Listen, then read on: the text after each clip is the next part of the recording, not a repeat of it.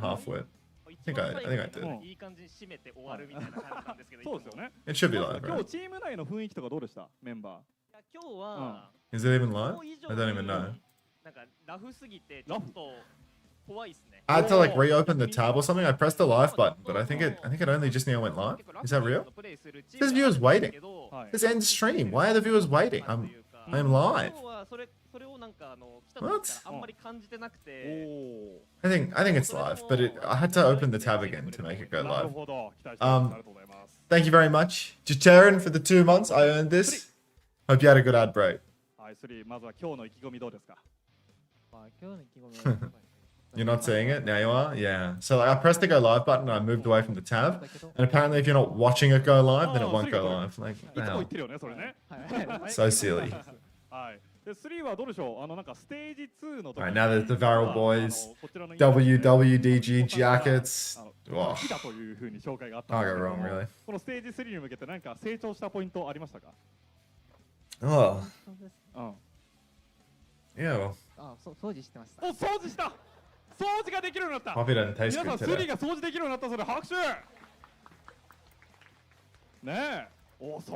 To be honest, they're getting so gassed about this, but like, it's just another reject versus VARREL game, isn't it? So do you make more on subs? I mean, like proportionately, I definitely make significantly more on ads, you know? But like from a regular viewer, like no regular viewer is going to put up with like regular ad breaks, I'd think. Like if every regular viewer was watching all the ads, then I'm sure I'd probably make more money by them watching like, you know, fucking hundreds of hours of ads a month or something. But like at the end of the day, like a sub just makes sense, doesn't it? Like, so then has the game started? Nah. I think subs, you know, they're just like, you know, I might play Calcium. Skateboard boy. I was playing the monkey before. Oh no, I wanted to play the monkey and like finish the game or something. When I wasn't subbed, as soon as I got one ad, I go watch YouTube. Yeah, I mean, I think most people don't like, a lot of people don't watch like ads when like the ad frequency gets turned up really high, you know what I mean? Like, sometimes I'll be watching a stream and I'll like, I want evasion. I might try pump evasion. It's hot today. Mate, I live in a box. I haven't turned on the AC or anything, but like, I can barely even tell. The wireless dagger is so good. I haven't tried it. Summon these and run away from them because I can't kill them. What was I saying though? Yeah, I don't know, like my viewing habits, like I started paying for Turbo recently, but like, and you know, before that I had like, you know, some vaguely functional ad blocker as well. But at the same time, it's like, if I'm getting a lot of ads, it's like, no way I'm watching that shit, you know? Like, I don't know how someone is watching like commercial TV levels of ads. Because it's just insanity, you know? Like, using a platform where you can avoid them in some capacity, like it's hard to get glued to that. Dan Hamburglar, thank you very much for the tier 1, welcome. Welcome. 6 in the morning. Projectile speed. Sure. I don't like the start of this run.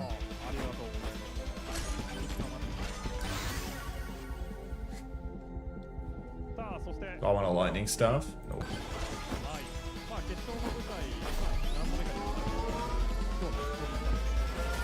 I have most streams in the back while I'm in queue anyway. Yeah, I mean, I think that's what a lot of people actually wind up doing, you know? Like, they have the stream going in the background, so it's like, oh my god, it's the run.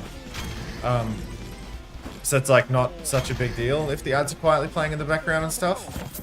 But yeah, I mean, that just doesn't like match my viewing habits on Twitch, really. Either way, the question was, do I make more on ads or subs? Most of my revenue on Twitch from streaming and stuff comes from when there's a new drops enabled set and I have like a really high amount of viewers. And when I have a really high amount of viewers, then I will run lots of ads rather than just a little bit of ads, and I will have lots of new viewers that I do not usually have, and they will all get ads because none of them are subscribed, and they will all stay because they want their drops, and that's where you actually make the majority of your income on Twitch. not by doing the work every day, but by occasionally getting some value from the work. If that makes sense. Oh, I suppose occasionally getting like disproportionate value from the work. And like, you know, sometimes like, you know, like larger streamers, I suppose their like model is like, you know, you stream very, very regularly, you build up your base more and more and more and more and more, and then like, you know, you're always at the behest or whatever of the seasonality of the work, you know, like the new drop there, new whatever happens in the game or within the product that causes your view count to go up. But, you know, your base is really high and really good. If you're, you know, like if you're a Frogger or a Flats or whatever. So whether it's a good time or a bad time, you can still do well. Another jump at some point, so that's a bit now. I don't like these exploding ones, they're really hard to deal with. Slop gloves or credit card? You diligently streaming Megabong. I mean, OWCS has kept me sane the last few days, solo parenting and being sick. Thank you, Van Hamburger. Sorry, I'm fucking terribly slow to read the chat when I'm playing. I swear, I'm actually like such a terrible gameplay streamer. Like if I'm playing a game, I can't read the chat. I'm so bad at it. But yeah, thank you very much, Van Hamburger. I appreciate it.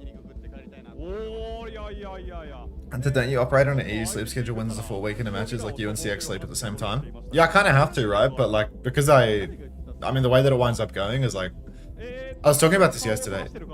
Do I want to luck max? I feel like this luck thing like early on is crazy. Like, I can be so lucky by the end of the game. So I'm gonna try to get lucky. Anyway, what was I saying? Oh God, all of these items are poo. I've lost my train of thought.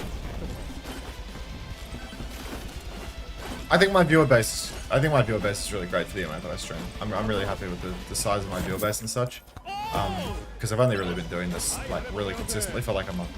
But that level of like tireless consistency that's required to like grow the base to be a Frogger, it's something that happens over a span of years, not months, you know? Like, I remember like, you know, I used to get a lot of raids last year from, you know, someone who shall not be named, because we were on the same esports World Cup team, and like, looking at like the way that his viewership like was curved, like, it felt like nobody would actually watch his stream. It was just like the post viewership from Aspen and Frogger.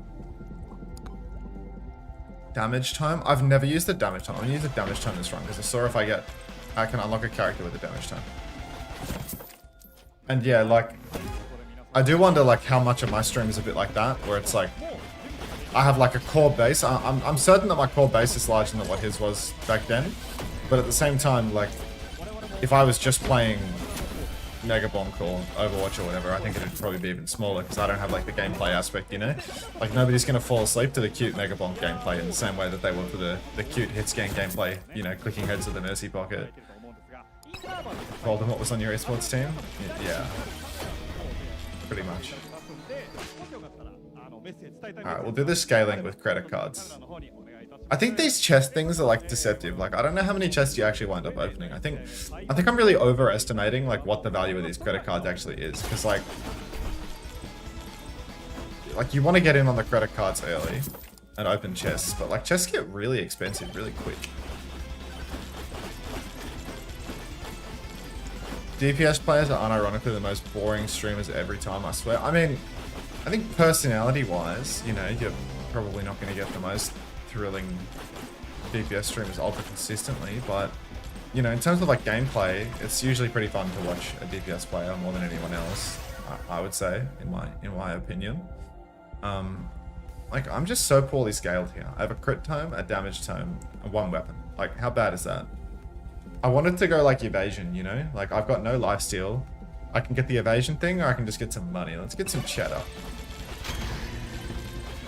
But yeah, the fact that I only have one weapon, I might just like die in the swarm. Should I get a sniper rifle? Like, let's get a sniper rifle. Have a good rest of your day, Unter. Thanks for being the last funny bloke in the competitive scene. Thank you, mate. That's alright. I'm sure there's someone with a sense of humor out there. It ain't just me. Greed! So greedy.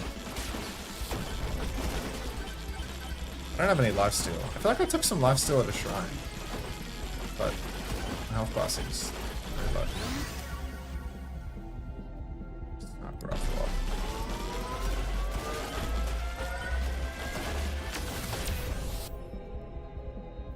Greed is good, ladies and gentlemen.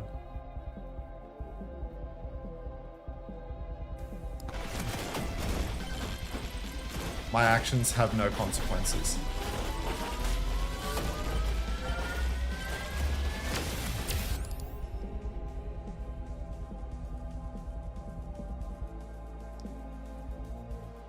I think I could, you know, what I'm probably gonna like experiment with doing is good morning Bonzi. What I'm probably gonna like experiment with doing is, you know, well, this Monday basically, like two days from now. Let me show you. Let me show you. Put away the mega bomb for a moment. Like, look at the schedule, right? Maybe a better way to do it would be to use Twitch tracker or something. One sec.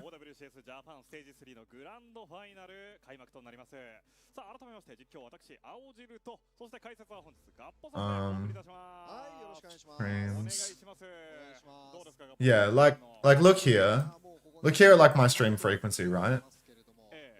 So like here you can see like I am completely like at the behest of OWCS for the most part, you know? I guess I was like dicking around doing nothing here or something. I don't think there was OWCS in February. Maybe it had started here.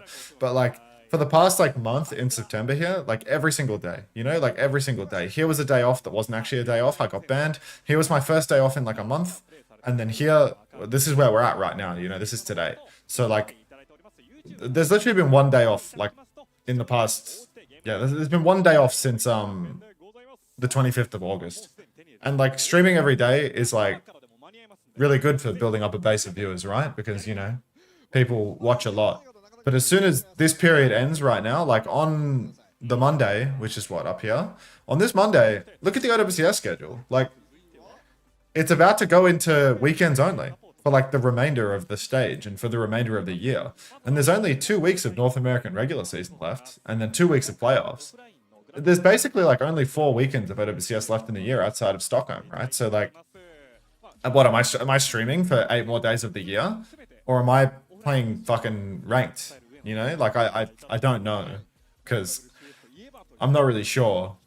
I'm not really sure whether people are actually going to watch if I just sit around playing ranked at age 28. You know what I mean? Like, I don't really care for playing ranked. I kind of like, I like watching the esport, but I also don't like the idea of like not working for months. And I'm going to wind up not working at some point, taking a bit of a break and having a holiday and stuff.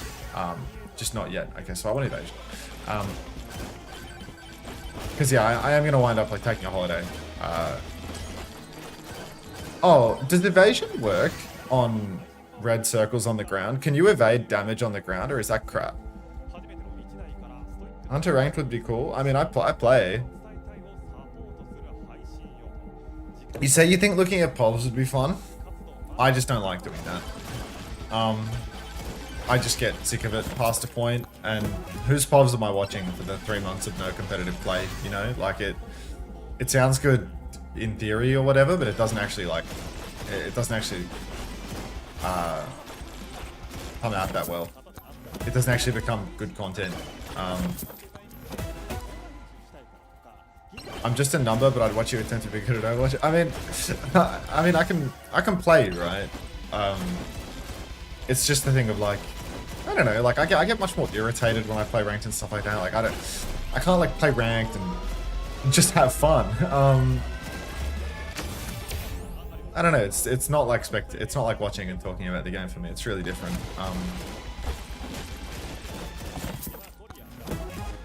And I just think with streaming, you're sort of you know, you're either on it or you're not. You know, you need like, you really benefit from having like a regular time, so you build up a regular viewer base and people can reliably come and watch you at the same time every day. The more inconsistency you have, like the less tolerance you have for essentially like the less consistent you are, the less people are going to like regularly tune in, you know? I definitely realize now, like from the month of just like a month and a half of just like going at it really regularly, like seeing the same people like pretty much every day come to the streams, you know, and that wasn't something that was necessarily the case before. It's not like people weren't watching before, but like the level of regularity, like my regular streaming resulted in their very regular viewing in a manner which wasn't the case prior to me doing it with like extreme consistency and high frequency is the thing. Like, I've extremely consistently done OWCS weekends for a year and a half, right? But doing 7 days a week, like, that made a huge difference. A huge difference. Like, everyone was tapped in for 7 days a week. A good idea might be to host some sort of community tournament so you can still cast games and get your community engaged in your stream. You can put off some kind of reward. I mean, I saw, like, J3 did something like that. You know, like, he hosted a tournament and people played and got involved. But it's like, I don't know. I don't know how to say that. Like that's something that doesn't appeal to me particularly. I don't know how to say that without sounding like a dickhead. So I guess I'll just say it and sound like a dickhead. But like those like community tournament type things, I don't know. They're not really like, I'm not crazy about them personally. I can remember J2 did like a little community clash, but my feeling with that sort of stuff is very much like I struggle to make content or to do something that I don't want to do or that I wouldn't want to watch. And for me, I think like, you know, I didn't watch the J3 community tournament. I played in it to get a couple $100, you know what I mean? Like, I played in his shit because it seemed like a bit of free money for me. But as a viewer, I wasn't interested in watching that whatsoever. And if that's my perception on viewing it, I'm not too confident trying to watch Valorant, I guess. I mean, it would be great to be like the, you know, like the flats coded game multi-classer, you know, like you can just watch a bit of everything. You can play a bit of everything. You can like fill the gaps with like multiple titles, but like I'm a Overwatch one-trick pony, I'm afraid. Like, you know, like I'm not really thinking about an off-season Marvel Rivals pivot, you know, like if I want to pivot, it's pivot to doing some stuff with my time that isn't sitting at the computer 24/7, to be honest. That would be a real treat, but maybe an optimistic one, considering I seem to have some like continued ambitions to grow the stream.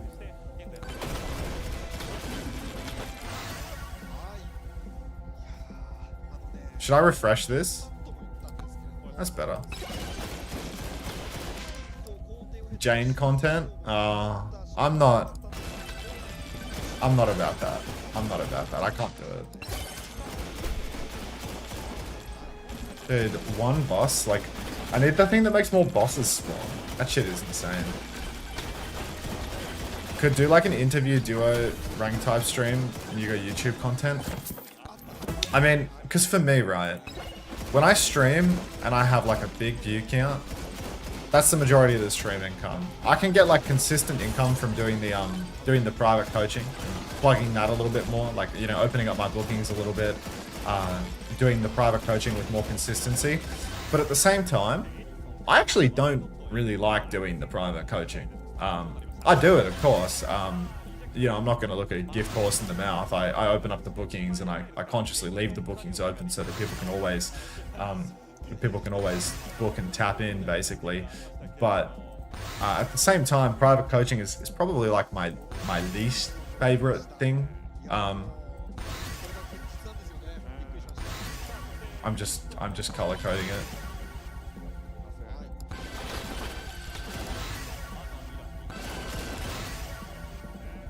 So I do think, like, you know, off-season wise, like if I'm really free, maybe I should just be doing more private coaching stuff, because like it's a good hourly, but it doesn't really like grow my my stream or my brand or my enjoyment of life at all, you know? Like brand is the wrong word, but the more I can do on stream, the better for me, because I think the stream has like lots of positive effects that extend beyond just yeah.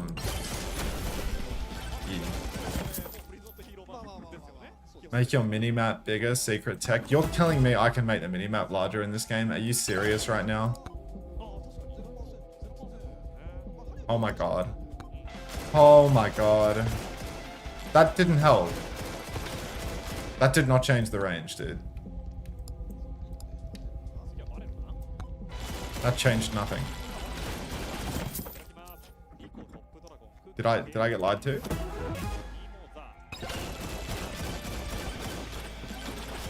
And yeah, I wouldn't say that I'm trying to do the what's that? I think they call that like the Johnny Somali method or something. Could you not coach people on stream, think like getting double paid? The thing is, to me, like, I don't think that people actually have an appetite for this sort of content like that.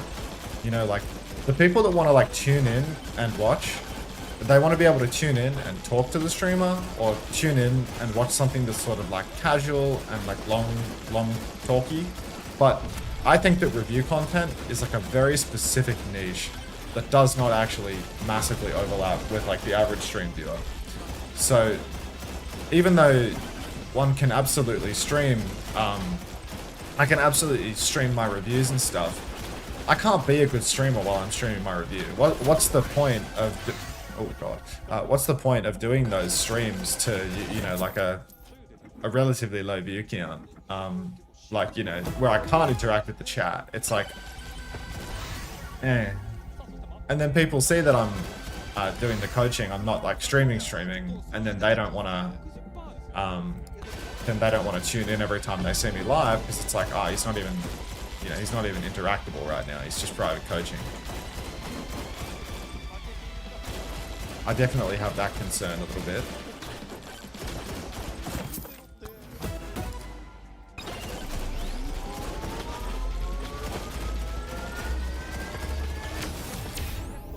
Life steal armor size.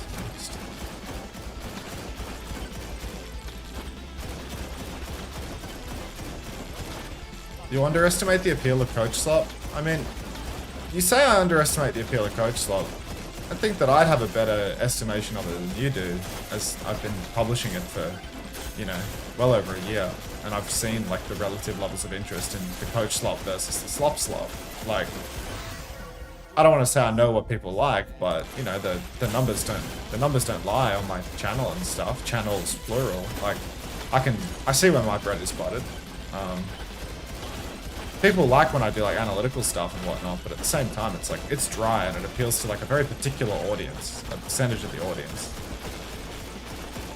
For the most part, people just want to hear the funny guy talking shit about the players, to be honest. I think I'm gonna die trying to get to the portal here. I'm fucked up. Only person doing it is Spyler.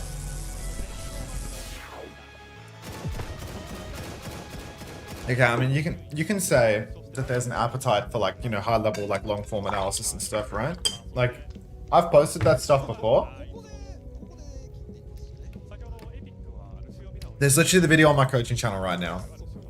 Like, there's literally a video on my coaching channel right this second, you know? Like, look at this video right here. This channel doesn't have like a huge base, right? It has, oh, wait, I have the mega bomb on the screen. Like, look at this. This channel has over 1,000 subscribers. This has 200 views. This has 200 views in 12 hours, right? Like, this video will probably do a little bit better over time. It'll probably like scale up a little bit, but overall, like, people's appetite for coaching slop is definitely lower than it is for just slop, right? And like, you don't make any money on a video with 3,000 viewers, you know? Like, it just doesn't happen. And that's what Spylo has. Spylo has like, you know, for over 50,000 subscribers, and a few thousand people will watch his long form stuff, and like, that just doesn't convert to like a meaningful income at the end of the day. Like, it's just not enough, you know? Like, you want to like have a meaningful income, you need to have like a concurrent viewership on Twitch above 500. You need to have YouTube videos that pull 50,000 views. So it's like, it just doesn't happen, you know? Like, you just need to hit like a certain threshold, and Overwatch isn't a game that's growing, it's a game that's shrinking. So like, you know, if you can provide the highest quality analytical slop and it gets 10k viewers, it's like, you're just not making enough to justify your time investment on it, to be honest. If you're like, I'm 28, you know, like, it has to make enough to be a job. So that's like why Twitch is appealing to me, you know? Twitch has like incentives. I get paid Twitch has like incentives to watch, and I get paid a salary by Team Liquid and all this other stuff, you know? Like, there's so much more in it for me on Twitch than there is compared to anything else. I put more time in to try to build the base. But like going from 200 to 250 is like, it's still not meaningful enough when a drops enabled set puts me at 1500. Kalios and Edison have gone down first, would you believe? Sim v Sim here. Winston v Winston as well. Interesting to see that Kalios is not trying to play any of the off tanks, actually. He's just starting on the main tank right away, squaring up in the mirror versus Reject. Oh, well, rather versus VARREL on... God, how are the team names backwards? These two teams, they're the only two teams perma playing in this tournament. They're always the grand finalists, and the fucking team names are backwards. So, these Winston comps, I mean, very much been the mainstay for VARREL all season long. TP onto the point, Edison just gets caught on the rotation. He actually, well, they will get the flip at least. So Reject are in control of the point right now, which is a very, very good start for them. But unfortunately, being down there, Edison essentially means that they get 7% whole before C9ing at the back and then just losing the scrap behind. You can see Y dot is extremely low. Everyone for Reject is completely healthy. Oh, everyone from VARREL is completely healthy now the team names are right, so I can, you know, not have to use my brain when reading.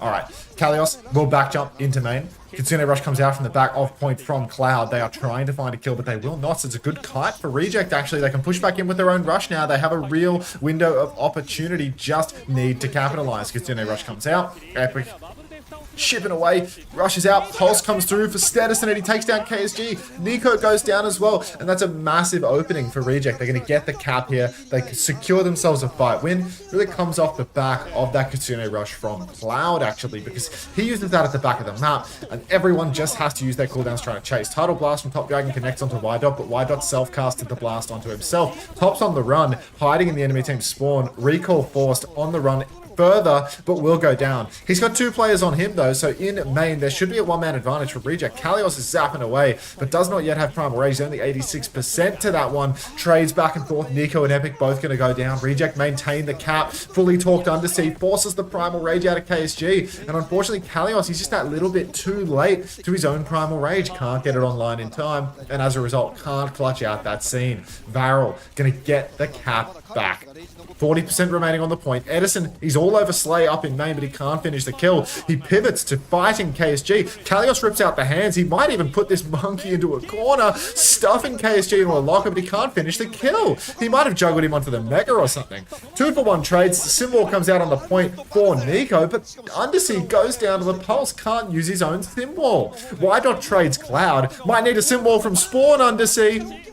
Epic is trying to survive desperately. KSG back jumps to the Mega one last time, and Reject, they're actually playing for one final touch. Now we can see.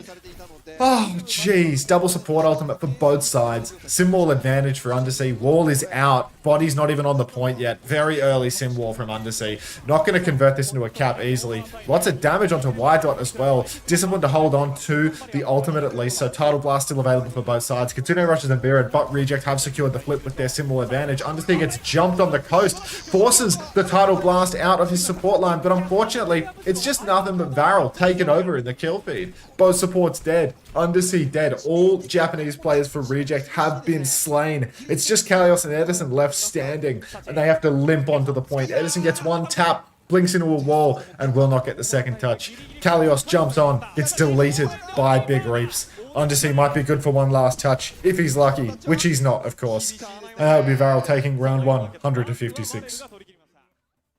Alright, what were we saying? I can't wait for Unter to get a real job. I haven't had a real job since I was like 18. I've been so far, it's been so long, or maybe since I was like 20 actually, not 18. I worked for like 2 years while I was in uni. Before the gaming started to pay me fake job money and I could quit the real job for the fake job.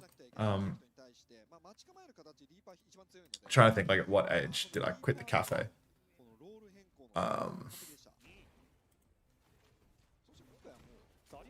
Reject will probably be the weakest team at the Pacific versus Japan tourney. Do you think that Reject is like that much worse? That much worse than like a nosebleed or a? Because like you can't tell me that Fun isn't getting diffed by like Top Dragon and Edison. You know what I mean? Like I know everyone's getting diffed by Top Dragon and Edison, but at the same time, like I do wonder, like, is Reject's level like a little bit underrated? Like I wonder how Reject stacks up versus like Gatto's Nosebleed. Nosebleed have so much more talent across the board. I do think that like the Pacific. Whoa! What was that? I do think that like the Pacific core like the actual like bleed guys, they're a lot better, to be honest. Like they're so much better than like Y dot and Epic. I agree with that. Like Y dot, Epic, and Undersea. But I think like the highs of Reject are like pretty high, you know? Like Edison's really great. Nosebleed are all Pacific, no imports. What do you mean by that? Two Americans. Reject splits with TGG and scrims apparently. What do you mean splits? Well, like they go even? Yeah, if a team has the OWCS competitor title on, they're cooked. Because like if you have that title on, I mean you're clearly a bum. You're clearly a bum. All right, Epic's down. Reject have secured the first cap, but it's not long for this world. Why's the sound so low now? Turn this back up. Turn that shit up. All right. Y dot, title blast, cap for VARREL, just a bit of Zara on Zara action, deep push for Edison, just takes down Slay though. The Zarya Reaper is probably the best look for Reject, the best mirror that they could expect. Kalios kiting out the Kitsune Rush in the server room, KSG beaming down, somehow Epic is taken. Now Kalios trying to find the kill on KSG, but VARREL, they just walk over with the Kitsune Rush. Where are the ults for Reject? Did they not have the wall, not have the Kitsune Rush in time? They're 5v4. They try to kite out a Kitsune Rush and they just can't do it. Ugh. Weeds had the title equipped during your quick play games and spam the verified our player spray. Yeah, I mean, it's like, it's beautiful. Alright, Y dot down, Epic down. Both supports for Reject. Same as it ever was. Genuinely, what can you do as a player on Reject when it's like no matter how well you play in the front, you will just open up a fight and both of your supports will be dead for some reason. Like it must be so infuriating. Y dot finds Nico in spawn, but Reject need to take it low and slow. They're still waiting. Grav comes out onto the Zarya in main. Edison's TP behind. He's gonna just instantly kill Cloud all by his lonesome. Tidal Blast forced as well, so it's a really nice fight for Reject right now. They get the early advantage, they force an ult exchange, and they get another kill. Now Kalios is beaming forward, trying to find a kill. Just wait. One of these supports for the side of Reject is going to die. It's Epic. Epic gets caught in the grab. Edison gets caught in the grab as well somehow. And the whole front line has disappeared for Reject now. In the back line, Top Dragon is just trying to clean up. Just trying to zone supports out. But it ain't looking too pretty. Reject, one last opportunity. Y dot's title blast. Really needs to clutch here. Undersea swaps from Sim to Tracer for the touch, even though Sim is a fantastic hero to secure a touch when your team is playing a slow comp. Top Dragon has his recall forced early on. Reject backline, rotating to the point. Undersea has secured the tap, but has recalled for absolutely nothing. Kitsune Rush on the objective right now. Y dot has the blast. He gives it to Edison. Pulse Bomb comes out onto Kalios, and down Kalios will go. Edison pops a spin on point. He's dead too. Backline dead. Frontline dead. VARREL 100 to 24 on control center. Take map 2. It's map 1. Wake up, Max. Like Y dot and Epic are never getting random picks on Traces like Parley was. Top Dragon is just Thanos. Yeah, I mean, the bleed, like Parley is actually good, you know? Like Parley is like at the same level or a higher level than Aki. Watching Parley on Kiri, I think that Parley is at a higher level than Aki, you know? Y dot and the other support for Reject, whose name I've forgotten, like, yeah, Epic. Like they're not on that level. They're obviously not on that level. Kame. I mean, Kame's good too, right? Like, Kame's got hands and shit. There's a really substantial difference. Damn it. Hey, Bunnykins. Let's have a look. Huh.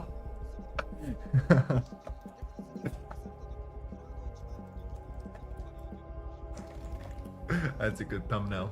We have a really good thumbnail for... Look at this thumbnail. For NA-EMEA.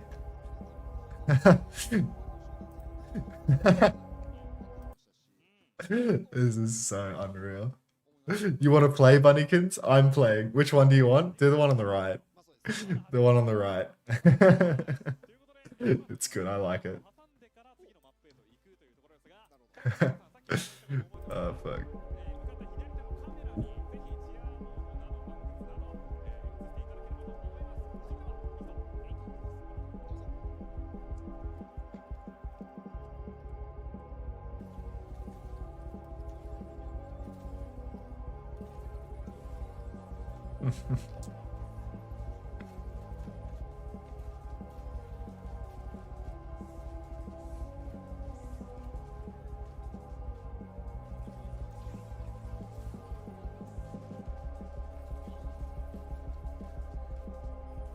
UV said it's tough. It's good. Luck or XP gain? Do I want to get lucky or do I want experience? Get lucky. Just gamble for no reason.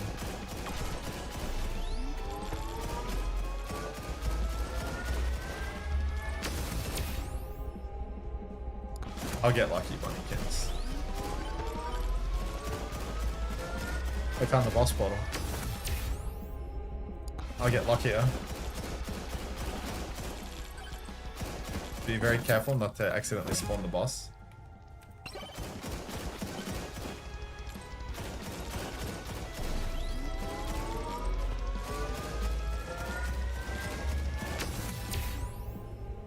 %15 gold gain? I mean, I want to say no. 15% bonus on my cheddar? Good day. Great day to be making money.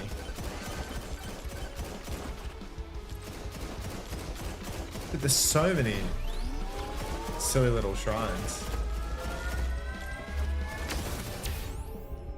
You can't really get negatively affected by this this game. Lifesteal.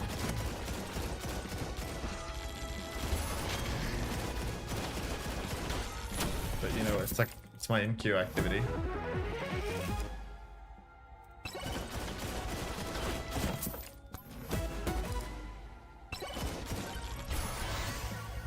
Sniping rifle. Everyone leaves to go play it. Just a fantastic day. Is it a good day, PK? Oh, I needed this. I needed this. The big four. Now I can get mega crits, and those are so important because I have a critical time. I needed that. Oh, I needed that. If only you understood how badly I needed that. Is Japan looking awesome? Yeah, Japan is so amazing. My favorite thing about Japanese OWCS is watching the same teams constantly play against one another, and the outcome literally never change because the gap is enormous. It's so cool. It's actually amazing. Genuinely. When Reject play against VARREL in the grand final and Reject loses to VARREL really convincingly. What? What? No way. This guy's just landed on my head and nearly one-bot me. I need a shield from one of these shrines. That's important. Also, my damage sucks.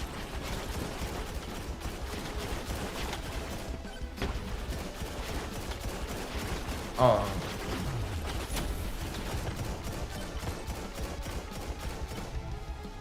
I just died. I just wasted my cheat death proc.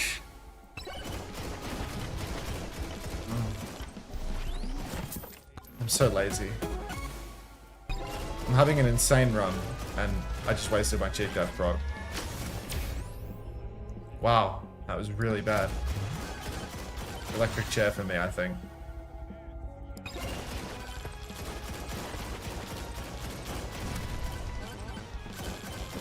Upset. Yes, monkey.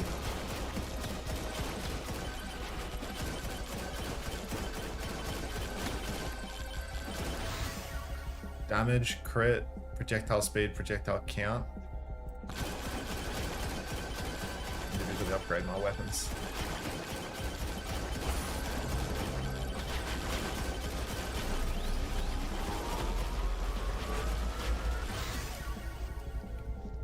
I need this up. Crit damage. XP gain. I needed this like 5 models ago.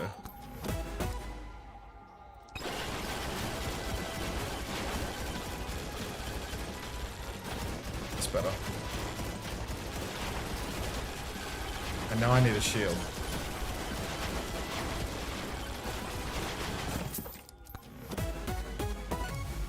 An ice cube. And more projectiles.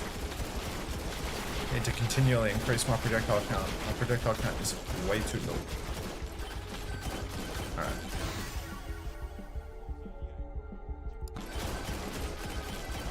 Hit the magnet. It's a substantial damage increase.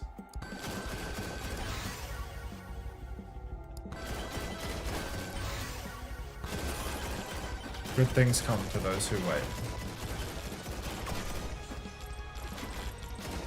So, is general analysis and coaching just not interesting to most viewers? That's my feeling. Most people come to watch slop, you know? They want to watch the games. Some people like to watch a little bit of analysis, you know, it's like a niche that I can quite... certainly a niche that I can quite easily fill. You know, I can sit and talk about... yeah, I can talk about why people are winning or losing pretty easily. So, you know, it's been my job for like 5 years. But, it's dry at the end of the day. It's really difficult to make that sort of content really fun, you know? Like, you can't like get really into the weeds of analysis and also like make it a really fun experience, honestly. Because analysis is like, I don't want to say analysis is inherently boring, but you know, like, it's pretty inherently dry. I do not want that. Increase difficulty? What's the point of the difficulty increase items? Like, what?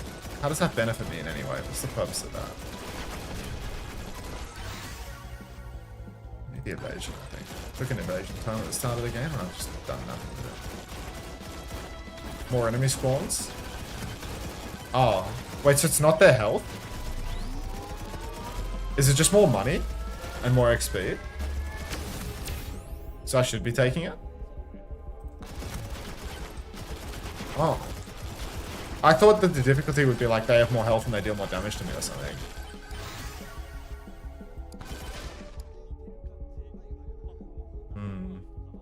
Oh, beacon. When's the game starting? Like really soon. Really, really soon.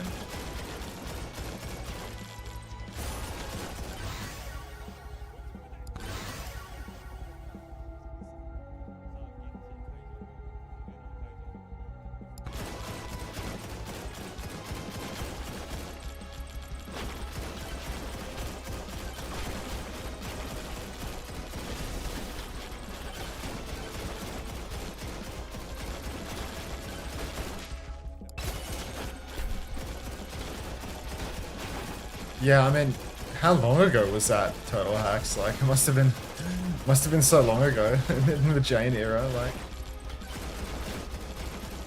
haven't heard that name in a long time. Well, I haven't, like, you know, genuinely thought about Jane making Overwatch content for a long time. Maybe it's not right to say I haven't heard that name in a long time. I feel like people always hit a little name drop relating to Jane, but at the same time, like, jeez. Old head.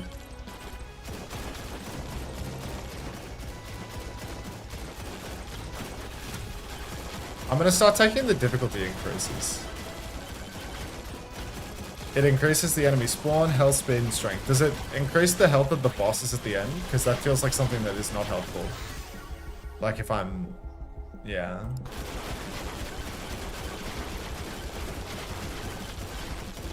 Stop time during the swarm, and the swarm keeps coming. Ideal power up here.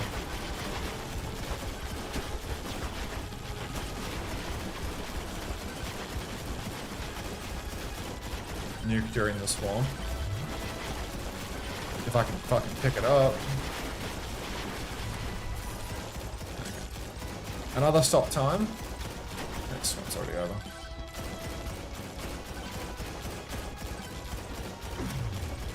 God, there's so much time between the maps. Like, they really don't want you going anywhere, do they?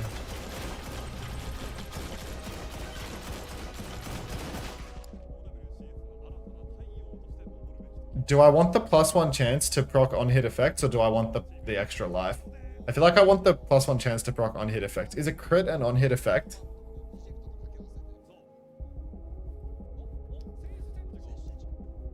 Do I even have on hit effects? A crit is not an on-hit effect. Like I need the cheat death. Is a mega crit an on-hit effect?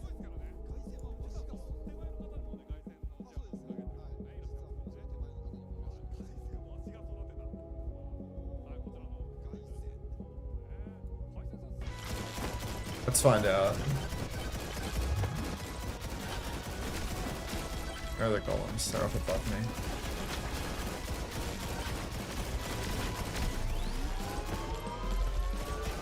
Mega crit isn't. Projectile speed. We in game? No, we're in the stadium, so in the arena. Also, these red things, I don't think I can evade the red circles. Like, the final boss, like, literally only hard with dodging, you know? Like, all this evasion is so fucking useless if it doesn't dodge the red circles on the ground. And my damage is still crap. How long it takes to kill these two. Awful.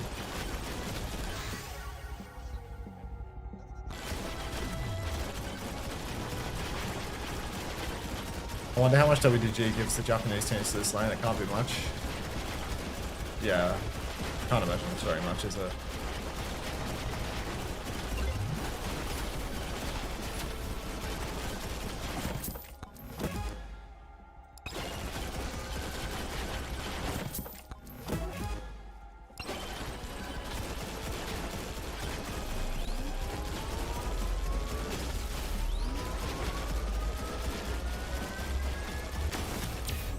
Knockback, crit damage. We did crit damage.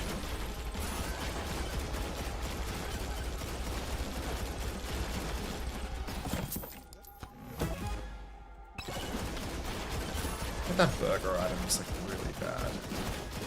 I should banish that shit. So, if none of these are on-hit effects, I think I'll take this.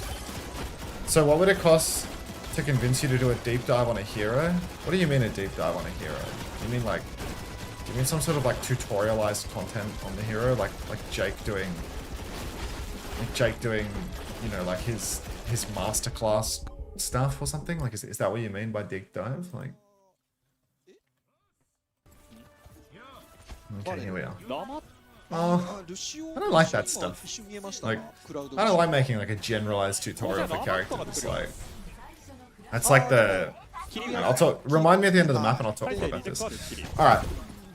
Reject, they've changed pace. They have actually banned Zarya for themselves. They've decided that Kalios' best hero is not going to be the win con for them. So instead, they are going to ban out the Zarya for themselves and put Kalios over to Hazard. He pushes deep towards the backline of VARREL, but VARREL, they've got themselves an absolute Hazard rinsing comp, the Ram Sim. Ram's not all that nowadays, not the greatest of tanks, but Sim is always powerful into the Hazard. Makes things very awkward, real microwave situation. Nico's going to take down Edison just pre-fight with a bit of poke, and then Cloud's going to rip off Undersea's head as well. So, Tracer, Genji, Hazard, you can see they're really trying to lean into this high tempo, overwhelm VARREL strategy. But the problem with this strategy is, versus a Sim, Tracer Genji always has trouble. You push into car washes, you push into Sim, poke, and spam, and VARREL's backline is the best in OWCS Japan by a country mile. So you're not just going to catch these guys out every fight by trying to rush, by trying to go fast. There's also going to be TPs that can help to kite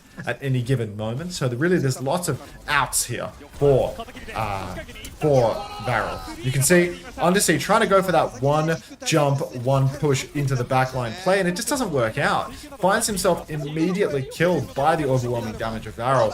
Edison's taken down as well. KSG's traded, but it just doesn't matter because Reject going for this style, this all-in. I mean, you need to look at the angle from which Undersea is engaging. He's just playing straight from main. No side angle, no flank, none of that. And as a result, as soon as he tries to go for this engagement, all eyes are on him. He just gets caught out. It's not possible to just out-tempo a team like VARREL unless you really understand how to play the map, how to come from different angles and overwhelm the enemy with flanks, pinches, all of that. Hey, what's up, Parley? Little Pacific champion over here, eh? 8711. Undersea, up in main, gonna have he's gonna have a Tidal Blast of Tracer running at him actually, but Top Dragon is not gonna hit the stomp. He's only gonna trade out the Suzu. He's also very low and running away. I'm not sure if he's recalled or snatched up a mega health pack there. It looks like it was a recall as he will go down. Kitsune Rush is mirrored up in main. Kalios is very, very low. KSG punching, swinging for the fences. Beat is available for Epic, but he hasn't had to use it actually. Instead, KSG is gonna push around the corner and kill himself. So VARREL really a little bit overzealous in all honesty. The fact that they pushed deep with that Tidal Blast early on Top Dragon commits in a manner which actually kills him to do so, and then they have to take the fight 4v5, and they keep ulting anyway because they want to clutch it out. A VARREL fight loss. W. Edison have to lock in Surge now. Dude, even if Steady Eddie plays Surge, they are not winning this shit, dude. Like, we've seen this game 100 times before already. Alright. Nico's poking in main. Simwall is out from Nico so early on. KSG's in there right now, but why are we using Simwall 100 million miles off the point? Why is Reject 5-man kiting as well? Epic oh so close to actually getting Ajax there, but he gets the beat off. Kalios is low, Pulse Bomb tossed all over the place. And somehow, some way, VARREL, with that Simwall push from downtown, with KSG's Annihilation and a Pulse Bomb from Top Dragon to match, it's all just going to go the way of VARREL in the end. Outrageous fight, though. Such huge spacing between backline and frontline in that fight, but still KSG is able to push deep and doesn't die. Unreal. Reject ban Kalios' one trick. Yeah, I mean, the Zarya ban is insane, right? Like, we're on map 2, and we're already banning out 5k Kalios' Epic pushing main now. Amps it up. Undersea rips the blade. No hope, really. Tidal Blast out from Slay. Look at the health bars. Kalios incredibly low. KSG's just swinging for the fences, blocking Undersea from ever getting into the fight. Nico's quite low though, and Kalios actually going to slash in, take him down with the block. One-man advantage for Reject. Could be a second Reject fight win. Kalios under heaps of pressure though. You can see him getting double angled by slaying KSG. He tries to push over to the side, has to backslash once again. Kitsune Rush keeps him healthy though. He's getting all the pocket. KSG's very, very low. Throws up the shield but doesn't have form. Will go down. It's a two-man advantage for Reject. They can do this. Cloud dashed on in the back. Tidal Blast not available. Kitsune Rush is, but VARREL, they are going to concede this one. Come back in for one last fight. Nico dies very late as well. He's going to miss the opening of this final fight. That means Top Dragon is playing more for a tap than he is for a kill on this first recontest, because he does have to wait for his Symmetra. Reject are pushing off point. They want to fight fast. Edison's had his recall forced. But Cloud is caught out by the fast push. Nicely done. VARREL trying to threaten the cap right now. You can see nobody's touching. Instead, it's going to be Epic running over to the point, dueling with Top Dragon. But VARREL might just have done it. Or Reject might just have done it, rather. They find the opening pick. They crash out back to the point. Edison's trying to chase down Top Dragon, but he's had his recall forced again. He doesn't win that duel. Cloud's going to be back soon. He's TP'd back on now, but he's inside the room. It's Hell in a Cell. 2-for-1 trade indoors. Kalios' block does it all. Again, a one-man advantage for Reject. They need to close this out. Gayson needs help, but instead Slay is going to drill Gayson out in the open. KSG gets Pulse Bomb. Steady Eddie in the clutch gets it done. Reject still have the cap. Undersea's traded the Tidal Blast out on Top Dragon. He does not land the stomp. He does land the stomp on Kalios and Slay Top Dragon. They might just be clutching it out. Epic's back in the fight, but Edison's being poked around corners by Slay. One last touch. Who's touching the point? Eddie gets the first tap. No recall. They need more. Epic has beat. They can do this. Epic runs on. He's taking so much damage. He can't drop the beat. Where's the beat, Epic? Now there's a symbol up for Nico. But VARREL, they just collect the kills as Reject don't ult to try and touch. And despite an absolutely unreal series of clutches from Kalios and Edison, backline white, Pulse Bomb onto KSG. Like, they just can't win.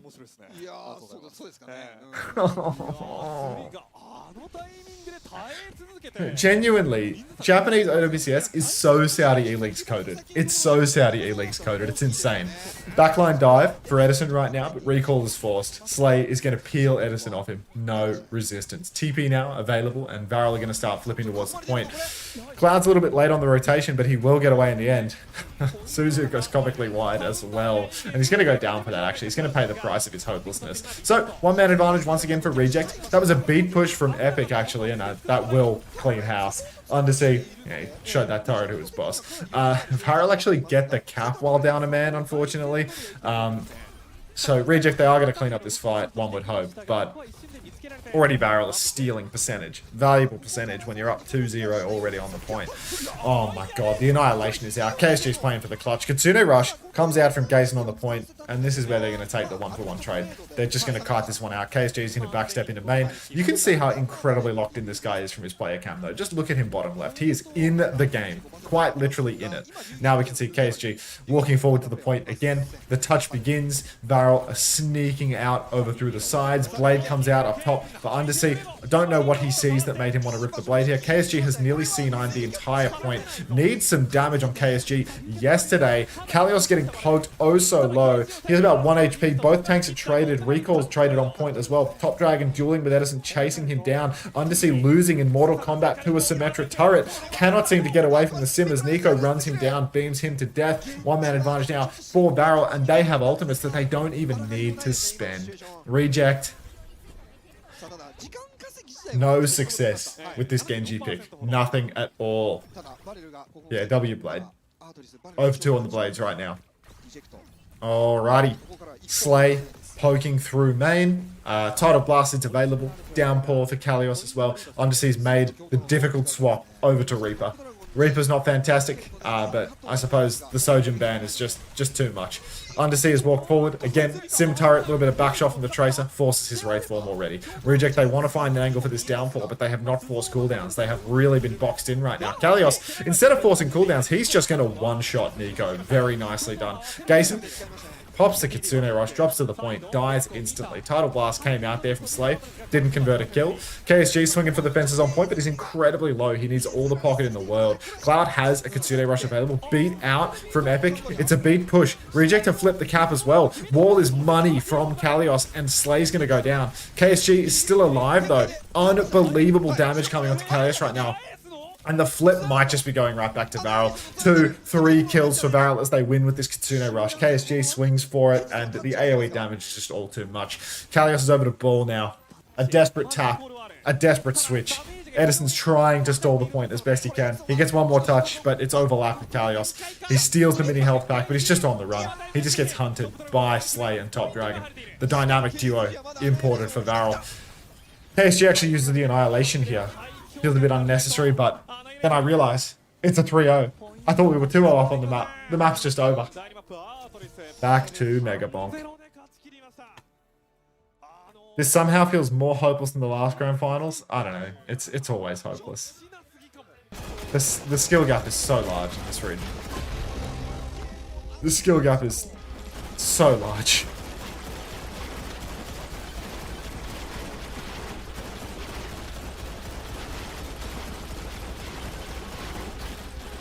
So I want evasion so that I can dodge the damage from these red circles. And I just don't have it. So I thought this is the God run, because I have like the immortality thing, but evasion is actually crap, I think, because it can't dodge red circles, which is what 100% of the final boss damage is. My damage actually sucks here as well. Like, for all of my Kappa scaling, my damage sucks.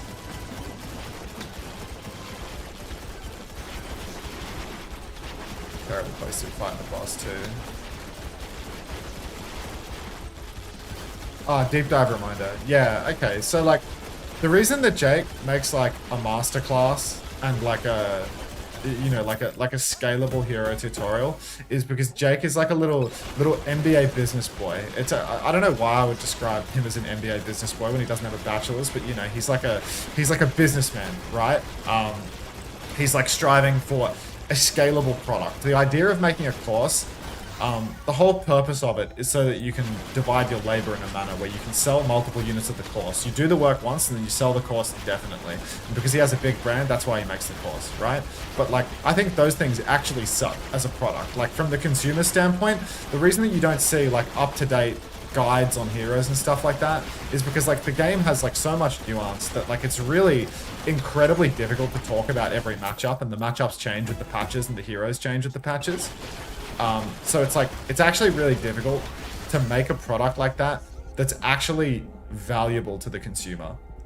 Most consumers, I don't want to say they're getting scammed with a product like that, but they're not actually that great, you know, like those products aren't super valuable to the consumer.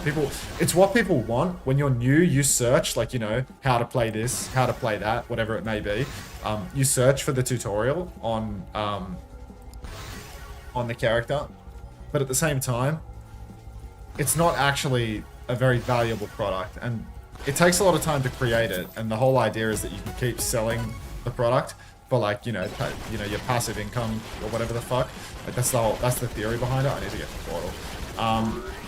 But I'm not interested in making that product because I think they're just scammy as fuck. Like, to be honest, it appeals to people that search and want to learn a new character, but in my opinion, they're not actually valuable products to people that want to learn.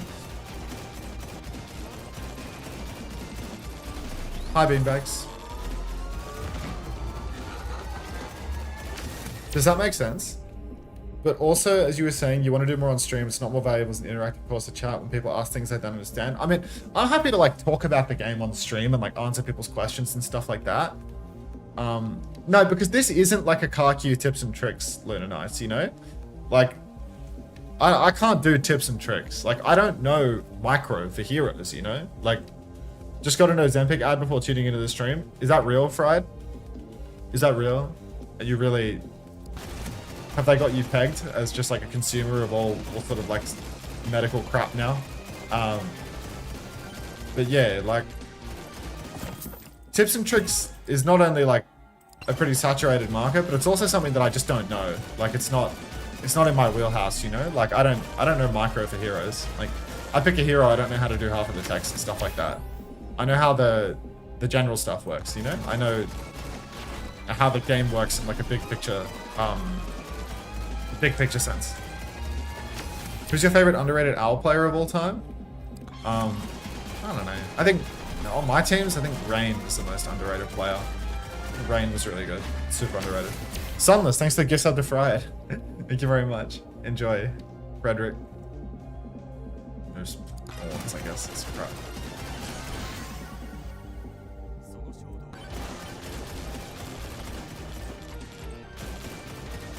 But yeah, I think Rain was really good and slept on. And should have got the job in the year that he didn't. Boobs here. Would you rather have 22 proper or 2020 arms? 22 proper for sure. Fucking die with 2 hit scan players. Unwinnable situation, I'm afraid. Like truly an unwinnable situation with 2 hit scan players. Good luck to you.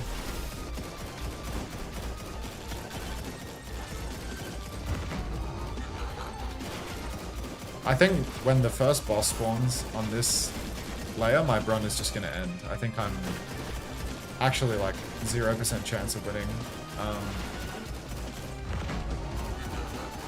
Something just did... Wait, something's dealing insane damage right now.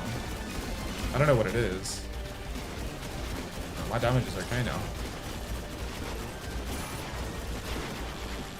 It's not great, but like, it's not terrible either.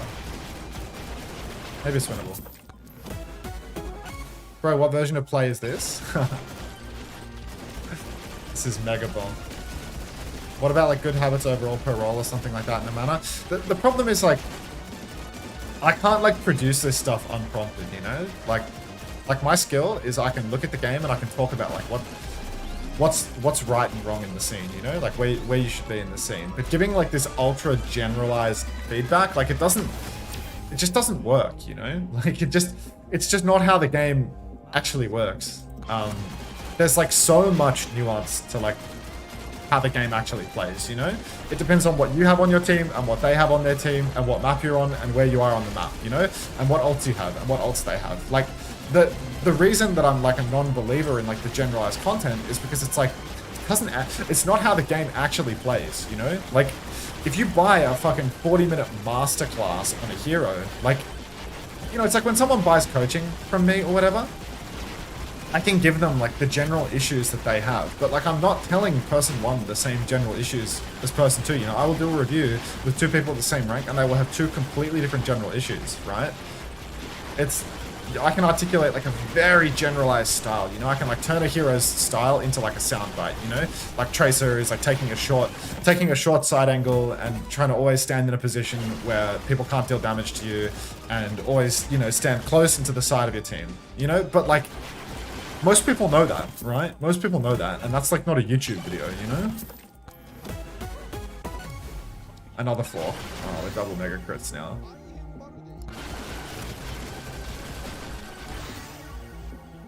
More projectiles.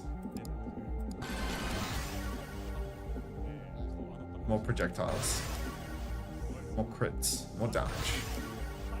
More evasion.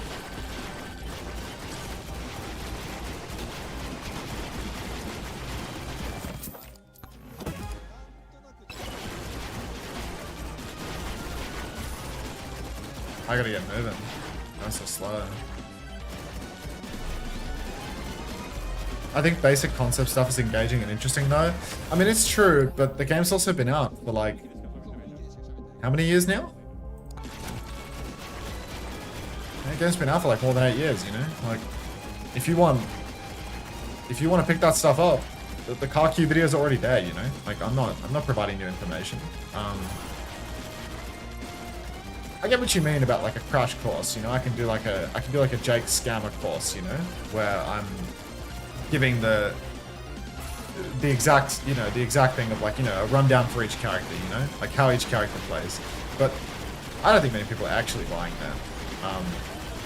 And doing it on stream is like, that's just doing a review. It's the same as doing all the other reviews that I do. More damage. Wait, I didn't even get the shrine. I thought I got the shrine, but I leveled out. More crit chance. Let's get critical.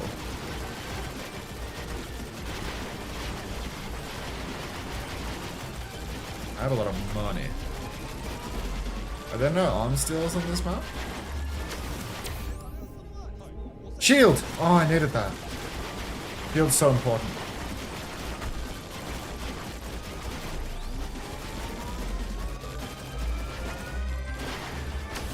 Car Q-tip versus Cass, dodge the stun. I mean, that's good advice. You should dodge the stun. Another fork? 3 forks? We're so mega critical at this point. Actually fork maxing right now. Like Lara Lover. Alright, let's see how good my damage actually is. Rot roll. My single target damage seems... it's evenly distributed pretty much. Coward's Cloak. Bit of this. Do you think my damage is good enough to kill the final boss?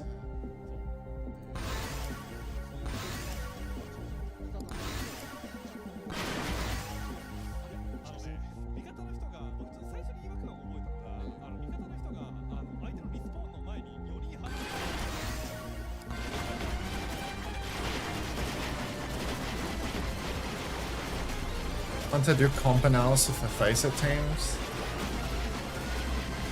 Oh, my shield broke. I'm trying to read the chat while I take this. Which is like the stupidest form of greed imaginable, to be honest. Like, actually astounding levels of idiocy to try and do 4 bosses at once at the end of the game.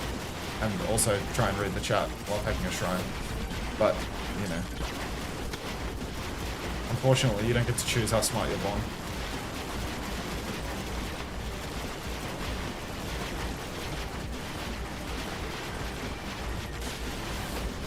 So if I was born with a poor level of decision-making ability, I can just blame mum and dad.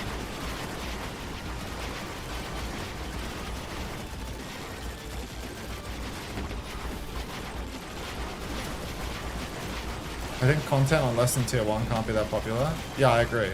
I mean, like, Bullskunk's watching games every single day. It doesn't mean people are watching those games every single day, you know? Like, I think people don't... This is such a crap one. I hate this one. I just think that people don't understand that, like, you know, I can watch lots of Overwatch all the time. I already do, right? But just because, like, someone in the chat has an appetite for a certain type of content doesn't mean that, like, the general audience has an appetite for certain type of content. Like, I can do, like, analytical stuff, but, like, at the end of the day, like, the market that actually pulls, like, a bajillion views is, like, it's, like, PGE coded crap, you know what I mean? Like, it's just, yeah. It doesn't mean be PGE, but, you know, like, that's where the actual, like, large view counts and such are, you know? Like, it's cozy or it's slop, you know? Like, those are your actual pragmatic options if you would like to be like a successful content creator, you know? It's like it's cozy or it's slop.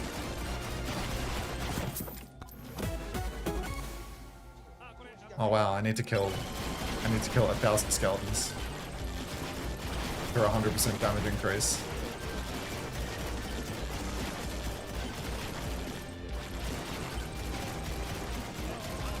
Or you can jump ship to Marble Rivals and earn the sweet communist money. I mean, I don't think it would even work like that, mate. The time to jump ship to Marble Rival was a year ago. If that was my interest, I might have missed the boat ever so slightly. See if there's like some exploring that I can be doing here that I'm missing out on. I feel like I've not explored the whole map. I need to like pay more attention to the compass. I also need to get the fuck out towards the portal now, because I reckon the final wave is gonna absolutely mince me.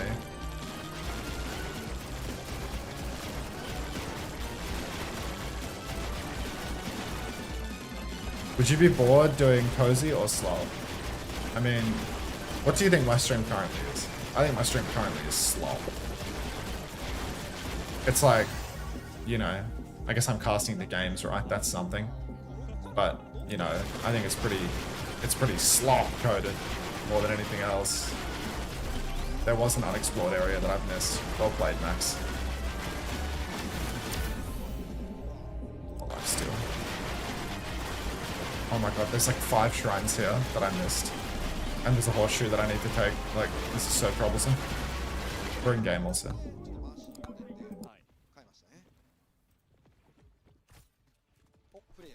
Okay. We're actually like in-game. Okay. Winston, Tracer, Torbjorn for Reject. VARREL are playing Ramatra. I think that VARREL's comp is really, really good. Reject's comp, hard. Nico's taken down early, just gets whomped out of the sky by Kalios. So that's a really, really rough start for VARREL right now. But I don't understand the Torb. I think that the Torb is a little bit awkward. We're going to see a Reaper swap come out from Nico immediately. Edison goes deep, trying to take down Slate. Actually invests for the kill, gonna hide behind. So that's 2 kills now for Reject. A really great start for them. KSG's getting beamed up in main as well. Has to pop the form just to try and run away. He's incredibly low though. VARREL actually has 2 players on the point throughout all of this. So despite the 5v3 situation, Kalios is getting reaped and it's just tough. The Reaper TP's up behind Kalios, takes him to about half HP, and Reject have, despite a player advantage, given up almost 2 ticks on the first point. Like, it's actually just outrageous. It's actually just outrageous. Kalios up top now, and... This team can't win. This team can't win. Like, seriously? How can they possibly expect to win? They're 5v3, and VARREL still managed to flip 2 ticks off the point and then win. Like, it's just, it's so cooked. It's so fucking cooked. VARREL now just walk forward and take it. They're pushing the card for free for the moment. Undersea's running around with his little Klein hammer. I don't think he even has the perk yet. KSG goes top, punches out poor little Kalios as well. So Kalios can't even hold top on Winston now. And VARREL are just choking them on the 3rd point spawn doors. Oh, no, no, no. Cloud, poking away as best he can. Double support ultimate online for VARREL. Ramatra ultimate online as well. So they actually can just comfortably hold forward here. Reject need to play well to break the choke. Kalios gets the tidal blast and pushes through the choke. He hits a stun on KSG that really accomplishes nothing. He just pops the Annihilation in the trade. Now Tidal Blast comes out into KSG and he's running into the spawn. Does not land the stomp of the Tidal Blast, but he still punches Undersea to death. Poor little Undersea against the world. Kalios is primaling towards the payload right now. Gets full jump pack damage on Cloud. I don't think he even needed the jump pack damage. Massive primal rage starts juggling Nico up top as well, and Edison will finish off the kill. So 2-for-1 trades.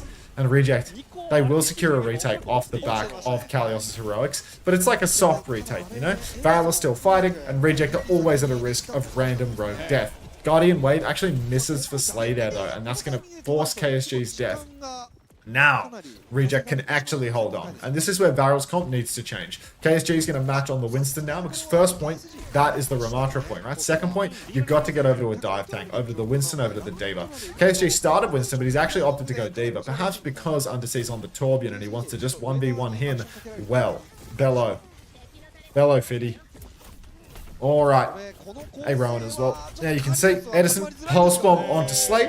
Very nice. Very good opening pick from Eddie. Now Nico will be taken down as well, and it's another fight win for Reject off the back of the Korean front line.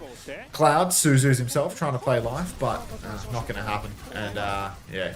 So it feels like there's an opportunity to stagger KSG, take his suit here, but nobody else is in position to follow up. Undersea is 100 million miles away in the castle now, resetting for his next position. You can see there is there's not a lot. There's not a lot here. VARREL, they are closing on a huge ult swing.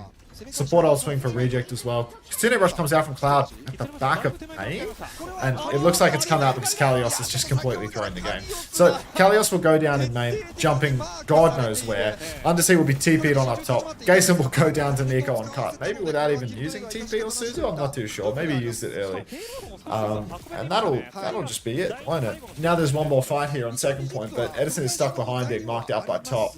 No orb for top at the moment because you can see Slay's actually on the payload. Undersea pops the Molten Core, runs out, hot glue all over the payload, but he's so low, has to rip out his Client Hammer one more time. Slay jumps off the map. Is that, what is that? Hot glue mind control? Like, let me rewind on that. Let me get a rewind on that. Okay, it skipped to the start of the VOD. Wonderful. Okay, the rewind feature is just too shit, unfortunately. Yeah. Alright. Undersea gripping his hammer, comes out, Hawk loses the cart, Slay literally jumps off the map. Out of respect. Now Edison, has to deny the C9, gives up position to do so. Now Eddie does not have the side angle, cannot pinch with Kalios. Kalios has Primal Rage, but not a great opportunity to use it right now. The backline's already made their rotation indoors. He's going to start creeping in behind. Undersea needs to be careful though. He's face to face with the title blasted Reaper. Suzu's out. Undersea being spun on by Nico. Eddie trades Slay. Positive trades, but now point touch is necessary. Do not C9. Kalios rips out the Primal Rage to prevent the C9. 4v4 on the cut. Primal off the map for Nico. He's down. Kalios has done it. Massive Primal Rage. Takes down Cloud as well. Bomb on the card. Eddie's just fine. Resuit for KSG, but almost completely untouchable for VARREL. Are we going to do it? Are we going to see a non-full cap, non-2030 domination map here? Can Reject actually hold second point? Surely not. Hey, Jam. Oh my god. They've done it. Maybe. Maybe. Possibly. We'll see. It's on the cards. It's on the cards. Alright now. Edison pushing top. One last fight. One bite to win. Edison trying to block Nico on the staircase right now. KSG face to face with Kalios, but Edison has been pre-fight picked. No. Not my Edison at the 11th hour. My comfort, Eddie. Oh no. Nico's quite low as well. Slay looks to be isolated out in main. Backline in trouble. Gason throws himself on the pulse bomb out of respect, and Nico finishes the job. Title Blast trades Nico though, so it's a 4v4. Somebody's going to touch the cart. I think Edison or Kalios is on it right now. You can see Wydot has fallen. One man deficit. Kitsune Rush from the payload. No touch for Reject. KSG loses his suit, but it just don't matter. Reject. No. All of that hard work just to lose Steady Eddie. Kalios is 70% to a Primal Rage. Might not want to swap off the Winston as well because of that. KSG is still on the D.Va, which matches up better versus the Monk here on third point. So easy to go face to face with D.Va and Reaper on third. Already the card has been pushed halfway through the third point because of how Reject C9. Kitsune Rush comes out, deep push is on. Kite looks to be quite good. Kite, Suzu, everything out for VARREL, and they are unpushable from these positions. So Reject, they are going to use a 1-0 trade here. Now the overload is out for Undersea. He has to backstep. They're trying to cut out VARREL's push. Top Dragon gets 2-tapped by Undersea. Shades of brilliance from Undersea right now. Kalios, about half HP, jumps deep, rips out the Primal Rage, starts primaling Slave, forces the Title Blast trade, and still Nico is trapped inside, so Kalios might just go for gold here. He tries to primal him, but all he does is knock him to safety. And it's last fight. 25 seconds on the clock. No support ults online for VARREL just yet. Spin, Pulse Bomb, and Diva Bomb all available right now. Edison marked on the flank. Diva Bomb comes out in main. Edison is going to dodge that one. Undersea has lost his turret. Hot Glue all over the shop though, taking advantage of that time where Kalios was not in suit. Pulse is out, does not connect for Top Dragon. Edison finds Nico. Could it be? Oh no, an actually winnable scene for Reject. KSG on the run. Edison's marking him out. It's a 5v4, but they need to finish these kills. Edison Pulse Bomb's absolutely nothing. What a buckle. Tidal Blast is out onto Kalios. Stomps nothing as well. If Reject keep throwing away their ults like this, could be recontestable for VARREL. Kitsune rushes out. Top Dragon's actually dead again. Same man dead once more. Spin in the backline is good. Y-Dot might go down to this one. No, he will survive. Only Undersea traded. And Reject have done it. They've held third point. They have a chance. いやちょっと最後やはりモルテンコアあったの大きかったですね。モルテンコアのせいでバレル的には前目のエリア取りみたいなのが自分たちが取りたいところが取れなかったので、そこの部分でセットアップしていたエジソンに狩られて人数差つけられてしまいましたね。いやあれは我慢した配定のこのオーバーウォッチ IQ みたいなところが輝きましたね。あとはフランカーのトップドラゴンを配定が2度抑えたシーンがあったと思うんですよね。第3、後ろ回ったところを、そのあたりでバレルの手札が少しずつ減らされていったのかなといった印象ありましたね。チャンス潰していましたよね、配定トールビョン。これはファラバンの部分も若干生きたかもしれませんね。第3ではなかなか出ませんけれども。さあ第3の道中で止まりました。第3の止まるポイントとしてはよくある場所ではあります。ですね。さあ今回防衛もラーマットラでいきますか、バレルは。W reaction by the way, streamer. 受けの広い構成ですね、バレルは。そして2個。7 and 8 and 6 W region. Yeah, sorry, I was playing the game at Discord. I wasn't even looking at the scoreboard. Did I miss a painful scoreboard? Where is it? Oh, fuck, dude. The rewind feature on Twitch. Well worth the Twitch turbo. Okay. 7 and 8 for Nico. Spot the imports. Edison and Kalios. Spot the imports. Undersea 6 and 6. Edison is 17 and 2. Okay. Can you not use the arrow keys? When you use the arrow keys, it legit skips back like 500 hours. Like, it does not scrub at like a useful interval. It scrubs at like an enormous interval that you cannot possibly manage. It's unreal. Okay. Thank you, Jeff Bezos. Thank you, Jeff Bezos. Every day I order something on Amazon with my Prime subscription and I say, thank you, Jeff Bezos. Kalios is on Malga. All the marbles. Kalios Malga Gambit to counteract KSG versus a Freya as well. Kalios is on the point. 4 members of Reject are on the point. They've fully flipped with the TP. Kalios pops the sharp turn. Shots coming wide for Undersea. Nearly takes down Nico with some crucial hits. And you can see very low on the point now. Reject, they're being surrounded, but they've already secured 1 tick. They might secure 2. 2 ticks for Reject and VARREL. Can we get a point touch going? Can we get a point touch going? Pin comes on for Kalios. He misses the stomp completely. He has shout, but they C9 anyway. And Reject, they take the TP. They stand on the point, and VARREL just cannot manage. Unbelievable. The best team in OWCS Japan is still C9ing 3 full ticks of first point icon wall.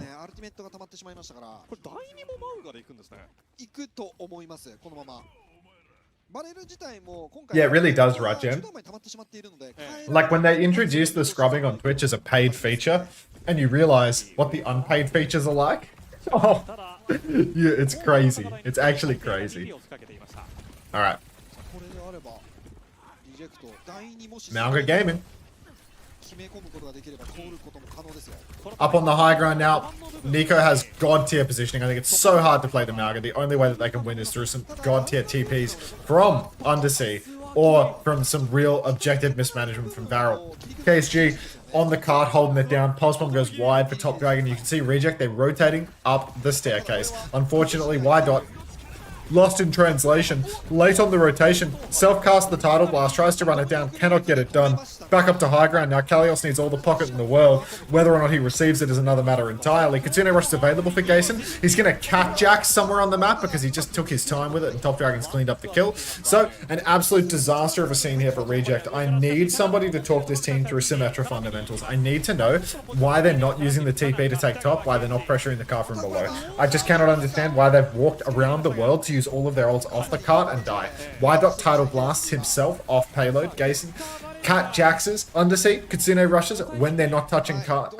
Symbols when they're not touching cart. It's just an absolute. I mean, if homosexual was here right now, he'd be talking about kitchen sink theory. That's all I'll say. VARREL now, they've held on. They've matched ults, and they've taken away pretty much all of Reject's most valuable turns. There's a Sombra swap for Undersea, clearly trying to squander the fact that they actually made a map winnable for them. Y-Dot, under pressure, down below. Top Dragon's chasing him on rotation. Nico's bolts go wide, so the rotation will be successful for Reject. They take top once more. But what's the plan from here? Once they have high ground control, where are they going to go? They're just going to drop down to the cart, try and find the backline? Well, Gason's going to headshot Top Dragon, open up the fight that way, so that's a pretty good start. KSG trying to survive on cart, but now the cage fight is out. It's time for Kalios to start doing bulk damage to KSG. He gets it done, he keeps the cage online, and now Reject, they are in pole position. They steal the payload away. VARREL try to flip top. There's going to be a lot of pressure from Nico on the back high ground. Cloud and Slay as well can all play these high ground positions. Undersea's trying to contest it on the Sombra with the help of Gason, but no kills converted. Pulse comes out, goes wide for Top Dragon as well. Cart just keeps on rolling. KSG's over to the Diva to try and eat up some of that damage. Bolt's coming out from high ground. Nico still can't convert the kill. Y-Dot, he's straight lining out in the open constantly, but he's still not dead. KSG's flanking Y-Dot though, so he might not be long for this world. Down he goes now as he cannot match the enemy team's rotations, refuses to flip them up for no reason, and that's going to be 2. Make that 3 for VARREL. Reject backline have cement in their shoes. They pick a position, they stay in that position. It does not matter if you're getting beamed by the hit scan on the high ground. It does not matter if the enemy tank is walking towards you over the bridge. You will stand and you will fight. Now Reject, they need to win one fight, but unfortunately with the current cart position, it's going to be very awkward for them to push through the castle and actually take cart, because the cart is still very far out in the open. It's not like there's 5 meters for them to cap. How is Kalios going to go underneath and start touching cart when the cart is quite literally on the opposite side of the map to where he wants it to be? Gazen has Kitsune Rush, so maybe, just maybe, Edison can do some miraculous work and steal the cart away, maybe with the help of Undersea and stealth 2v1ing the cart, but right now, you can see they're all just trying to rotate through. Edison is going for the point touch, but he's being matched by Top Dragon, which means that there is no free lunch here. They're going to have to push top. Well, no, they are going to go out onto the open side. Maybe they are just going to try and flip it around this way. Here, though, KSG should be able to just match the cart with Top Dragon, and it'll be really awkward because the high ground position is just better than the low ground position. Nico's position is stronger. Kitsune Rush is matched on the cart, pulsed out onto Kalios. He's trying to hold it down, but the Tidal Blast is out. Deep push onto Kalios. He has bubbles. He has Suzu. He will survive. KSG's taken very, very low. Now the cart has been stolen. Slay and Nico have fallen to Edison. How has Edison chopped up Slay and Nico? 1v2? Superstar performance from Edison. Undersea and... no way. Undersea and Edison both go down 5v3 to Cloud. And VARREL might just be on for a recontest here. Nico's made the sim swap. Reject, it looked unlosable, but Undersea, set your watch to this guy feeding in 1 situations, and now, no way! Kalios grabs, but there's nobody there to follow it up. Game's over. Game's gone. Nothing ever happens. Y-Dot takes down Cloud, doesn't matter. Meaningless trade. Game's gone. Oh. How does Undersea die? How does Edison die? 5v3, VARREL have car control, they have the flip, they have everything.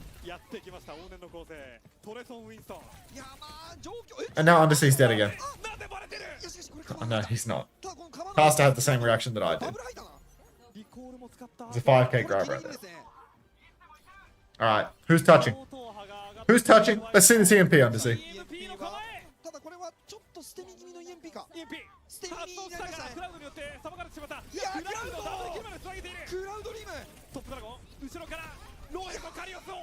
Guy has a tracer and a diva to touch, and that's the EMP, by the way.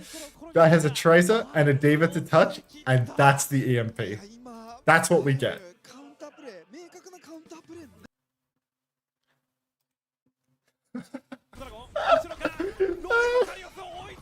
Like, if I press the back arrow, how far will it take me? Oh, it's actually good this time. Why does it scroll, like, random distances when I press the back arrow? Like, now it's going at 10-second increments, but usually it goes at, like, half of the board.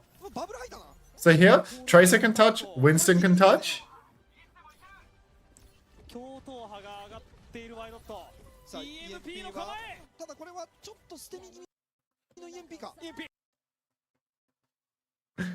Oh. When you're at live, it goes back to the start. So I have to scrub and then re-scrub. So I have to use the fine scrubbing to go back some unknown amount and then use the arrows. Like, what? That's fantastic. これで3対0。王手ですね。 That's fantastic, really. バレル Okay. 王手になりました I feel like I was in the clutch in my run right now. I'm like, kind of like maximize my... I remember I was like... Yeah, so I'm already in the ghost phase. Power up multiplier, evasion, shield. Do I want more shield? I think no, right? Because one hit will break the shield no matter what. So I think I just want more evasion.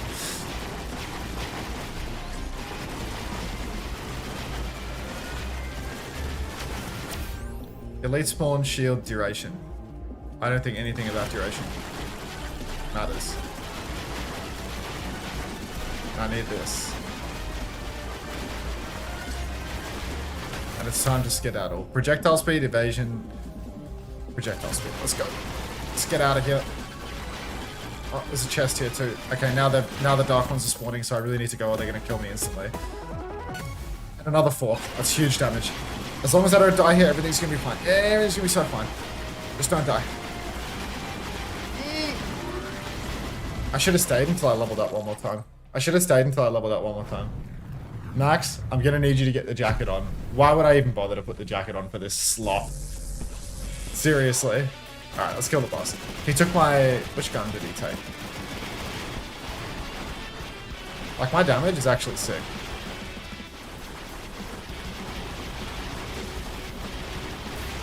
My damage in this run is great. I have a cheap death proc, and the monkey should be one of the easiest characters to do this boss on, because I can climb the walls easier. So instead of getting shit on by the projectiles, hopefully I can just climb up. I should have taken jump height so I could jump up without needing to climb, but beggars and choosers, like... And just keep circling him. This could be the run. The monkey feels so... Yeah. Lucio coded.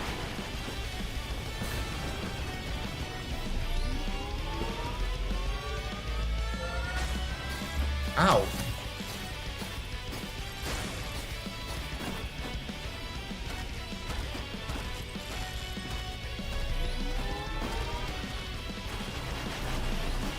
Why is he respawned over there?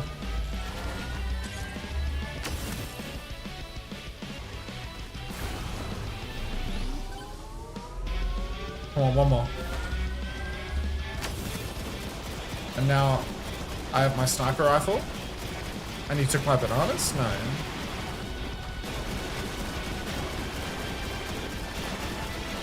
Thank you, Bob Overwatch 2 Bank. Welcome back. Thank you for the 8 months. Is Zeta out yet? No, not yet. Soon, hopefully. I mean, we can look at what we're going to watch tonight, right? What time is it right now? I've been live for 2 hours. The games are at 2. I started about... It's 3:30 right now. Let's look at the clock.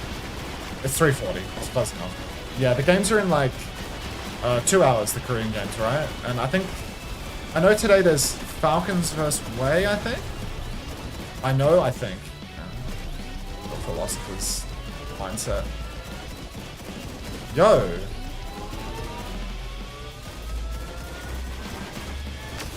I need to be really careful with the precise movement. Because if I hit a corner, then it starts wall climbing and it climbs me out of the range of the fucking pylon. And if I hit the pylon center, then the same thing happens. But I'm low-key winning this run, I think. I'm dotted up by something. If I get hit by a red circle here, I will die. I think I have all my weapons now, and I have my shield replenished. I'm gonna kill the boss this time. I'm really gonna do it. This is the run. Let's get overexcited. I actually don't know what comes after this as well. I died at this point in the fight last time, so I don't know what comes next. But being able to double jump and being able to climb walls. Ah, no! No. I need to replenish my shield. I need to not take damage. Weave.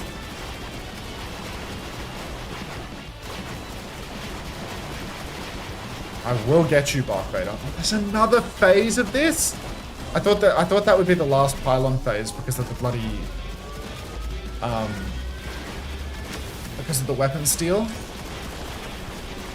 Are these boobs? Wait. Low-key, these are boobs, but no! Why can't I climb? Oh my god. No.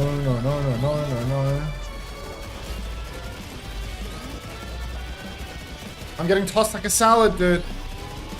It's too hard here. Oh my god, there's like no space. And the wall climb keeps fucking me. Oh, I got it. Bark Vader's fucking me right now, but I'm so good for this. This has got to be the end, right? Like, this has to be final phase. Like, there's no way they put shit on those little pillars. Also, the boobs was such a bait, you know? Like, oh, I'm taking huge damage right now. I'm hurting so bad. Please, God, lifesteal to full. I need to, like, hit some crits and lifesteal back. My shield's about to replenish, but... yeah, shield is so necessary. Like, if I didn't have shield, I don't think I could win a run. We've nearly got him.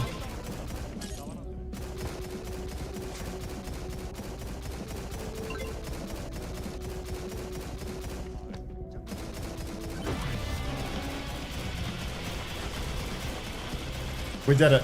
Okay, what were the questions in chat? You said, is that alright? Yeah, I'm not sure. I'll look at the fixtures. Unter, I think you'd enjoy Risk of Rain too? Yeah, probably. Do I have to leave?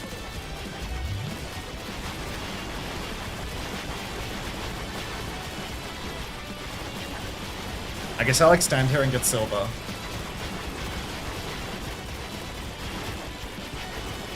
What are your predictions for who makes land from NA? I think it's really hard to give a meaningful prediction right now, just because, not trying to do like a cap or like cop out. I really think that like, it's a huge toss up.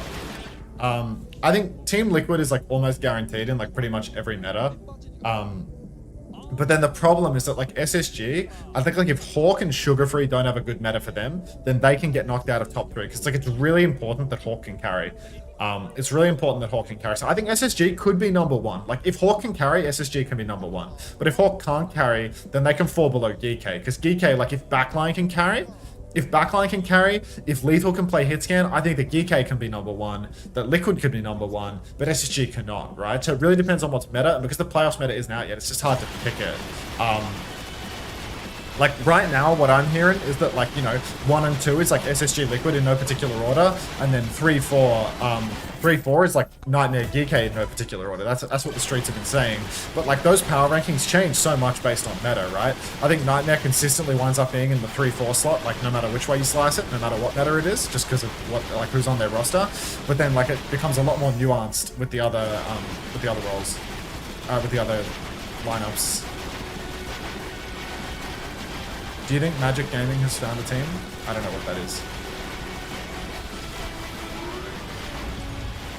What a cowardly departure from me.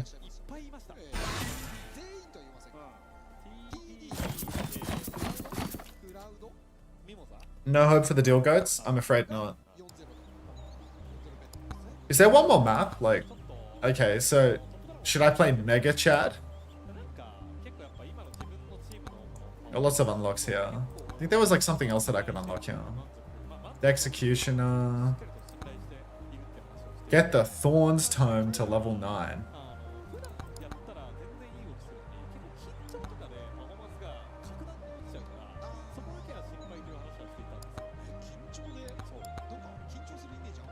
Yeah.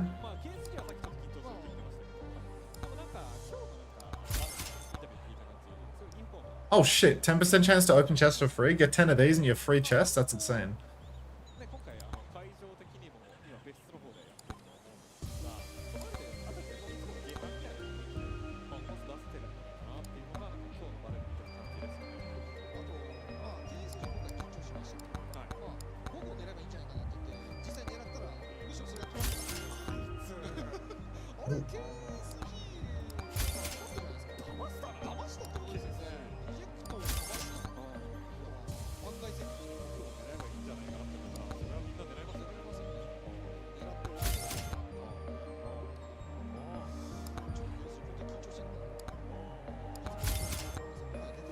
This is such a crap item, I shouldn't have even bought this. I could see when it was like a magnet related thing that I just shouldn't have bought it.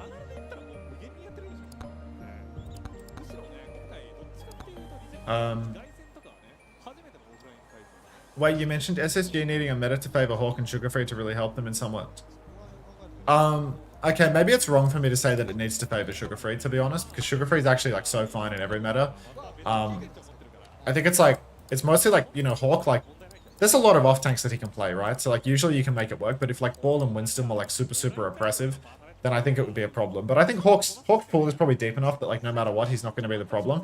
It's just important that he can always carry. And like because off tanks are like pretty good right now, like Zarya and D.Va and shit like that are good. I think it like really enables I actually can't afford the Mega Chad because of what I've done here. I wanted to buy the Mega Chad and I can't because I just bought so much crap. So I think I need to like do some refunds here to go to the shop and refund like one of these so that I can buy him. Look at that face. Stops damage and stuns enemies. Decrease cooldown by 0.2 per level. And I have aura. Huh? So I just have cooldown scaling when I level? Yeah, I think like it's really important that Chronic can play the hell are these? Die upon taking any damage. You have 30 minutes to win. You have 26 minutes to win.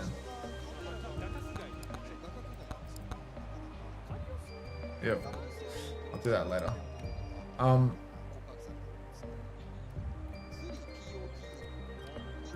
If you buy enough things, you can disable stuff. Oh, I can like turn off items. Yeah, I think like it's really important that Chronic can play hit scan, which means that off tank needs to be good enough to pocket the hit scan, or hit scan needs to be in a really strong state. And then like the backline's heroes need to be good for SSG. Maybe I should be thinking more about like the players that are weaker being able to play their stuff rather than the players that are stronger being able to play theirs, to be fair. Because do we not fuck with the desert? No, I really don't. What does CJ need? Kiri meta? But Kiri, Ana are the most important heroes for him. Juno was like really good for him. It's like really good at Juno. Wait, my basic damage is the aura. Great. This guy's walking animation is awesome.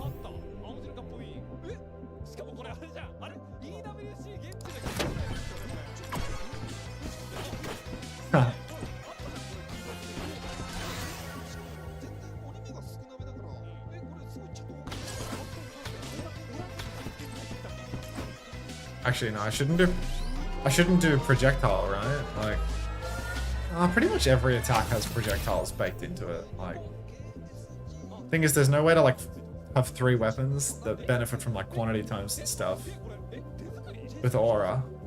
But like, what synergizes with aura? I don't even know.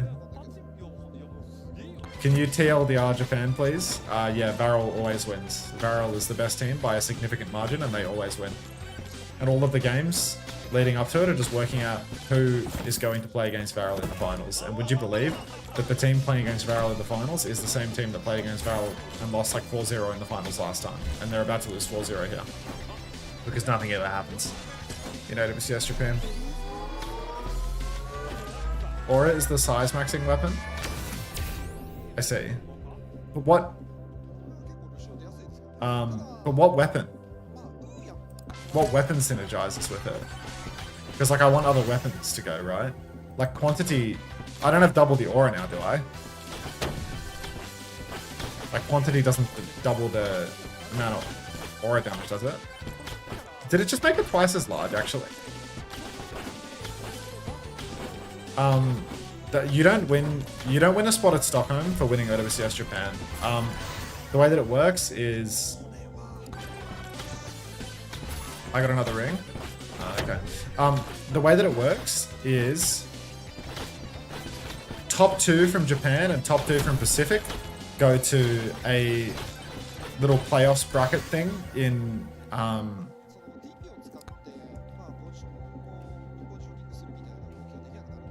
they go to a little playoffs bracket thing in, I think it's in Korea.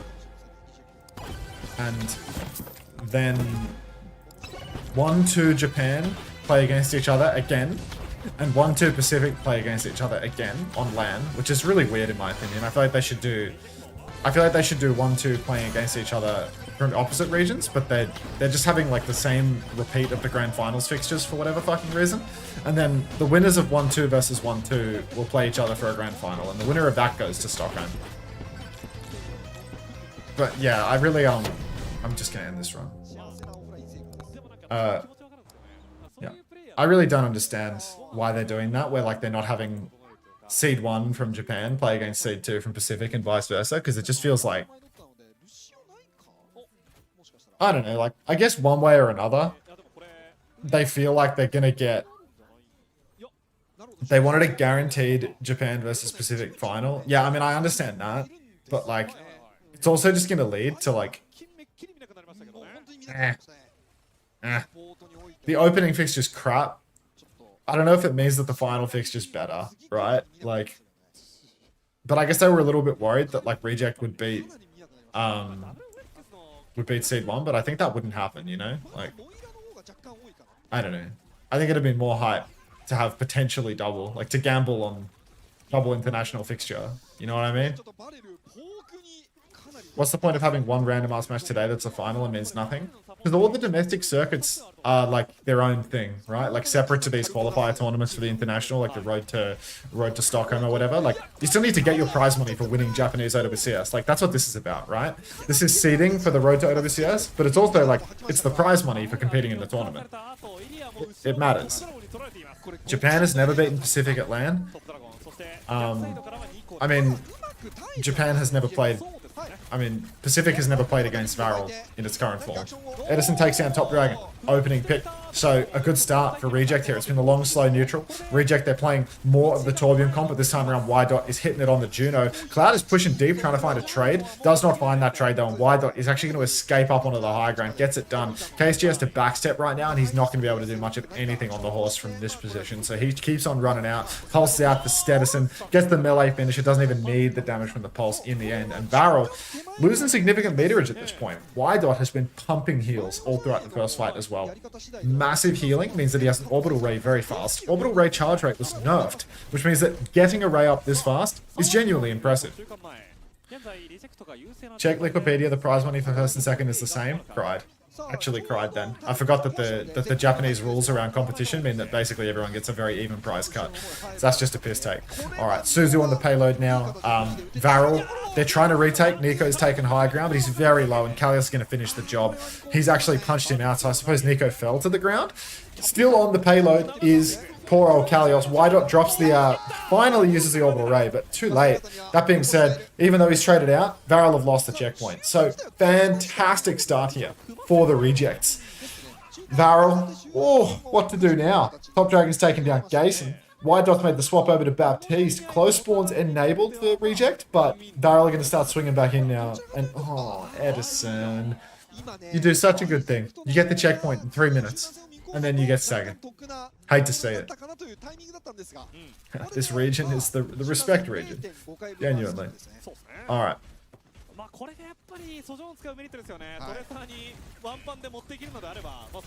Alright. Up top, Undersea throws down the turret. Cloud has a window, and VARREL have high ground control. This time around, Kalios is trying to take top, trying to rotate through, but he's just stuck on that underneath the bridge at the moment. KSG, I mean, he's going to be able to slam backline soon enough. Gason catches a rail on the chin, but it will not kill him. VARREL currently just need to, you know, posture, roll through. For KSG, hits a slam on the backline, but I mean, this window is pretty dicey. They can't actually see anything, and Reject, they're just running the clock. They're just trying to play underneath. Edison actually catches KSG with a pulse bomb. Gason hits a nice headshot on Slay as well, which has forced him very low. And my god, Nico, in pursuit of a good angle, he's absolutely thrown the game. Gason is on fire right now. Double headshots onto Nico. It's time to push Reject. They flip around through main. They start crashing out onto Slay, who's just stuck up on high ground with nowhere to go. But there's actually nobody to chase him out in Reject's comp. So they cannot displace him, and he is going to be a thorn in their side, unless of course Y-Dot pushes up, starts taking the 1v1. The supports will surely take down Slay here. Use your lamp. Use your lamp. Oh my god, Slay's still alive. KSG, don't kill Y-Dot. There's just no way. It's just illegal. KSG fighting for dear life. Reject have not turned on close spawns here. Minefield boxing in the supports of Reject, and somehow they're backing up rather than pushing forward, so Undersea is just all alone in this world. Top Dragon will go down on the cart. Gason will hit yet another shot, but Y-Dot does get traded out. Close spawn's enabled. That will give Y-Dot the close spawn, but I'm pretty sure Undersea got back spawned there. Very dodgy. Nah, WDG is a very budget production company compared to like the North American broadcasts. Hunter Sama, hello. Dell sleeps. Alright.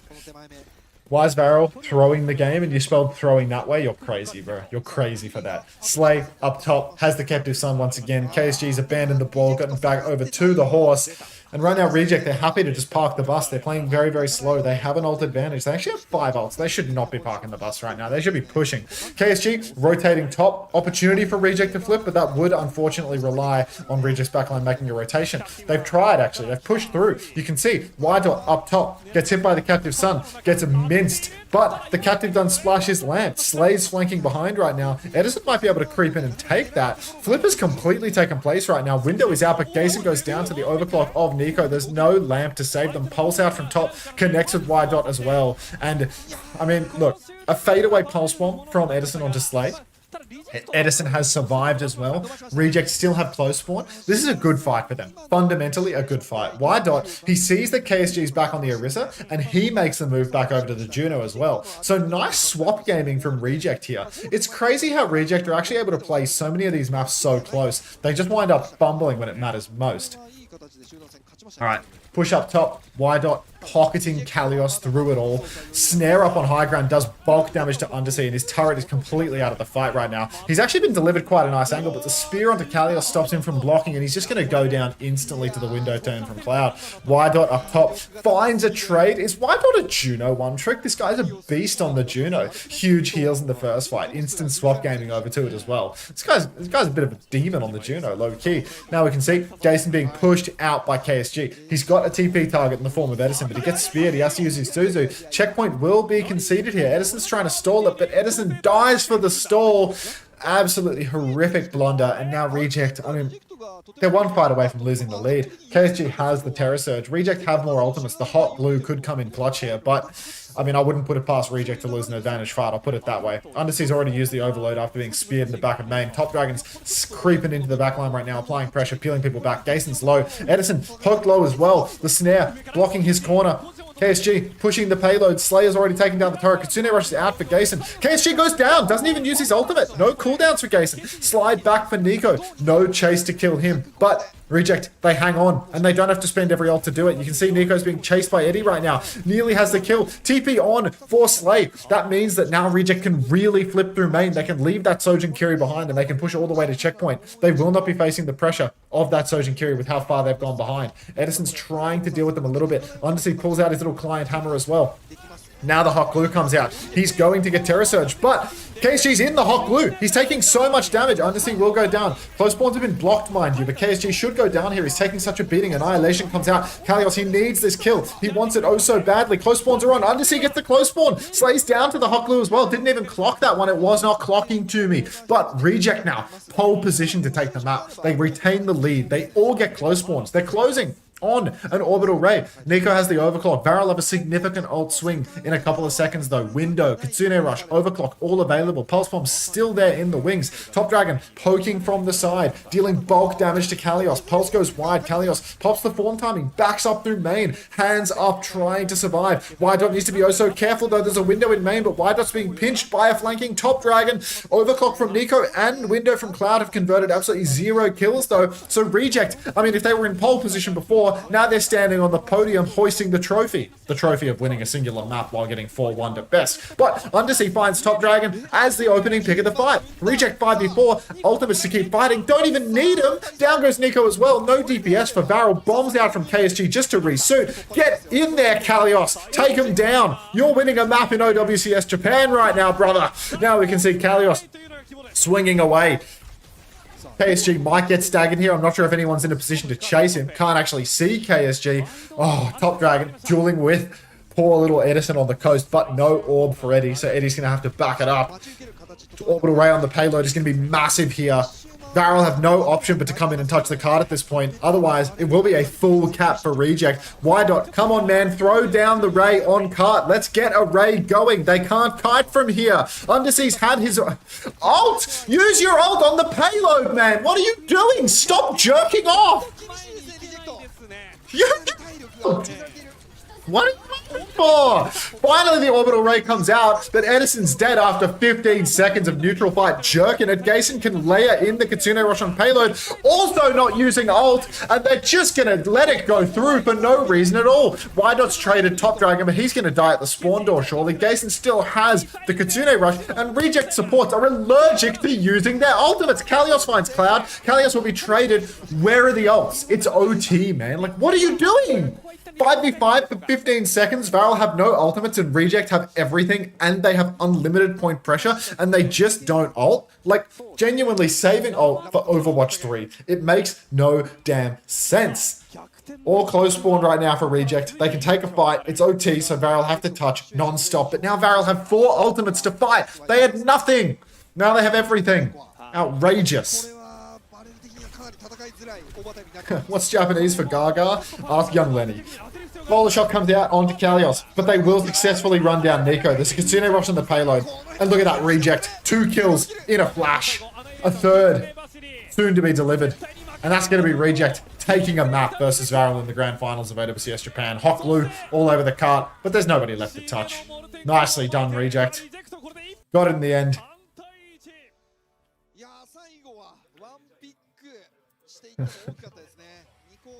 Will there be OWCS Korea after? Yes. Yes. Nap time theory? I wish.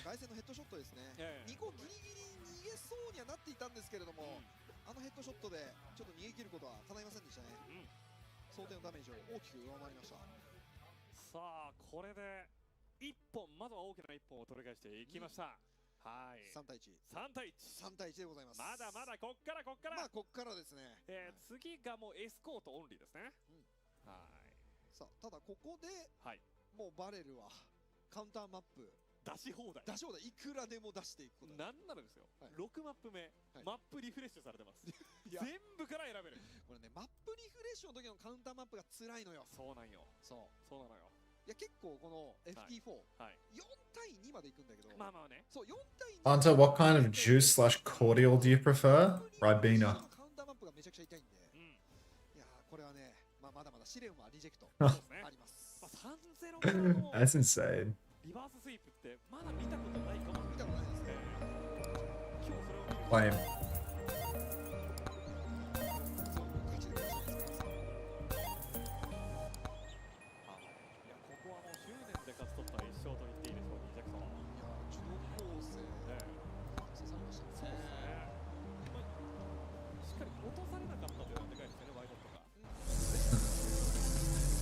Can we get a castle watch party going? What does that mean?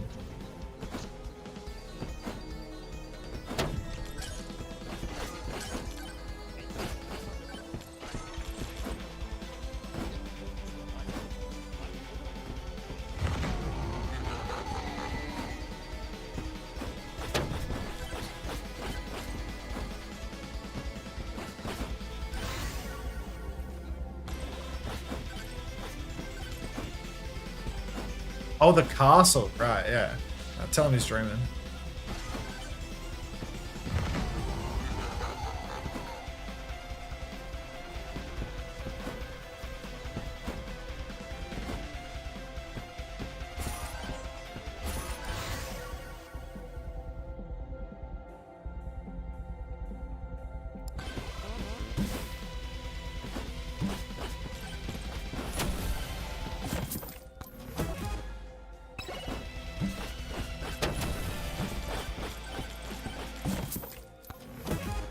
I just think my uncle is like, he's like the guy in the castle, low key.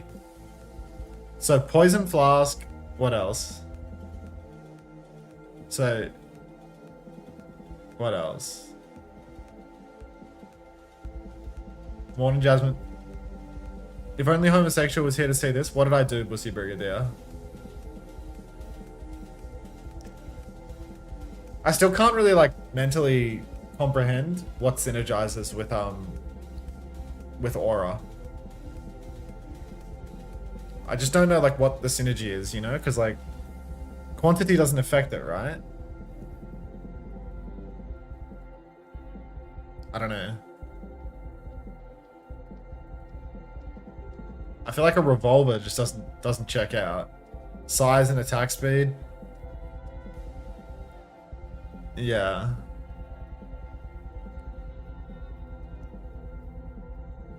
Like the Flamewalker boots. Let's see if we can roll into the Flamewalker boots at some point.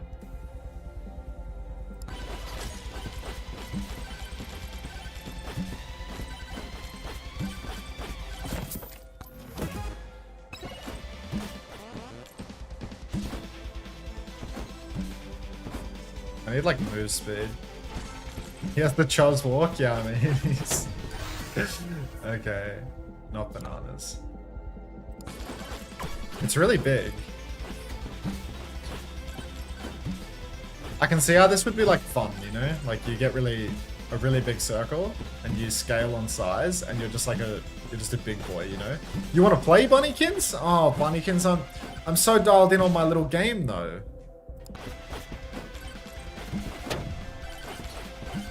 Ow. I need to get like some lifesteal or something. Like I'm always going in the line of fire. I am Private Ryan.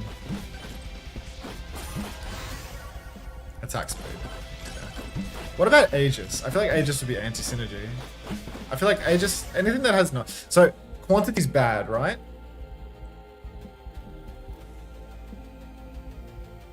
Quantity's bad.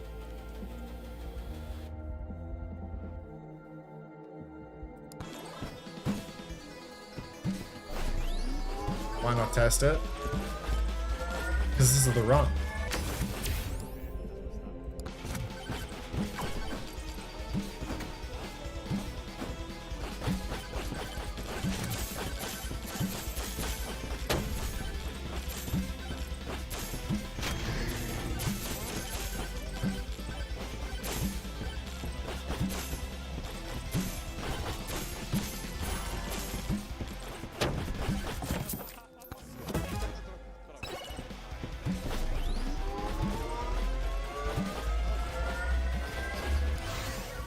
I'm dead. I almost got one tapped.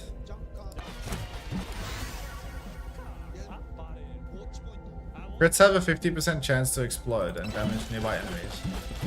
So I want crit, attack speed. Okay, I'm thinking about what terms I want. I want crit, I want attack speed. Maybe I want damage. Crit, attack speed, damage, and lifesteal. How's that? Big four.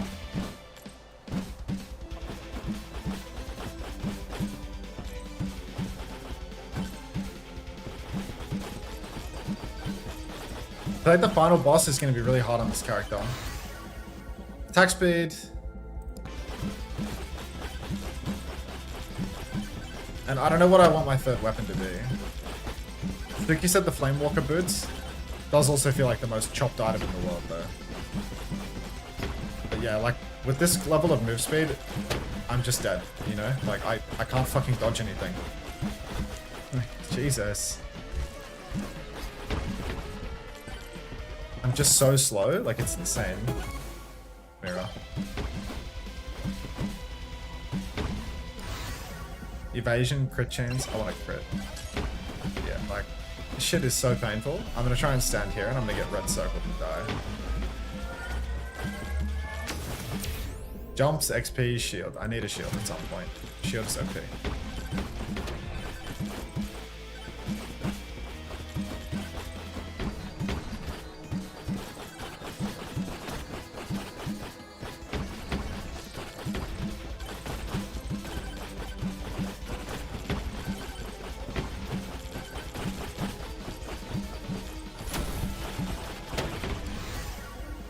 Gold, projectile count.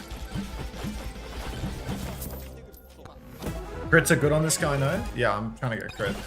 Crit, it was crit, it was life speed, it was, crit, lifesteal, attack speed, and I've already forgotten what the fourth one was. Elite spawn, shield, duration. Duration is good for this, but has no effect on that, so let's go elite spawn.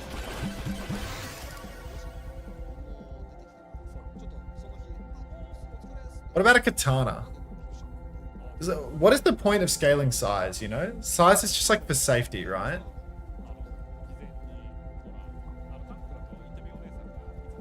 I'll try size. I've never done size before, so it feels really reasonable to do size.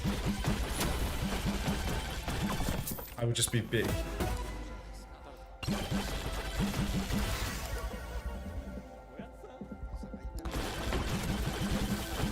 Where's the last boss?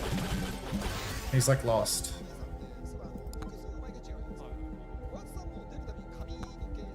Life still.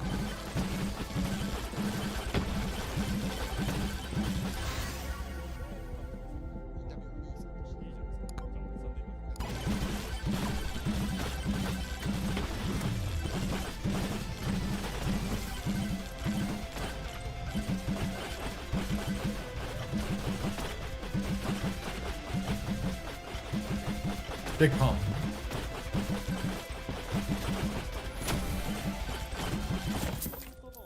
What's good, Unter? Nothing's good in this life, mate. More life steal.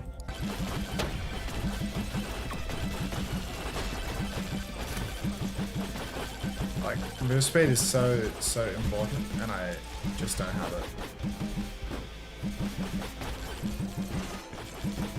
Like, insane the difference in like how much stuff I get on characters like this versus the monkey. Airborne damage. Oh, no, I have to jump all the time. I guess I should be jumping a lot anyway.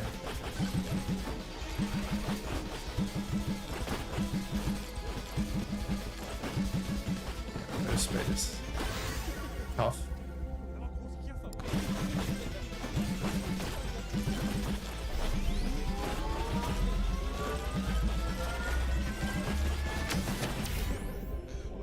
Take an extra jump.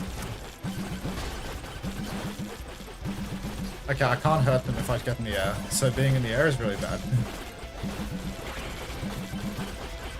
The aura does not go down, which is a little hard.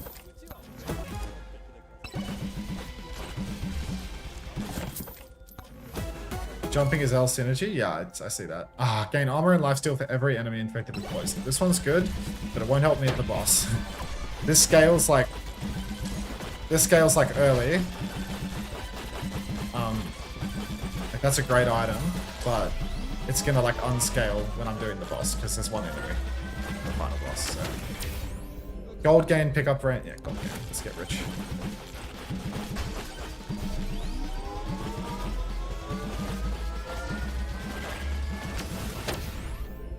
Oh, very rich. Should I skip? Should I take an axe? I feel like axe is kind of okay, to be honest. The problem with the axe is that it's another projectile thing, you know? Like, I think I want the flame boots like really bad, you know? Unter, do you think that the eternal nature of heaven would eventually turn on even endless bliss into an inescapable prison? Our mortal minds are not meant to experience the infinite. So was heaven the real punishment all along? It's a fantastic question. I think I just need a third weapon. But at the same time, like, I don't like it.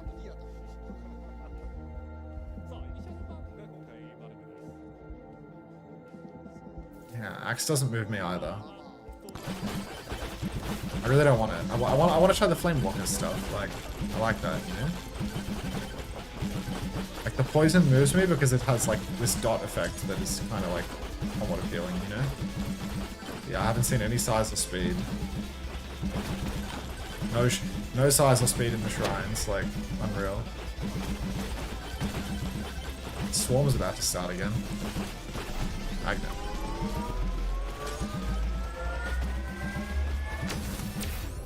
Wait, no, the swarm's not about to start.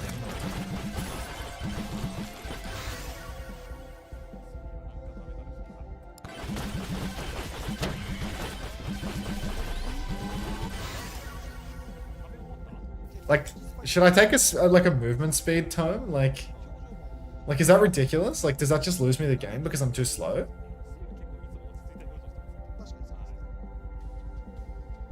You can't win if you...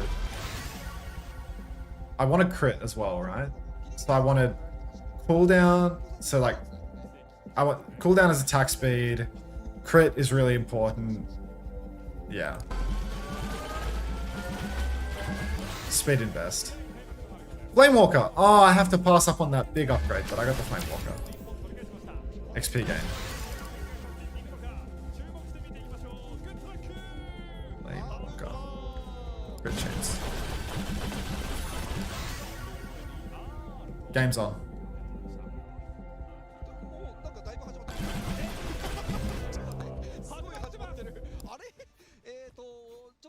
Okay, here we go. Game is on. I swear they cut to the game like 20 seconds after it started. I was not 25 seconds late to this, was I? Okay. Nico right now, playing main on the Freya. It's a bit of Winston v Zarya. VARREL defending on the Zarya is a very interesting decision indeed, but you know what? They're rattled by their map loss, and now they're playing bizarre comps. So I think the Zarya here on the defense is really awkward into the Winston. I feel like the Winston can do a lot, take a lot of high ground, even with the Freya beaming down on you. I feel like you can just control the high grounds a lot better. You see the bubble comes down in main, bubble to cut off healing, and it has already allowed Reject to take the first corner. They swing the corner, Undersea with the overload, goes wide. A little hit and run maneuver. Feels like he could have taken the side there by flanking indoors and then like getting over to the mega health pack, but maybe he just wants to keep like shooting for card a little bit more. So yeah, he's bought some vision aggro, nothing else, you know. That's a valuable resource for sure. Up on high ground, KSG is holding it down, but he can't really hold the car properly from here. Kalios is going to jump over to the corner now, throws down his bubble once again, and he forces VARREL's backline back. Fortunately, Undersea, he's ready for it. He actually hits the pinch, takes down Cloud. So one-man advantage for Reject right now. Kalios bubbling up top, while Edison is pushing the payload underneath. Great position to be in. You can see Wydot has this big wide open angle, heaps of damage. Nico's got 8 HP, he's on the run. He lives? No way.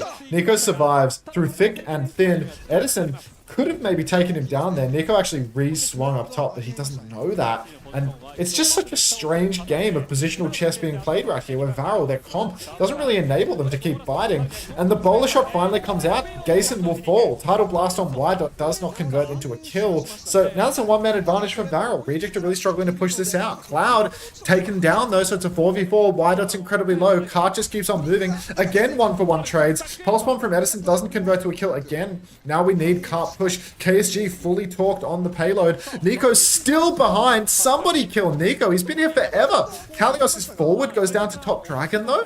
Outrageous. What is happening? What are you saying?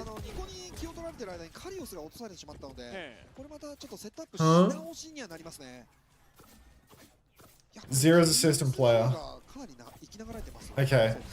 Top Dragon now playing the side. I mean, 3 minutes have already been burned off the clock. VARREL, for all their bizarre comp antics, for all of their like what seemed like an absence of car control, they do seem to have held on for 3 minutes already. Reject really struggling to ever close out with this Torbjorn comp. Kalios jumps backline, forces the Kitsune rush out. He's primaling KSG in the corner, but he needs to be careful. He's going to take a lot of damage here. He gets grabbed up now. Bolt's connecting. Hot glue on the payload, but Kalios is dead. Should be fine for a touch here for VARREL.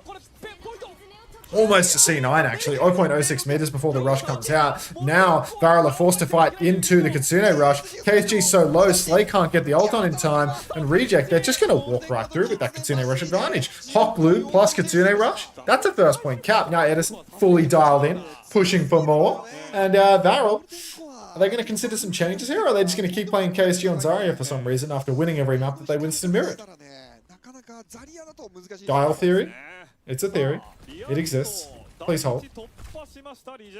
どうにかですね。ちょっと人数差生まれた時は厳しそうな状況ではありましたが、トールビョンが刺さっていますね。ただ破壊から少しずつライン上げていきます。PSG ハザードしていきました。あ、これ見てカリオさん Oh, light. What's that? That's goat emoji. Eddie is steady. All of the above true. Undersea in particular being the goat. That's probably the most truthful statement that has been placed here in the chat. All right.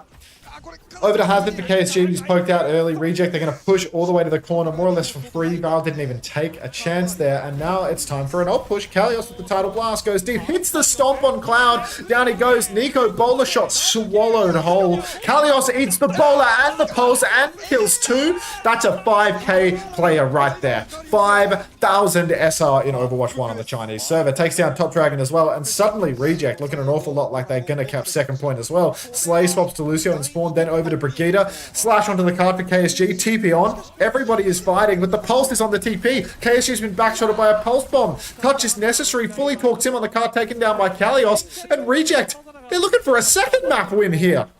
Slay on the card can't possibly clutch this one out, and Reject caps second. Dominant performance from Kalios there. Gets it done in the end. 5k each. Guy is obese. Alrighty.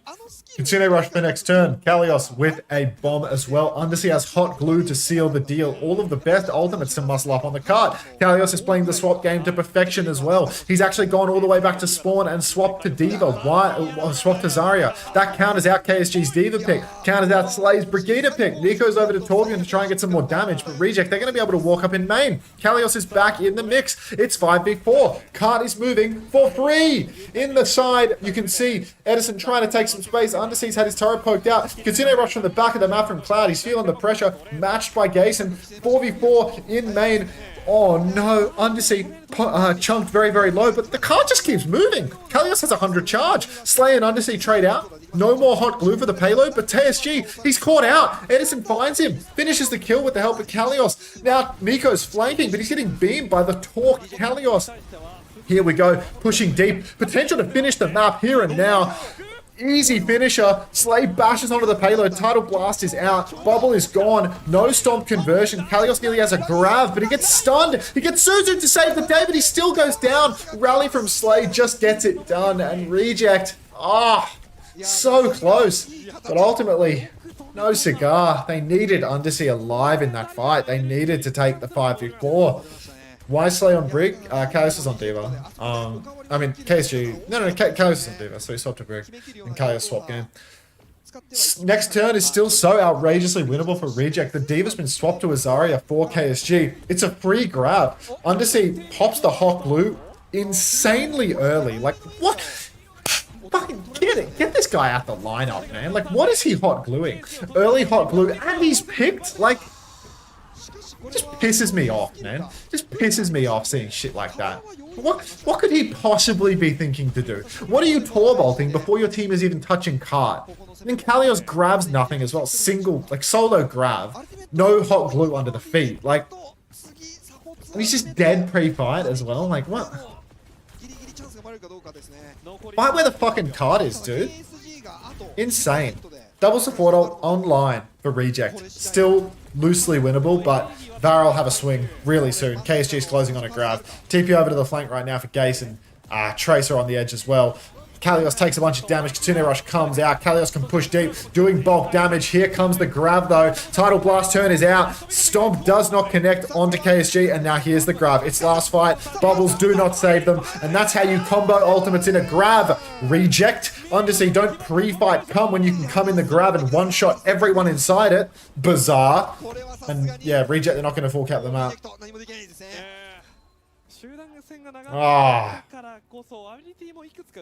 Blundersea at it again.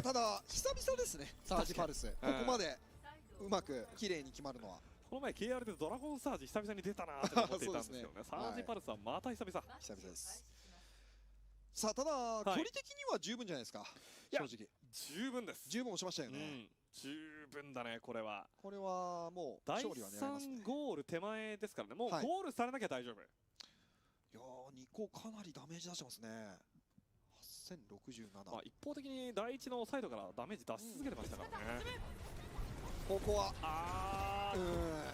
パルスはそういうだけ。ただタイミング非常にいいですね。スキルを吐き切ったタイミングだった。まあ鈴なのでこう守られる可能性もあるというねところでした。エジソンゼロです。Undersea has no help. Kalios put his entire team in debt by aura farming too hard on second. Eddie can't do more. Undersea not negative. Let's go. Edison 13-0. Yeah, I mean, I don't know, Blundersee's just taking the mick, really. Like what can you really say other than he's just taking the piss? Huh. I just realized OC's not streaming this. I just looked at the Twitch category. Why isn't OC streaming this? I thought she was doing all of the Japanese games. That market share is just dwindling.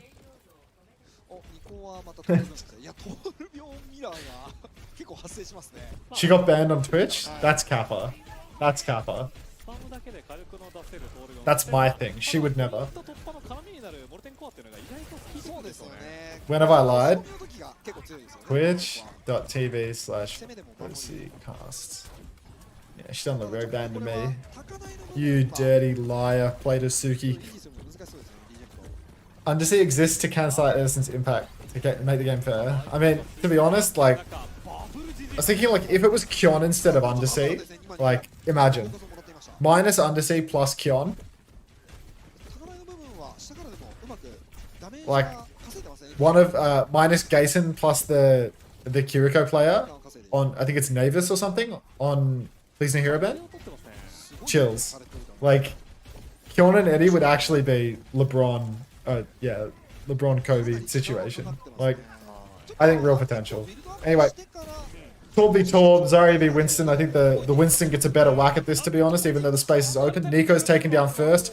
Pocket on the cart just not coming through. Edison's going to get the better of Top Dragon as well. So that's a great fight for Reject here. And VARREL, because they've made these bizarre compositional choices to the offense, I think they're really opening the door for Reject to take another map here. Despite all of the blunders from Blundersea himself, playing Zarya into Winston is just woefully unnecessary here. This is an off-tank map. This is a Winston map, but not Zarya off-tank map. You know, there's high ground all over this point. Blundersea is going to survive the Tidal Blast wave, and Cloud is going to be taken down by Eddie and Kalios diving forward. So fantastic start here for Reject yet again. KSG up top, he's not really pressuring much of anything. He's just taking the 1v1 versus Kalios. Kalios is so comfy with that. He's comfy, he's cozy, he's absolutely unbothered. Now we can see Top Dragon trying to poke through the side, trying to take some space, but Edison is marking it, so he's going to block that one. Top Dragon's actually worked his way in and found a pulse bomb, so forget about blocking that one. Top has no recall, and he somehow gets out. No, Edison will find that kill there. Crucial trade. Kalios is low, needs help, gets the Suzu, but Gason, you've TP'd out into the open. Now you're going to have to drop the Kitsune Rush just to stay alive. Gason needs another Suzu to help himself as well. Kalios is very low, but this Kitsune Rush has done massive damage, and Nico's dead again. Where's the Freya pick for Nico? Freya is just the freest pick into Reject's comp.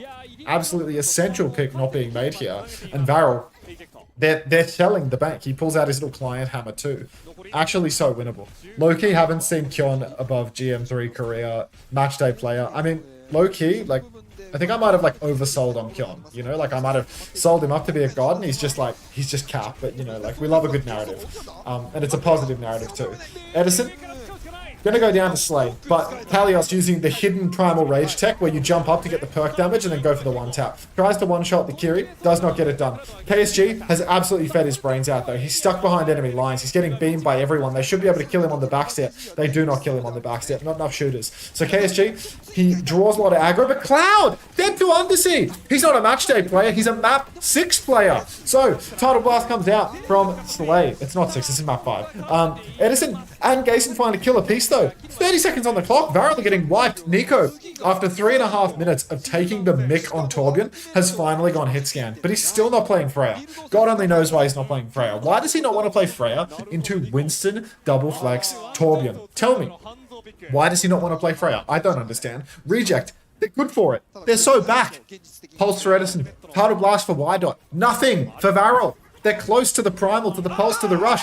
Oh, Nico! All it took was one fight on hit scan for you to carry. Takes down Edison early. Now we're going to need a Tidal Blast turn after the kite has taken place. Reject a backstepping, Kalios back jumps. But this 50-50 fight on the payload, it's a bit more awkward to find the dive. Nico trying to hold the side. He rotates up top. Now, Reject constantly needs to touch the payload. Tidal Blast is out onto... Oh my god, the pulse connects from KSG. Edison gets headshotted again by Nico, but it's 4 versus 4. No ultimates for Reject to throw into it. Kalios is edging the payload, back jumps out across, needs to keep touching, goes down, no touch, and that's going to be VARREL capping first point. Nico, all he needed to do was swap Hanzo and spin up the God Hand, and he'll get it done. Morning, Cruise. it was a God hand situation. もう引き出しの奥底にあったなんか忘れ去られたコインみたいな感じで、どうにか手探りで持ってきましたけど、奇跡的ですよ。しかも今 KSG 落とされていましたからね。うわー、このバースト。Ah, Gason finds Cloud early on, but only one pick for now. Kalios will go down as well to Nico. Sorry, I just my honest reaction. Sorry, I just need to pull this up on the stream really fast. Oh shit! I tried to pull it up and it tried to download the GIF, so I can't pull it up. I'm sorry.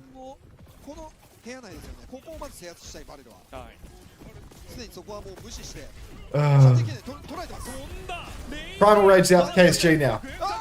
He takes down Y-Dot, so it's a fantastic opening. Alright, KSG with the Primal Rage stealing the series away. I'm missing some of the most crucial moments of the match right now, but it's worth it, I promise you. Okay, Nico up top. Oh, he's got the guard angle once again. Tidal Blast comes out, connects with Undersea. The Suzu keeps him alive. The Katsune Rush is actually very well positioned as well. So Reject, they can recontest it, but we need some heals for Kalios. He's pinging and ponging. Nico's swinging into the danger zone right now. Suzu out on him, but now he's in a world of pain. Kalios is on the case. Hot Glue behind him. Edison in front of him. Somebody kill Nico. God hand. He's on card. Tidal Blast is out. Finally, the Storm connects. He doesn't get the kill. How's he alive? Reject. They need more. Kalios eats the pulse bomb. 95% on his own Beaver Bomb now. 40 seconds on the clock. But Nico, he's found Gason. How did he do it? He's drilling away at Edison now. Bomb out for Kalios. But Edison's dead. Kalios as well. Nico Godhand. He spins up the Hanzo. He finds 4 kills. And suddenly, VARREL have 2 minutes to cap out the 3rd point. No way Nico Godhand has done it. The most outrageous of clutches. This guy was feeding his brains out on Torbjorn. He makes the swap over to the Hanzo, and he is just absolutely aim-locking. Kalios is over to a desperation Malga swap. 2 fights remain. It'll be 1 fight in a matter of seconds if Kalios can't start controlling the cart soon. Huge damage out onto KSG. Kalios is trying to counterpin, but he's caught in the bubble. He needs help. No help for Kalios. A backpin again. 1 fight margin now. Everyone's balled up in the side. It's Dragon territory right here. Nico, all he needs to do is drag in the left-hand side. Definitively last fight, and Kalios is so low. He pops the shout. He goes down. A game-losing Malga swap from 5k Kalios. And now it's all on Eddie and Undersea to clutch. No, somebody has to touch. It's not happening. Reject. They've sold the bank. They've sold the series. And that'll be it. Oh my god. What are they playing in an internet cafe? Like, there's not even a stage? What is this venue? They're playing LAN in separate offices? Okay.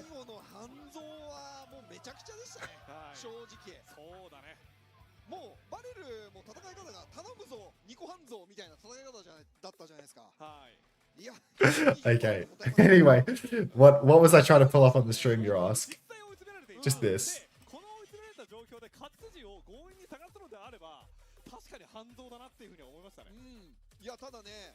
I'll put it on the stream. I might put this on the stream. I might put this on the stream during the Team Liquid game. Why is it not playing? It's stationary. It's a GIF. It's a GIF. Why is it not moving?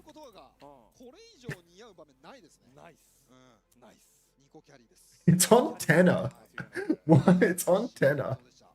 It's because tenor downloads are bad. I've downloaded the still first frame of the image. Oh, let me work this out. It's a great GIF though.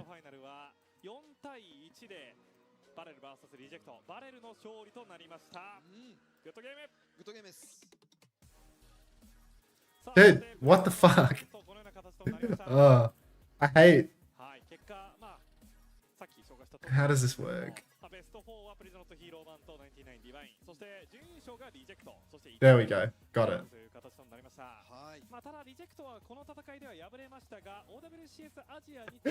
I need this. I need this for when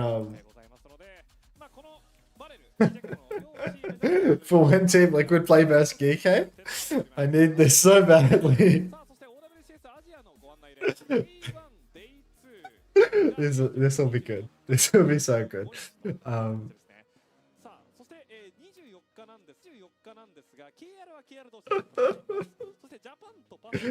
When Zero packs up UV. Yes! Oh, fuck. What game is this from? I think this is the Atlanta Rain days or something, or like the SO Shock days.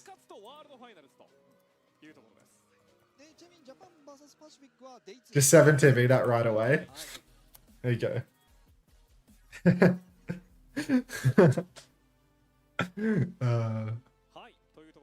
Alright. OWCS Korea is in an hour and 20 minutes. So, yeah. I guess an hour, 20 minutes of Mega Bonk. Maybe I'll eat my first meal of the day. Who knows?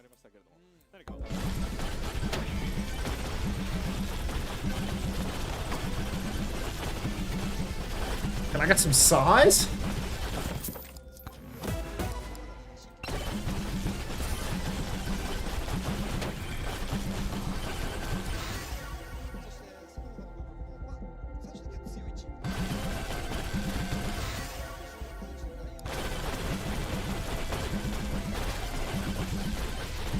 Oh, I missed this during the swarm. What a shame.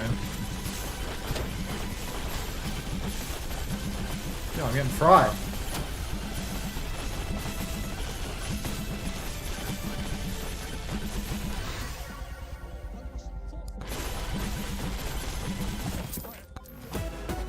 Where's the payout? What payout? I know nothing. I just work here, dude.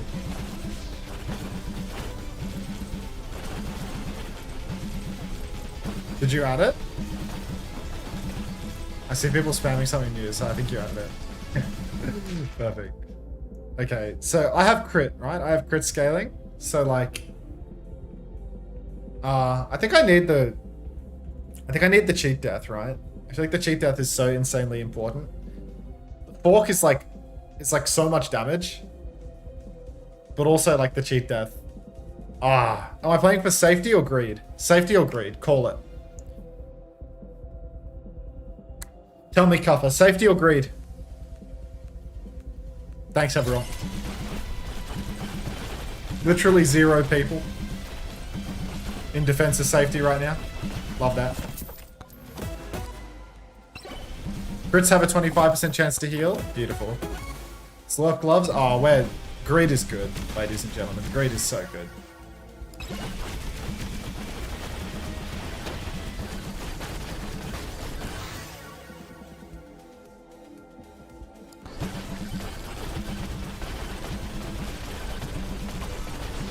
Oh, my damage is so bad. Like, the Flame Walker is genuinely the worst thing in the universe until I get, like, massive size, I think. What game is this? Mega Bonk.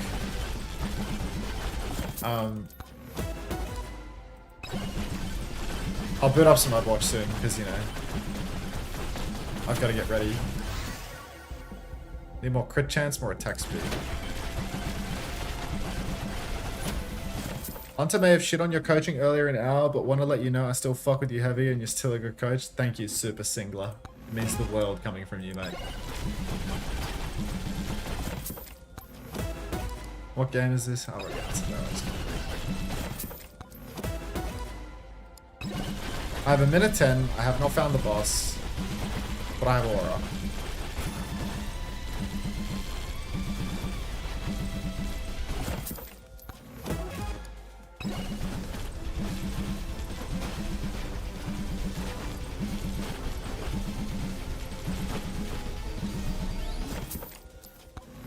I mean, the jumps just help me move, you know? Like, the jumps don't really...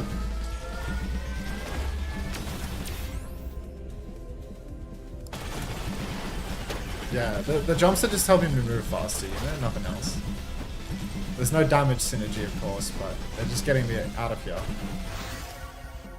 I think I really want these keys, right? I feel like these keys are crazy.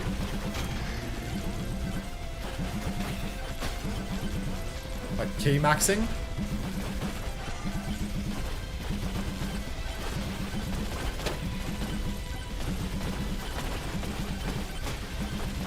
Think of all the box I can get with keys.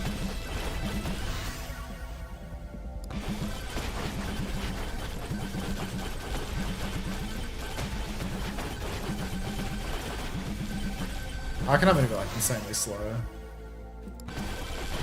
on the final boss because my damage is so crap.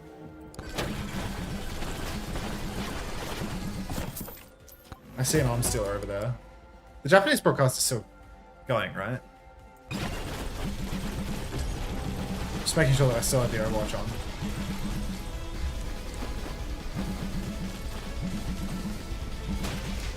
Am I taking like an insane throw level of risk right now? Mr. Crazy movement speed buff? Did I?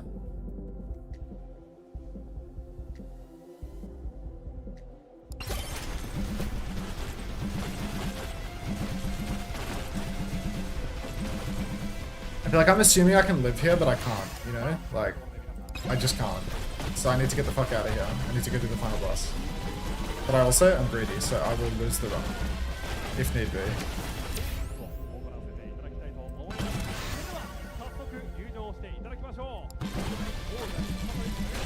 Dude, look how high I can jump.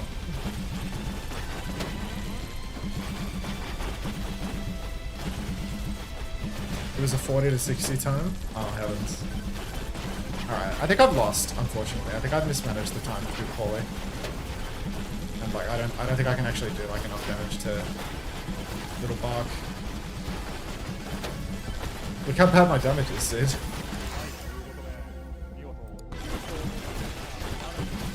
I literally do no damage.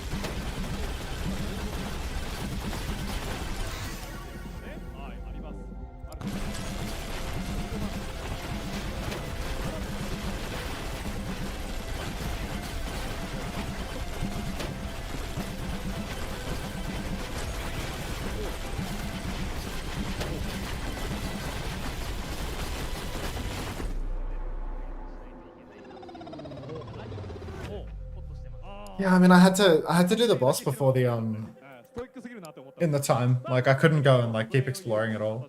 I'm back. Did VARREL win yet? Yeah, they did. It's over.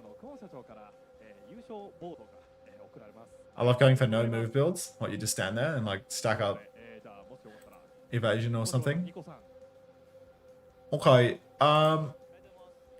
Do we have a Korean player in Japan at OWCS? Huh. Yeah, we might. This is the end of the victory screen for the good guys, you know? Alright, let's have a look at what's on tonight, actually, because I want to look at what games are coming. Look at them. This means the world to them. Let's have a look at what's on today.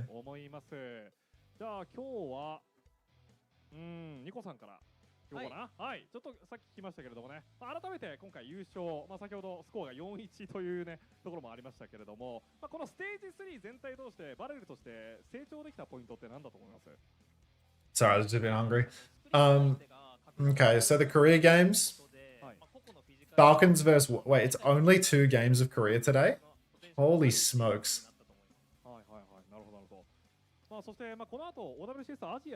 Dude, I am... Oh, fuck, like... I really want to do something for like the next hour, you know?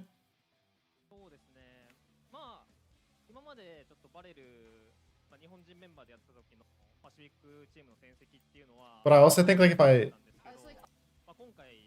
if I stop streaming now for an hour, then my view count will plummet to 0. You know, like I really want to get off the computer and like go have a little walk around in the sunlight. Can you see how the sun's up right now? I really want to go walk around in the sunlight, but as routine, get a quick play going. Are we gonna close the Preds? I just work here, dude.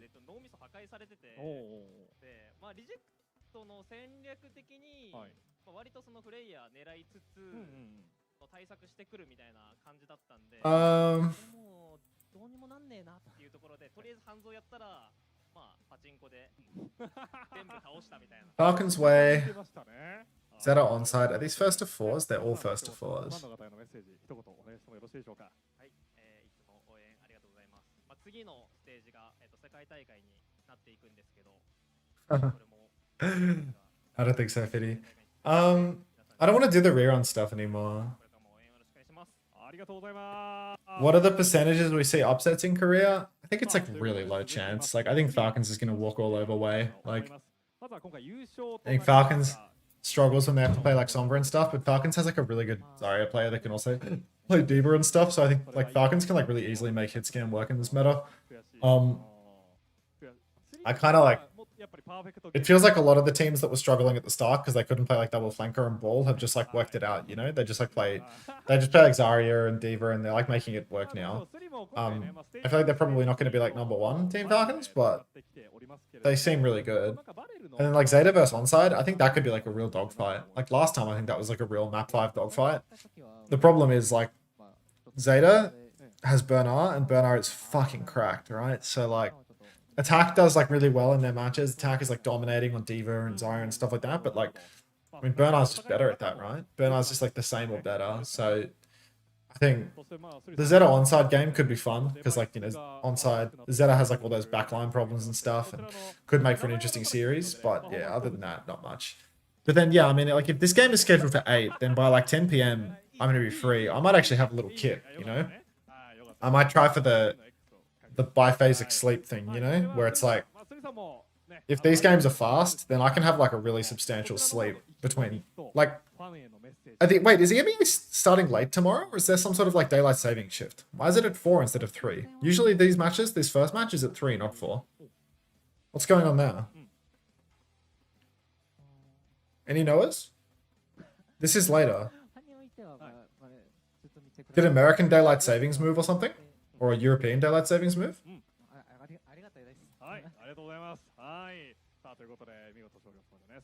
Let's check that it's the same. It's the same on Wikipedia. That's huge. There's a massive break. Australia daylight savings. I feel like there's no shift for me yet. Oh. Daylight savings time begins at 2 a.m. on the first Sunday in October. It's just my daylight savings is shifting. Nothing is changing. Yeah, nothing is changing. And I'm putting my clock forward an hour, so I don't actually get any more sleep. I put my clock forward 1 hour. So that 4 a.m. is actually still 3 a.m. Nothing changes. Fuck. Fuck! Okay.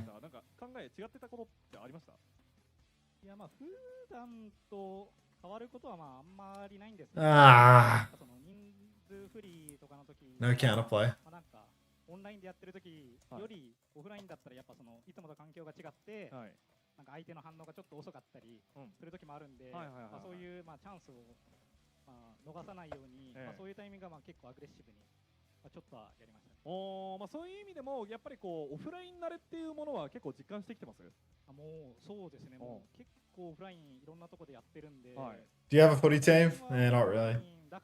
Back for the Bombers when I was young, but I don't really like. I don't know if care is the right word, but yeah, it's not like I really support a team. I think I'll just play Overwatch for now, to be honest. I'll stop bonking it for a bit. I'll bonk it when OWCS is on because it's a good thing to do, like in the queue. But I might as well just play Overwatch for an hour. Might take like a little 5-minute break now. Sort out a coffee and a meal and such. What state are you from, Buzzy Brigadier? But yeah, sort out a coffee and something to eat.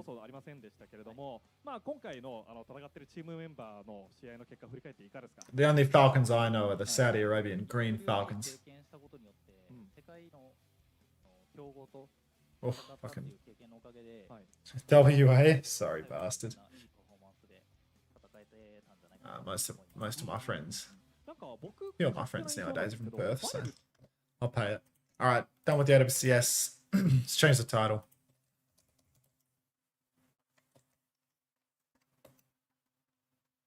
Finding out this Yakubian beast is live because he got on my YouTube front page. Okay. Not Japan Grand Finals. OWCS drops. Korea. What is it? What tournament even is it? Korea Regional Playoffs.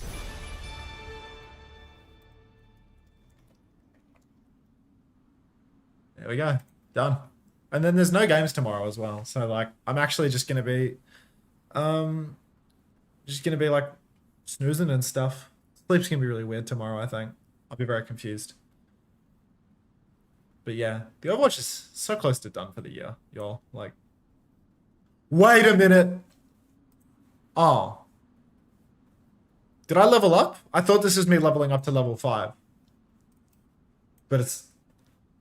Did I go down and then up while I was offline? What does that even mean?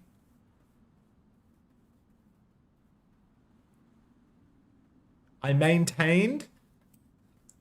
Oh, you just missed the games, homosexual. You just randomly get XP? Oh, okay. I want level 5, man.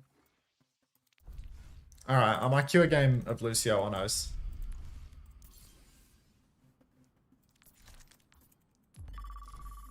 Actually, I'll play damage plus support so I can get a damage pop and throw a game on damage and then pivot afterwards. Hey, Rowan, be nice. Endorsement demotion protection endorses you, encourages you to be a good boy so you get rewarded. By the way, if you're watching on the YouTube stream, I am going to end the YouTube stream right now because I'm going to have to start a new one to change the VOD for the Korea. So might be a little bit unintuitive, but I'm going to stop the YouTube stream and then restart it on the next VOD, which is really fucking stupid, but that's just what happens when games flow into one another and I don't usually have a combo. Actually, should I just make a combo VOD? Should I just make... Yeah, I'll make a combo VOD, actually. Mari, are you there? Maybe Mari's gone to sleep by now. Oh, combo VOD's so bad. Combo VOD's so bad for, like, discoverability, you know? Like, manually cut it. I mean, all I need to do is just change the title and put a new thumbnail on it. 2020. It's like Japan Grand Finals plus Korea Regional Playoffs, you know? Like, what's the thumbnail right now for Korea? Like, I'll have a look at what Murray's made because I'm pretty sure it's just private. There's no need for me to end the YouTube stream. Live.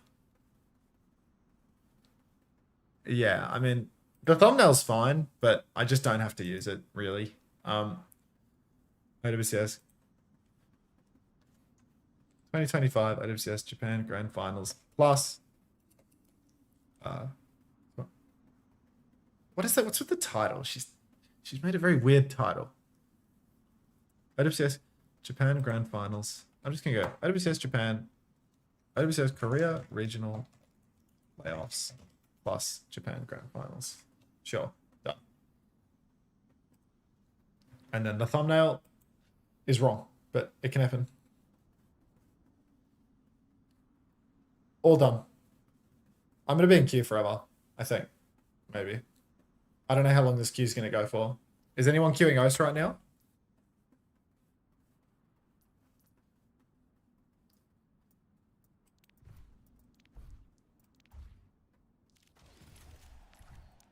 I probably shouldn't have. Oh, I popped. Nice. I forgot I was playing DPS too. Vote for your map.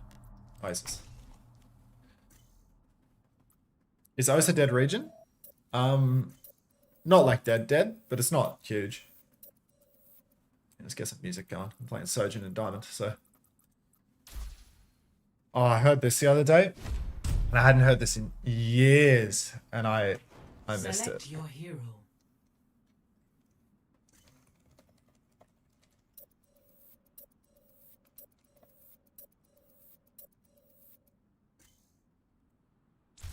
Select hero bands. Raining in Perth?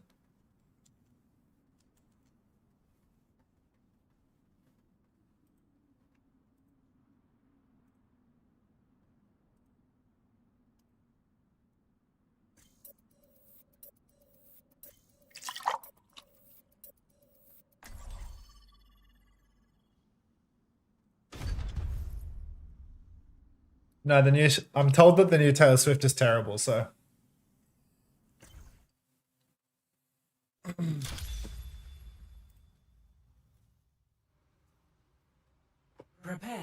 battle. Select your hero.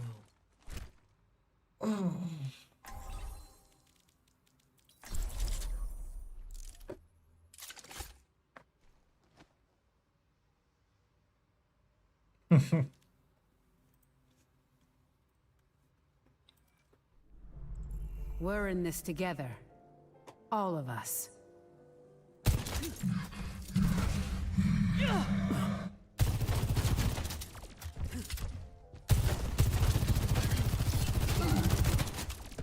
I thought my time in the field was done. But I guess you can't predict everything. 5, 4, 3, 2, 1. Initial diving in. Station.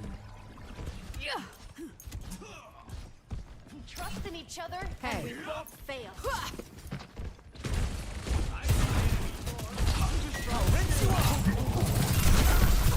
Dodge this. Flashpoint unlocks in 10 seconds. Railgun charge.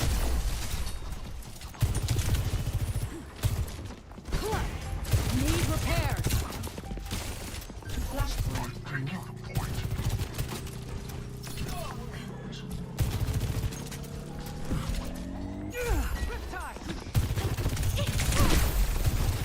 Disrupting. I need healing.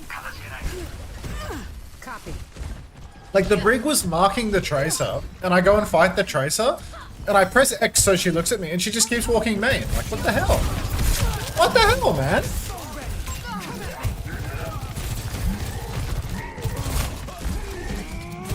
This is such a dangerous spot to be on, Surgeon. It's, like, important to poke, Not but so fast. it's such a bad spot. Railgun powered and ready to fire. I want to rail once. Slow. Now I'm just main side with everyone. It's so bad. I guess I'm doubling it without tank, but like... Breaking them down. Team, hold the point. If I don't look at her, she can't see me. Yeah. I really wanted to like not be there, but I should have just slid, like, before Hazard ever shifted. I just knew that it was hell. I knew that I was in the worst spot possible, Good to but see you. I just stayed there anyway, like a bum. Why is it bad to poke at this choke? It's good to poke at the choke, but I'm standing somewhere where it's easy for the Hazard to slash on me and wall behind me and kill me. So, this is Bleach by Brockhampton. Railgun charged. Clear out.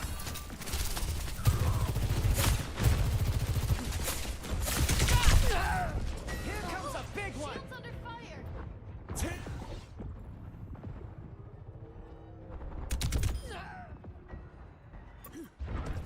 What am I missing? Disrupting.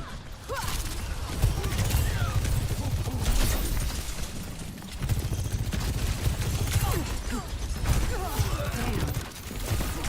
Feeling better. Thanks for the help. Pass into the iris. Station lost. Minor perk Outfought.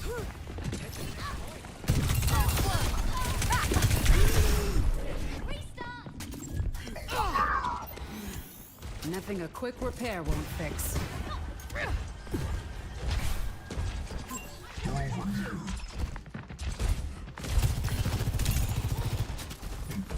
Flashpoint unlocked. Be nice? I'm trying. I'll talk out loud while I'm playing. I think that will improve your enjoyment. If I'm like quietly locked in, like it's bad, you know? Like it's not fun for anyone. I was quietly speed laughing when I fucking fed standing still just about, but this fight's over. We have no healing. Area denial.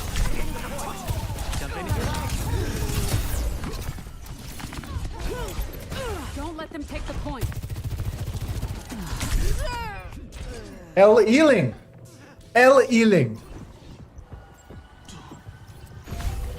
Okay. Good to see you. No help! Yeah, no, I can't go quiet, you know? It's such, I have to slide here and kill these supports. Railgun powered and Lay with the safety by my rallying bridge. You don't have turbo something terminal. Like, you're rallying, so you flail them away from you. Fucking bravo. Good to see you. No help.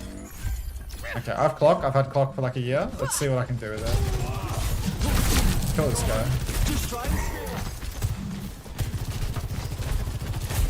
This guy's gonna slash at me.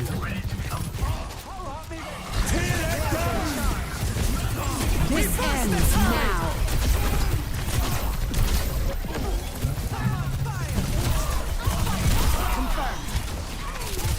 Recharging. Let's get back. We're up one right now.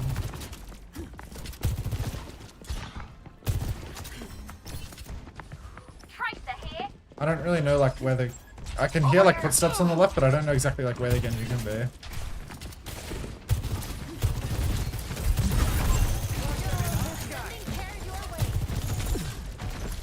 Go like low ground over here.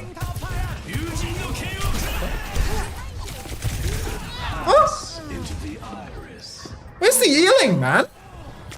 Fucking Genji dashed at me and I slid away. No healing?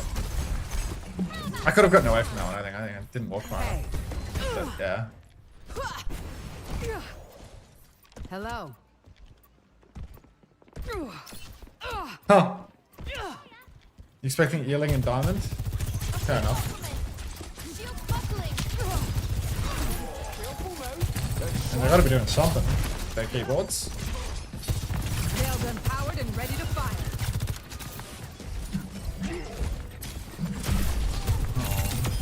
Me down. I guess when that's the standard of supports in the games, maybe it is quite unrealistic to expect healing. Like, the guy just beat me 20 times. I could have slipped backwards and lived. Humans? Any humans? Gonna need a new paint job after this. Fuck, that was crosshair. Secured. Attack the objective. Next flashpoint. Bazaar. 8 and 5 currently, but I'm not the problem, surely. How's this guy got 2k damage? He's been Genji for like forever, man. Damn. No one hit scans like the damage roll. Area denied. It's just grim. Trace is up here. I want to go right top. This high ground is good. It's a little bit worse when you face check the enemy Genji and you die. Feeling better. No! Flashpoint unlocked.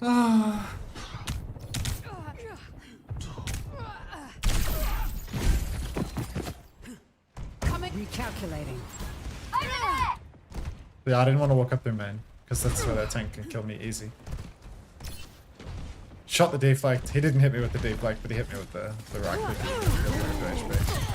Dodge this. So let's blame it on no health instead of the fact that fuck. It's so problematic.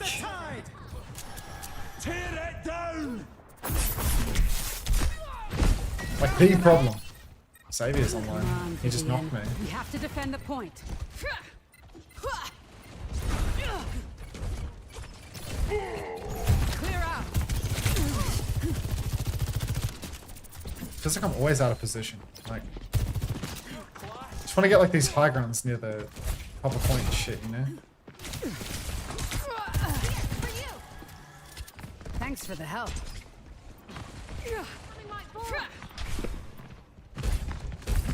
Breaking them down. Dude, like I cannot retake from this side.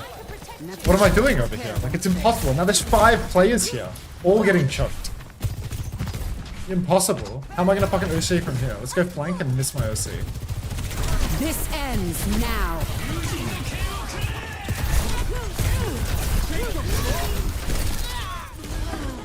Perfect.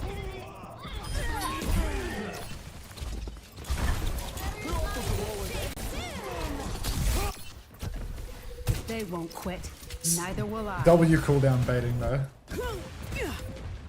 Yeah, let's go main. Let's touch the point. Not so fast. W touch.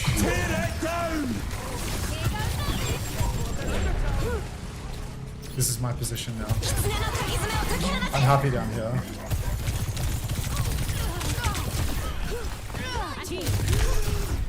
There's a mini there. Feeling better. Morning, Emmys. How you doing? Oh, fuck. 10-9? Next, flash Gameplay's not feeling cute? Would it change if I wrote the word cute in the title?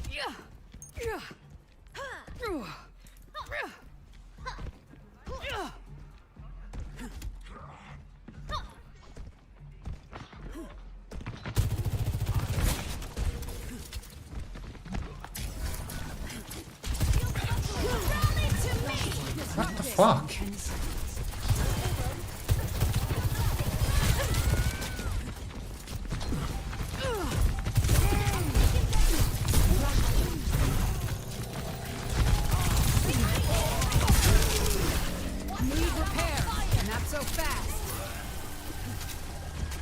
I don't know, the brings always running up me, you know, like every time.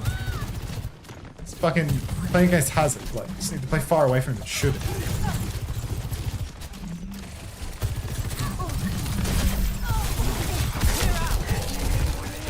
Demonic possession on the brig. This guy's terrible ever. Brig's dead. Patch me up.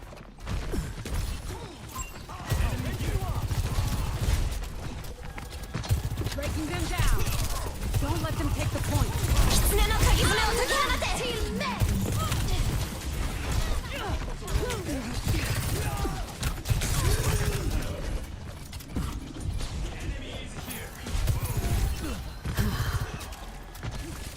The game started at 6 or 7. They started at 6. They started in 50 minutes. 6, 7.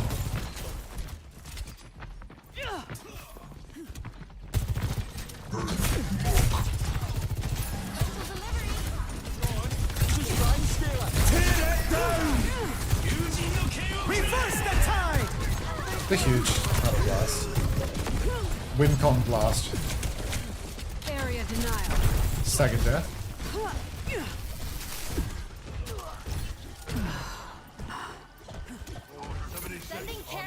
Nothing a quick repair won't Honk's hopefully fix. not dying.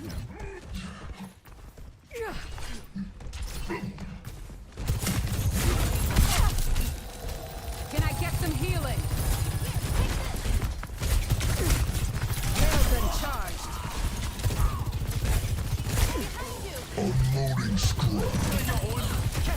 This ends Way now. sooner with whatever I've seen now.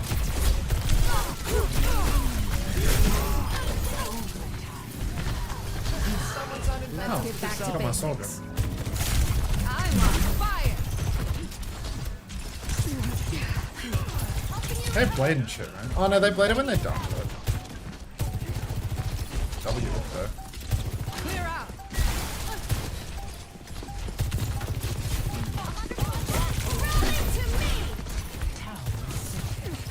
Probably a rally.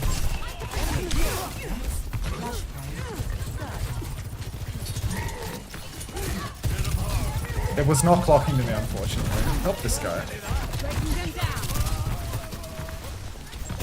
What's the point? Railgun powered and ready to fire. I'm on my game now. unlocks in 10 seconds. Dodge this.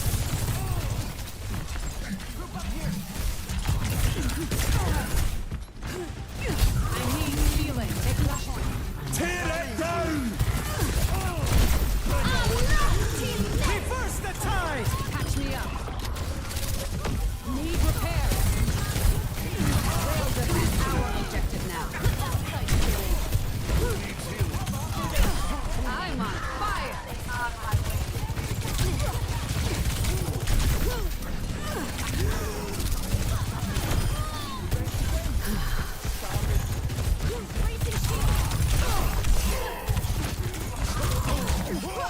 We've done it. I'm on fire. Come on, try This guy's the king of the self-cast titles. My ultimate is ready. Every time.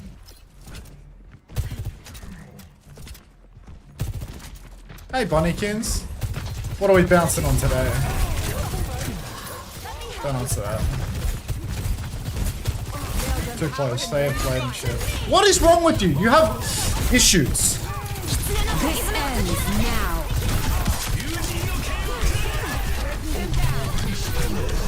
Watch out, I'm on fire!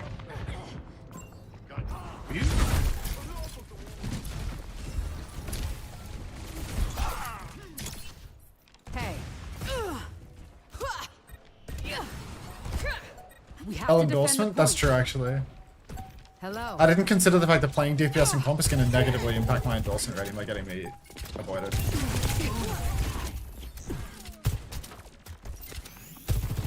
Feeling better. Railgun charged. I shouldn't have clocked. I should have just let it fucking throw the game. And then tried to pull for my own condition. Railgun still at full power. Hard to win by playing around a teammate that's that fucking unreal in ranked. Area denial. Nothing a quick repair won't fix. This is our objective now. That guy. Unfortunate. Game's done. Enemy contact. Oh, I needed to hit the fucking snare at the Brig's feet. Ah. What am I missing? Reverse the tide! Team men, it's time to save the world!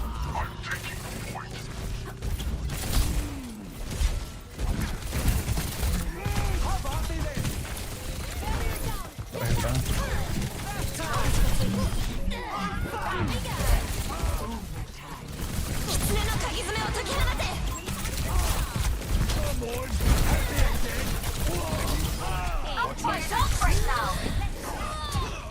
That was a bit of an L overtime situation from me, I'm afraid.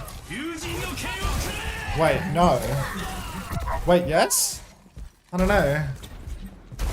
I know that someone's coming back. I did nothing in OT there. So if we lose, it's my fault, genuinely. Unloading scrap. Kill their supports.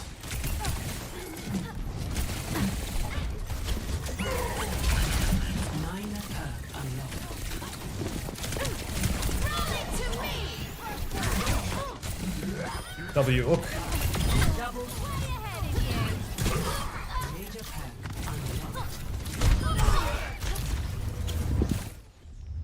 Victory.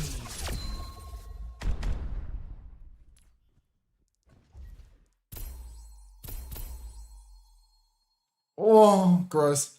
GG's, I was your brick. Can't believe you were 10 and 9 flaming XD. And welcome for the carry L2P.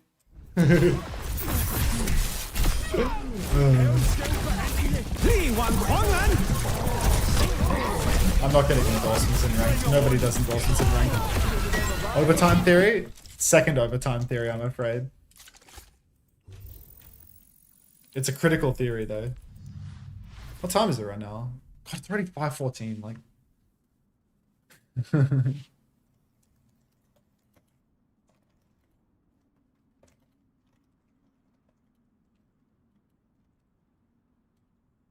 Almost Demon 1. Almost.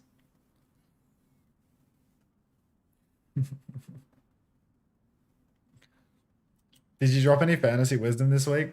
My fantasy wisdom was mostly like tapped out, to be honest. Like we're now at the stage of fantasy, like in these final couple of weeks, where it's like, you know, like you should be looking to pick up.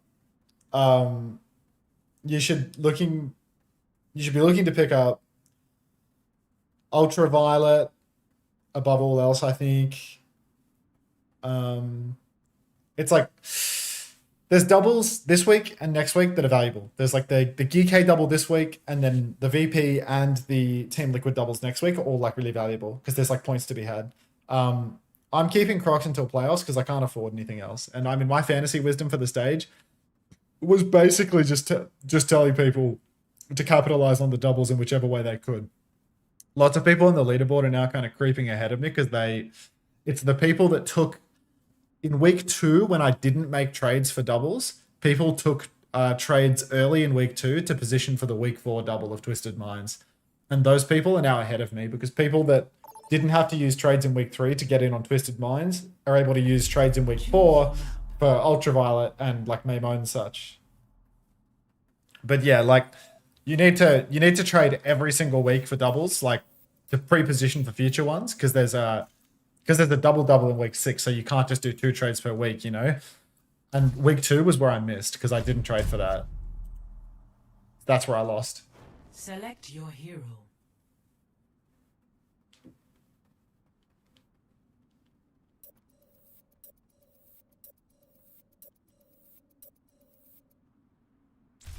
Select heroes to ban. Fucking hell.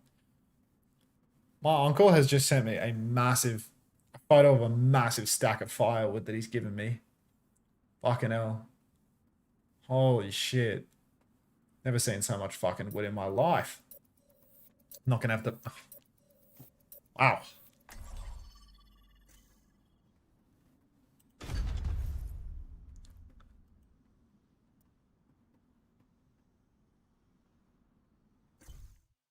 Do you, funnykins? Arriving at Watchpoint Gibraltar.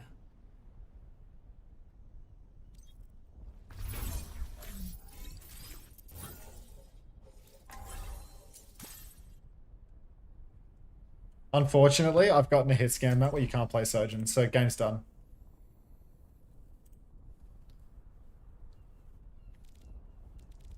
It's a Genji map. You can? I'm good on that though. It's Hanzo mode. Get lucky.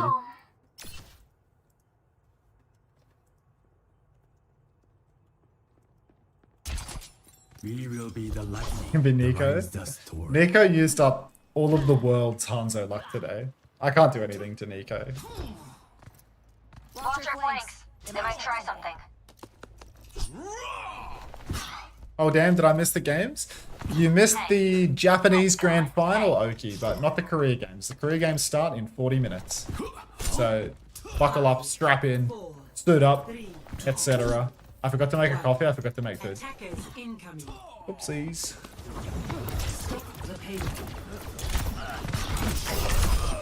Your actions continue to haunt you.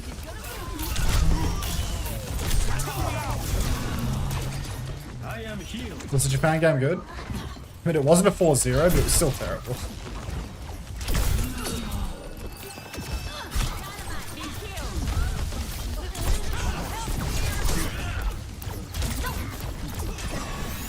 Suzu, god. Just any damage is a Suzu. Oh, shit. Nico's up top.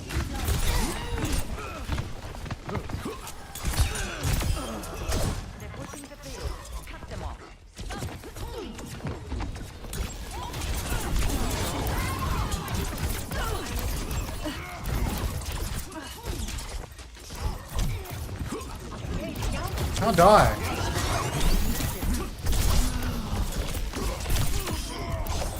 Enemy team have no Hanzo, whole game. We have all high ground. How anyone die? You can explain it to me in plain English.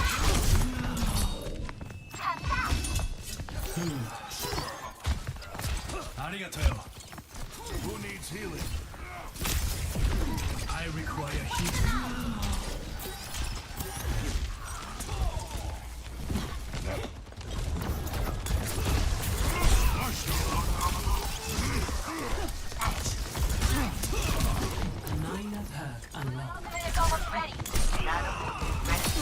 You guys are so unserious. Cute Susie. The hell? Kill this guy. Adaptive circuits engaged. A soldier copy? You will not find the answer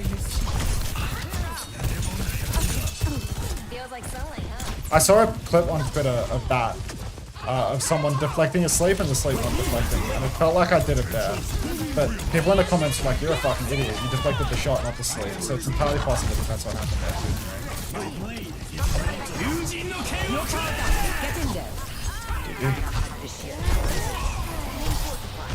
God, that was a lot of missed slashes, but still winnable somehow. Oh, I should be shot.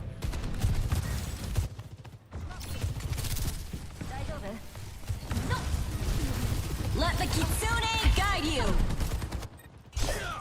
Finally, a real challenge. Fuck, we can low-key win. Feels like we're gonna C9. Let's kick this off. Low-key? No win there. I mean, I missed 2 slashes on the Winston after dashing at him. Like, I'm not doing shit. Payload has reached the check. Team, His journey. My name's Cassidy.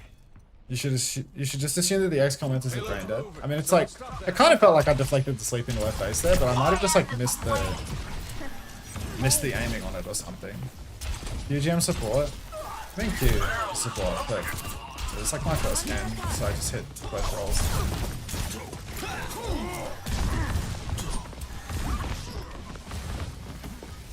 I believe they're talking about X.com, not OWCS.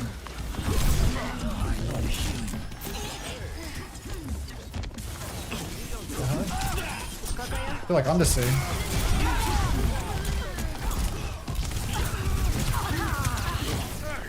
5 players up here? Or? Under my protection.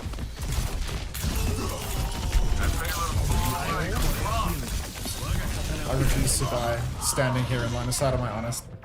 There's an Ilari behind me. I deserve to die. What the fuck? Why is there Ilari in my spawn? What is... I have no awareness. Enemy turret ahead. This ends now. Full hold to full push situation. How wonderful. Think you can take me? The fuck? It's go time. This guy's 2 and 4!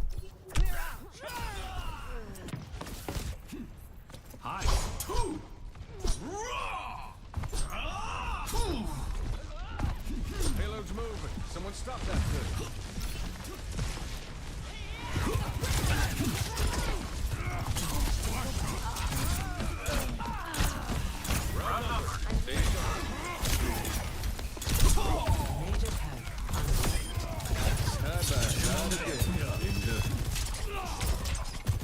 My ultimate is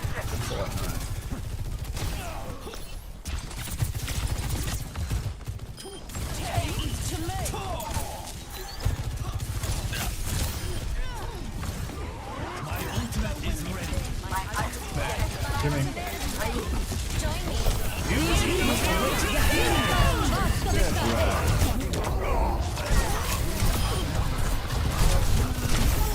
Ankles.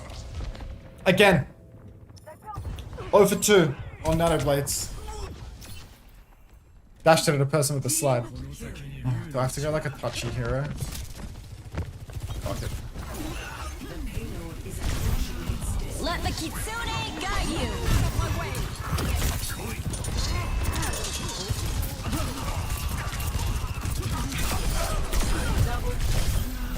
If we see 9 here, I will actually scream. Not so fast. Nice jump back damage from my Winston. Oh my god. Oh my god.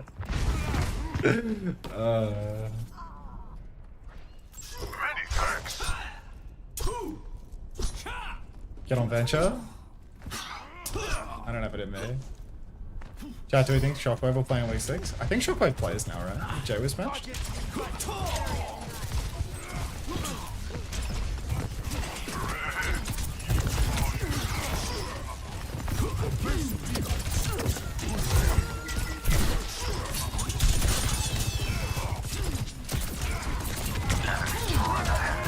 Insane left clicks in this corner.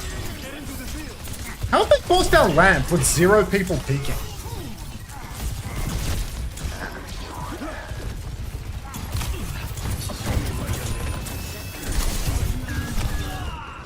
I wanted to go to the Nega, and I've just gone into the wall instead, so you get what you pay for. I deserve to this.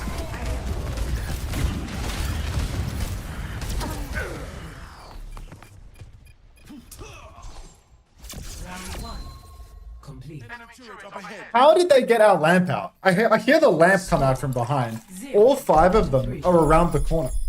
Like, what? Sides. Prepare to attack. Select your hero.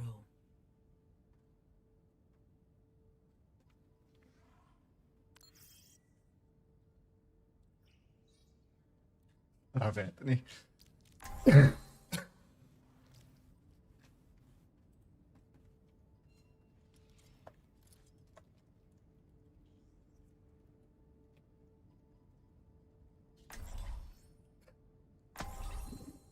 My DPS duo is 1 death away from being 6-7.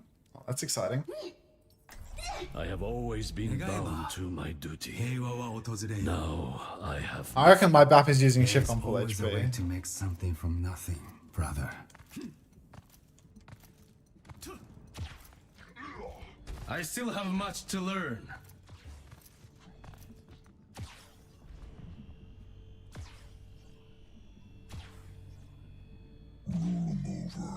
Roadhog style.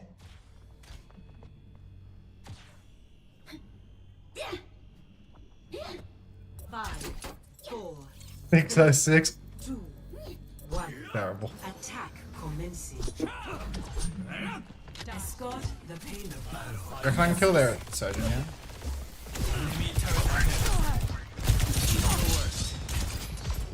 If I had hands, I could. Fuck! I thought she just dumped Rail. Did she shoot my Juno or am I just dumb? She just had.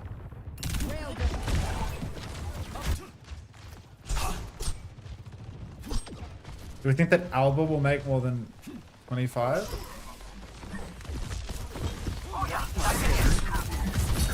feel like I'm not right-clicking when I'm doing this. Like I'm trying to do like the one-shot and I'm like not right-clicking before I melee or something. Like, am I even right-clicking?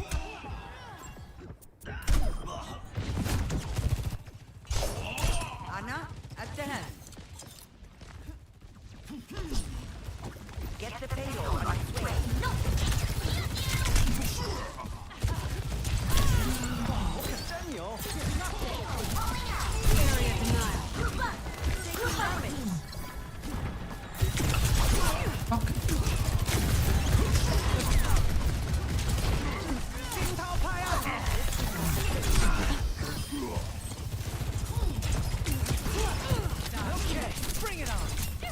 You don't keep pushing that, Diva? You're fucking not real.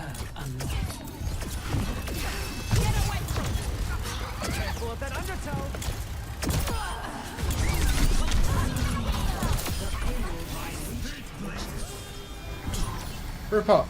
Group up.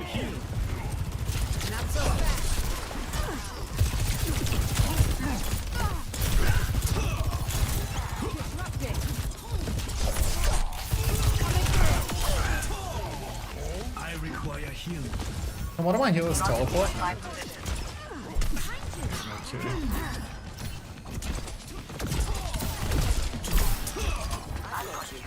Need an onside win tonight? It would be nice. I'd love a way win. I would love Falcons to not qualify.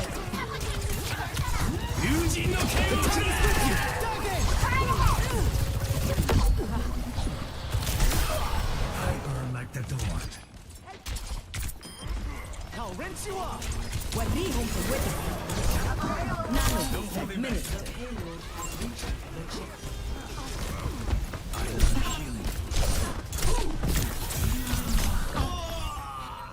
Again, good is unfortunately way too good for me. This guy's 16, 17 and 2.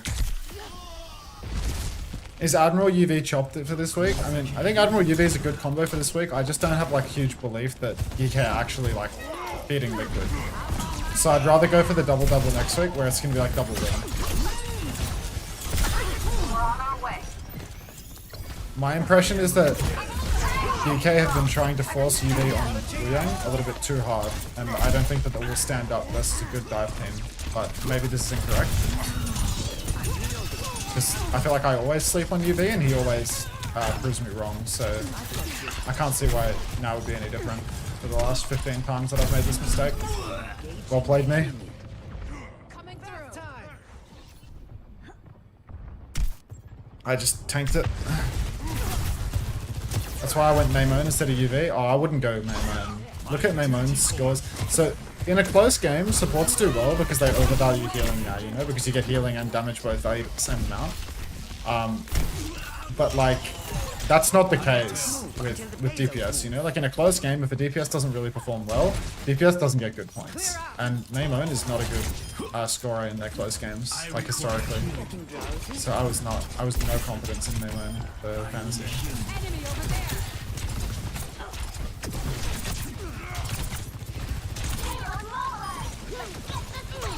It's go time.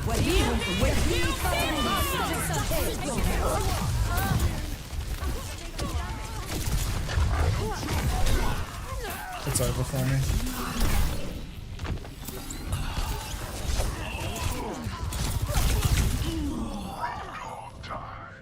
PvE Genji player? Yeah, I mean, I was thinking like, I gotta clear these turrets, you know? Because ain't nobody else gonna do it. Willies was 21. Yeah, I mean, like Vegas 20 and Wills is 21. How's that? What the hell is this?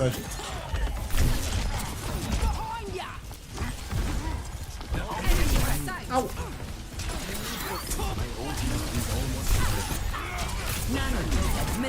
I'm unstoppable. Sim nano.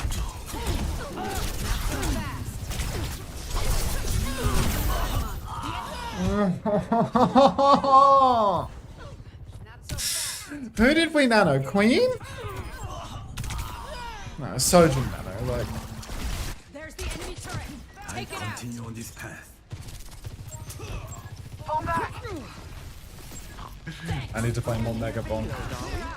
I need to get bonkier. My ultimate is ready. He can title blast me, right? Here comes the big one.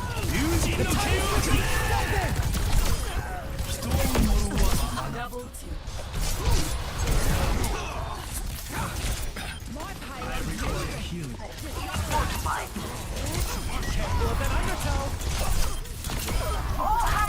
the queen. I need healing. This ends now.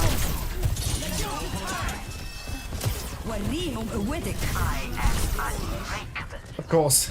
Of course. This guy that has been an absolute fucking hopeless robot all game long just does that. Just does that in the clutch. Let's take him to the white flag. First blood.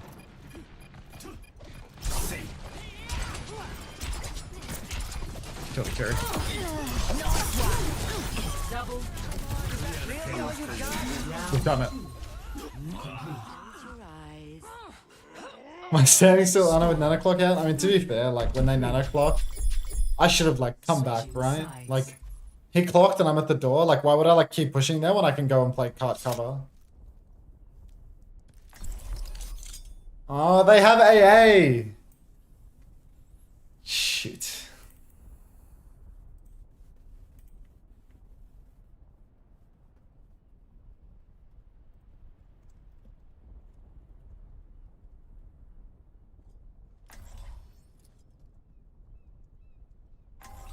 Major pack unlocked. I still have much to learn.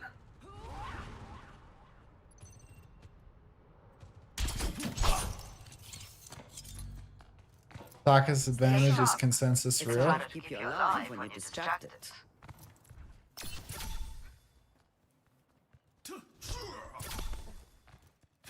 My cybernetic form came out great. Daylux really turned it around, though. But you asked to change? I learned too young that my body couldn't always keep up with me. Besides, it's hard to turn down rocket legs. 3, 2, 1. Attackers incoming. I'm under attack. Gummy Brockhampton. Payload. Let's finish this quick. Stop the payload.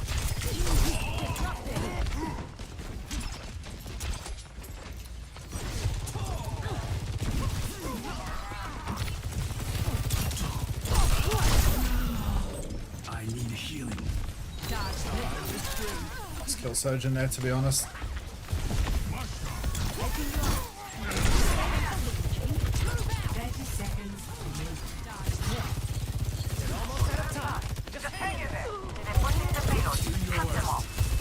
so lost. I'm missing everything in the clutch. This guy is so much better than me. He's actually just shit on me every fight. I actually can't deal with that honor. I continue on this path. No one can stop me! Why are you going on the only player with hands? Respect. I was trying to get the side for the Sodium, to be honest, and I wanted a mini because I was 160. Now we just have this like endless neutral here. Low key, PvE here. Kill the tree.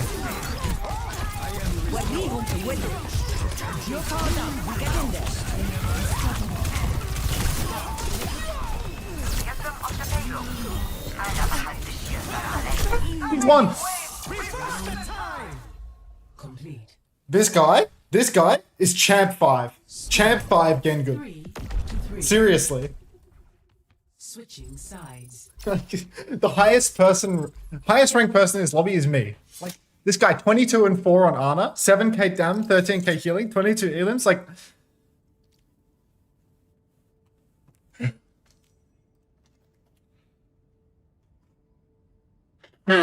best Ana in Diamond, possibly in the world. Attacker's advantage is too strong. They got so much push off me going on the Ana and losing the 1v1. Like so much push. I took the deflect heal perk. Do you use anyway? I make my own. With walnuts? Among other things.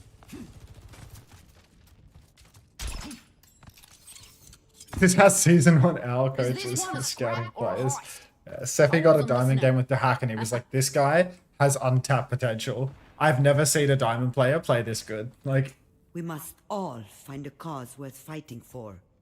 Alright, let's close it out.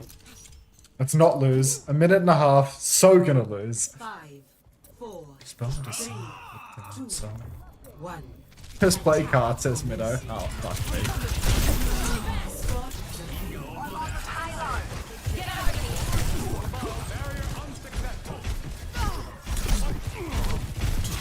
Oh.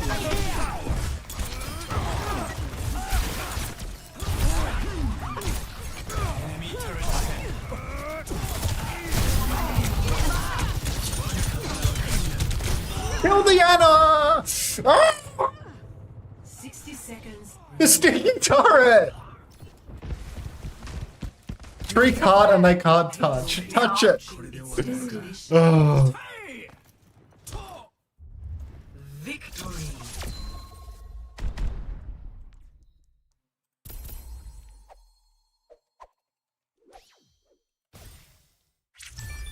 Play of the I should have PvE'd. 2 endorsers? Comp endorsers gotta be worth more. This guy was so shit all game. He's actually just soloed 3. Insane that this guy has soloed 3. Like, how has he done that? Absolute nonsense. Okay, I need to like make my coffee and get ready. I'm gonna be back in a couple of minutes, okay? I'll be back in a couple of minutes. So I will give you an Overwatch TV interview while I sit in the practice range because I need like at least 5 minutes, probably like closer to 10 minutes before the game starts because I haven't taken a break yet and we're 4 hours into the stream and I haven't had breakfast. Until you better get level 5 this season? No kidding. Like, no kidding. Someone needs to fill this saddle. Interview with the YouTube still running? I mean, Overwatch TV is not going to copyright strike me, mate. Alright.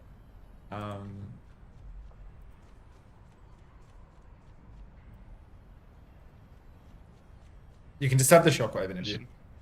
Yeah, for sure. And then moving on to Junkertown, you know, that became a Zarya, Lucio, Kiriko mirror, and it kind of felt a bit tougher for you guys here. You know, what, if anything, do you think was going wrong in this matchup for you and the team there? Grab back. I think first of all, it was wrong for me, like, just start on Freya. I think in that comp, like, she just in that mirror, like you want like a strong, really strong turn when you want to fight, and Freya's more, she just has like high damage all the time. And in the Zarya comp, like, that doesn't really matter because they're just gonna get beat, fucks, and they're gonna get energy. So, like, it's kind of like a really, really bad pick. I thought if I want to play something else than Soldier, maybe even like Soldier or Widow, like make some plays. But yeah, I think defense was just on a, yeah, it was just, that was kind of my bad. I think starting on that, and then attack, I don't know. It's, the thing is like that comp is so snowball. So if you lose one fight to like a pick or they make a play or something, I mean, it's so hard to win, you know. Yeah. So yeah, that map we didn't think too much of, you know. For sure. Yeah. Then next was Esperanza, which started strong for you guys on the ball again. You know, playing into the Zarya. Obviously, that's a pretty lopsided tank standoff. So, what's the main goal in this matchup for you? I mean, you want to like just surround them, right? Just get like 4, like 5 at times, right? Angles, and just keep shooting them. And that's again like they're gonna feel like stressed to do something, right? Because they're just like bleeding and they're getting shot from like 4 angles. So like they're so stressed and they're gonna like, oh, we need to do this, need to do that. And yeah, basically like you just, you know, like control everything and you annoy them and get ready for their like one turn, right? Because they're gonna, like, you know, Astro is gonna, he's gonna speed someone, or they're gonna come fast in some way, and you just have to survive that, and then you naturally kind of win. So. Gotcha. Yeah. Then they ended up swapping to Roadhog, and it seems like it got a little bit harder. So how did that Hog adjustment change the matchup for you? Yeah, I mean, Hog is, it's kind of annoying because he is just so unbelievably tanky. So they just like lopping on point, you know, and then okay, good luck. But then also like the hook and stuff is kind of negates ball value a bit. So I still don't think it's better. It just makes it harder for sure. But it just means that they can play for point a little bit easier because yeah, Zarya kind of just gets bullied, right? She can't really maintain herself. So yeah, but it's better swap, but I still don't think, you know, they have a better comp. For sure, yeah. They did end up, you know, almost having a big comeback in overtime. You know, they very nearly stole it. So I'm wondering what the comms and the game plan were like at this moment for you guys. You know, how did the team clutch it out? I mean, I think the biggest mistake we did was like the robot was around their bridge, like their choke, like overtime. I killed Seiko, and then we just kind of look and do nothing. Whereas like you gotta keep doing stuff on this comp and keep like going behind, taking angles, something, because that is the thing. If you just like on the same angle, shooting them, like they're gonna win, you know. So that in that moment, like the call was maybe a bit bad, and I don't know if it was stress or, you know, what it was. But then yeah, at the very end, honestly, I don't know. I think it was like pretty calm because such a big lead. Like realistically, if you just kind of chill and you don't just troll and like, it should just be an easy win, right? Because we have what, like at least 2 more fights, right? So yeah, honestly, like I don't know. I don't think like too hectic. Of course, naturally, right? It's like a little amped up, but yeah, nothing crazy. Just like talking, planning, like what we were doing and stuff. So. Gotcha. And then finally it went to Suravasa, where you yet again started well on the ball, but had a bit of a fumble when it came to your ultimates on the 3rd point, which led to a bit of a comp swap from the team. Prior to that moment, it felt like you were having a lot of success with the ball. So what was the thinking behind the Zarya and Sim swap here?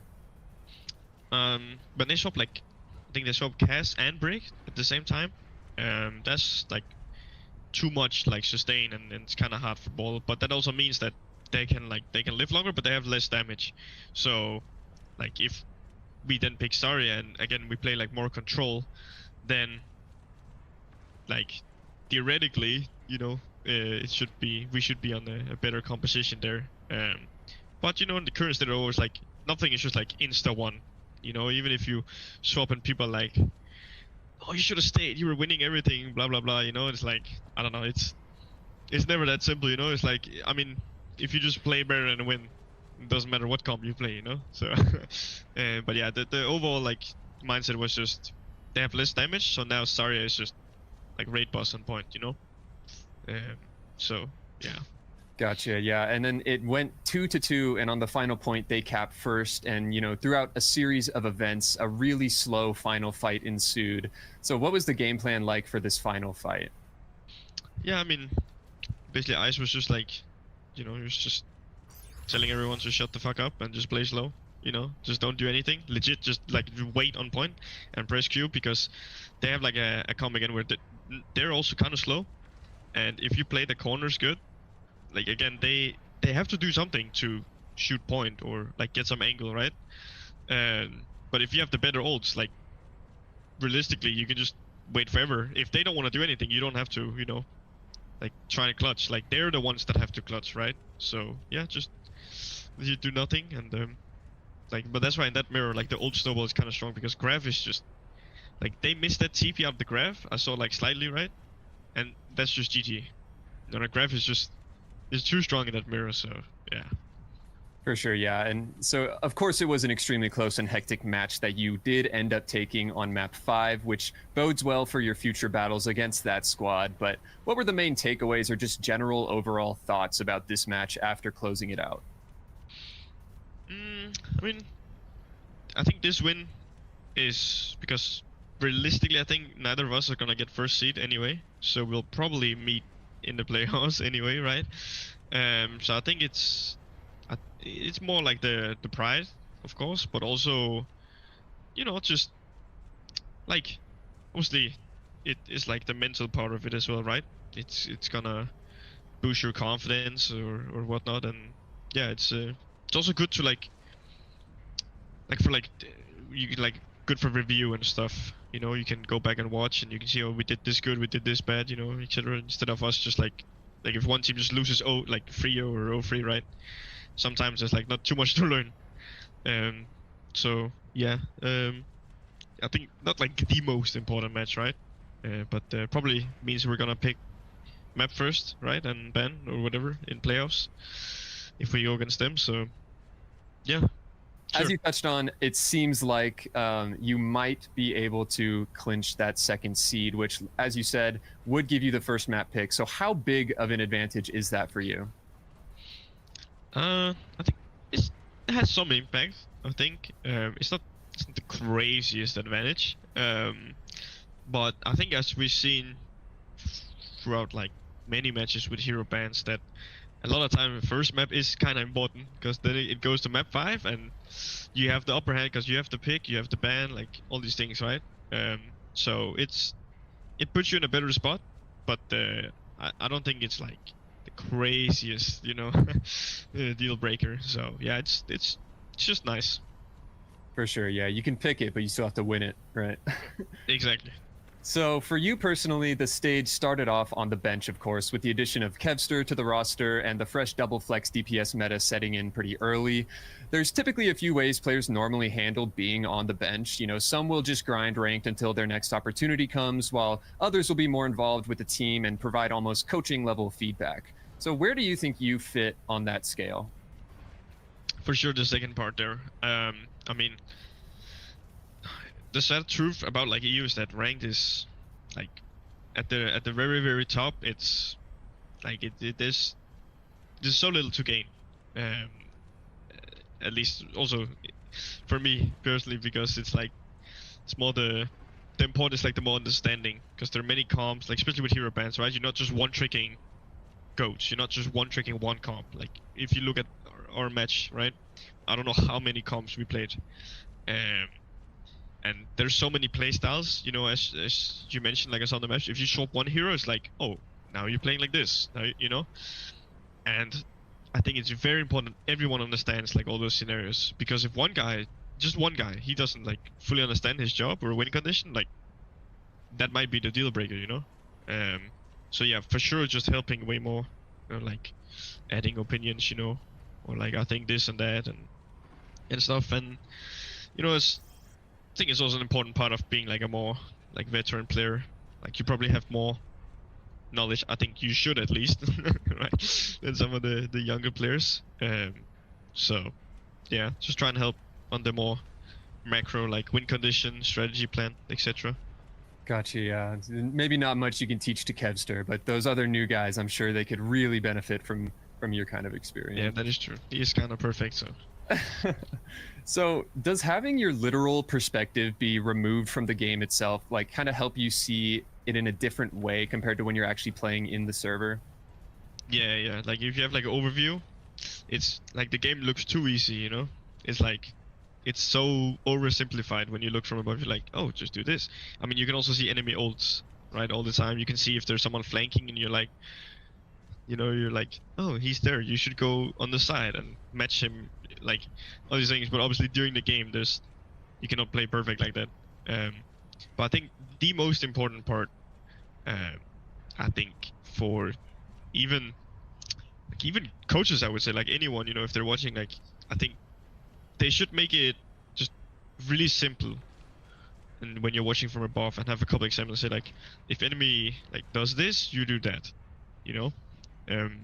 Just I think that's like because as an observer, it's way more easier, right, to look at things like that. So yeah, I think you should just like oversimplify stuff and really like drill it into people's like brain, you know, because like sometimes you can tell someone like I don't know how many times, right, the same thing, but until they like really get it and understand it, then you have to keep saying it, you know. So for sure, yeah. So you've been with Virtus Pro for quite a while now, and have had nearly a year in the team house, I believe. So how big of a difference do you think that has made for your season this year? I think overall it's way. Okay, we are back. Hey everyone. How are we?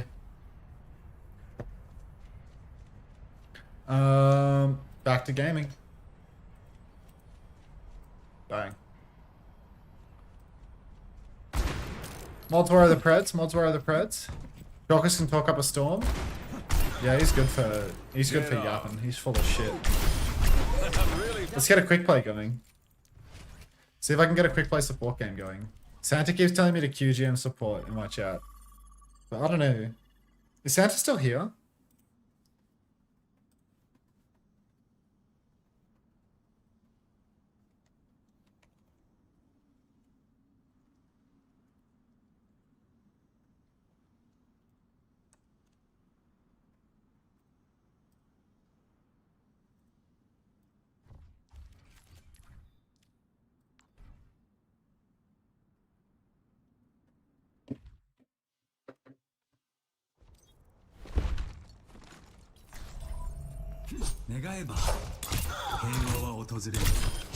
Precision is the way of the effective warrior. Double kill. Triple kill. The winds of death are strong. Thanks, Poop the Bed 7. Appreciate that. Would you like to go and watch Commander X's stream instead? Because he doesn't have any hair, so maybe you won't feel physically ill. Minor perk unlocked. My enemy's tongue.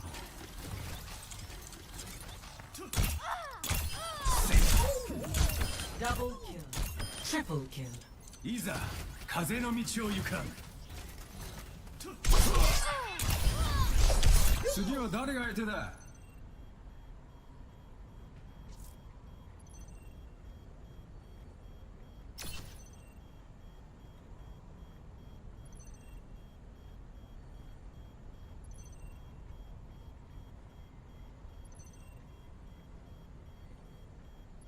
You don't have to shave it, just shape it. I mean, I'm gonna shave my face completely. I don't know, maybe tomorrow or something. I've been putting off shaving for days. But I gotta get rid of all my facial hair except for my mustache. And then, I mean, I don't know what I want to do with my hair, but it's like way too long. So I don't know. I need some like inspo to go to the hairdresser with. Because yeah, I need to like drastically change the hair on my head. I think it's like so out of control. Gotta go full 80s mullet. I mean, I have like the hair for it. I have enough hair to do it. I mean, I think I could definitely get like a proper 80s mullet with like the amount of shag that I have right now. I mean, this used to be a mullet. This used to be a mullet. It's just kept growing. Double kill.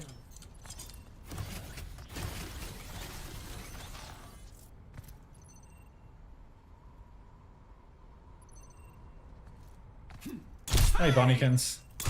Everybody bounce with Bunnykins. Double kill.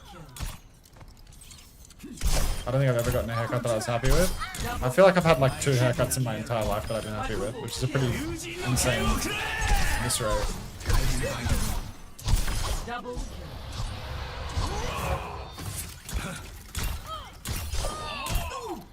Double kill. Triple kill.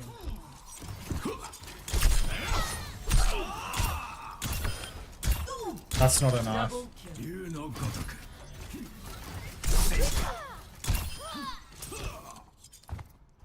I need to get level 5 endorse. Why is it so hard?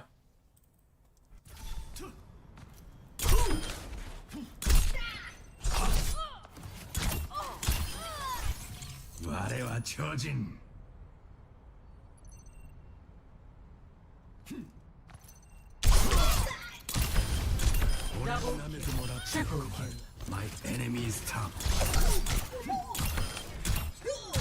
Double kill. Triple kill.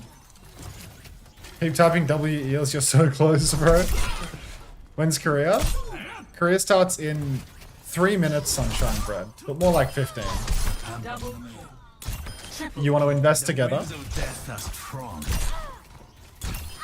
You tapping in? Double kill. Triple kill. So you got that Jared host today. I was gonna do the Japanese Grand Finals, and I was watching Progress stream. I was literally on my phone in bed. I was on my phone in bed, and I'm watching Jared stream, and he says, "Who wants the host?" Ah, I'm finishing. Who wants the host? And I'm like, if I wasn't watching your stream in bed right now, he might have hosted me. You know, like I might have chopped it. Yeah, Froggy, you know, my close friend. We're tight like that, so I call him by his first name. But yeah, just watching him stream, and he's like, "Who wants the host?" I'm just like, holy shit. Like, I'm in bed, I'm hearing him say it, and my fat ass is just laying in bed 30 minutes before the games, and I'm like, I can't fucking believe this. Like, I was so angry with myself. Like, oh. I'm running 10 minutes of ads right now. Literally double it. Multiply that by 2.25, please. It's a disservice to the people that fell asleep for the stream to not be multiplying that by 2.25 right now. Double kill. Double kill. How many minutes are you running right now? 3. Select a map. When I don't have a host, and I just have... When I don't have a host and there's no, like, drop set viewership, I just run it low. Because, like, why run it high? Unter, is this a cozy place to farm drops? Possibly the coziest. Same as a good play. I mean, to be honest, like, all of my loyal viewers pretty much seem to be subscribed. Like, a very, very high proportion of my loyal viewers are subscribed. So I might as well try and trap some new viewers with low ad count rather than running a predatorily high amount, you know? Like, whether the number is high or low, it actually won't, like, massively change my revenue until a new drop set starts. And then when the new drop set starts, I'm going to touch the ad, slider in a very, a dangerous way. When are the new drops? You know what they say? Just go with the flow. When are the new... Does Unter qualify as an Oast Boy? I think it's actually incredible to think that I could ever lose my Oast Boy card when I have been like Oast representative for so many years. Like I can't believe that, you know? Like, that's unreal. Asking questions like that. I might be a little bit out of touch with the youth of today, but like, unreal. Hello, Doctor. Good morning. I'll wave at the Mercy. Hey. See if I can get a wave back. 5, 4, Fucking all girls, man. 3, 2, Oh, she gave it back. Yeah! attackers incoming. What was I saying? When are the new drops? New rank season. When's the new rank season? Tends to line up with that. How did I miss that Guardian wave?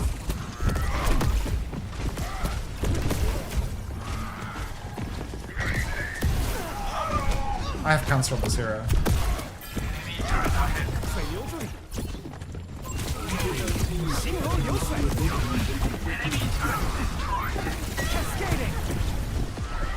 Oh! I don't want to die. I'll protect you. Come and get me.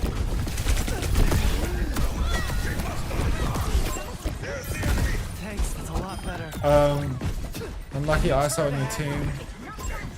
What's the deal with ISO? You see, this is how I lose my OSPOY card. Like, people from OS type in my chat saying unlucky that you got someone from OS in your game. And I don't know them. Is he like Rhinecom? You can count on me. Heroes never die.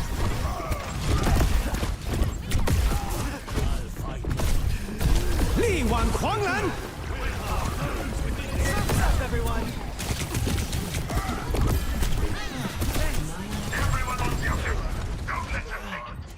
I'm so ass. I have 700 damage. Like, how do I look at his levels? Staple of OS quick play. Okay. 340 level Reinhardt. Hasn't played anything else ever. He's lucky there's no bans on quick play, eh? Yo. This is like a W clutch moment, you know? Like, I need to start glazing these guys for clutching.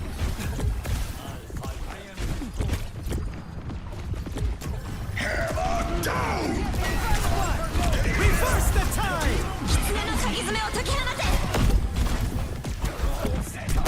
Was that endorsement worthy Bocket, be honest? Yo, the Kiri just packed up my team. Dude, I keep missing these fucking waves. How do I miss that?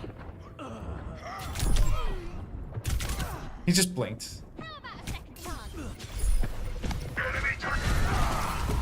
I've done 100 damage this life. Like, I'm playing low damage Wu Yang gameplay right now. It's unacceptable. The Wu Yang that I had in my Diamond comp game was essentially even on damage and healing, which means that I am officially a fucking robot, and I can't play this character to a diamond level.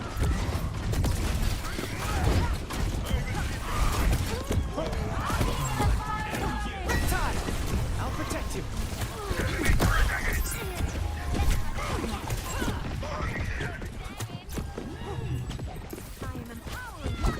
Ride the wave. Ah. Enemy turret ahead. Actually, such low damage gameplay. I need to be sharp. I'll keep you on your feet.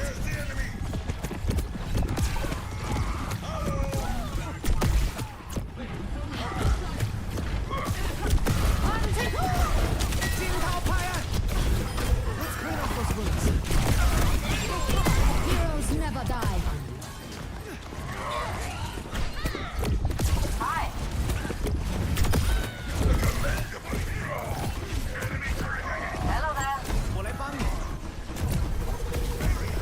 That's dropping the GG. What the hell?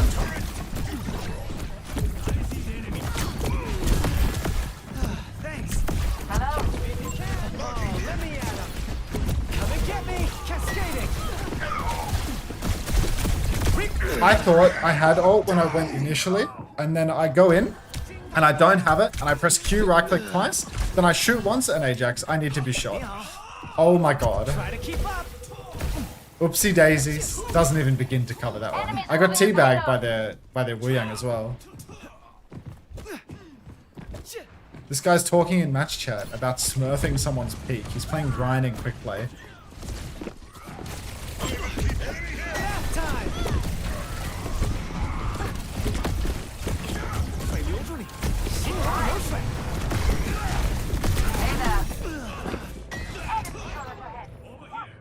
Hey Cinnabar, how you doing?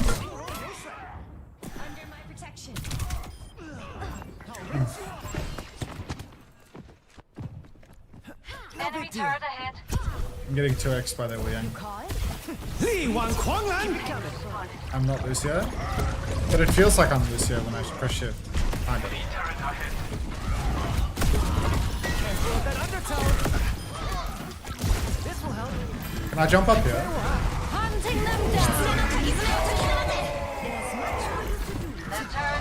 Hey, you got a touch, bro.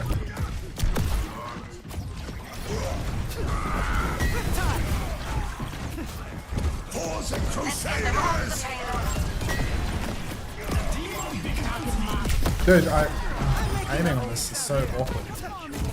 I've got to learn. I'm good, how are you? I'm okay, Cinnabar. Just having a regular old day.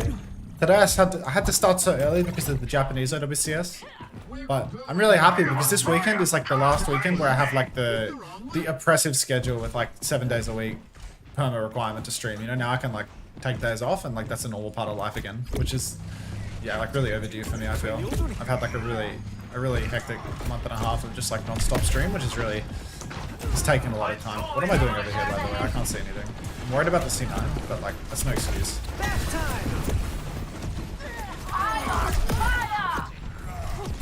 Enemy turret down.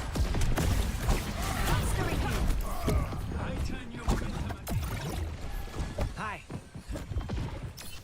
Hello.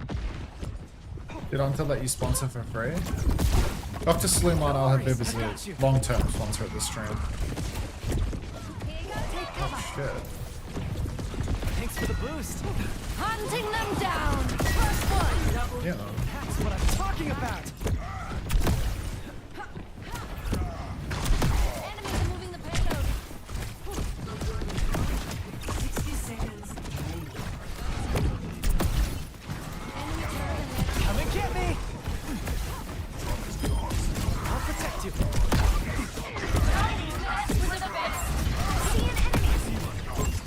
I'm having difficulty with the water orbs.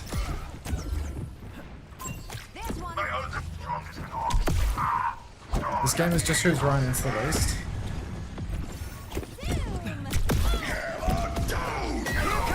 Never die. I was thinking every time I hit the orb at him, it doesn't happen. So let's just go for like a vibe-based orb. Hunting them down. Reverse the time. Get him, King.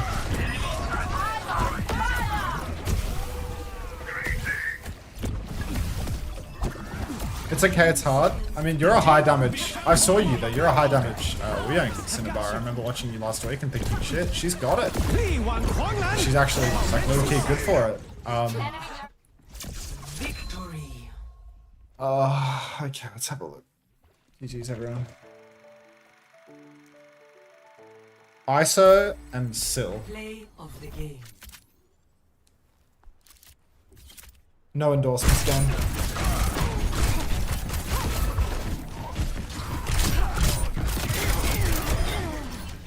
No endorsements, game. One endorsement.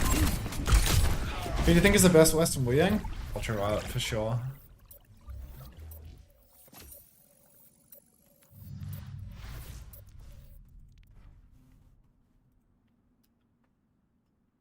We're not farming endorsements hard enough. So tell that to my 2 endorsements, buddy. Just got double tapped. Oh shit, my Genji SR has placed. How do you get hero SR? Do you have to play like a certain number of games? I have 2 elims per life. On Genji. Win 5? Okay. Thank you. Why don't I have hero SR on Lucio? How many games have I played? I'll do it. I have 2 elims per life on every character. I'm a high death player. Alright.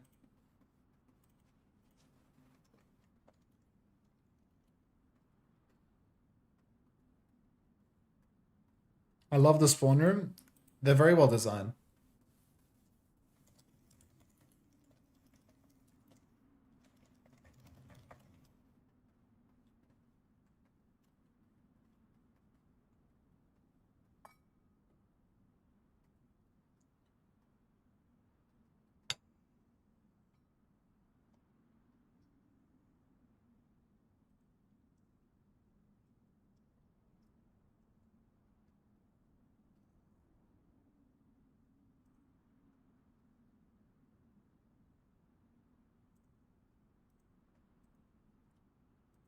Commander X, co-stream.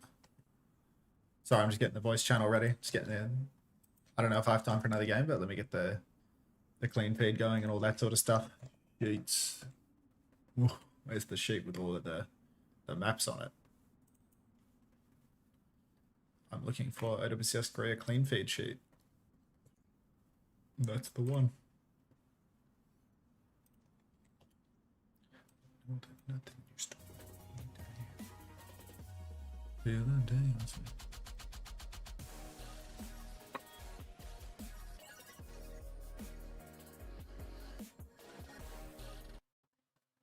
There you go. Sorted.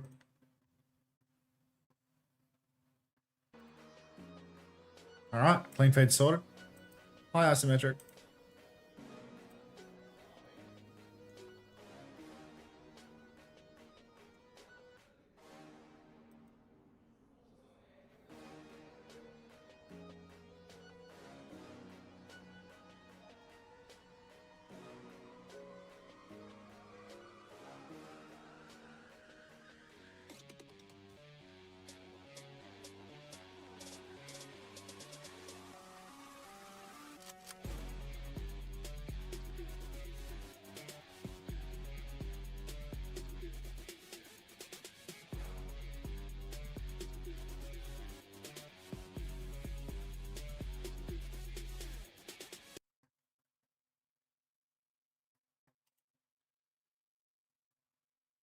Everyone say hi.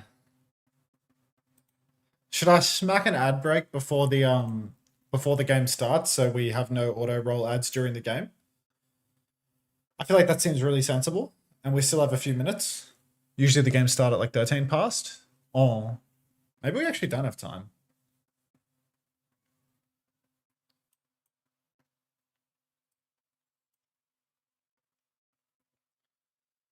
Okay, I'll do it now, because they're not going to be in game yet. They're literally sitting down at the computers. So I'll do it now, and then you won't have ads during game for sure.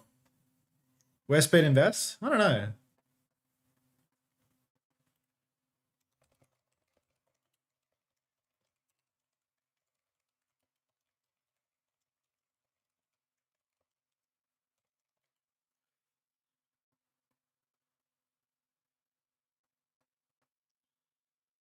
What's your fantasy roster this week? I thought you'd never ask.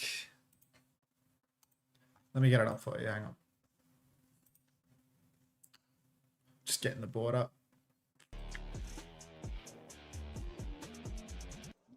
I just made support changes. I decided that I don't have enough faith in GK winning the match versus Team Liquid. So I'm not going to go into the ultraviolet double. So I'm going to do these two this week. And then next week I'm going to do double DPS. One from, I think, one Kevster. Yeah, so one Kevster in exchange for a checkmate, which is 24 for 24.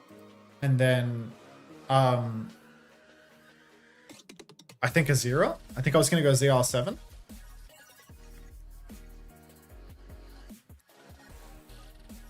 I'm a little worried about Team Liquid, like, throwing their match, but I think ZR7 is, like, a soulless player. So, like, he'll probably just play on-roll anyway, you know? Like, if Tree roll swaps, Zero will still be fine playing Tracer or something, you know?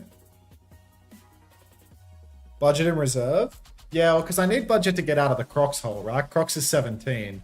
You get some bonus budget in playoffs. Like, I think they said it's going to be like 4 budget or 5 budget when playoffs come. And like right now with this, if I go Kevster for checkmate and then fun ZR7, then I have no additional budget in reserve, right? Like nothing. And then getting out of the Crocs hole will require me to downgrade on DPS, but I'm really okay to do that, to be honest. Because like, I have lots of trades available. I don't think I want to trade my supports or whatever. I'll have to trade Crocs in the playoffs week. But like, I can just go back down to a Quartz, you know? I'm happy to go back down to like a Quartz caliber player cost-wise. And like, what's important is just not missing any price increases. And like, now that Fixer and Vega are up at 23 and I got them before they got priced up, I have that budget forever, right? Like, all of my choices along here mean that I've gotten all the budget that I can out of these players, essentially. And I don't think I'm going to lose budget on Zero or Kevster, realistically. Like, 서먼 Morning. 선수가 안 계시긴 했지만 팀 팔콘 부산에 대한 We all good? 좋은 기억 가지고 있고요. All 그리고 good. 외팀 Yeah, more than likely, 부산 Miyui. 두 More than 명이다. likely. 이렇게 말하고 있습니다. 양팀 모두 부산 행티켓이 간절한 이 가운데 외팀이 사실 어제 이 자리에 오기까지 정말 힘겹게 경기 You ready for some high stakes Overwatch? 팔콘의 경우에도 Not really, 우리가 but- 누가 붙게 될 것인지 지켜보고 있을. Are you winning Completely. fantasy? No, 어제 IDQ. 경기 어떻게 So 보셨나요? there's no high stakes Overwatch coming. Is this no stakes Overwatch? It's not like complete. I think there is like a significant advantage to being in playoffs rather than play-ins once you get to the road to Korea tournament. But this like isn't. But This isn't an elimination game at all anymore, right? you can't Like, get eliminated. No. Yeah, everyone in this is still going to the road to Stockholm. Yeah. No It's just the stakes. Zeta's difference about to between- eat. Yeah. I think to be fair, I think there's still like the difference because there's 3 places in the director playoffs and 3 places in play-ins, and it's significantly better to be in playoffs. If you're in play-ins, you're just in a single elimination thing, and even if you are technically the favorite, oh fuck, it's just unnecessarily scary, right? To have to play a single elimination game to get your spot in playoffs. Like we saw with Way versus Onside, right? If that was single elimination yesterday, then Way have just absolutely shit the bed irreparably. But I think realistically for these games today, I mean, it would take a big fumbles from Falcons or Zeta for something to go wrong here. I could see Zeta fumbling. I know the stakes are low, so it's like Zeta's, it's how they thrive, but Yeah. The reverse merit.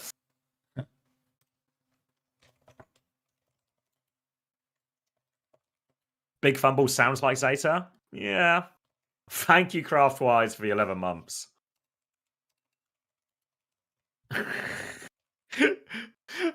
Just logged on to throw. How can you log on, throw all your points on Way, an outrageous gamble of all your life worth, and then just sleep easy on it? You'll be tossing and turning.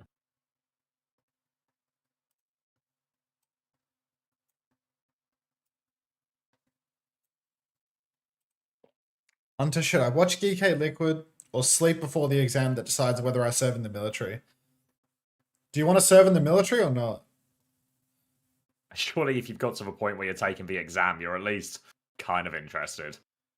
I mean, it's like a military exam, so surely like anyone could pass that. I'd probably watch the GK, right? Like, unless Wait, a good academic performance in the exam exempts you from the military, in which case I'd go to sleep. But I mean, that's such a better system. You have to pass the test, because if you don't pass the test, you have to go serve in the military. Yeah, like the military's full of drongos, so like I'm pretty sure like you'll be fine to ace that quiz, mate.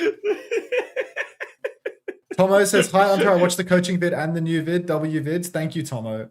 Oh. Has anyone watched the new vid? Actually, not the coaching one, but the new vid on my channel, because it's done horrific algorithmically, and I do wonder whether something went wrong with it. I felt that the first half was really slow because I was half asleep watching the Dilducks game, and that the second half was the more exciting part of the video, which is not great. But I was a little concerned about the first half.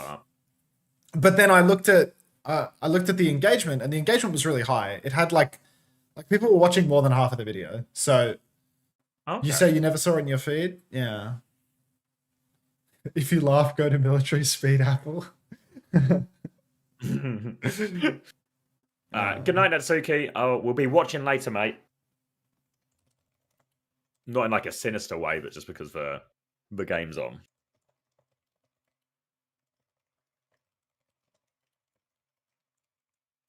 Are there games tomorrow? North America and EMEA, yes. China's on tomorrow as well, I believe. But no Korea.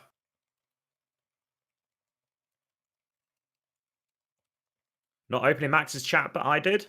Good on you, BS Lights. Can't guard Mike 96. Thanks for the tier 1. Welcome to the Parasocial Friends Club. Appreciate it, mate. Yeah, facts Chinese.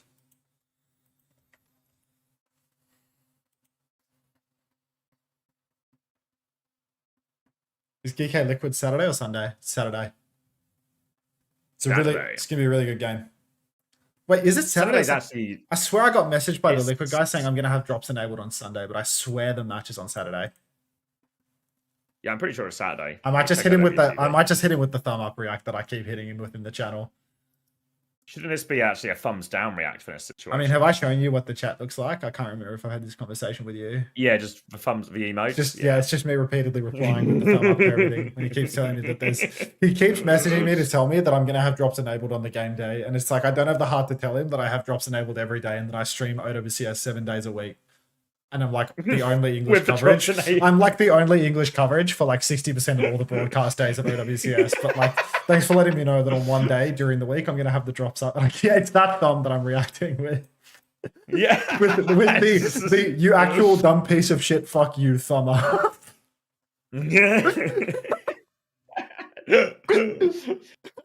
It's possible if you're someone attempting to employ or work with me or Max. 90% of the reactions you will get will be a sarcastic emote. So emoji.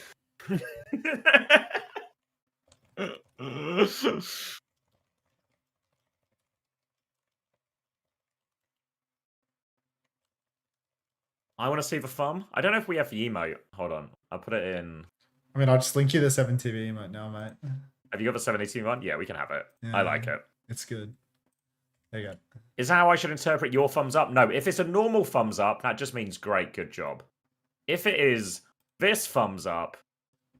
I mean, this thumb up has got me multiple jobs this year. Like, don't sleep on the you actual dumb piece of shit, fuck you, thumb up react in response to professional conversations. This is the employed thumb right there. Like, all right, let's tap in. Oh, some type of Overwatch is happening. Scary numbers, 29, 28, 27, 26, 25, 24. It just works. Thank you, Big Arms, Jacob, as well. For the look at the lighting behind Way. They're actually playing in pitch darkness. Ball versus D.Va. Team Falcons, they've cracked the code to winning in this meta. Play Harmon on D.Va. Get pre-fighted as proper. Great start for Team Falcons. If only this is an elimination game, I would love to see Falcons go down here, but unfortunately the stakes could not be lower. Well, that's why you don't want to have the single elimination game later. So you got to win this non-elimination game to avoid the single elimination game. It's quite simply elimination theory.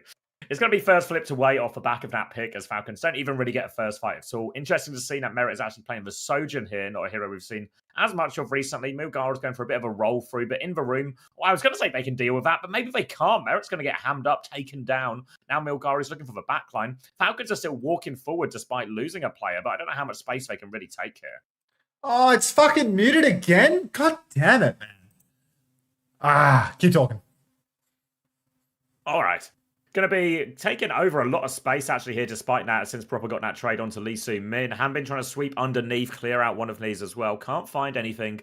Merit's going to be swinging now, has the high ground position. Few dinks, doesn't miss a shot onto Aid. He gets taken down. Now Merit's pushing forward, looking for it. Little dink onto the back line there. And well, you're going to be forced out, and Falcons just sort of muscle their way in.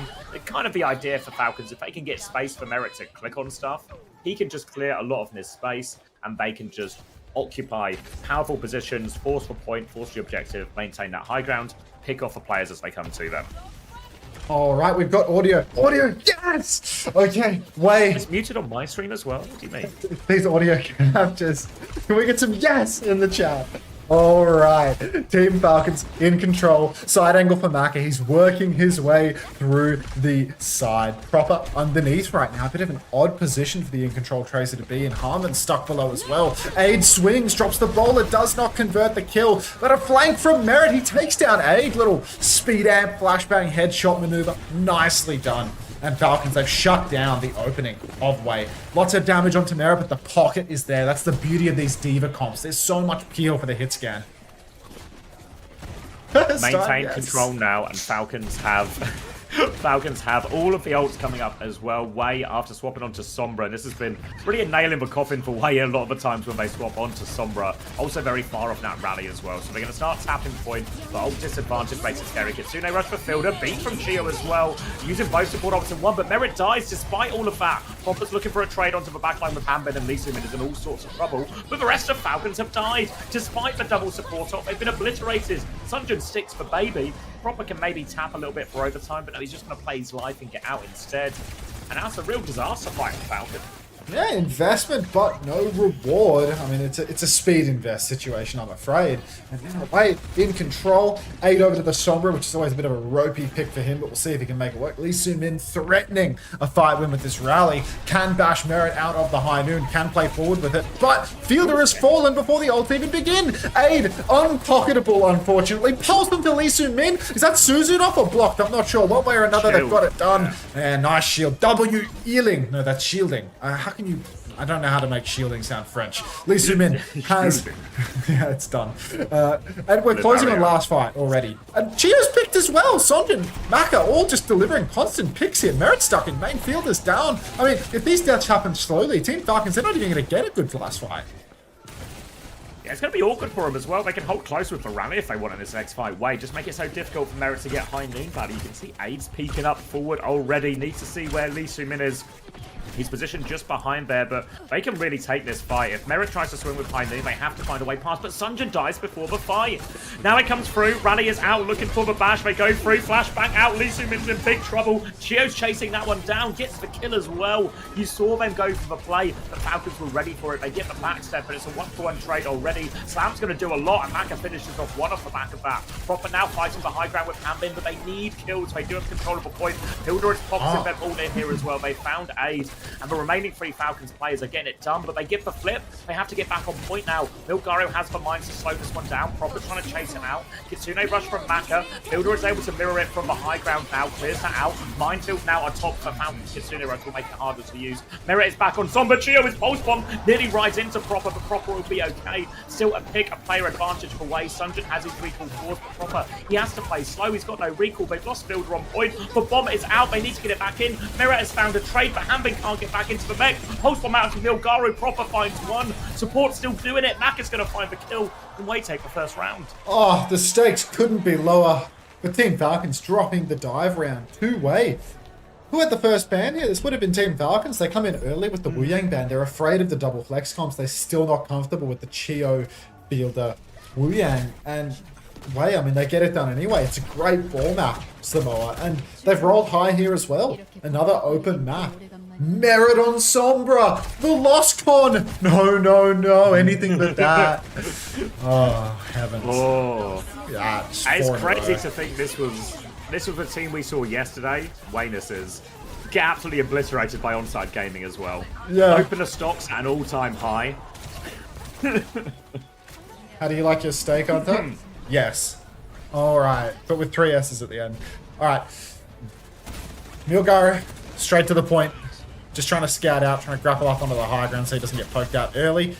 All good for the moment. You can see Wade swinging towards the open side of the map. Better space for the Freya. Easier to hold the long angle. Proper starts to set up. Getting ready for the pinch. Right now, Falcons are playing very, very slowly, though, just waiting for the unlock before they really start to take any risk. And Merit not actually on the Sombra, actually on the Freya. Sonjin goes for an early hit turn, but there's no follow-up whatsoever, and that's cost him his recall. Now Merit is swinging onto the objective, but he gets caught underneath. Can't updraft from down there, mate, and Milgaro is just going to take an easy kill. Bolts from Aid as well, connecting onto Chio. I feel like there's no way for Falcons to clutch this one out. Proper is off the map. Are they all just resetting? No. Proper is just off the map. They're on coast now. Now they choose to No, Hambin's going to try and get out. They're making the long way out. Hambin's down to half HP. They're really keen for that kill. Another slam comes through. Full pocket is available, though, so Fielder's actually crept a little bit ahead on the Kitsune rush charge now, but they have to play reset. Still want to see a replay of that, but at least him inside before the fight. Oh no, Lee Soo-min, such a critical death. Wei don't have the ultimates to tank this one, but they do have a pick on Merit, who's swapped over to Cassidy and instantly died. Sonjin, he's found another 2 frags. Down goes Merit, down goes Fielder to the pulse. Sonjin is on an absolute heater today. Apparently when he's not being mind controlled by Old Ocean's Kiriko, he's actually so incredibly good for it. Now Wei, 40% on the clock, only a pulse bomb invested thus far. Lee Soo-min, he's slow cooking this rally, but everyone else for Wei is hooning towards an ultimate. Great position for Wei to be in. Another slam comes through. Bola thrown in over top. Doesn't connect that one. Now Kitsune rush available for Fielder to launch onto the point here. Maka still needs 11% though, so they have to give a bit of space here. Wei, both their DPS are low as well, but Merit can't find the final blow on any of those. Milgaro low too. They come back through. Milgaro's using every bit of HP to keep it contested, but they can't. Falcons will get the flip before Maka gets his Kitsune rush. Yeah, Falcons really stealing this one away, to be honest. It feels like Wei could have had it. No, I mean, like, I don't know why this week is so heavy on haircut comments compared to, like, the last 6 weeks prior, you know? Like, it can't have changed that much in a week. Like, what changed this week? Maybe it's because, like, maybe it's because I have a beard as well. It, like, makes it worse, you know? It's just, like, more hair everywhere. Merit, Lee Min traded 1-for-1. Lee Min still doesn't have that rally. Milgaru's all over Chio, but Aid will fall as well. So, Wei, looks like they're not going to be finding their way back into this one. Bubble out from Milgaru, can't get a meaningful slam, and Falcons retain control. Wei still have good ultimates for their next retake, but time is ticking down.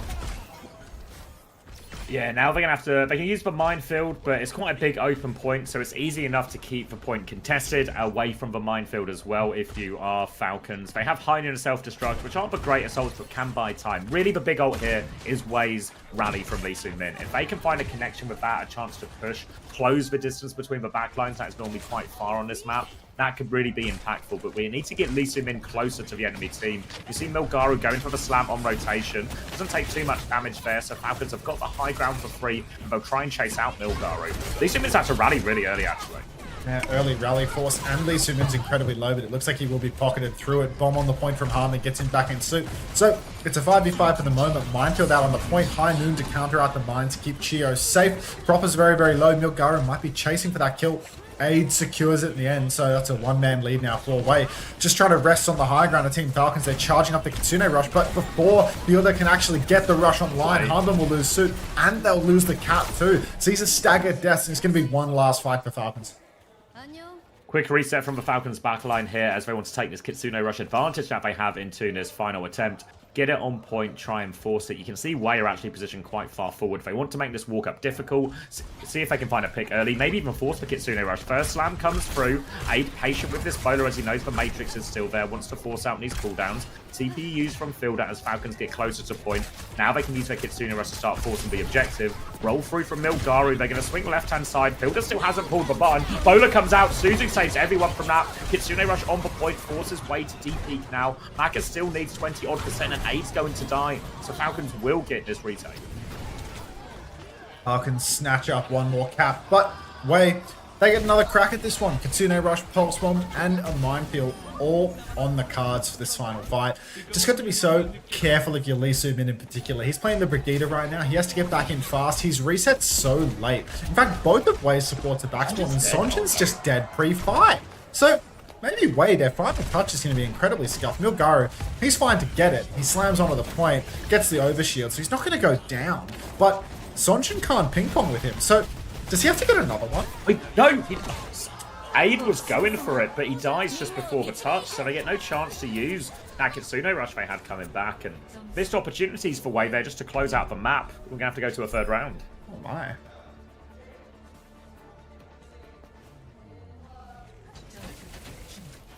Ah. What do we have here? Bit of Ramatra. I think the ball is a little bit more awkward on Volcano. I feel like not winning this map is the dagger for Wei, because Volcano just suits Harmon's hero pool so well. Meanwhile, I don't know what Milgaru can play here that doesn't get walked over. Now, looks like he's just going to keep committing to the ball. The same thing really applies to the Brig here too. Now, if Hanbin's going to be playing this Ramatra, it's just going to be so easy for Hanbin to connect with him in a lot of these situations. Same for Merit. So feels like this should be a harder one for Wei. They have to try and play distance, but it's one of the smallest points in the game, really. Merit's going to take that duel with Aid across the map. You can see Wei trying to play the more open side of the map, get all these different angles around point. It's on Falcons now to walk forward and try and clear him. I think they know where Milgaru is, but they can't get an angle to poke him out just yet. Right now, Aid is playing the coast, poking away. Big slam, actually. Double bolt connection onto Merit. He needs conversion. Hit the shot, Milgizzy. Come on. No conversion on that slam. And a double bolt. All the damage in the world. And instead, it's proper, just slicing through the backline of Wei. Sonjin, Aid down. Lee Min soon to follow. Absolutely insane. But that's the nature of this map. So safe to play inside the server room for Team Falcons, and Wei on the open angles just can't do anything. Lee Min now makes the swap over to the Lucio, needs to play a character with a gun because Brigida is so ineffective, and unfortunately he didn't mark out the one player that could actually deal damage to his team. If he blocked Tracer, perhaps things would have gone a little bit differently for them in that turn.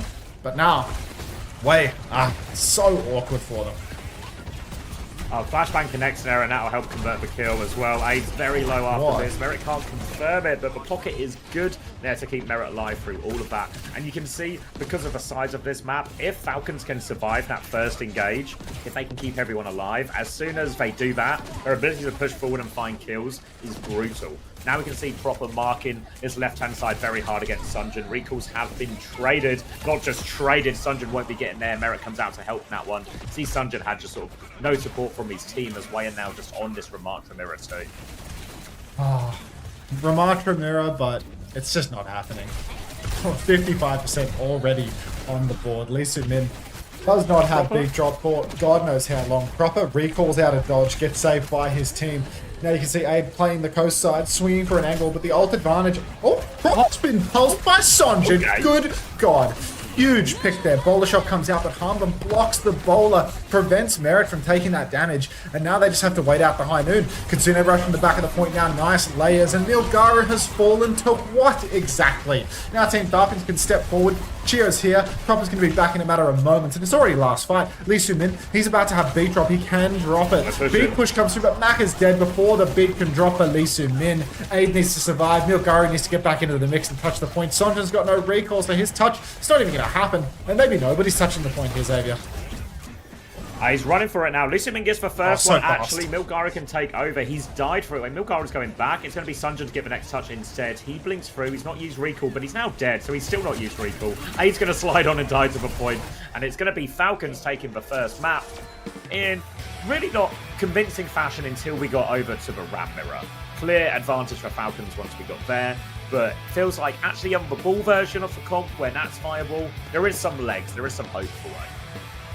Oh, I mean, I do think that there's just an element of when they're going to play double flex. Khalid says one side.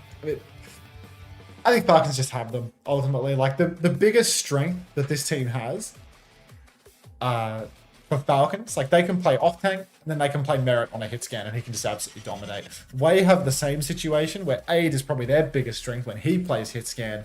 Unfortunately, they don't have an off-tank player that can pocket him at all. They need to play the ball versions of the hitscan comps, and ball seems to be getting weaker and weaker as the stage progresses. Feels like people are outplaying it more and more.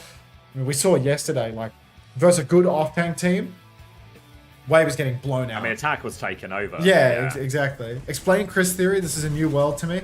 Someone in the chat can do it. Oh, okay. There's actually a command for it. Nice. Fuck Chris we got theory. Command as well. Yeah.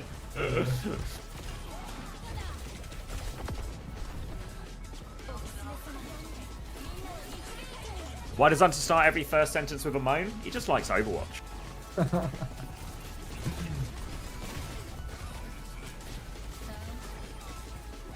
What has caused... How was the Japan finals? That's more a question for you, Max. How was it? Terrible. I saw there was a bit of fight back, right? Yeah, they started pushing back after they were down 0-3, but they could have taken a second map. Honestly, they threw like 3 maps in a row. Like, all 3 of the final maps, it was like Reject should have won all 3 of the final maps, but they're just the worst of the worst. Like their DPS Undersea, right? They've got like a 24-year-old Japanese DPS called Undersea who's just like, he's just playing Torb, and like every ult genuinely makes you want to claw your eyeballs out. Like, he's on Torb, he's on Sombra, and it's just so fucking plays like he's quite literally Undersea. He plays like he's 24 years old. Oh my god, did you see these kills from Dropper? Like, this guy. Yeah, he's actually...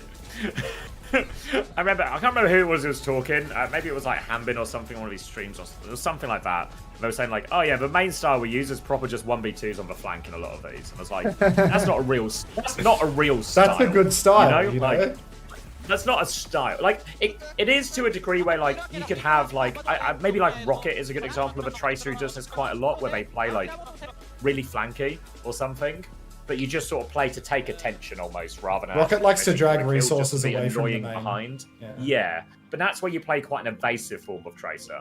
Like, Proper does, I guess, similar style in terms of the areas of the map and positioning, but he's also just winning these fights. Like, he shouldn't be able to win these fights, is the difference. Proper's just good for it. Just clutches up on the flank, pulls up, 1v2, 1v3, one clips 3 people. Like... Only proper. So proper equals rocket. Yeah, you probably missed out some of the nuance, but about yeah. Yeah, that's about there right. was no nuance. That was actually what he was saying, bar for bar. To explain proper's talent, I had to use rocket as for comparison. Yeah. Ooh. All right, grab a drink. You're in charge, mate.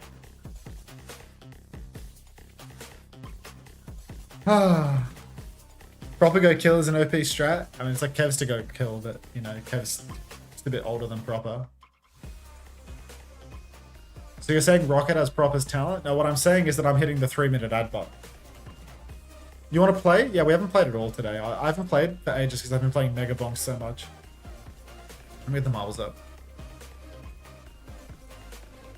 What are the consequences of these games? It's like prize money and seeding for the qualifier event to go to Stockholm.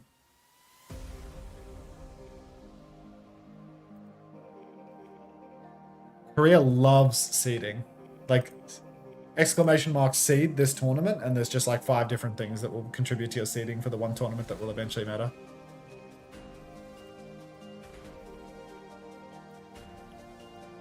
Let's find a map where we don't have a time.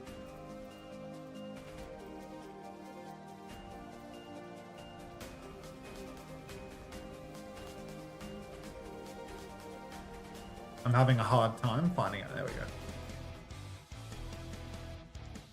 Alright. Do you want to play Mega Bonk? Me too, mate. Me too, would you believe? Alright, you have 1 minute to race. Watch Ghostly, yes.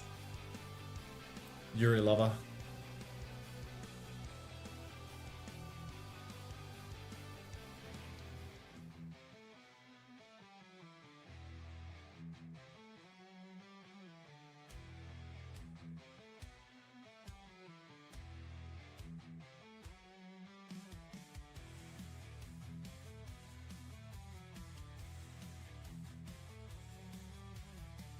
What's up there, Kookie? Korean game start. Tangerine respawn. Nicely done.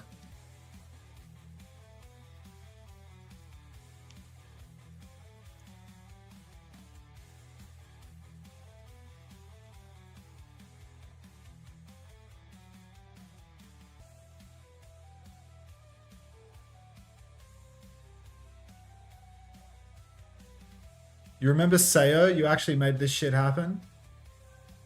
Are you Sayo? The Tracer player that I also ran into on WoW like years later? Am I thinking of the right person or am I mixing up names? 7 as a 7. I'm back. That's me, but I never played WoW. Oh, I guess there was another Tracer player that I ran into on WoW that I've like merged memories with you. G'day, mate. Small world. Thank you, Baxter, for the 10 months. Welcome back. Baxter. My match. Hey man, at least Undersea managed to use the EMP. It got 0 enemies during overtime, but at least he used it. Yeah, well, he threw his TP onto the card in overtime when he had a Tracer and a Winston to touch. Got unstealthed by a Sim turret and then EMP'd nothing. Well played, dude. Well fucking played in overtime. Had the perfect angle to get on the backline and get an EMP, throws his EMP into the middle of 5, throws himself into the middle of 5 people, EMP 0 of them. Like, come on, dude. Genuinely, it would be a waste of good copper to put him in the Brazen Bull. Like, seriously. It's a valuable resource, copper, as well. You can't just be wasting this on... Morning, Cat.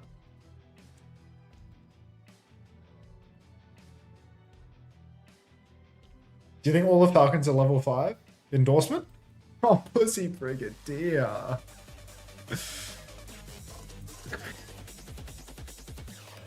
Grandma's ashes, congratulations on the win. Rest in peace. God bless. God bless. Alright. Oh, Wei taking the piss. I hate Wei. not to editorialize the cast and show bias, but Yeah, I feel like fortunately, Wei are nobody's always- paying us to cast this, so we can say whatever the fuck we want. I hate Wei. Why are they taking Team Falcons to one of Team Falcons' best maps and playing Ramatra on defense? Oh, they're so bad at the draft. They're actually, so bad at they the need draft and the Gultek. map choices. But Gultek is asleep. Yeah. Like, somebody wake him up immediately. seriously, insane. Just insane. What are they doing? What could they be thinking? Hanbin's taken one look at this and gone, yeah, okay, a Ram Mirror? Fair enough. I'll buy it. They are on the May here at least, Wei, so especially once Sunjun gets that perk, it is going to scale quite effectively into the Ram Mirror versus the Tracer. But after how that Volcano went, I don't understand why you'd want more of that when you have the choice. Going to be trying to get a bit of an angle for Merit initially as Hanbin touches point. Just not a pretty safe angle from Merit right now, just trying to clear some of that. Sunjun will be peeking back, has to ice block actually, so maybe an opportunity for Falcons to swing on that if they want. Full rail available, disrupt a shot onto him as well to force Milgaro back. He has formed out of that too, but Sunjun finds proper actually, so they can poke Hanbin off. Hanbin's going pretty deep, pushing for a kill. He's found Maka here, but he might be stuck in.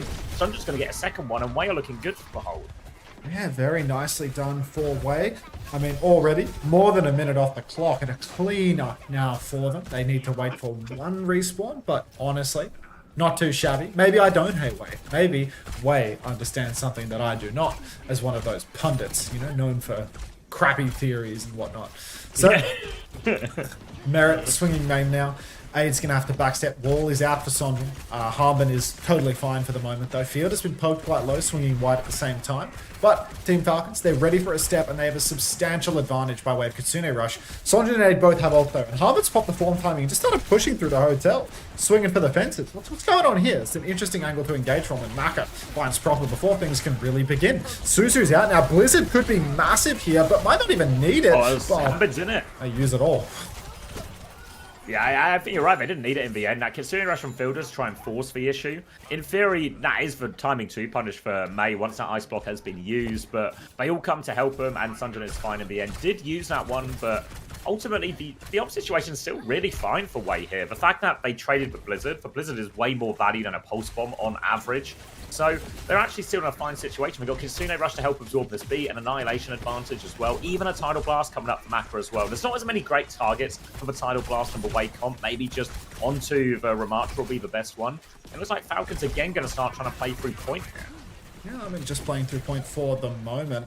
Proper in the wings. I mean, he's creeping up to the high ground soon, but he's just going to be face-to-face with the Ram, so not a lot he can do to really get in from there. Chio dancing with death, going face-to-face with Milgaro, but he knows Milgaro cannot push off the corner, so he's holding that space relatively comfortably. In the back, though, Falcons are taking so much damage. Hammond's low, Fielder, Chio, all kind of having to play behind. And what was I saying about hating Wei? I love Wei. This is a genius move from yeah.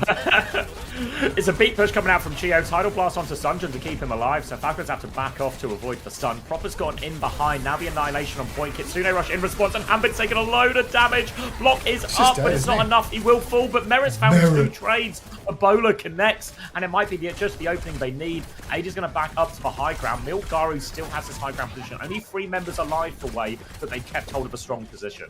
Yeah, they hold on to all of this space, and they will be able to recontest the huge bank. Fielder Suzu forced as well by that bolt from Aid. That means that the bowler shot can connect. Milgaro has to touch, but Milgaro needs healing. Oh my god, the bowler and the bolt connect from Aid. This guy's too damn good at Freya. Fielder now has to run away. Hammond's dead on Doomfist. The guy had like 15 seconds to come back, and he decides to come back on Doom and feed his life away. And it's looking very much a full hold right now. Proper's going to have to clutch, right? He can do this with the Kitsune Rush, but it's going to be very hard. First tap comes through for Proper. He has no recall. He might just die here. HPE goes down too. Yeah, he's under a load of pressure. Hanbin gets the touch back on Doomfist. This time makes a bit more sense. Lee Sumin's going to win that duel with Fielder. And there's a Blizzard on point. Pulse Bomb is out from Proper, but he can't do enough. Like we were saying. Oh, I just love Wei. Love everything they do. They take you to some unconventional picks that you maybe don't expect, but they've always got a good theory behind it, as we've seen. Genuinely, like you can't argue with the results. Yeah.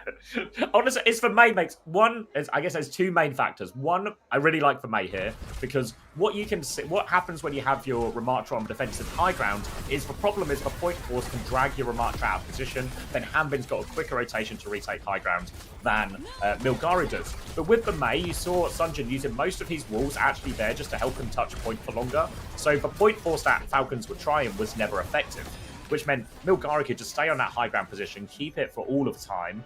Anytime they tried to push through Hotel onto Sunjin to punish him, you just saw that Milgari could drop into the back line, hit a big slow, do loads of damage. Aid would have a great angle, Maka would get a great angle, so Falcons would just get traded too aggressively for any Hotel pushes. So I think a lot of things Wei did right.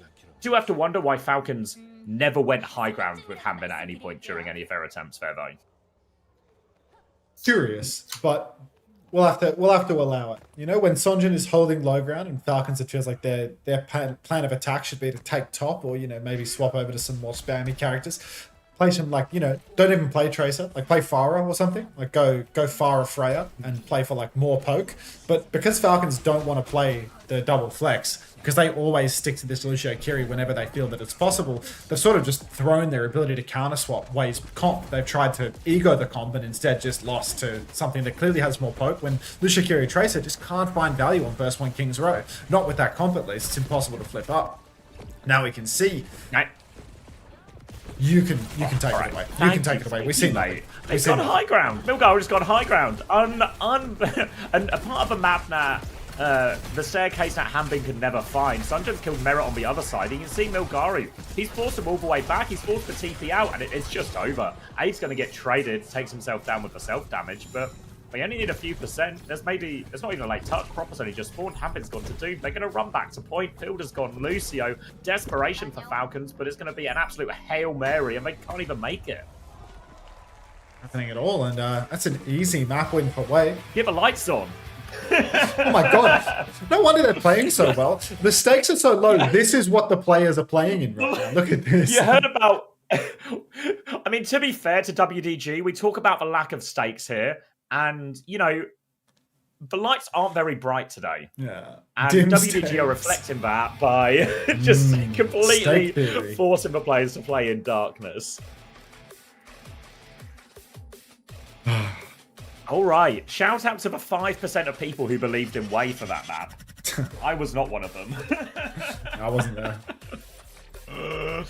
No way. What was that? 5.4k to 111.5k. Fuck me, some people are rich now. Do we love stake theory? Of course we do, homosexual. Can I get a monkey smoking a pipe? Yeah, I can probably manage that. Can I get some more people playing the marbles?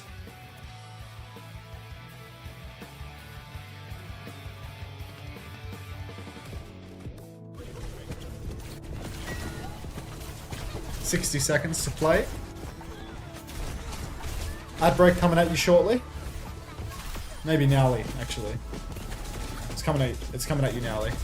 Wait, was there a first time play? You're just lying to me, homosexual. You need ads? You're a sub, so you're not gonna get them.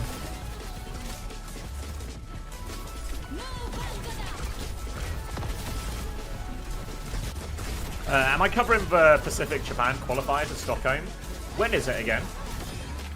Say again? The Japan Pacific qualifier. Same day. It's like the first day of the Korea qualifier. I don't know about the times, but it's like, yeah, it's on like the 24th for me. 24th to 26th, yeah. If it doesn't clash, then probably yeah, but it sounds like it might clash based on that clash. information. No way. Do you think it's just like... There's no way they have Pacific normally happens later in the day, doesn't it? It's like at a LAN in Korea, dude. With a different... Oh, God, it's a different production company that's not WDG. So if it overlaps, I will be, like, crying and screaming. But that would be outrageous for them to have... It would, yeah. Cause yeah. It's the same production studio. Like, you can understand how this stuff happens, like when Saudi E-League sometimes clashes or whatever, and it's just like, well, it's just a different tournament with different teams, blah, blah, blah. Yeah. But surely WDG wouldn't clash their own production. But it's not a WDG production, is the problem. Was it not? No, it's For Japan and Pacific. Pacific is leased out to someone else. WDG doesn't run it. Oh, okay.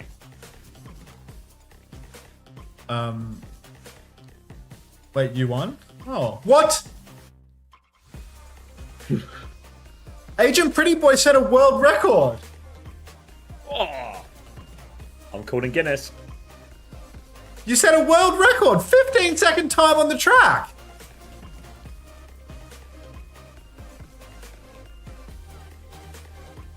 Oh yeah, that's class, Panda. Yeah, I like it. I've also typed that in case you weren't listening right now. Agent Pretty Boy, Jesus! Wait, I want to run the race again just to see how he did that. World record equals Team Liquid Bundle. 60 seconds. Let's watch Agent Pretty Boy's time. What about mine, GB? GB, yours was real nice, and we're gonna put it on the fridge.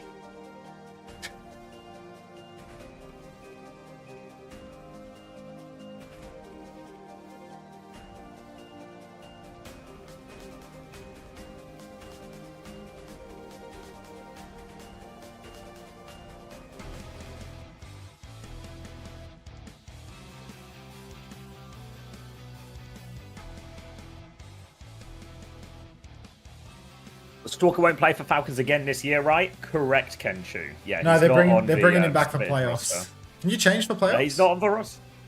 No, they can't. Oh, rosters are locked right through to the end of the year. Yeah. Gee, fucking gee, mate. He's stuck in 9K's basement. Oh. There are worse places to be stuck. Alright. Anyone watch that film A Man in the Basement? Where's the world record marble right now? I think it's got William Defoe in it. I watched the trailer the other day and I can't decide if I want to watch it or not. His name's Willem. Willem? Sorry, Yeah, Willem. Yeah, they didn't register him at all, so Stalker is, much like Willem Dafoe, is just a man in a basement Mate, right now. we can't even see like what your marble did. Like, it's like too fast or something for us to even see how you managed that. Basement theory? No, William Defoe theory. This is just classic it will William not theory. clash with the Korea ones. Yeah. Is the Q&A out? Should I restart? We've recorded it. It's currently in production. So out soon. But I don't have I don't have a date for you yet. Usually the setting, it shows the track record like when we're in the race, you know, you can just see it like all the time, but like I think because his marble is so fast. It's probably like top right, isn't it? Oh, maybe it's because he's in the race actually. Maybe if he doesn't join the race. Like did you join this race, Agent Pretty Boy? Are you in this one? It's probably because you're playing. He definitely hit the explosion and went into the goal, but I was trying to see he's not even in this one? What the fuck? What time zone are these in? I presume KST. Congrats on the world record, mate. That's class. Okay, so next Friday we'll have Pacific versus Pacific first. Then we'll have 2 sets of Korea games. Then we'll have Japan versus Japan. And then day 2, for Saturday, we'll have 2 more Korea games to start us off.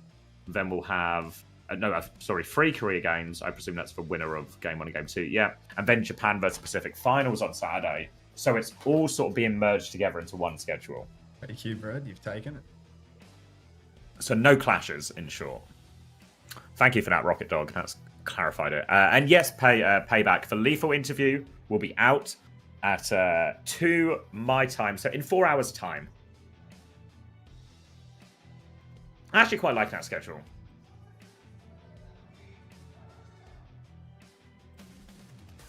So to answer your original question, yeah, I'll cover all of that. Why not? Alright. Until you fuck with Pokemon Go. Anything to get people walking. Yes, Kenshu, it's the first round of playoffs. So we're actually that schedule we just looked at we're at the stage before that. So this is just to sort out seeding going into that tournament for Korea. All right. We're on. Esperanza. Esperanza. With a long S. Long S.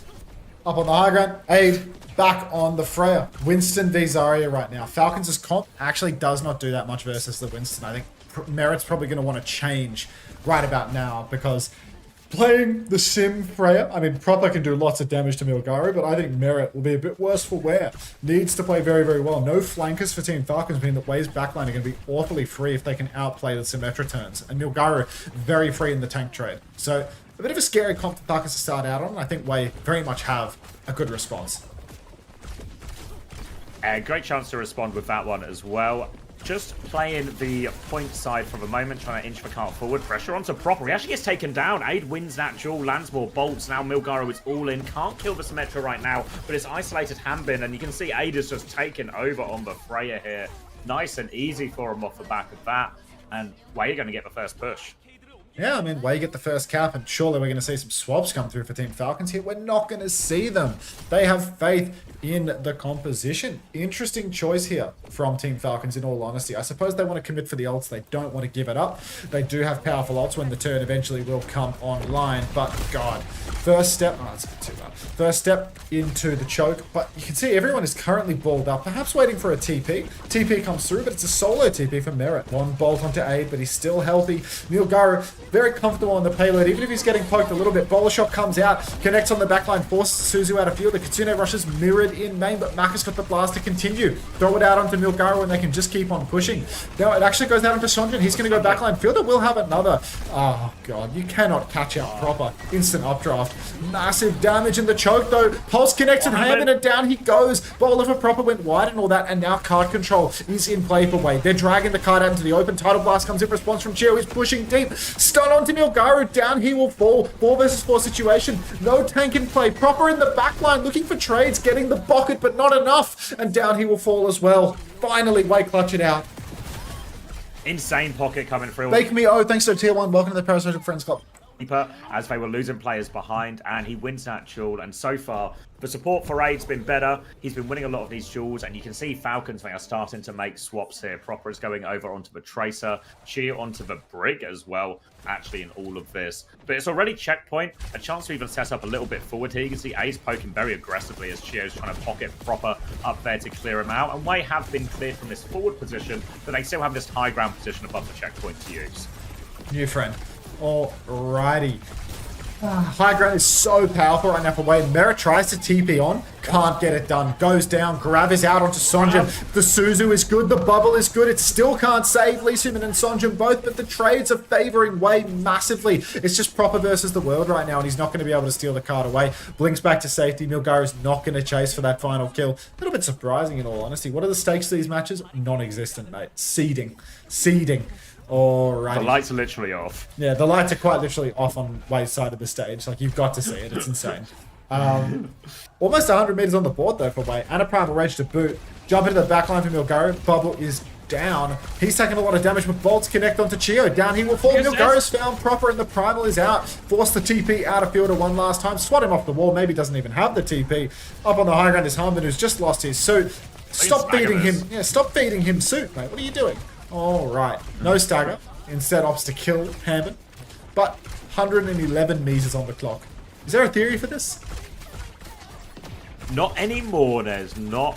Falcons still everything to play for, and Hampton has gone Winston to turn this one around. It's double support ult available for Wei. Falcon's not a mile behind on that either. Tidal Blast out onto Sunjin though, looking for something. Again, he goes for Merit, but Merit again, updraft is available. It's Milgaru's 1 HP. He's actually going to die at the tail end of this Kitsune trade, and that's 2 ults for 1, and Wei have lost the fight. Crazy performance from Fielder there in the Kitsune rush. You see that damage he was pumping into poor little Milgizzy? The guy didn't stand a chance. Yeah, no, he was pumping hard. What is happening? That's a great question, DevScoW. But, you know, we'll figure it out together.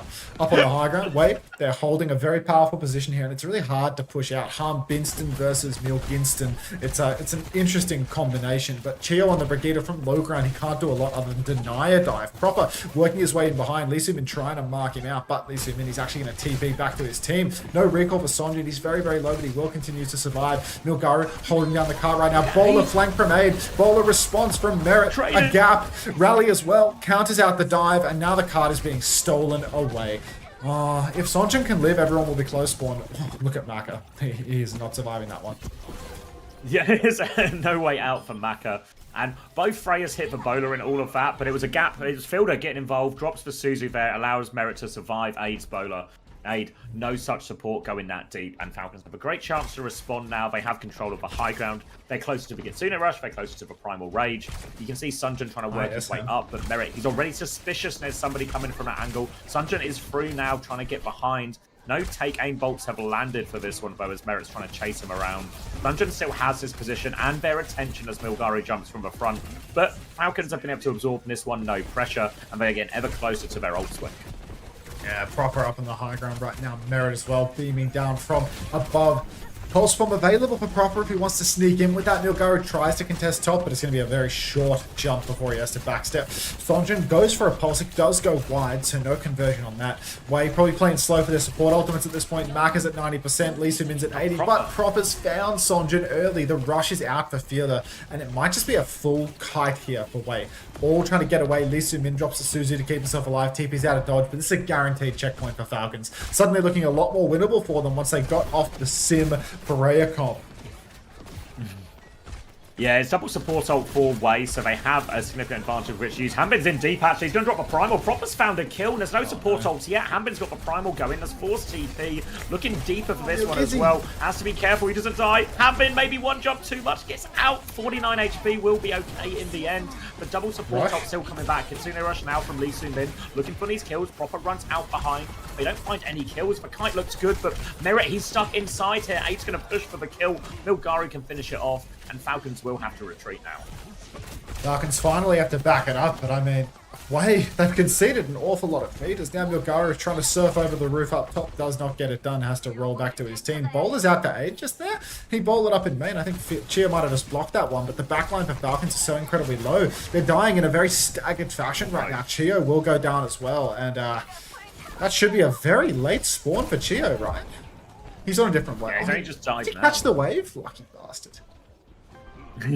Oh, they're all back spawn. They're all back spawn. Yeah, they all on the same wave. They'll come back out. They nearly have a double support ult swing again. The Falcons. Maka has that tidal blast. Really, Wei though, they can set up. They can try and go really with the tidal blast with the primal. If you get stuck fighting head on against these support ults, you'll probably lose. You need to try and force them quite far back in an uncomfortable situation for Wei. So Onus, I think, still on Falcons to go first in this situation, not just because we're at the deficit, but because of the ult state.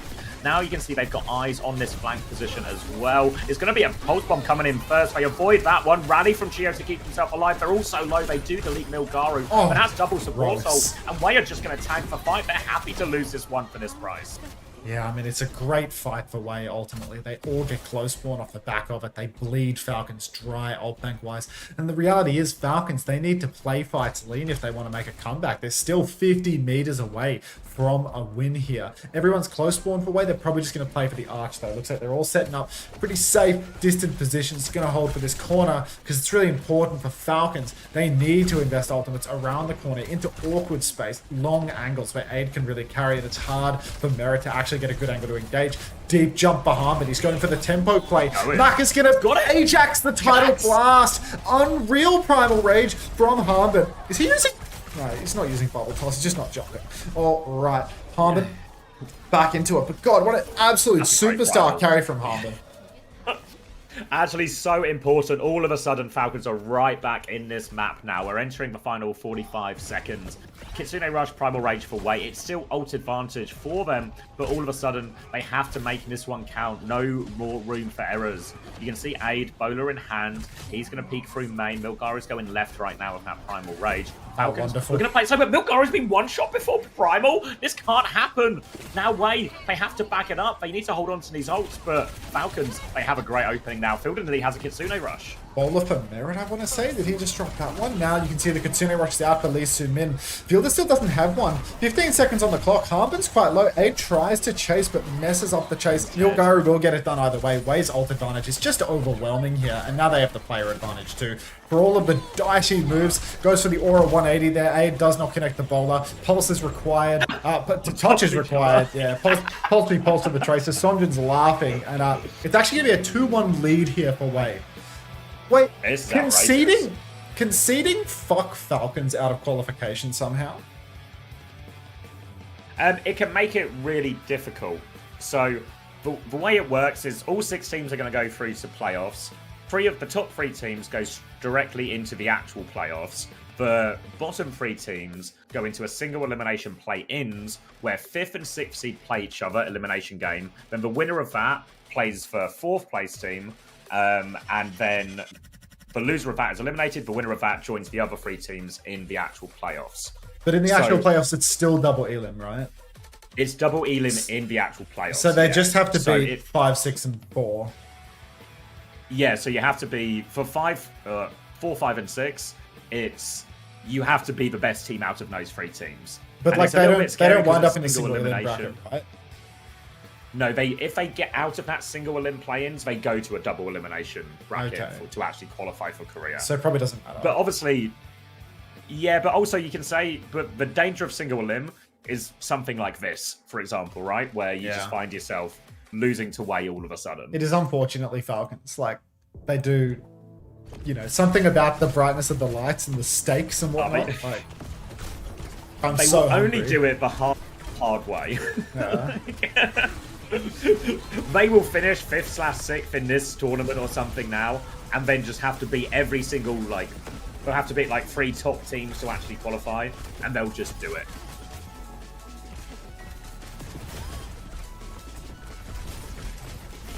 The Slingshot Masters. Theory. They could end up losing play-ins against Zeta or Wei in Road to Finals. Yeah, but what are the chances? Wagay from Pawsome, welcome back. Thanks for the 5 months. Appreciate that. Yeah, anyone in a giving me money mood today? Just ordered food for dinner, so I'm really, I'm handling extra hard right now to try and make up for what I just gave to Uber Eats. You're ordering dessert as well, mate? Just ordered it with my mouth. 60 seconds to play.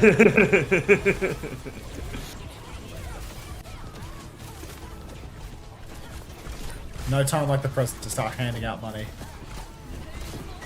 Has to be said that actually, once they were on mirror compositions, Falcons actually had the better of it. It was just this initial big lead they'd given up. I mean, it's exactly the same as, the King's Row. They just forced Lucio Kiri and threw the game on it. They can literally play Freya Farah, double flex, and they just choose not to because Chio wants to play Lucio Kiri. And then on this map, thanks for the 6-7 bits. Oh, it's 13 bits. Damn it. Thanks for the 13 cents. Thank you, Regicide, for the tier 1 for 7 months. And this is best of 7 right now. You believe in drink water theory? I literally drink water non-stop on the stream, mate. I'm a huge believer in drink water theory. And Chemo Oh No, thanks for the prime. Welcome to the Parasocial Friends Club. Thank you for the sub, appreciate it. Is Falcons having a decrease in form considering Zeta's win?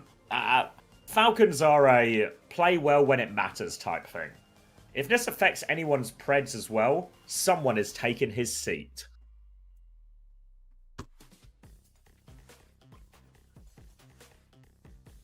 They're down 2 maps in the series, and they put someone in. Grow up. It's over. They needed someone for the Ram comp. That's all. I don't usually like talking about this guy, but did you guys hear the news today? Oh, Felix, thank you very much. Hyper Mega Muffin for the 18 months. Felix, thanks for the gift sub, mate. 6 subs, yeah. Thank you for the gift sub to Miatsu101. Thank you very much. Getting that Duolingo. Oh, yeah, by the way, everybody, you gift a sub in the channel, you get 3 months of Duolingo Premium. You too could not learn how to speak a language because I'm pretty sure Duolingo doesn't do a very good job of teaching you how to speak a language for the low, low price of a gift sub in the channel. Thank you for the 2 months Wood Toaster. Welcome back. Thanks for the Prime feeding my greed and my stomach. I think Duolingo helps. Coleman uses Duolingo to help with his Welsh. He's on like something crazy, like a 3-year streak or something. And he still can't speak Welsh despite being Welsh. Thanks Well, for he the can speak Welsh. They That's my said point. 67. He's Welsh. He shouldn't need Duolingo to learn Welsh. He's Welsh. No, Welsh is a dying language. A lot of people in Wales don't speak Welsh. It's actually a conscious effort from the government and from Wales itself to help keep the language alive. Thank you, Ghostly. Yes. Duolingo is saving the Welsh language. All right, listen to this. Game of rope here, and I'm just gonna let you know that Dare you to find someone I that speaks I need to take a break. I'm gonna be gone away from social media. You won't see any posts from me from the date that you're seeing this. Here's the audio on this video. All the way until the 15th, which will be a live stream.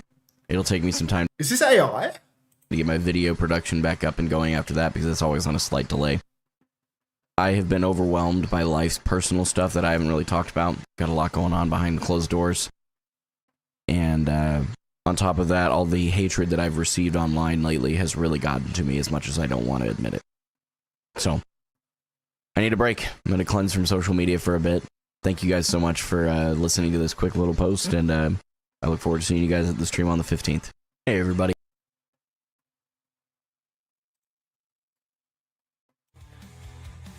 GG's. N. We're also subsidized for every rant about the English we have. Yeah, I'm Hansto, thanks for the 5 months. Welcome back. Waga to you too. struggling, but for rants against the English, I don't think those. Yeah, that was the news.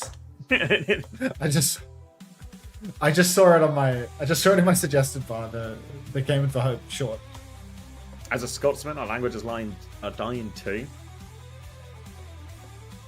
Classic English too powerful. Sorry, someone asked earlier as well, was this the same way as yesterday? I mean, it's the same names on the server. But if you showed me a side-by-side of these two teams, I'd find it impossible to believe they were the same teams. No, we saw the old way come out for a second there at the end of the map.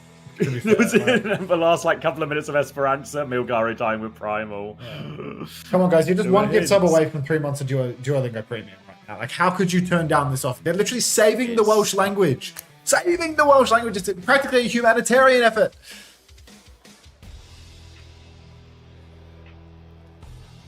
Hello, all the people here. I'm giving 3 months of Duolingo Premium to anyone who gives me a sub.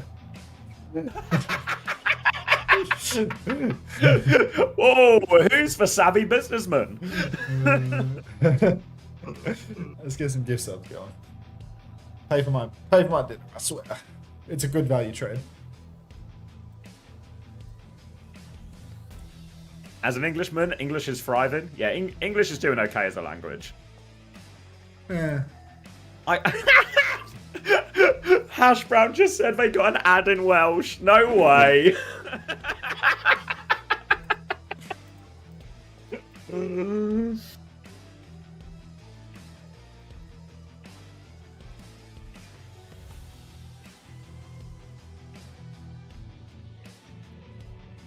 English should die out and be replaced with Welsh.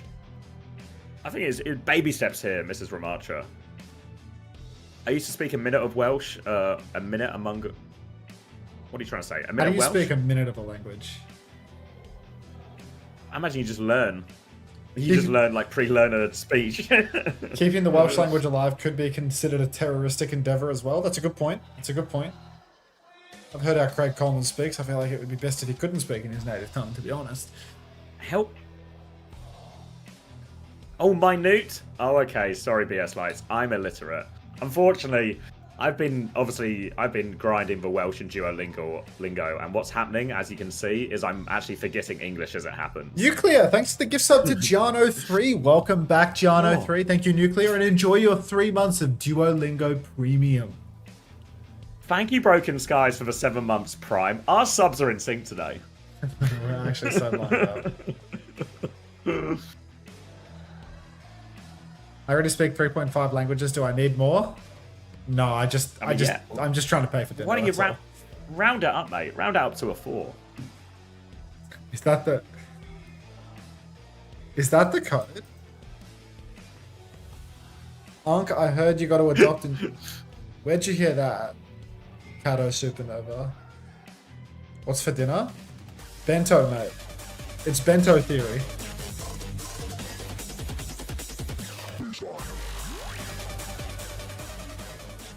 Yeah, you did, Mikey. Congratulations.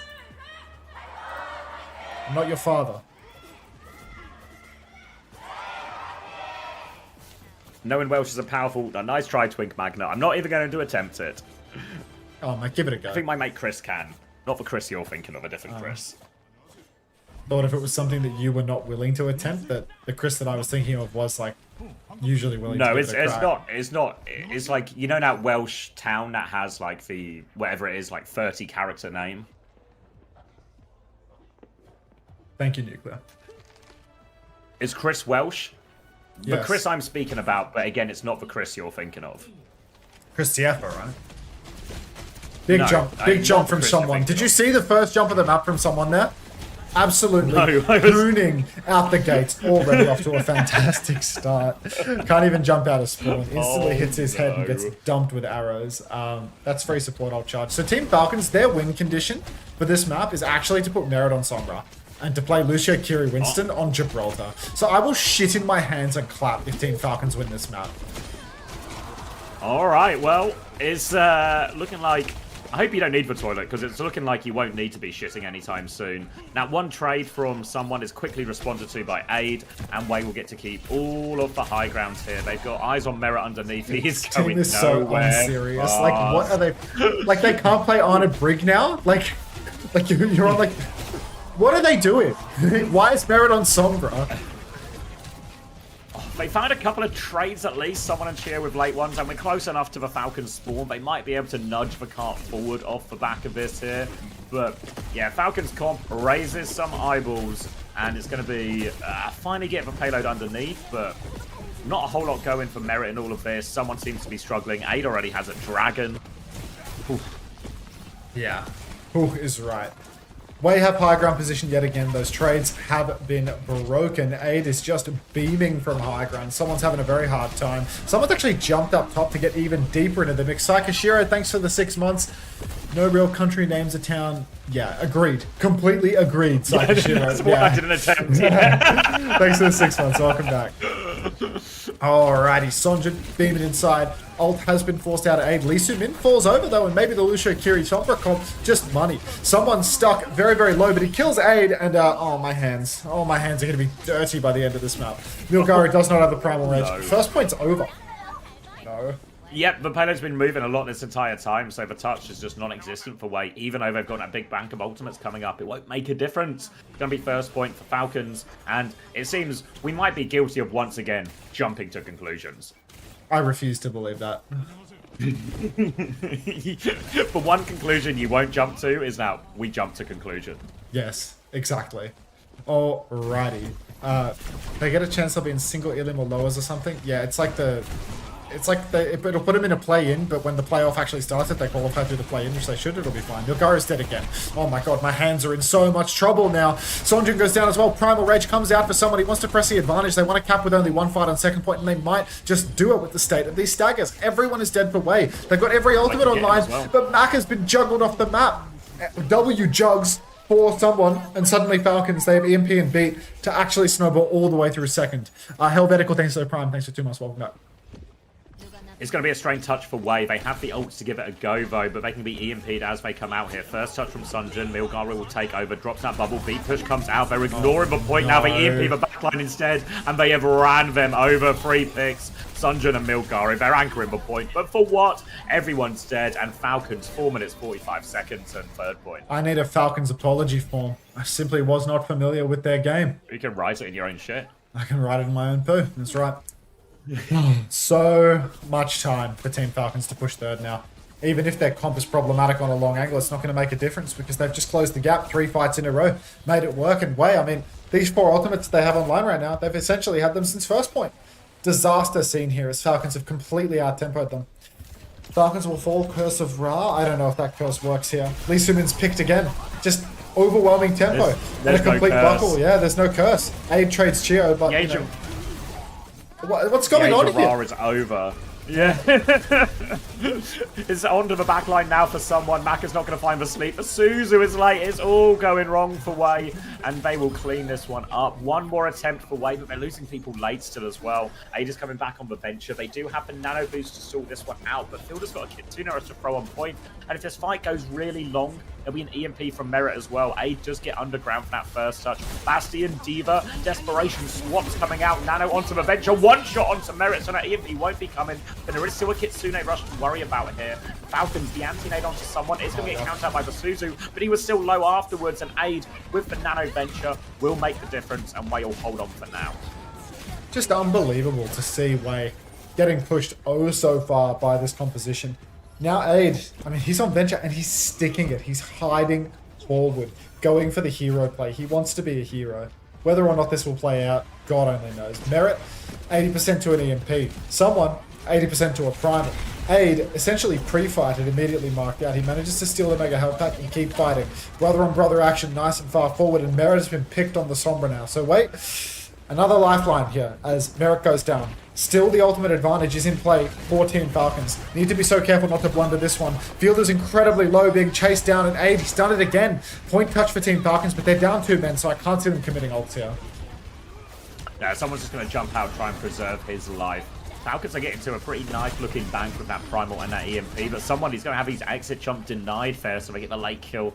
And that's 2 minutes off that 4-minute, 45-second time bank already for Wei, and it's starting to look a little bit more possible. Kitsune Rush Pulse Bomb, and of course they have the spawn advantage from the defenders at this point. So really any trade will do. You can see Ada's already setting up in the corner, bottom right of where Merit's looking right now, looking for this assassination with Sunjun, Milgaru, and this is the difficulty for Falcons. Any trade is devastating for them on this push.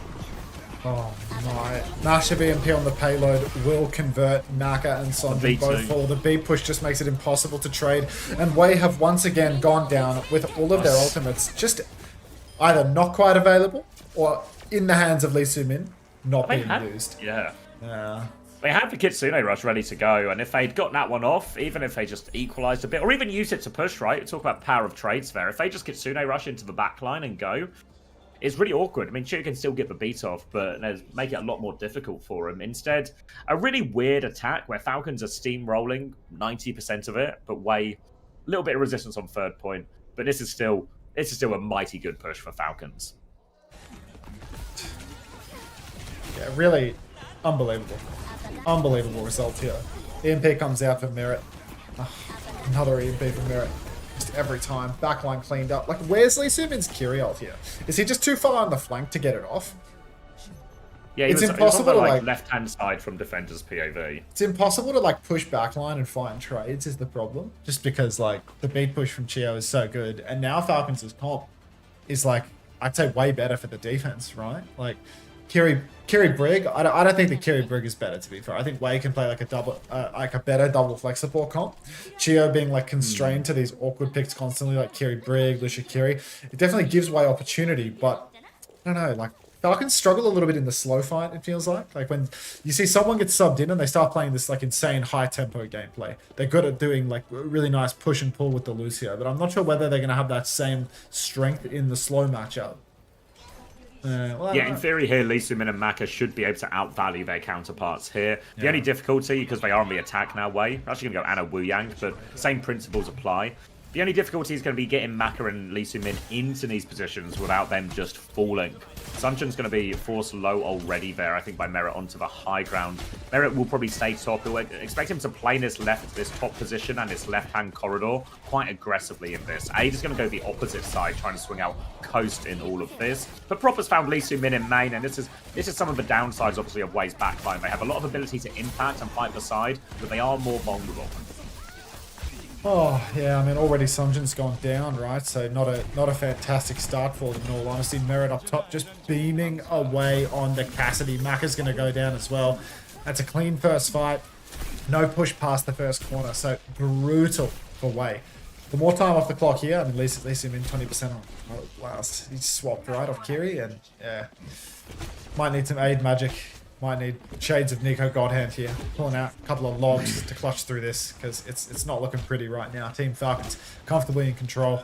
Up on the high ground, you can see Chio can't really do much of anything when someone starts being contested. Bubble trade and the Hanzo swing will force someone back, but there's still the high ground hold for Team Falcons. They're rotating into the server now, I think. Chio's bashed back, ready to step away, but not a lot of car push for Wei, and they need to take advantage of this high ground position.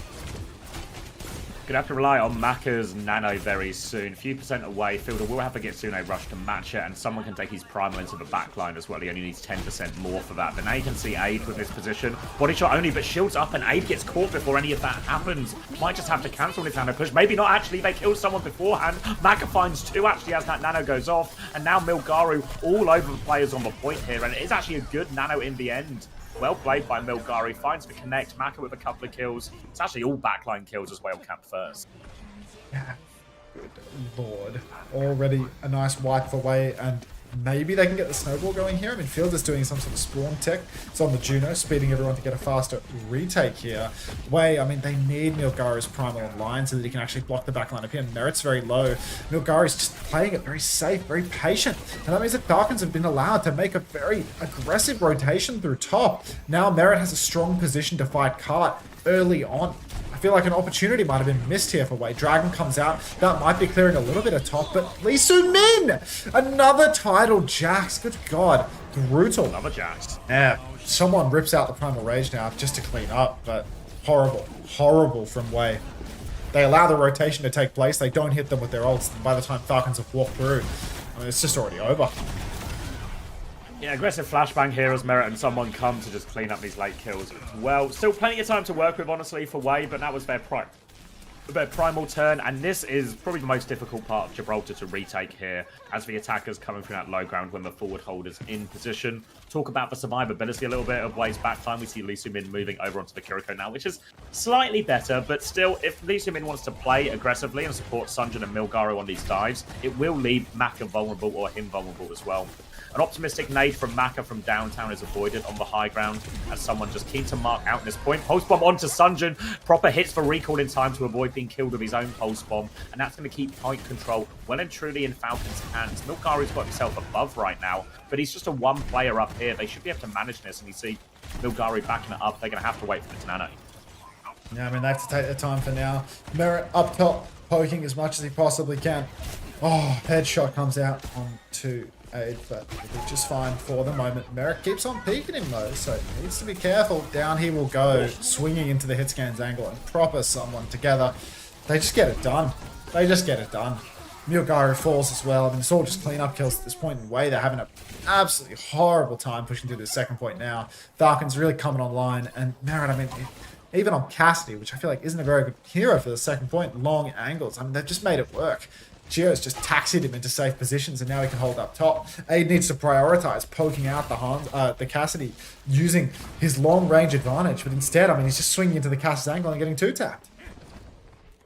Thank you, 123 Klar for the tier 1 as we see Aid take more pressure again on this high ground. He's cleared the bubble and can start firing arrows up on that high ground. Maka's going to get involved as well. All the packs go in Merit's way. Get behind the shield, Merit. Use the shield as a shield. But now Maka has a bit of space to walk with this Nano. They cleared point as well. Nade will go out, lands onto someone.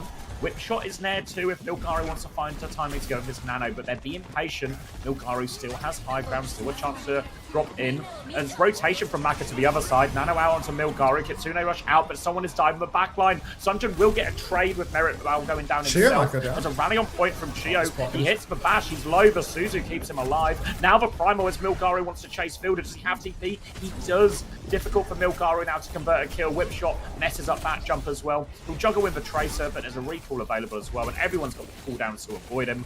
Wei don't make any progress. 1 minute left. Yeah, Wei not getting anything done. Anti-nade onto someone can't be converted, not in a million years. Milgaru's the back line, zapping away. Lee Soo-min, another ult, another immediate death. Absolute stinker of a map from Lee Soo-min, in all honesty. Maka's down, Aid is down. Sonjin's trade means nothing because Milgaru and Sonjin, they cannot 2v4 here. Merit holding the corner, gets the heal bubble up, and they're staggering Milgaru at this point. Like, get real. Comfortable for Falcons on their second point. They have a primal advantage, and it's the only ult really in play. Ada's going to go Ashe, but honestly, the problem Ada's ran into on their second point is getting traded, dying before he kind of impacts in the fight. I don't know if that'll be any different on the Ashe. He's going to rotate left-hand side now. He expects Proper to come out this door. He's correct that Proper's that side of the map, but Proper's actually focusing underneath for now.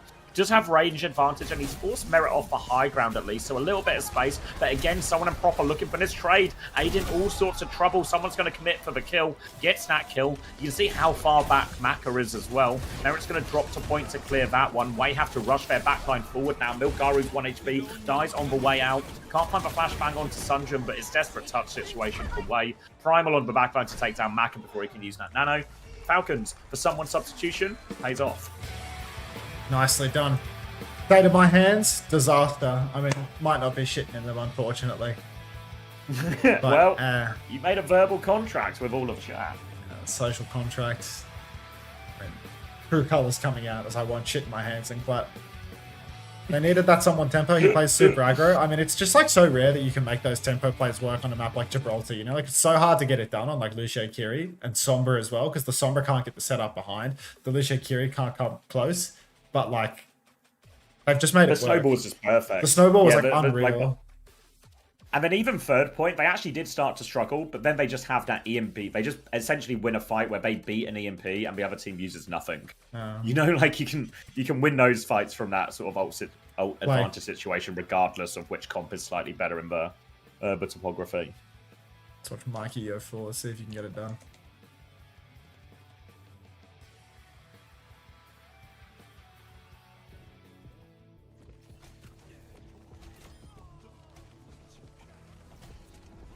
Thanks to the excellent advice, students were on their knees for minutes and couldn't do it. We'll be performing faith checks later. No worries, Dan. It's ad time, everybody. It's pay for dinner time with the green button. Press the green button for food. Pressed it.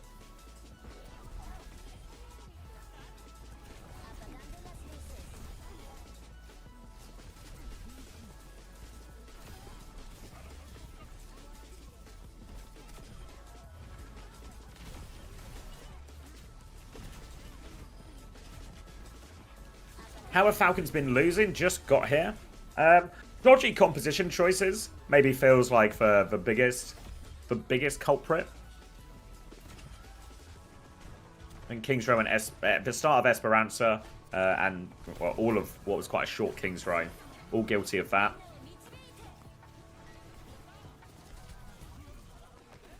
Peepoomin is diabolical. That's not been the prettiest, has it?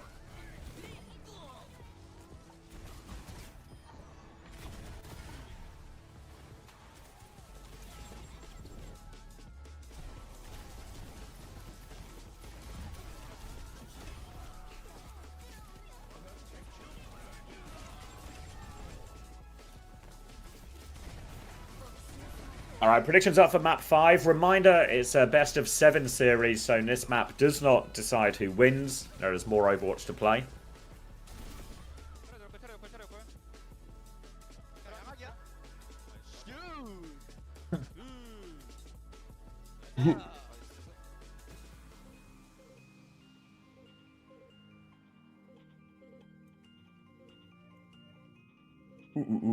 Have they tried to play Hanbin since Wei struggled against off-tanks? I think they were playing Hanbin anyway.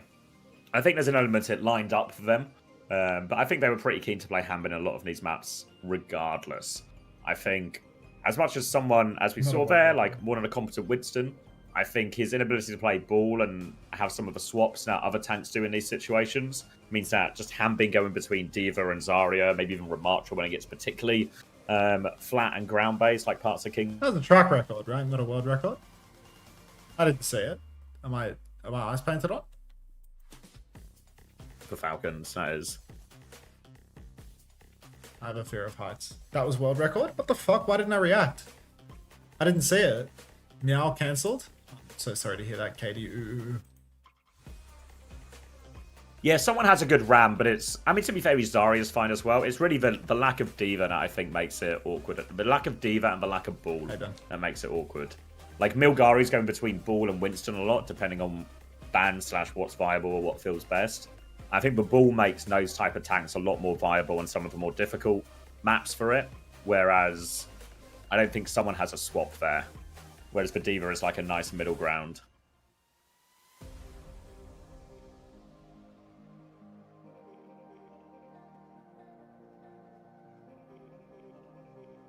Like, maybe an example would even be like the Team Liquid SSG series, where it actually feels like Hawk's hero pool almost fits better in a lot of these situations than Infected's does. Even though in theory, Bull feels, maybe not as much now, but at least at the start, felt a lot stronger in this stage.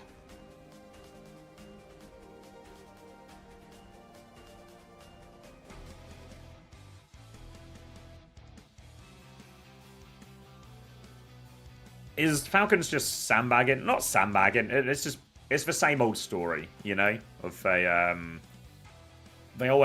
they start really rough, and the closer we get, or the more important the games get, the higher the stakes, the brighter the lights, all of that, the better Falcons get.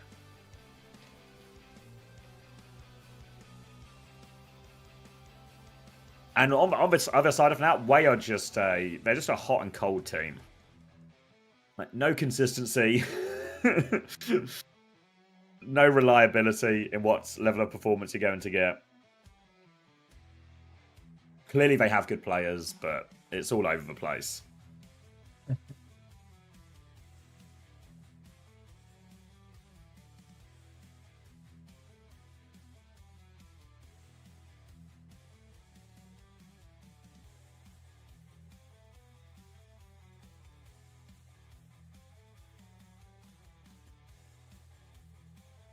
They need the bright lights to see their monitors.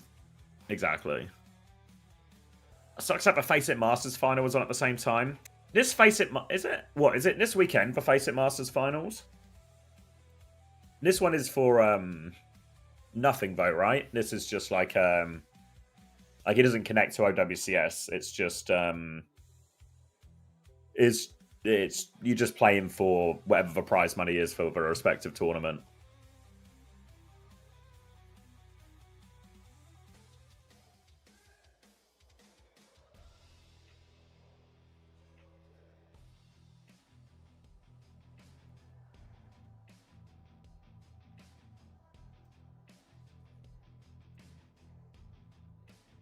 OWCX won their first playoff match. Nice. We're against the second seed next, though. You guys have got Demon, Ripclaw, Rainy Day Blossom, Benjamin in fourth, not too shabby. Bingo Sandbar, Homosexual, Bussy Brigadier. That's an insane back-to-back. Gabri Ramo, Great White Chonk, Box. Nice. It's an NA... Oh, were they pre-recording it? I thought they were just going to do it live, but online. For this NA EMEA showdown.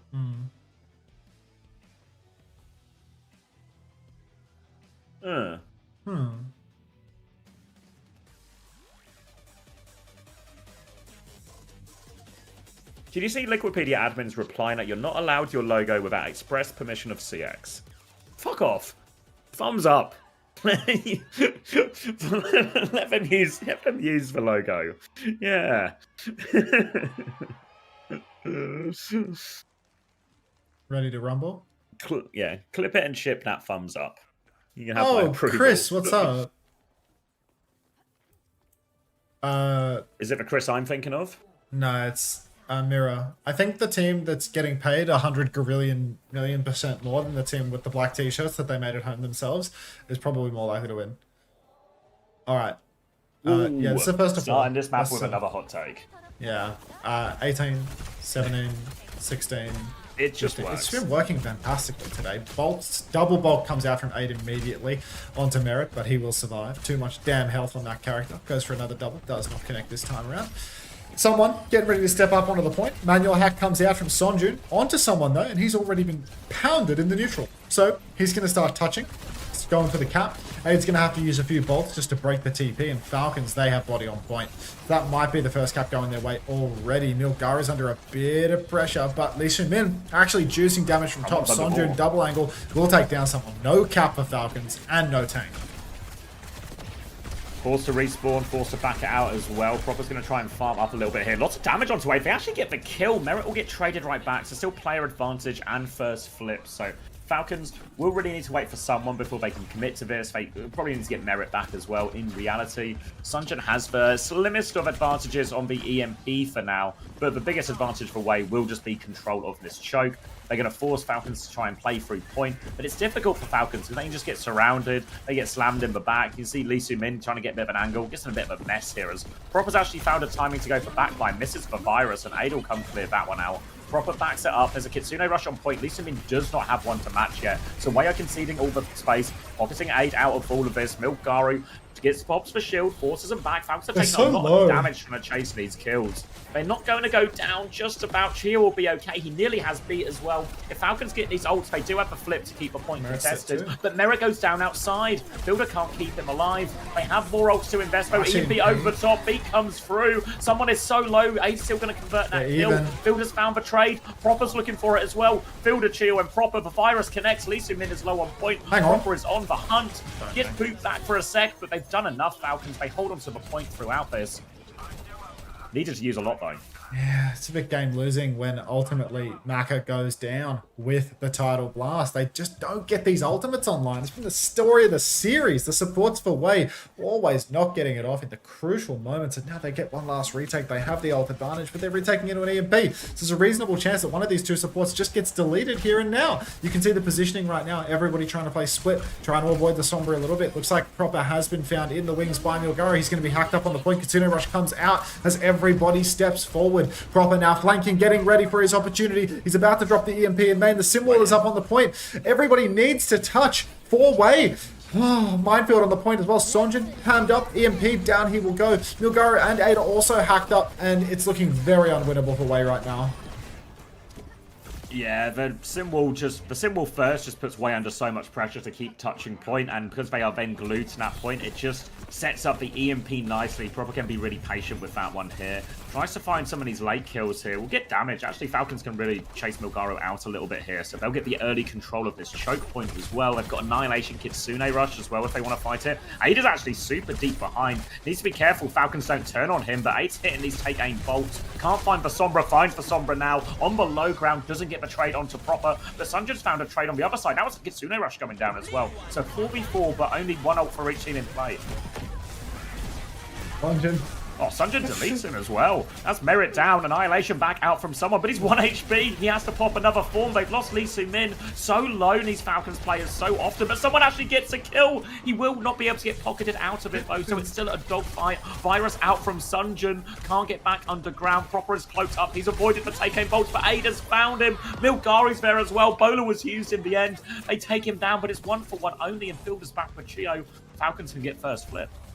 Falcons get the cap in the end, and now they've got another EMP beat and rush on the cards, falling apart the way there's someone super sub. It's all they needed. They needed a change in tempo from a sleepy old man of an off tank to a fast-paced young buck on the Ramatra and the Winston. Lee Soo-min, virused already by Proper. That's a bit of pressure. Maka being chased down by Merit. There's a beat on him, and Maka can't jump over the wall. Chia's going to piece him up in the air. Oh, Chia dodges Sonjun as well, staying high. A couple of bolts connect from Aid, but not enough to kill young Chia, and it's looking very rough indeed for Wei. Still don't have the ultimates that they need to win the next fight, and Falcons, they still have the EMP, they still have the Kitsune Rush, and they still got point control. All the tools they could possibly ask for here. Wei will be able to get themselves up for the touch. Milgaru is going left. Sunjin is going right. Ada's coming right up through the middle as they take over a little bit in this map. Falcons will concede that space. But as the fight actually breaks out on point, Falcons have the better rolls, they have the better comp to fight on point as well. So it's this type of dive. This is where they need value. Hack comes out. Proper has the EMP ready defensively. Tectonic Shock out from Sunjin. Doesn't find anything immediately, but Chio is 1 HP. Trying to find the connection onto that. Fielder's Kitsune rushes out, but it's not enough to keep Merit alive. Proper still has this EMP, but maybe too low to invest it right now. We're into overtime, and Wei are forcing a point. EMP over top, though. That will delete Sunjin. 1-for-1 trade only. Milgaru is low. Form timing out from someone. Trying to box him away, but Ada's in the sky. Someone can't connect with any of these punches. He's getting forced back. He's getting surrounded. He's going to take a load of damage after the form timing ends. They still haven't killed someone. There we go. Mac will finish the job. Thank you for the 16, Jai. Falcons to have to concede the flip. Slam comes out from Milgaru, and it is, I mean, look, way in control. A pretty clutch fight for them to be winning, in all honesty, but they're not out of the woods. Cheer's got another big drop already. He's absolutely lapping with it. And Merritt with the symbol. Throw that down on the point. Pause. Pausing. Yeah. I mean, does he owe you any money, Chris? Thank you, Jai. But yeah, does he owe you any outstanding money, or did he just pause without saying anything to you?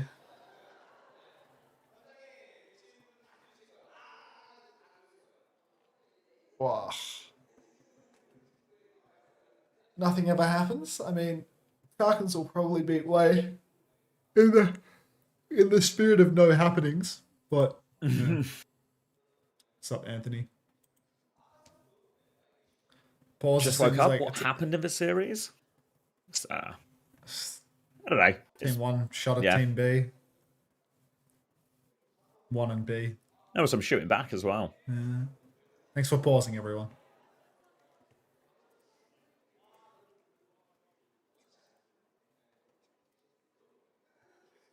Yeah, you can check out the new YouTube video while you wait.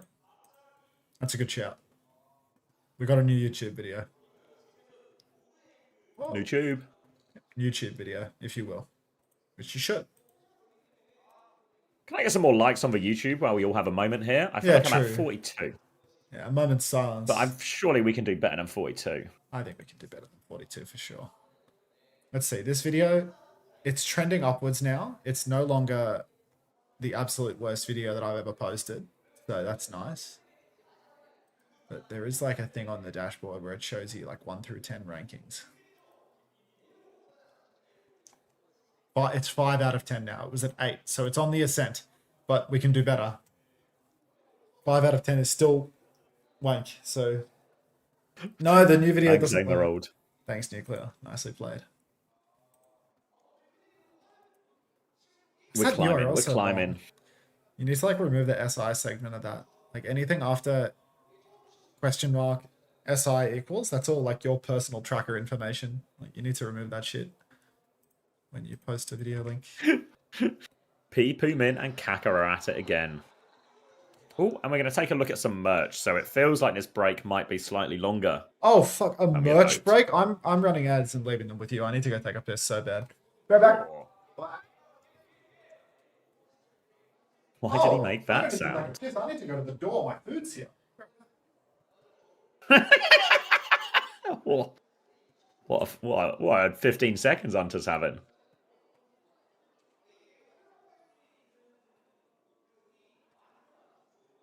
You really want one of those? Which ones? I don't know. None of them are doing it for me. Like for keyring, I mean the logo keyring is okay, but the Overwatch Champion Series Asia keyring it's outrageously chunky. You want the jacket? Oh, okay, I see. Yeah, I could get behind a jacket. Craig is never going to give me a jacket though because he hates me.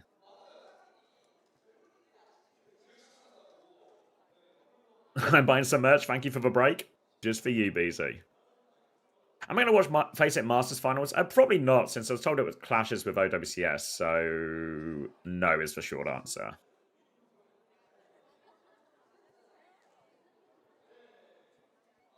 All right, confirmation of the Asia Finals that are happening in 2 weeks' time. That's the tournament itself. That qualifies. There's a Japan and Pacific 4-team tournament. That is a fight for 1 spot at Stockholm, and there is a Korea tournament, which is a 6-team tournament fighting for 3 spots at Stockholm.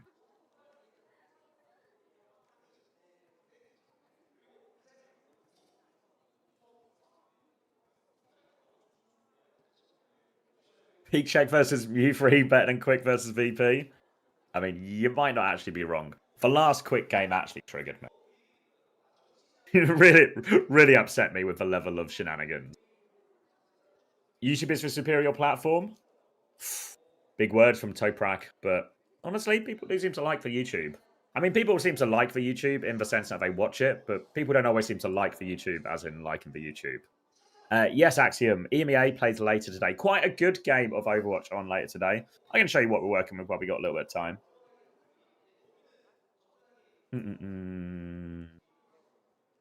Oh, wait, let me just check.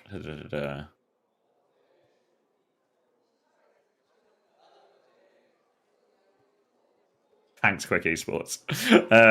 Here's the actual schedule we're working with today. Let's go. Okay, matches, North America, EMEA. So, obviously, for me, the time zone goes into the next day, but this is the 5 games we're working with today. So, Quick versus VP, which will be nothing more than a bit of a warm-up. Then Peps v Vision, which is our battle for 4th. And we'll come back to that later as we are going into the game. Unpause coming through as Max gets his food. Double supports ult for Way. Way can't afford to give up the points, so need to make sure they invest. Falcons speed push coming through. Kitsune Rush in response from Lee Soo-min to try and keep themselves alive. It's 1 point mostly. There's a symbol over top from Merit as they look to fight back against that Kitsune Rush, but Tidal Blast from Maka still available. On to Sunjun now, looking for that conversion. Punches onto the backline, forces the TP. The stun connects onto Merit, and Sunjun off screen has got one. Will there be a response from someone and proper onto that kill? Back onto point, Annihilation in play. Milgaru nearly has the mines, and someone is taking so much damage. He can't do anything but walk backwards. Suzu to keep him alive. Bola onto it to force the Sombra back as well. TP on, Ada 1-for-1 trade only. Milgaru nearly with no mines as Sunjun gets the touch. Kitsune Rush from Fielder, but it's the supports who have died for Falcons well as Kitsune Rush comes out. They've still got control of a point Way. Milgaru nearly has the minefield as well, but with no heals, Falcons are forced to give up the space. They have to play for a late recontest. Can Proper get the touch? He's hacking a ball. They have a bit of time to work with, and he nearly has the EMP. Milgaru's going to get hacked up. Actually, the slam comes through. The shields in response need to keep himself alive right now. Minefield onto the point. Tectonic shock in the back. Just damage into the ram. He's been forced underground now. Proper nearly has the EMP. He's getting forced further and further back. He's going to blink into the roof, looking for it over top. Geo has gone down, 30% off B. EMP onto the point now, catches just Sunjun, but Sunjun gets round the corner. The peel is perfect from Lee Soo-min. Falcons is going to fall apart for him. That's going to be Way tying it up 1-1. I think Max might still be getting his food. Hold on 2 seconds. He's spamming messages. All right. Apparently, the elevator is broken in Max's apartment building. He is having to go all the way down. So I think there will be a bit of a wait before Max is back. What there won't be, though, is any wait for Way to win this fight. Ada's just deleted the backline. And that is going to be a great start for Way. It's going to lead them to capture the point first here, as we're on point D now. Kitsune Rush, Tidal Blast, all coming up. Someone is going to go Diva. Swap feels reasonable on paper. Let's be straightforward about that. But it is someone on Diva. Proper's going to get taken down before the fight by Sunjun. And Falcons feel like they're falling apart a little bit here. Can't seem to get anything done coming through this. On the street, thumb in arse. Keep that thumb there, Max. You did say you were going to shit on your hands, so a thumb in the arse feels like the first step to that. Slam now, pressure onto this TP. They do manage to get the flip, both Falcons, and a symbol on point. Beat from Chiu as well to keep the push going. Tidal Blast still available from Maka, but he's been very patient with it. He's going to let the beat inspire the symbol tick down as well. Now the Tidal Blast onto Sunjun, looking for the backline here. The stun finishes the job. A slam as well. A double stomp. Tectonic shock over back. Lots of damage here as well. No more kills just yet, but there we go. One onto Chio. Someone's going to die on the point. Falcons did crucially get the flip, which will mitigate a lot of the damage from this lost fight, but it won't mitigate the fact that Falcons still invested very heavily into that. Now they have to do this next retake without any ults. They have no choice but to take it, and Milgaru is going to have a minefield for them on this point. The initial problem though for Falcons, this rotation right here, they're going to get caught on the slam. Someone can matrix a lot of that. Virus comes through, a little hop over the ball. They spot Sunjun as well. Hack comes through. Sunjun's in big trouble here. He pushes in, he gets the kill. They're doubling down Way. They're flooding into the room. They found the cloaks up proper. They've got all of the kills. Someone is flying to touch the point. It's just him and Fielder though. Fielder's going to TP to someone, drop the Suzu. They have to reset up the map. It's just to get quicker spawns for the next point. Way have taken the lead. 2-2 in the series, 2-1 in the map. Way on the verge of taking the lead once again. They have the minefield still. They've got that bowler ready to go. Falcons finally getting up to that EMP. A powerful ultimate that can turn it. The last one unsuccessful from Proper. A manual hack onto Milgaru. Lots of damage coming through. Will get Proper the last bit of that EMP he needs. Just 4% now. Chance to step onto point, but Milgaru can respond with the mines. Obviously, the EMP cancels out the minefield pretty effectively here if Proper can save it for that. I think if Proper can find a connection on the backline here, there really are kills to find if they can catch these targets. Aid with a bit of an angle now to poke someone down. Sunjin from the other angle. Proper is looking for the backline though. Virus is going to be a miss. Lee Soo-min not missing at all though. Proper goes down with EMP. Bowler out now into the backline. Someone will not each bat, but the bowler doesn't connect anyway. Susu has been forced. Milgaro and Sunjin are all over the backline now. Builders found a trade on point. Someone does have the self-destruct if Falcons think it's winnable. They have ults to throw into this. Someone is going to bomb in the sky. It is underground. They can't deny the remake actually. So Falcons Kitsune rush on point. They can keep fighting this. Lee Soo-min doesn't have it yet. The minefield to slow him down. EMP to cancel out the minefield and hack up a couple of targets. They get 2 kills out of it as well. The tidal blast went out there, but I didn't even see who it was on. It didn't make a difference to the fight. And that's an insane clutch from Falcons. Such an important fight to win from a difficult situation. Their only ult goes down early in the fight, but someone and Fielder, they buy enough time. They get their ults online. They don't let the point flip. They use these ults to stall it back in. Proper cancels out Milgaru's minefield with the EMP. And all of a sudden, that tidal blast doesn't make enough of a difference in the end. And now, Merit, a pick on Aid before the fight. That's more free time. Way have to get out of there. Too sweet. And they'll have to play for one final fight. No, they don't. They're going to Tectonic Shock in here. They're taking before 4v5. They're really pushing for it. Beat comes out from Chio. Mitigates that damage as the Kitsune rushes in point. High noon as well. So Falcons have responded strongly to this push from Way. But that is 2 ults for 2 ults ultimately. And Falcons will remain in control of point. It'll be a full neutral now for the final battle onto this as Falcons look to tie the map up 2-2. Merit rolls away from that right click though, trying to swing back now. Damage onto Maka, lots of damage coming his way. Aid's going to unburrow, avoids that flashbang too. Merit's going to swing back onto point, little boop on him as well. Way are starting to force the objective here. Someone is too low to contest actually. He's not just too low, he's out of mech. Now, all of a sudden, they've just won through attrition. They've got the angles. They focus down someone. Sunjin threatening to dive for backline. Milgaru is the real one swinging through. And Lee Soo-min just hitting dink after dink. Peepoo Min no longer. And Way are back in control of the point now. Falcons are going to have 1 retake with this Kitsune rush advantage. But Mac is going to have the tidal blast soon. We've seen this be very effective. Like Sunjin on the Venture, Milgaro on the ball. They are finding big value in all of these dives. Aid nearly has a symbol as well. The flashbang though, Sunjin, he can't get underground. A crucial kill. The normal tidal blast target is down. And Way are having to back it up. They might have to look for something else. Just Milgaro now with the slam. Deletes Merit as a result out of that one. Kitsune rush from Fielder. Can't keep everyone else alive. Someone will be have the self-destruct if he gets in trouble. But a hack on Milgaro forces him back. Lee Soo-min will get the next touch. But they're conceding a flip here. And actually Way, they're trying to just reset. They have time for one more touch. They're going to heal up Milgaro to get that with the minefield. EMP on the backline though. Falcons are wasting no time. Maka is dead. Lee Soo-min in all sorts of trouble. He TPs away. It's a sim wall and mines on the point. And Way are trying to force the flip as a result. Proper's in trouble. He goes down to that one now. Forced back. Sunjin looking for the backline. Someone is so low. High noon swing comes through. Lee Soo-min can't get away. Sup, Cardi? Didn't work. Nonetheless, self-destruct on point, no risk, a crush onto Aid as well, and Falcons will be sending us to a 5th point. 5th point, 37, 36, 35, I ran up the stairs, 34. It just works. 32, Yeah. okay. I was standing on the street with my thumb in my ass for like fucking, God, that had to be like 10 minutes. That was so long. My God. All right. Geo, beat drop available, proper, up top. Lee Soo-min's got a Kitsune rush, but we know we can't count on this guy when it comes to a big ult clutch at this point. Sonjin hiding in the wings, but Merit's about to swing on him. He gets the angle. Sonjin's poke quite low. Has to run over to the Mega Health back with Milgaro. He trades some aggro with a slam in main. Hacked up on point. Needs to be careful. Drops the E. Runs out. Still 4 seconds until we need to start seeing a point touch. Lee Soo-min has the angle to drop the Kitsune rush, but he doesn't want to get it forced early. Sonjin engages on the backline, but he's missed his drill. Someone's very low though. Might force the beat. Beat out from Chio, and I'm out of breath. Please talk. Lee Soo-min's going to respond with a Kitsune rush now. Chance for Way to hold this one. They've nearly got it. And Sunjin, he's forced the TP out of proper. He is way out of the fight right now. Sunjin, someone's going to take over the touch on point. Fielder has the Kitsune rush to keep going. They found Sunjin actually there on the flank. No tectonic shock. Milgaro has the minefield, but Merit's already found the kill. The Kitsune rush again successful for Falcons. And they will get the all-important first flip on this final point.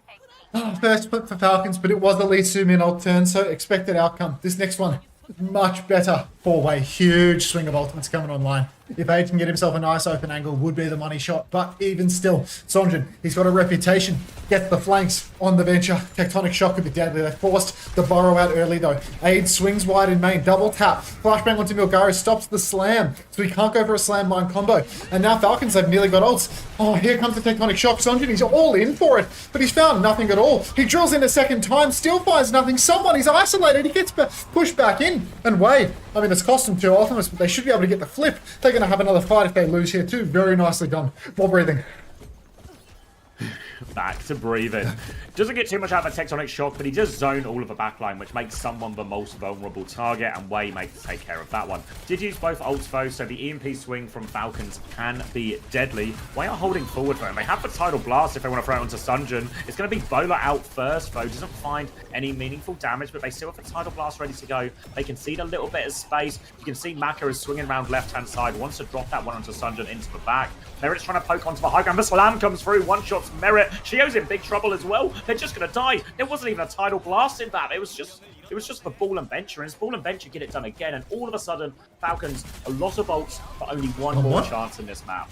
Someone's dead late as well. He doesn't catch the wave. Suddenly, it's going to be a case of Chio or Proper needing to go and flank to get the touch. Milgaru, he's already found Proper. Proper can't do it. We're going to need Chio to go fast. And Chio's just playing main with the team. If they scout him out, the touch is going to be a disaster. Someone on ball in the clutch. Slam from Milgaru has once again marked out Proper. EMP's available. Sonjin's out the ground. Chance for the EMP. Splashes with the Guardian. The title pass is so good. It's a massive EMP, but 1-for-1 trades make it 2 as Chio goes down as well. Team Falcons down to the wire. Virus connected aid finds the kill, but Milgaru's found fielded. There's no healing for Team Falcons. 1 tank, 1 DPS, 1 support, 4 Way. They can clean this one up with ease. It's Proper versus the world now, and he's playing KD. Oh, beautiful. 3-2 lead for Way. It's a first to 4 series, folks. There's more in the tank. Oh. More in the tank. Can we get some yes in the chat, please? Yes. Yes. Thanks, Cass.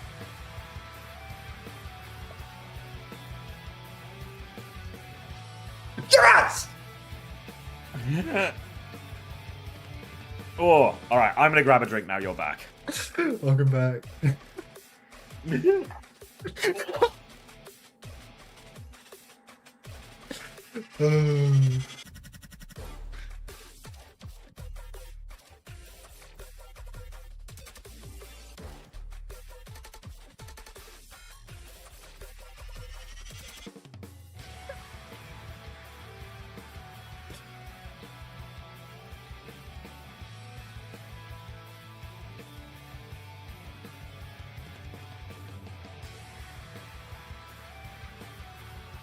Proper's 13th retirement post is on the horizon. It's on the ropes right now. His career is once again on the ropes. All right, let's play some marbles. I don't want to show you rotating food. I want to show you this. Oh, young Lenny, what's up? Can someone tell me why the 2023 AL MVP someone gets on only wins on Winston and not a bugged, unkillable Ramatra? All right, let's get marbles going. I'm eating now. Fuck, that was fast, Ben. You have to do it again. You were too early.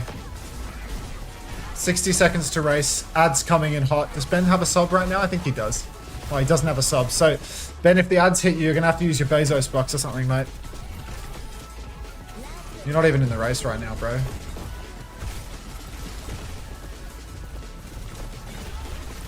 Sub chosen. Z Vipers, thanks for the prime. Welcome to the Parasocial Friends Club. Big cam for the food, please. I'm gonna do no cam for the food. I'm gonna hide from you. Look at this guy, though.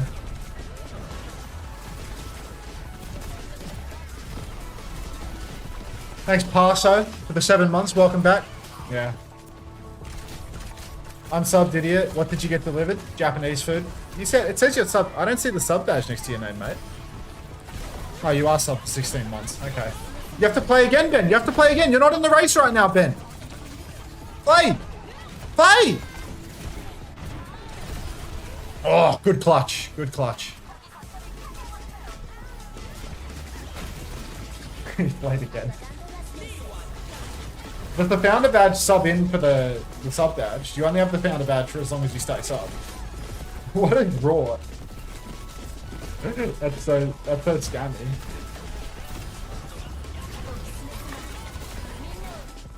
Alright. Got some scran here.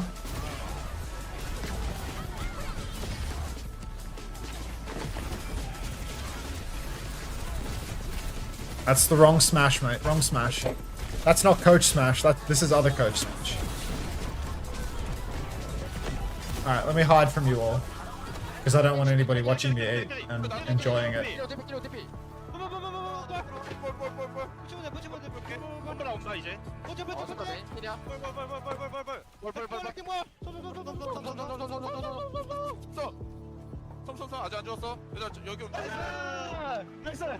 Let's go way.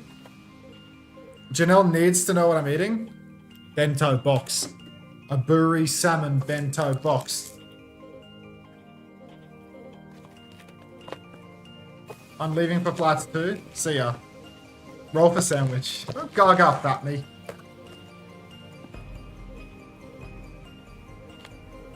It does look quite scrumptious. I need to put the microphone further away. I need to make more space so that my big, fat, repulsive, repugnant body can grow.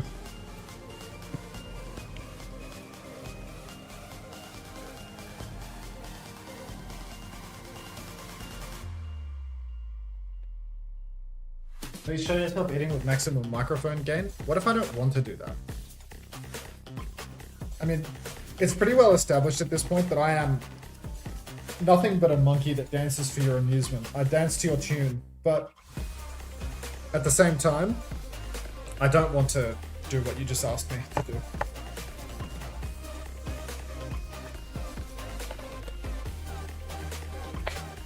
Yeah, like the song. Exactly like that. Who won? Nice one, Phil. It's a good race.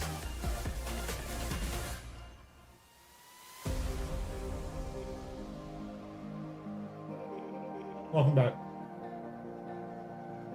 Cried. Why are you crying?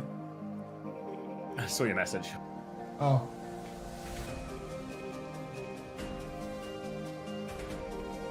Ooh. Did you all see? What did he get? The market share bento box. Did you all see the market share that OC missed out on today? Because she slept through Japan? Because she didn't know that the matches were at a different time? Are you at all the market share? Mm-hmm. Heisenberg, thank you for the 2 months, mate. The play that you put in that message doesn't actually count. You still have to play, mate. He's got the monopoly. Thank you for the 2 months. Welcome back. Meow.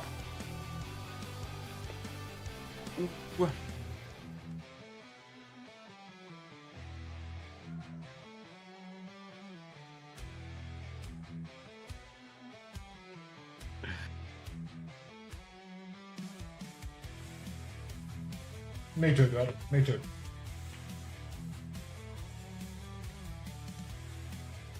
It's so hard to get good OWCS jerseys. You can probably get them for most teams, no? Or at least all the partner teams will have them. I'm trying to get a cheeseburger jersey. That'll be a rare one. Surely they've only made the necessary number to cover the players. The farmer cheeseburger jersey would sell so well.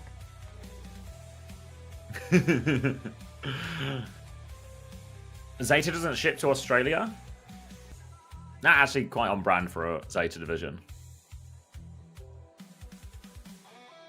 You got a Nightmare jersey? You got the Virtus Pro Kappa one?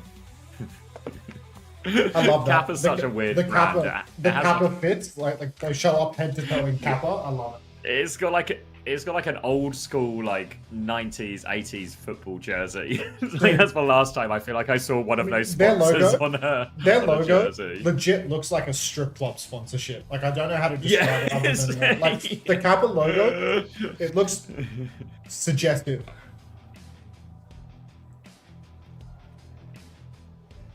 Is there a central place? No, you just have to go to the individual stores for the SSGs, the Liquids, the Genji, the whoever.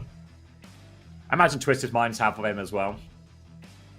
Who else is there? Who am I forgetting? The problem with the Twisted Mind jersey is you buy it and then there's a banking issue, and unfortunately they can never send you the jersey. Oh. Yeah. Why are the banks in charge of deliveries? No, the banking issue means that somebody never gets the payment. Oh no. Yes, Atlas was out of a pool due to the gap in the stairs, but they fixed that this week. They've repaired the stairs, and Atlas is back. Did TU have a jersey? No. No.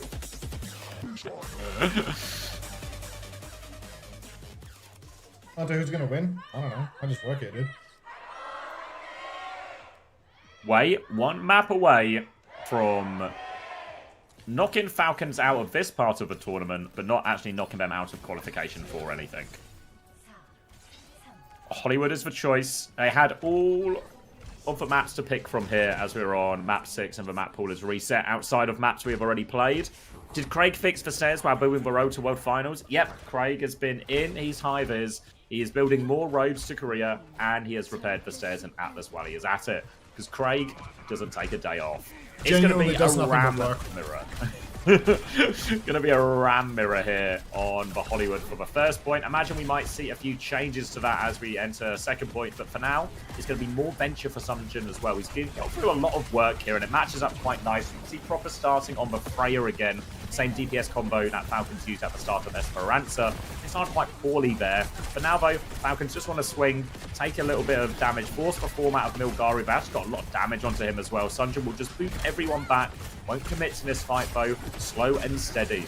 TP now, threat onto aid, but they don't actually take it in the end. It's just a fake one to force him to DP, and Falcons have taken control of point off that.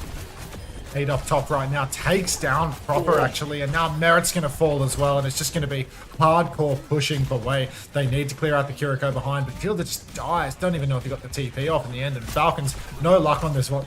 We saw a similar matchup to this on King's Row, but on King's Row, Lucia Kiri, much more difficult. And Symmetra, also a little bit more awkward. So on this point, Falcons are going to have much more luck with the Lucia Kiri sim, but Sonjin can also really snap ankles on the Venture. You see he's hiding behind, tries to go for a little one bop, doesn't get it done, but he's going to be able to take a quick reset here. Reset to top in no time at all. Support ult starting to come online. Fielder has a slightly quicker one as they do this aggressive swing. He drops it from the high ground. They kill Aid with it as well before the Lee Soo-min counter Kitsune Rush comes back out. She nearly has the beat as well, but they just deleted everyone on point. And it was just a slightly faster Kitsune Rush. That proves to be the difference for Falcons again. 2 picks already, making that 4, and that's going to be first point. Many such cases of Falcons just getting a first tempo Kitsune Rush because they're playing Lucio Kiri instead of double flex, and then winning because Wei can't kite it out. I feel like this has happened at least 4 times this series already, with no signs of change after 6 full maps of Overwatch. Second point now, I'd say that Wei's comp really serves them better if they can win a singular ult fight. Being able to play up on the high ground with the long angles is immensely valuable. But Falcons, when the ult swing is on, when they have the sim wall, the beat, they can leverage so much of those ultimates to steal meterage on the card, to make things very difficult for Wei, because no number of angles can outdo a well-positioned sim wall, a good beat rush. And Maka, I mean, he's been falling under the pressure. Jax is left, right, and center for both of Wei's supports today. Aid swinging on the flank, but the fight is soon to begin as Falcons are pressuring the card. Can't land those. It's going to be Tectonic Shock. Simple response from Merit now. Sunjin wants to go deeper with this one, trying to boot someone out of position, trying to get someone forward. Someone they do get forward, but beat is late actually onto him, so that's going to be a great swing. They just need to keep Milgaro alive. He's got the Annihilation going. Maka dealing with Fielder's aggression on the high ground, but he cannot. Proper has joined him up there. They've won the fight on point, but they've lost control of the high ground. Player advantage though for Wei as they can go take it back. Falcons, they just want to stay alive if they can, but they're very much committed in here. Fielder's in big trouble, and Proper's surely going to fall afterwards as well. Nowhere for him to go. They clean everything up in the end, and Wei continue to hold forward. Yeah, I mean, it's really important that Wei have won this fight. The Symbol and the Beat are by far the 2 most hazardous ultimates for Wei's comp to deal with. Proper with the bowler shot, that's neither here nor there. Annihilation, when you're on the low ground, does absolutely nothing.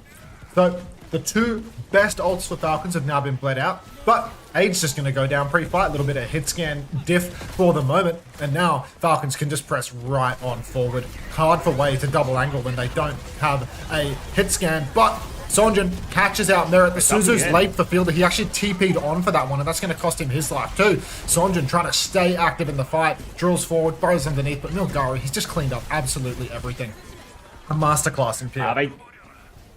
got the opening pick there, but Team Falcons, Way just commit. They stop the point moving as well, crucially, and they just double down for those kills. And it's uncharacteristic mistakes, right? Like a late Suzu from Fielder, a late beat from Chio in the fight before, and Falcons aren't converting these situations that they normally do. Way continue to hold the high ground. They've got the Kitsune rush and the Bowler for the next one. They can mirror those, but there is an Annihilation advantage, and Proper has done it again. Big opening pick for him. Take aim bolt onto it as well. Cross-map Bowler is nowhere near, but it doesn't make a difference. They've still got 2 picks.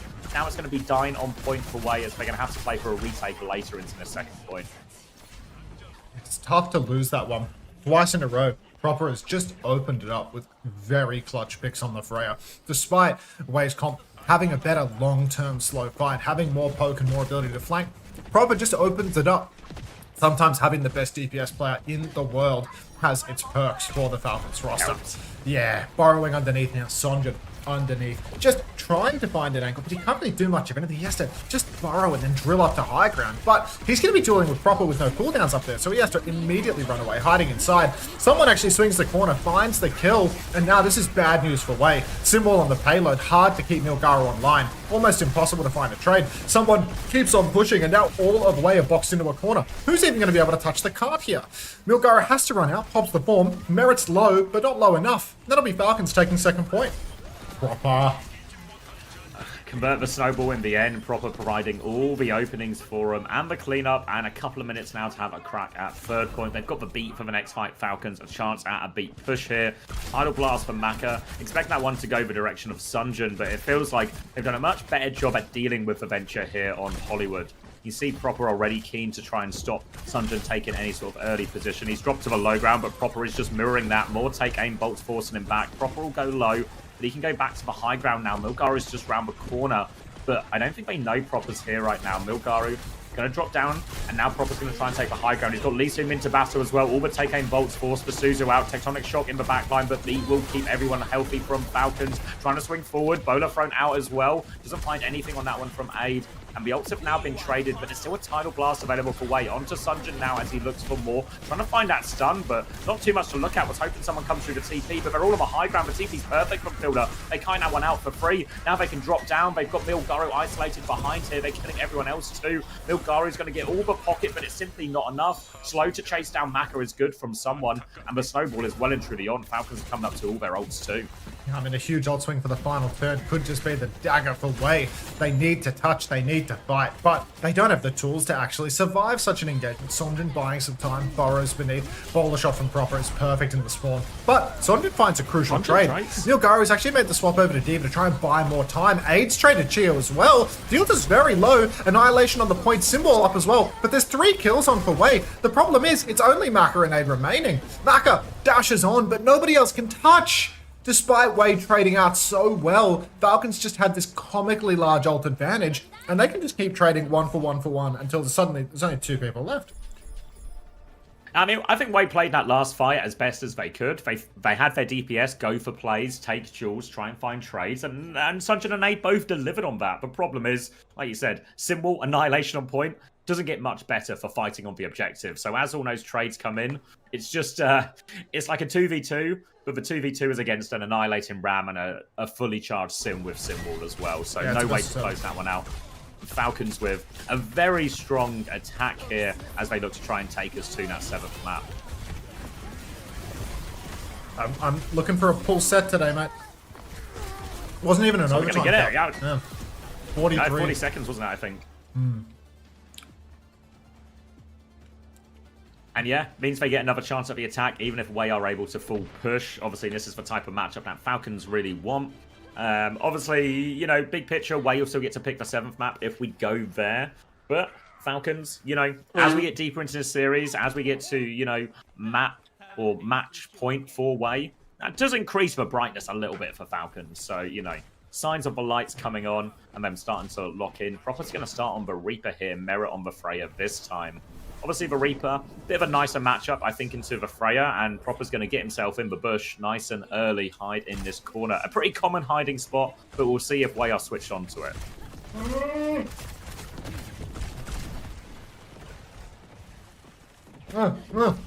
Okay, sorry. Eating? No, chopsticks in my mouth. We're good. They're not aware. The hiding play has paid off. Down goes Aid. And Team Falcons, oh, they might just be able to hold on with ease now. Cheeky little play from Proper to open things up. Sonjin wants to keep going, but if he burrows in behind like this, it's not... Where did he burrow to? Did he come up to the high ground? Where is he? No, he's behind. There he is. I was thinking maybe he's risking getting traded here, but he's actually not been dealt with. Unfortunately, Lee Soo-min will just go down to Proper. But Aid, bolt onto Merit, and oh my god, Aid is doing it all right now. From the top rope, Sonjin helping provide some assists around the corners. Proper solo kills 2 members of Wei, and still Team Falcons lose. You've got to know... You can see why the guy's toxic, you know? Yeah. I mean... If there's justification to shout at your team in this situation, I think, as well. Proper is just killing supports before the fight even begins, but Aid and Sunjin, really, you know, we talk about Wei and their bright spots, and you do look at Sunjin and Aid have really been at the peak of that when they've had their most success, and they're delivering in this series here. Milkara is going to go over onto Bull for their second point now, so an opportunity to get behind, be disruptive, also opportunities to force a point. Very easy for Milkara to force point, then go top. For someone, on the other hand, if he drops, it's a long way back to top here, so more difficult for Falcons to keep a point contested. A lot of that is going to come down to Proper, who can TP between both, but he's going to be outnumbered on the low ground a lot of the time. Merit just poking away at Lee Soo-min, who's trying to sneak in behind, but Proper with the Sombra swap, he manual hacks Sonjin, and before he can get beneath the ground, Sonjin will die. So, it's a nice opening here for Falcons. Way harder for them to push the card here. They can't have a ground tank posted up. They're going to try and contest top nonetheless. You can see long range damage from Maka and Aid both trying to force Fielder off top. And they might just have done it actually. Merit shouldn't be able to maintain this position. Bolt connects. No updraft for Aid, but a blast and a bowler. Oh, wow. Literally 0 damage with that bowler through the ram block. This character still, you know, still got something going. But it can happen. Arms are still worth something, and that's going to be Falcons able to stabilize now back in that Kitsune rush, but they still don't have this high ground position. Proper's going to challenge for it now, or sorry, Merit is. Can't quite figure it. Proper is actually all hammered up on that high ground. Milkara will punish that one, so an opening pick now the way of Wei to move forward. Big pressure onto Merit as well. He gets pocketed through most of it, so Milkara can't confirm the kill. And there's Annihilation. Where is someone? He is the only member of Falcons on this side of the point, and that Annihilation will get nothing done. Falcons have to play retake. Falcons on the retake now. It's so good for Wei that now they've got the minefield and the tectonic shock for this final turn as well. Falcons can try and beat push, but Wei, they've got a very slippery comp. Tectonic shock comes out super early, starts mincing damage onto the payload. That's going to completely delete the overhealth. Falcons very nearly C9, but they have found Lee Soo-min. Mr. Picked. Oh my god. No mines on the cart for Milkara. And Team Falcons are able to just jump on with 0.4 meters left. So, bit of a blunder there from Wei, in all honesty. I don't know how Lee Soo-min's getting caught out like that. Yeah, disaster for him as well, as we see Sunjin going to Reaper here on the swap off the back of someone going over to Winston, but Proper will have EMP for this next fight. Problem for Falcons a little bit is this point is dangerously close to being capped, and Milkara can threaten that one, even use the minefield to really threaten it as well. So Falcons have to be very cautious here of the payload. For now, Sunjin's going to try and take top, but he's poked out. Pop the Wraith, he's cleared someone, to be fair. Minefield is on point, I think it is. Pulls all of Falcons back towards that. They have the EMP if they need it, but now Aid has the high ground. Got them pinned in. EMP comes out, kills Lee Soo-min before he can get that Suzu back available. Now a trade, though. Chio's gone down. Fielder's 1 as well. TP's away from that danger. More threat onto the payload. Someone has snare. They have to jump onto it. Merit's going to get slammed up. They can clean this one. EMP. They get the manual hack now, but the ball, Reaper, they're so good on point. The Kitsune rush. Fielder finds the trade. The hack is good, and Fielder and Proper hold on for Falcons. Unbelievable. That was absolutely winnable for Wei. But Sonjin crumbles under the pressure. Cancels his Wraith form, gets tapped by Fielder in the 2v2. Tank advantage means nothing. Poor little Lee Soo-min as well. Down again to the EMP tone. Having a rough one today. Aid up top, poking away. Winston still doesn't have the primal rage. Falcons still don't have any great ultimates, only the boulder shot to play with. Merit might be getting caught out a little bit though. He seems to have missed the rotation of Wei, so he's missed a lot of time to do damage here. Sonjin's trying to muscle forward onto someone, but can't really do much of anything there. TP up top for Proper. Don't think he's actually landed on the high ground, but someone has, and he's going to immediately zone Maka back. Doesn't find the kill. Bowler goes wide for Aid, but Merit is traded out. 2 kills for Wei, 2 trades for Team Falcons. Wait, 3v3. Yeah, it's winnable this time, right surely. Yeah, they're good for Lee Soo-min now on point, tank advantage. Lee Soo-min this time is good for the cleanup. Fielder won't be on point in time, and Wei do extend the map, give themselves just under 3 minutes for this third point as well. And now we're just in a Winston version of this mirror. I feel like the Reaper should just get more value, allows Milgaro to win all of these bubble trades more consistently. And now, really good situation for Wei to tie this one up. Kitsune rush advantage ready to go, but Merit's found aid beforehand. It doesn't seem to matter who is on Freya for Team Falcons. They will find the opening pick of the fight. Oh, great boot.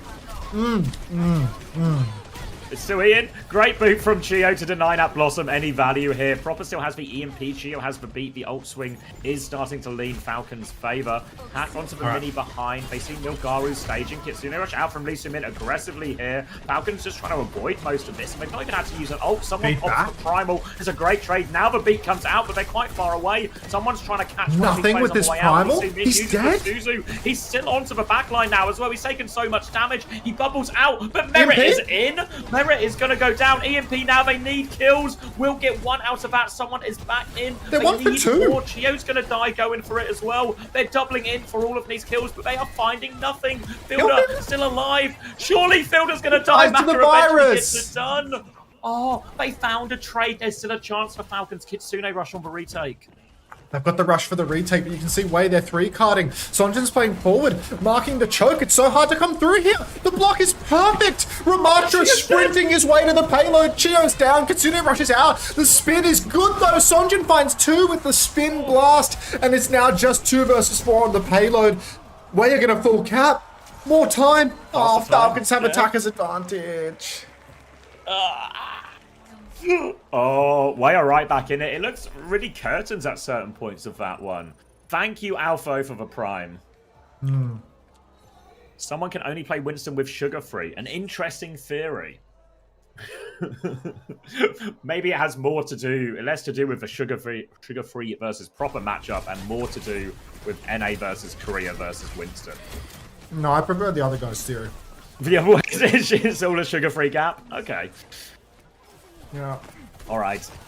Time advantage for Wei as we go into a second round of attack and defense here on Hollywood. Both teams will get a chance. Slightly more time, but not a hugely consequential one here. A Tidal Blast Blossom will very much finish the job for Sunjin on the end of that attack. And I imagine both teams quite happy, quite content to go back to the Ramatra for this first point. Maybe Winston. Swapso was a bit more tricky in overtime with this limited time bank. But it's going to be Sunjin starting on the Reaper this time. No hiding shenanigans from him initially, just looking to control the right-hand side of this first choke. They have to be worried, though, because this is typically the way these fights normally go, is Falcons end up finding a faster Kitsune rush due to their backline, or due to more healing demand being on field than Wei have on their comp. So if there's not anything that happens early, Wei have to do better with that initial kite of Falcons first ultimate if we get there. But until then, we'll just get a bit of a neutral as both teams jockey for position. Reaper mirror from both DPS. Reaper mirror for both DPS. And do think, you know, a bit of Freya action. I think this is a comp that Falcons can really dominate with. High tempo Reaper play for proper and squishier supports for Wei. Lucia Kiri versus the Wuyang Kiri. It's easy for Maka to get caught out here. You see the TP into the backline for proper already. And God, someone is just beaming down on Milgaro. You can see Falcons already have so much space on the point, but the second turn is good. Proper TP's right into the thick of it, but the shield for someone is game-changing. And attacker's advantage has already secured Team Falcons a tick. Someone and Proper are both incredibly low. Proper's probably going to die here, right? He's being chased out. Proper and Fielder both go down, but the damage is actually done. Wait, there's 10 seconds left. Is that? Yeah. It's only Merit left alive. He's 1 HP. He's dead in spawn. There's going to be no touch. They got a tick. They got just over a tick. Yeah, they got 49.5% to work with here, Falcons. And in reality, as we saw in this attack, it's kind of one fight for the most part as teams walk up and take space here. So it's still really defendable for Falcons. But in the balance, remember, this is the series point for Wei. They win this attack. They get more than 49.5%. And they just knock Falcons out of the regional playoffs. Not out of qualification for Stockholm, to clarify, but they knock them out of the regional playoffs. Implication. Oh! The implication of being knocked out of regional playoffs is that you have to go through play-ins, which is a single elimination bracket versus seeds 4, 5, and 6 from Korea. So one team out of 4, 5, and 6 through play-ins will go to playoffs to qualify for Stockholm. So these It's worth noting as regional well, playoffs are separate to another top 4 tournament playoff bracket, where 3 will go. It's worth noting as well, if Falcons were to lose here in this next moment as well, not only will they go into that play-ins, they will actually go into 5th and 6th, which means they have to play and win 2 single elimination games against the 5th and 4th seed from this regional playoffs, just to get a chance to go to that final road to World Finals bracket, and then play a whole double elimination bracket against the best 3 teams in Korea as well, to get one of those 3 spots in for Korea in Stockholm. So it doesn't eliminate them, but it does make it a little bit difficult. Proper's actually going to start on the May, anticipated the Ram Mirror. Remember, we're in overtime, so all the perks are immediately available for all players, which means... So annoying.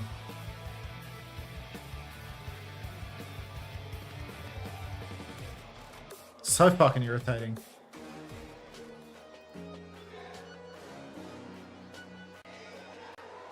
Take. Hello. Oh, he's back?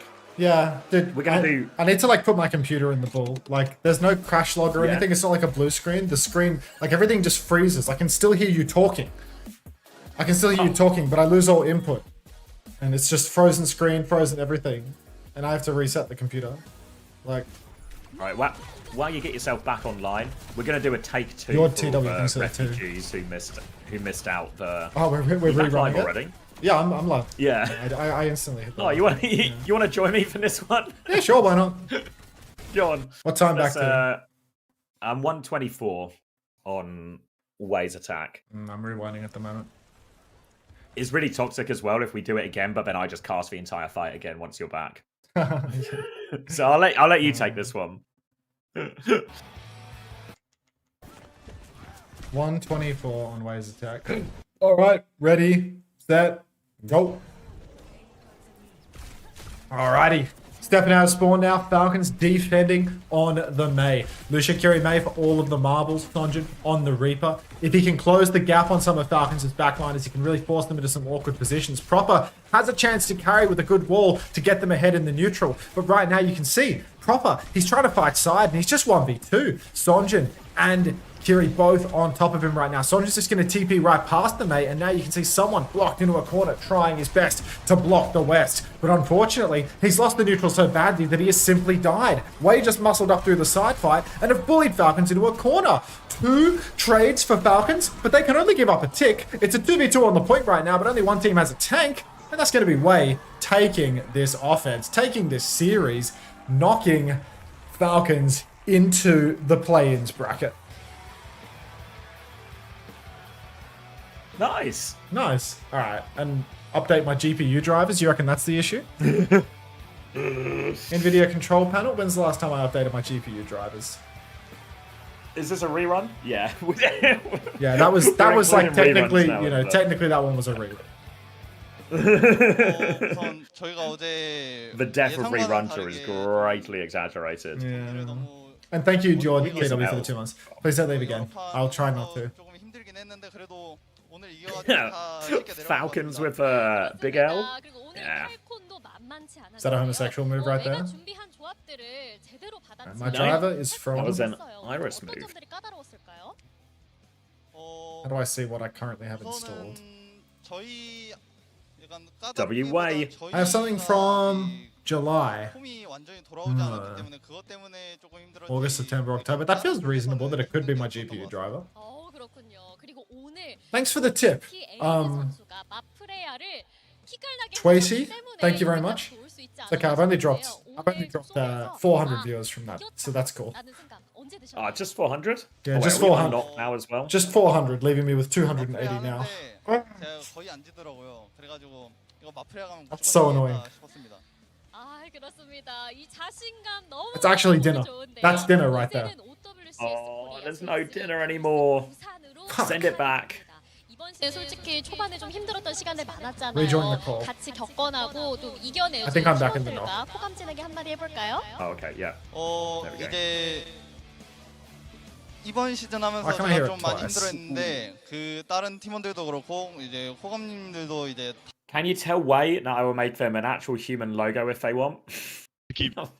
I'll pass on the message to the ether.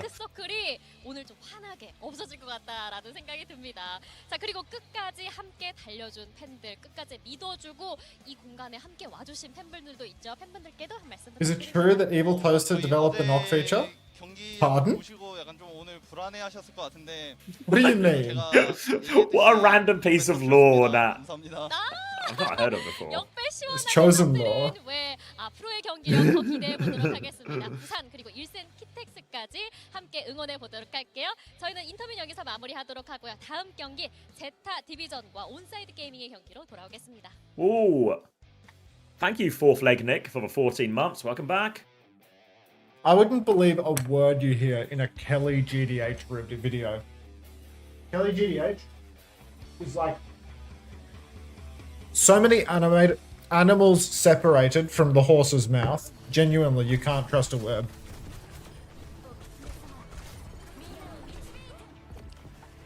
Do Onside have a chance? I would say probably not, but I would have told you about the same about Wei going into this series.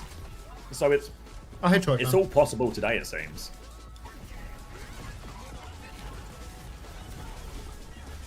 Oh, far out. What to do now? Bit of mega bonk? Oh, you love a bonk. Yeah, I might just bonk it, dude. Like, my view count's been fucking Straight. violently bonked, so I might just bonk it. Keep on bonking. Good thing about YouTube is you only, stream doesn't end when it pauses for 2 minutes, so.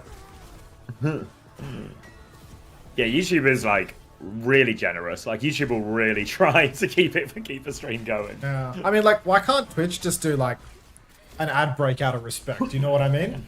Like, you DC instantly procs an ad break.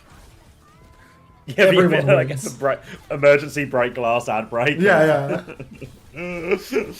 quick! Tell him about Duolingo. This stream didn't end, really, Suki?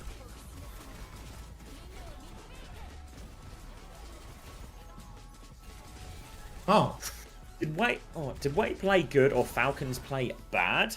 I didn't feel like Falcons played that egregiously bad or anything, you know? There was like uncharacteristic mistakes mixed in there in terms of, I think maybe especially not Hollywood, like a few missed Suzus, a late beat on one of the fights. Comp choices, I think suspects, especially maps 2 and 3.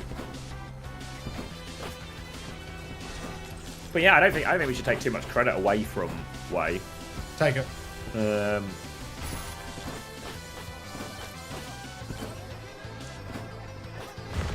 Which maps are the best to watch? The Suravasa, nice. I think. Suravasa, the Hollywood was actually really good.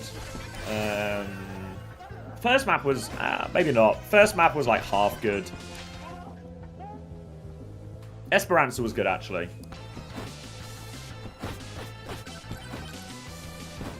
Just tuned in, assuming Falcons won 4-0. Surely nothing untoward happened, so I don't have to catch up on the VOD. Looks like you're catching up, Finn. Might just be our game of the week, I reckon. What do I want? Oh, Care Star Wars. I'm just gonna preview that shit.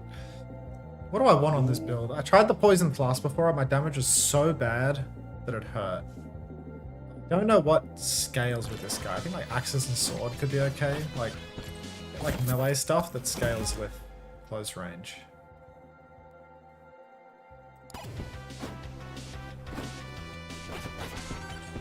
What's really worth noting as well is now that Falcons have been knocked down to the playing bracket for the road to World Finals, is fuck me, if you are any of these other teams, you really want to avoid those single elim playoffs. Because now you have to fight Falcons in a high stakes match just to get a chance. Imagine Zeta to goes fight down Victoria. there.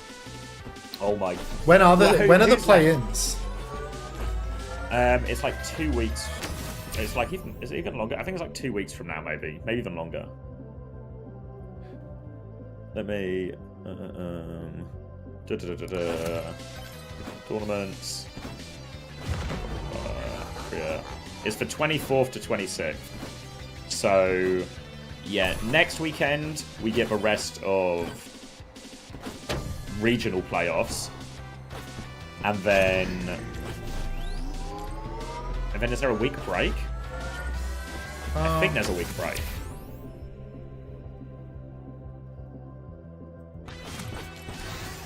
Yeah, next weekend we get regional playoffs. I think it's on the Saturday and Sunday, the 11th and 12th.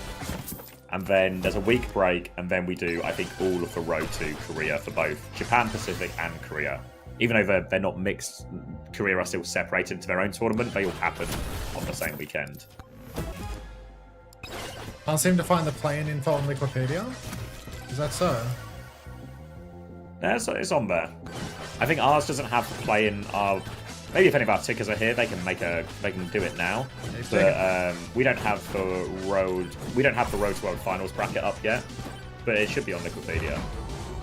I can show you now if it maybe makes more sense. Korea here. So if this makes more sense, you can see Falcons have already gone down into that. I think they technically get no way they actually get 6 seed, but either way, their internet's playing semi-final. So this is single elimination. Obviously, the loser of this next game out of Zeta and Onside will go into this game against Falcons, and then whoever comes 4th in this tournament also goes there. The top 3 go straight to playoffs, which is double elimination. 5th, 6th, same. Yeah, I guess they'll just give whoever had the initial highest seed, the highest seed in terms of map pick and first ban in that first semi-final. So yeah, then you go to that double in playoffs, and then this is where, you know, it'll be the 2 teams who win that first game, plus whoever wins this, whoever wins this lower bracket semi-final. So yeah, 4 teams go in, 3 teams go to Stockholm. Korea did do so for the regular season, Korea did predetermined maps for the first map of every series, but now we're in playoffs, it is the highest seed who gets to pick first map.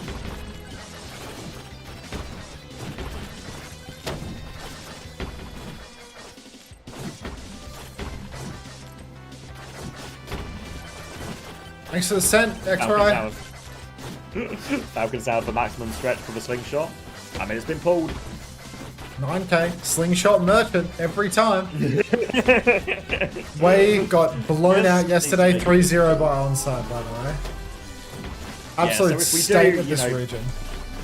The cycle of power here is that Onside might be the best team in the world.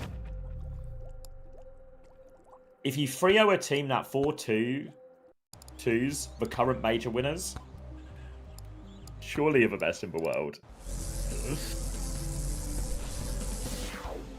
Hey, Jonas. So yes, so it does raise the stakes now for Zeta Division, especially. Yeah, I think Crazy Raccoon and T1 should probably feel fairly comfortable about winning these matchups to get themselves to avoid play-ins. I think if you're Zeta Division, you're pretty scared, right? Remember, Zeta Division did lose to Wei pretty recently in like their regular season game as well.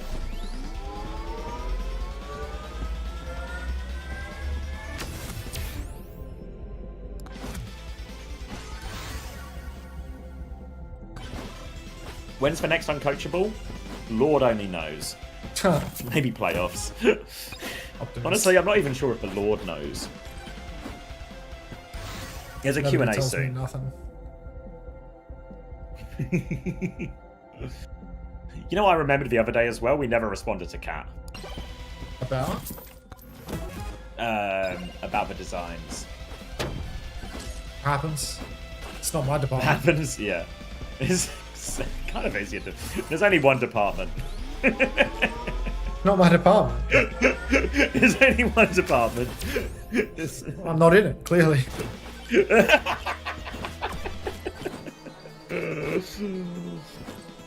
watching this right now, Kat?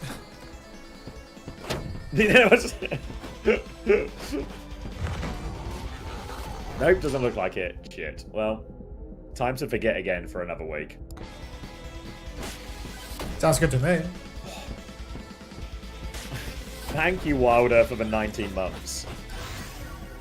When they needed him most, Batman vanished. does seem there is a little bit of correlation between Falcon stability and Majid leaving the active roster. So do with that what you will.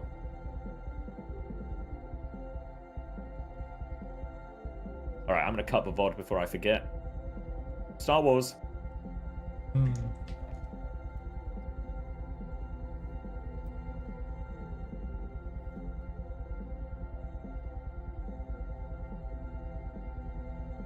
Who threw? Hanbin or someone? Why not both? One sec. Oh, Sunshine Bread, what's up? Yeah, I still... Big Bready. Wrong play. Would you believe, Sunshine Bread? My computer just fucking crashed. It's just not my day. It's just not my day. No marbles. It's just not my day. Firestaff. I don't know what is like the most synergistic stuff with this guy. Like this works. I wanted this. Yeah, right as Falcons lost. It was like perfect timing.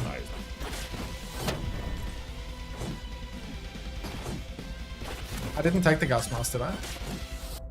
Oh, I did. I'd be super. I don't think Stalker will go as an import anywhere. I think he's too good to have to leave. I thought I didn't take it. How much of the match did you miss? Not much of it. However, it happened to be the most important moment of the match, where the end. Yeah, the end. It was you know, one team needed to get 50% of First Point Hollywood, and they walked out of the spawn doors. We started talking about the comp, and my computer froze. So, yeah. At least it didn't cut your VOD into pieces, and you still have 7-hour runtime. Yeah, but I did drop more than 50% of my viewership instantly because I stopped streaming in the middle of the final fight of an insanely tense match. But yeah, it can happen. Is Stalker actually coming back? Thought he was taken out back. Stalker's definitely not coming back, right? He's not even on the roster, so he can't be coming back. Yeah, he's not coming back for Falcons. I imagine he'll come back, as in like play Overwatch again. Oh right. But won't he's be not for dead. Falcons. Like he's just dead to Falcons. Yeah. Who do I think the best Hanzo is in pro play? I don't know really. We see it so sparingly. Maybe Tree. Yeah, Tree or Shawfall. Take your pick. I'm waiting, Milkman.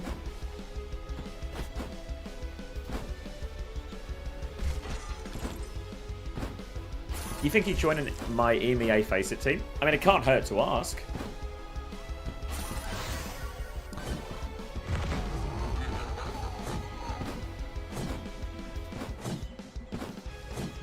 Yeah, I mean, Abe looked pretty good on Hanzo in like the sort of brief moments we saw in Gibraltar. The brief moments he wasn't just getting immediately killed by someone improper.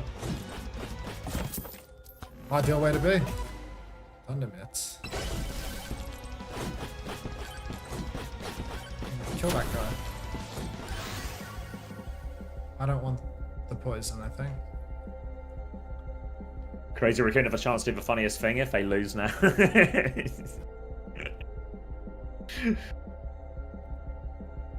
I think nobody actually wants that. Well, the fans want that. I don't think Crazy Raccoon want that. I've never used shield before. Let's try shield.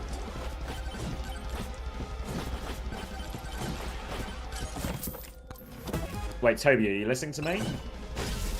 Can you hear me?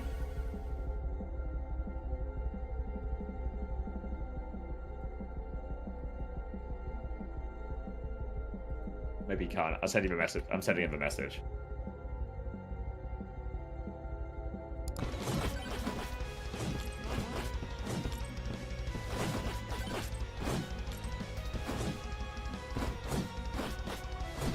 Oh, man's walking the opposite way. Probe and Burner are taking their seats. Oh, the shield build went great.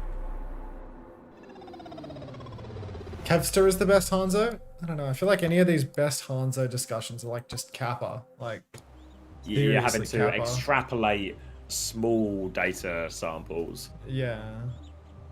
You know, like half a reason like Tree sticks out in my head is because he hit 3 nice shots the other day against SSG.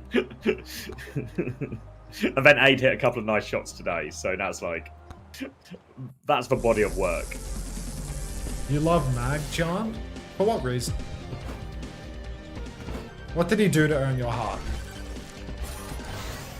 Seriously, what did he do?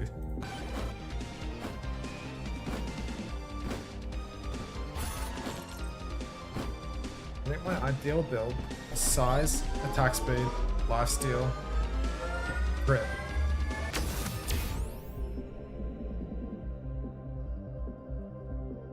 And then move speed can do something that I get at all the shrines, because I'm not going to get it from the time. Rope has a real look of fear in his eyes in this picture. He should be afraid. Remember when Zeta subbed him in for like, was it map 5 or map 4? So just to get rogue. by Milgaru Like, so 80 rogue. times. Poor guy. I mean, you can't catch a break when you've got, you know, a coaching staff that's been tainted by Yaki. Thank you, Jank, for Jesus, for the 10 months. You can have a fist bump as well. Bang. Jeez. Moving into the parasocial fist bump territory now? Yeah. We asked for a parasocial fist bump, so it Oh, feels you like asked the for appropriate it? parasocial response. Fair enough. It's a classic ask and you shall receive. Makes sense. I just have so much hate for the Zeta coaches. So much hate in my heart for their stupid plays. Thank you, Synthesis Main 10. Someone asked you to strip yesterday, you didn't receive it? Yeah, Strip. true. It's the privilege of being the streamer is I get to quite literally make up the rules as I go along. He just sounds like one, Taylor Waller.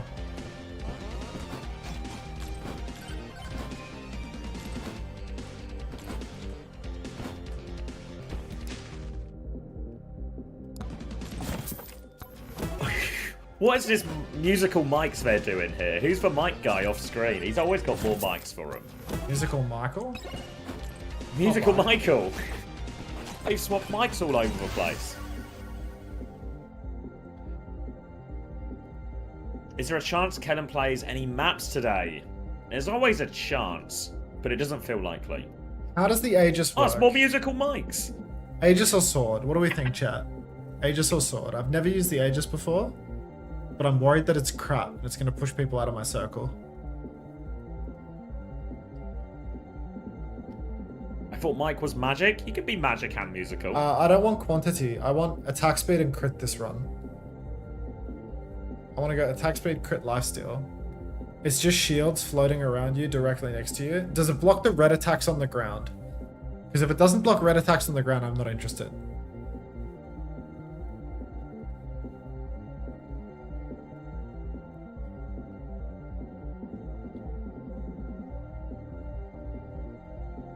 Slay Queen, it's alright, Thenoris. It can happen, don't worry. I don't know, Sword or Aegis, What's Sword that or talking Aegis. about? He's playing, what was it called? Mind Bonk? Mega Bonk? Mega Bonk, yeah. Mind Bonk.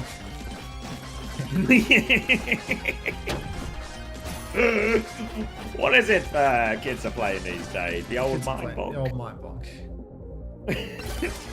Thank you, Mask, for the 9 months. Our Falcons done for good. The Falcons are done for 2 The weeks. season's over.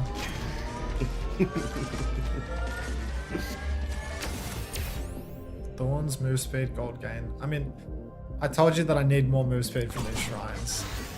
So, I feel like the damage tone is low-key not bad as well. Like, instead of going crit, I can go damage.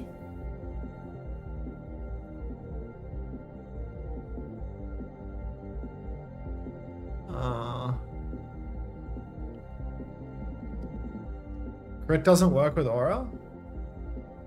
You can't crit with aura? Oh, and with a 1-year resub, we are officially back. Welcome back, the Norris. You're telling me crit doesn't work with aura? Are you kidding me right now?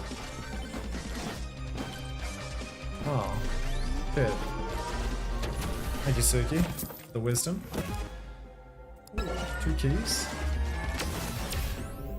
Armor. You can't spell magnificent without mag. Technically true. I'll find a way.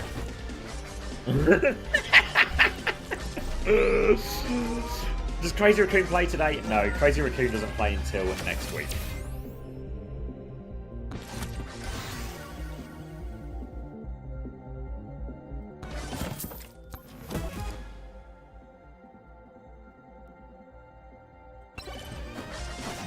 Yeah, Crazy Raccoon and T1 both waiting in the upper brackets for winners of these games.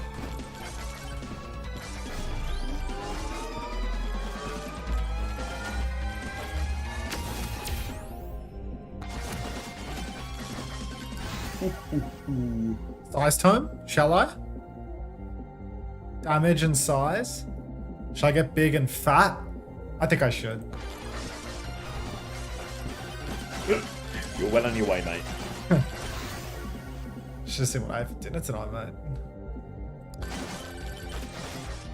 mate. Coffee or tea? I think... What time is it? I think have a tea, Panda.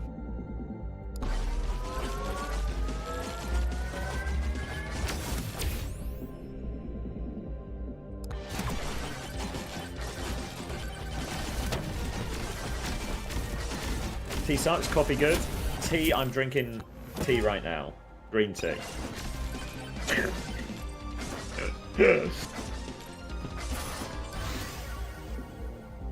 Is the storm hitting me? Yes. It is blustery as fuck. You can't weather it, or you are going to weather it?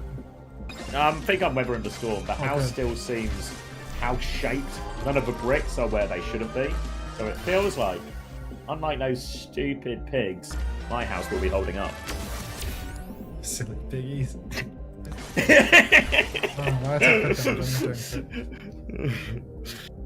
imagine the three little pigs weren't expecting to be called out today, but they've had it too good for too long.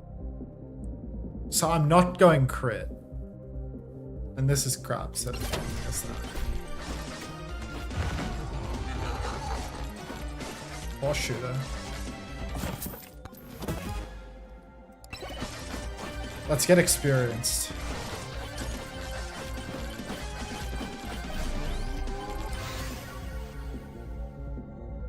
I want none of these things. Because project quantity doesn't scale with aura. Or does quantity scale with aura? Alpha.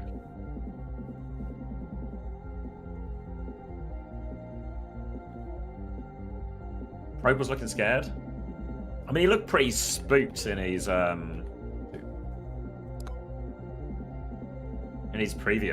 like photo. These are terrible. I'm like literally paying to refresh at this point.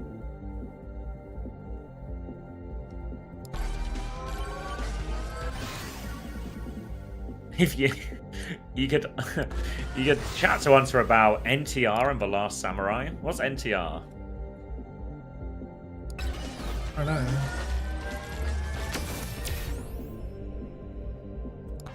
What is NTR?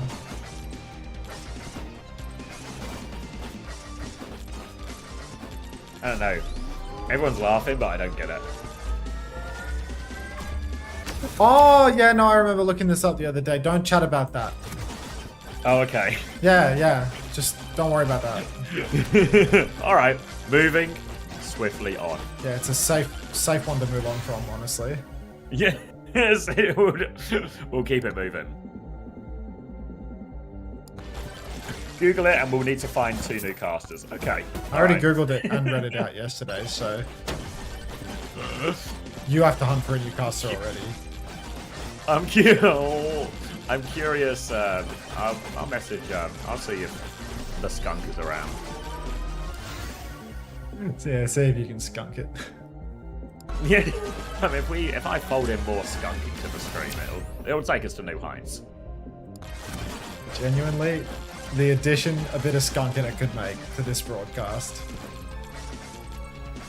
I'm curious how The Last Samurai ties in as well, but this will be a research project off stream. Like some Japanese thing. It's like the Japanese equivalent of Hakumen. And like low-key happens in The Last Samurai with Tom Cruise killing the Japanese guy and then fucking his wife. Ah, classic Tom Cruise. It is pretty classic Tom Cruise, to be honest. He's always up to that. I mean, when he's not up to that, you know, just horsing around with his Scientology mumbo jumbo, like. he's a big horser.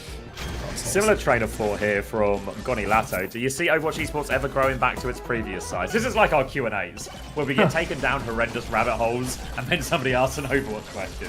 But no, it's the short answer to that. I think the Overwatch League size, I'll make this a brief answer at this time, but the size of the Overwatch League was outrageously inflated through grotesque overinvestment. So I think there's no reaching that level again without some. Does anybody have $100 million? I mean, if someone has $100 million, we can actually just do it again if you want. We can do it again, but need that 100 mil first. Yeah, if someone could spare 100 mil to the product, we could have the best ever. But I suppose we should watch the game. Yeah, well, we need to do something while we wait for that 100 mil to come in. And Burner's going to get immediately taken down. Did he just fan Kilo from that range? What? Yeah, just... Why not, mate? When you're feeling it, you're feeling it, you know? Keep gambling, Little says dink Kilo. on from a distance. And Onside Gaming, I guess, are really just looking to fill the shoes here as the best team in the world. But if the shoe fits... I mean, Kilo just got shit on by a year of Sojin coming out and him not being the brainiest support player. But by now, he's probably got that dog in him for Sojin as well. Proby TP's up into the high ground right now. This is actually old versus new if you think about it. It's Kilo who got kicked off the SF shock and Proby who replaced him and then lost like every single game in the entire season. So I'm sure there's a lot mentally on the line here for this game, as well as the fact that one team has to play Falcons that loses this. Lamp forced early from Irony. Window comes out though. Massive bucket on the point. TP out for attack though, and nobody can play off the window except for Kilo, who will rip this little Blissy's head off, and Proby, who has also gone down. That's 3 for Onside Gaming, and Zeta Division, they're going to the LCQ versus Falcons, mate. Oh god, that's only the first of the 2 elimination games in play if Zeta lose today as well. So Zeta do love to get cucked by Falcons. So well, when there's a will, there's a way. Onside Gaming win just off the back of that window, so Zeta Division have kind of an ult swing, but their beat is really slow, their grab is really slow, so it's still ult advantage for Onside Gaming for this next turn as well. Zeta Division walking up now, TP ready for Alpha Yi. Going to get taking a few of these right clicks as a Kitsune rush on point. Overclock available for Probe. Hiding in response to that. TP forward. Catches Finn. Probe. Double disruptor shot kill. Opener's going to beat down. They want to get the kills instead. Grab was thrown out as well. But Probe is going to do it all. No amount of ults can stop him. And Onside Gaming, they spent everything for that. Outrageous win from Zeta Division. Proby goes absolutely nuclear with the snare into the overclock. Kills absolutely all of Onside Gaming. And they used 4 ultimates for that fight, Zabby. Disaster scene now on the retake. Symbol comes out very early from Alpha. It's an easy kite. But you know Zeta's going to keep on swinging with that. And even though the Symbol was an easy kite, Onside just could not recover their health. They were so low. And they are going to be wiped for that one. That's a 1 for 0. Next turn, Kilo on Widow in spawn. I mean, they've seen this previous match result and they've realized they can punch their ticket here and now. Like, they can really make waves. So, knife. That was actually knife on the Widow the whole time. TP towards the point, flipping out into the open. Kilo goes for a couple of pot shots. Rail does not connect, but Kilo's gone down early. Burner's just run it right in and taken him down. Once again, Onside boxed inside the server room and they're just going to back it up. This is brutal for Onside as well, because that forced 0 ultimates out of Zeta Division. Kilo just rolls the wrong way, rolls straight into Bernard, who had high energy already. Now they have to grab for this next fight, but beat as well if they need it. Irony has a window, but you have to imagine if that window drops, Bernard can just grab it. They can beat through it, anything like that. Flip onto the high ground actually makes the attack a little bit difficult. Bernard's going to get one shot. Grab doesn't come out. Overclock from Probe again with his speed. Probe, Bliss is going to do it. He goes hurdling off the edge as well, but he's taken 2 people. He can climb back up as well. Probe still with the overclock on point. Plenty of damage on all these players as Opener finds a trade. But Probe, full pocket and Onside Gaming are going to have to back it up. Oh, phenomenal plays from Blissy there. Beat push. Even though Burner goes down, now he gets to save the grab for next. And Onside Gaming, I mean, after an absolutely ripper start, They have got to slow down now. Still no grab, still no beat. They're rushing up main, but they need to take it slow. If they run into this grab, into this Kitsune, it's going to be done. Goes for the touch attack. He steps up, but now he's getting rinsed. He gets caught in the grab. OP's on the run. He's 95 on the beat drop. You see the kite coming through, but Knife has fallen, and it is looking unwinnable for Onside. Opener cannot get that second beat online. And Onside Gaming, a strong start, but a limp finish. No second ult for anyone.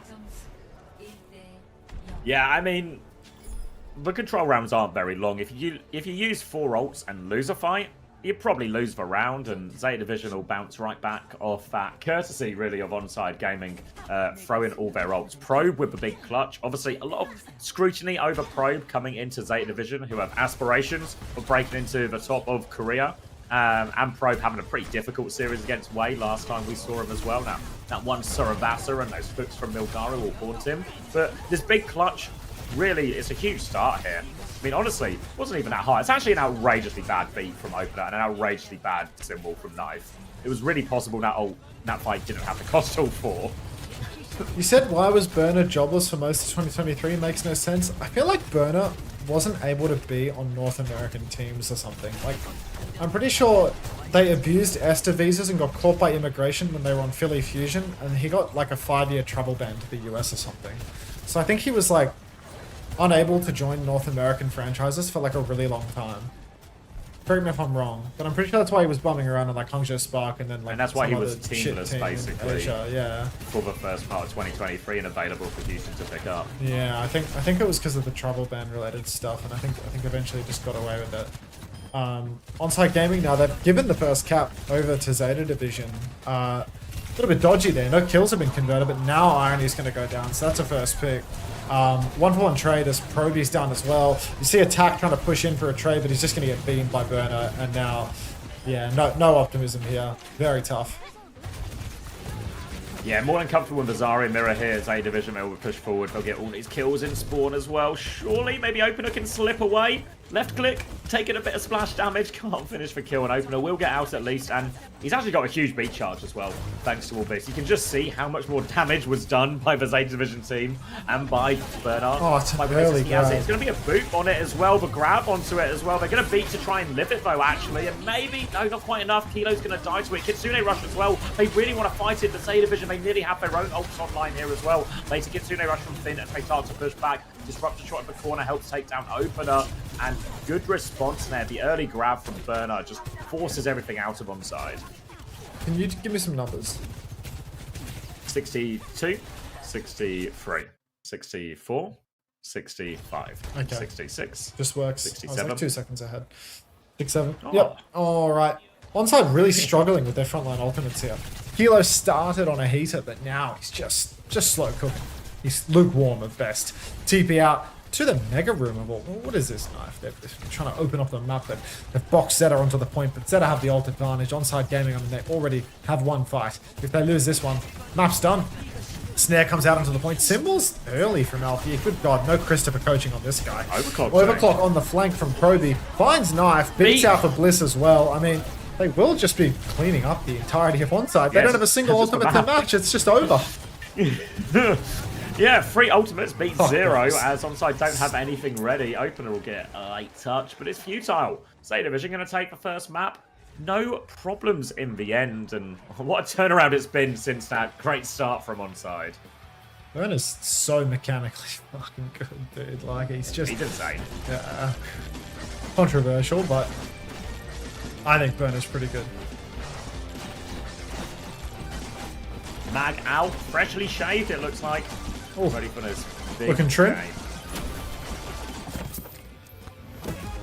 What game is this? Mega Bomb.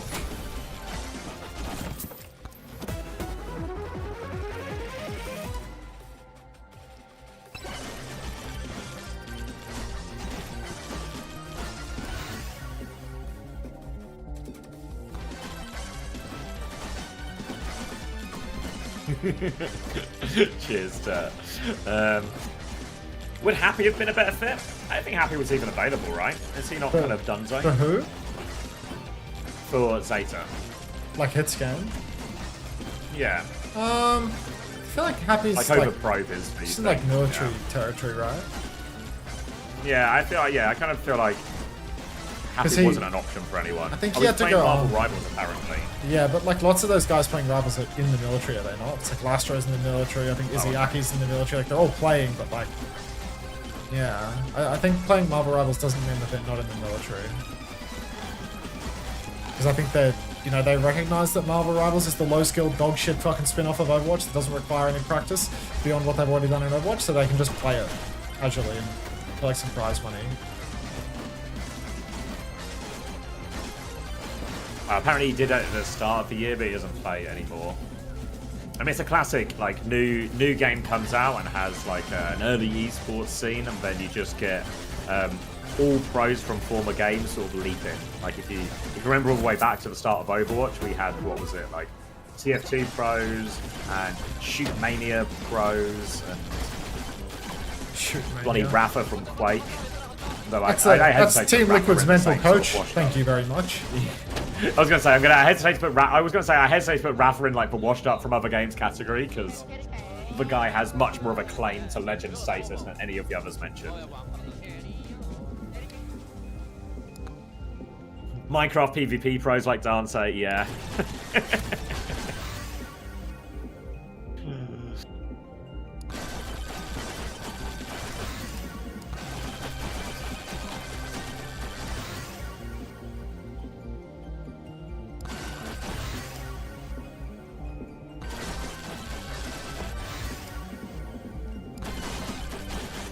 Ooh, Mega Red Overwatch, thanks for the Prime. Welcome to the Parasocial Friends Club. Appreciate it.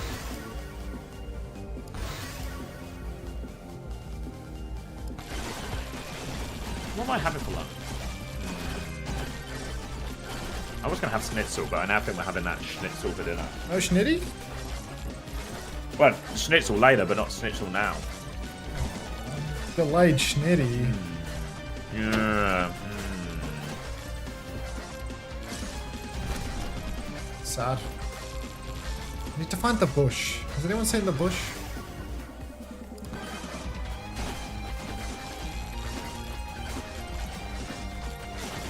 Let's see how my damage is. Oh, my damage is pretty good. Not great. I take it back, it's dog shit. Whoa. Facing requirements that kill me. This sword. Lucky. XE, Jerry, No Smite, Finale, Gargoyle, Marble, Piggy, Izzyaki, False, Lastro are all in Marble Rivals. It's not quite an all-stars list. Yeah.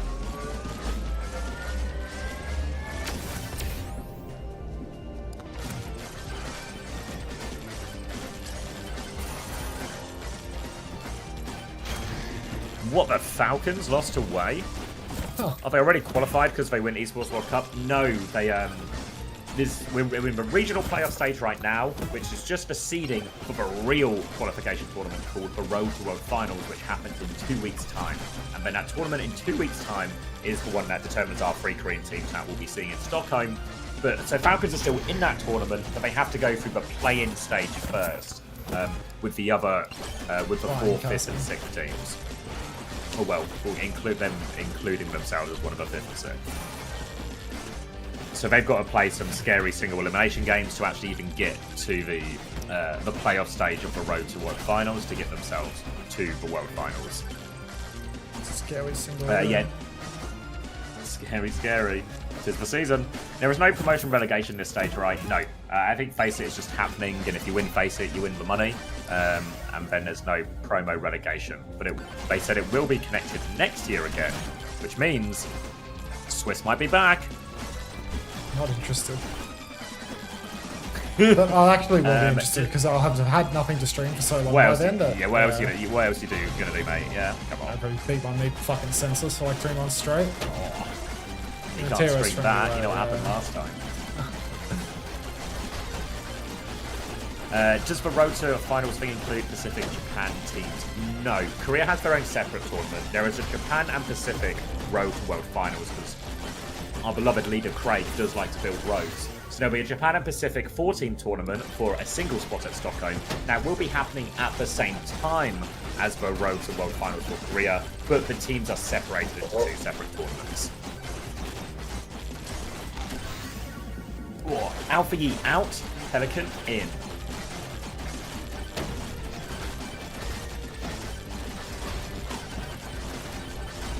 Any word on more partner team skins? I think the plan is very much to do similar to the release they did this year, when it was like the packs and you got, was it free skins? Or skins for 3 different heroes you got. Stuff like that next year as well, maybe at a slightly higher frequency. I mean, but that slightly higher frequency just means they need to do more than once. But I reckon they're good for it.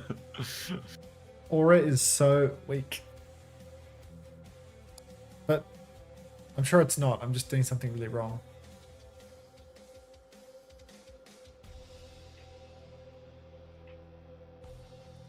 Like, all right. Level 6 I'm gonna have Aura. to raise my... Go on. Here you go. Level 6 Aura had the same DPS as level 3 Katana and Sword. Like, what do I do with Aura? What do I do with this fucking... This guy doesn't know how to use his Aura. Tickle theory, man. Like... Frustrated. Keep tickling. Was. Alright, I'm raising my eyebrows again, though, because Onside Gaming have taken us to King's Row against Zeta Division, which really does just feel like Zeta Division's map. It's going to be a Reaper ban from Onside as well. Zeta going to ban the Ramatra, so it feels like Zeta are keen to play the Zarya here. We'll see what Onside choose to do, if they're just happy to mirror it. Obviously, it's a little bit difficult for Onside in this matchup in particular, because their best player really has been attacked so far in this stage, but his hero pool looks very similar to Banar. But Banar is just better than all of the heroes. So it's tough, I think, for them to find a true opening without just going the Kellen route here. But it feels like they've had all their success recently on the attack version of the roster.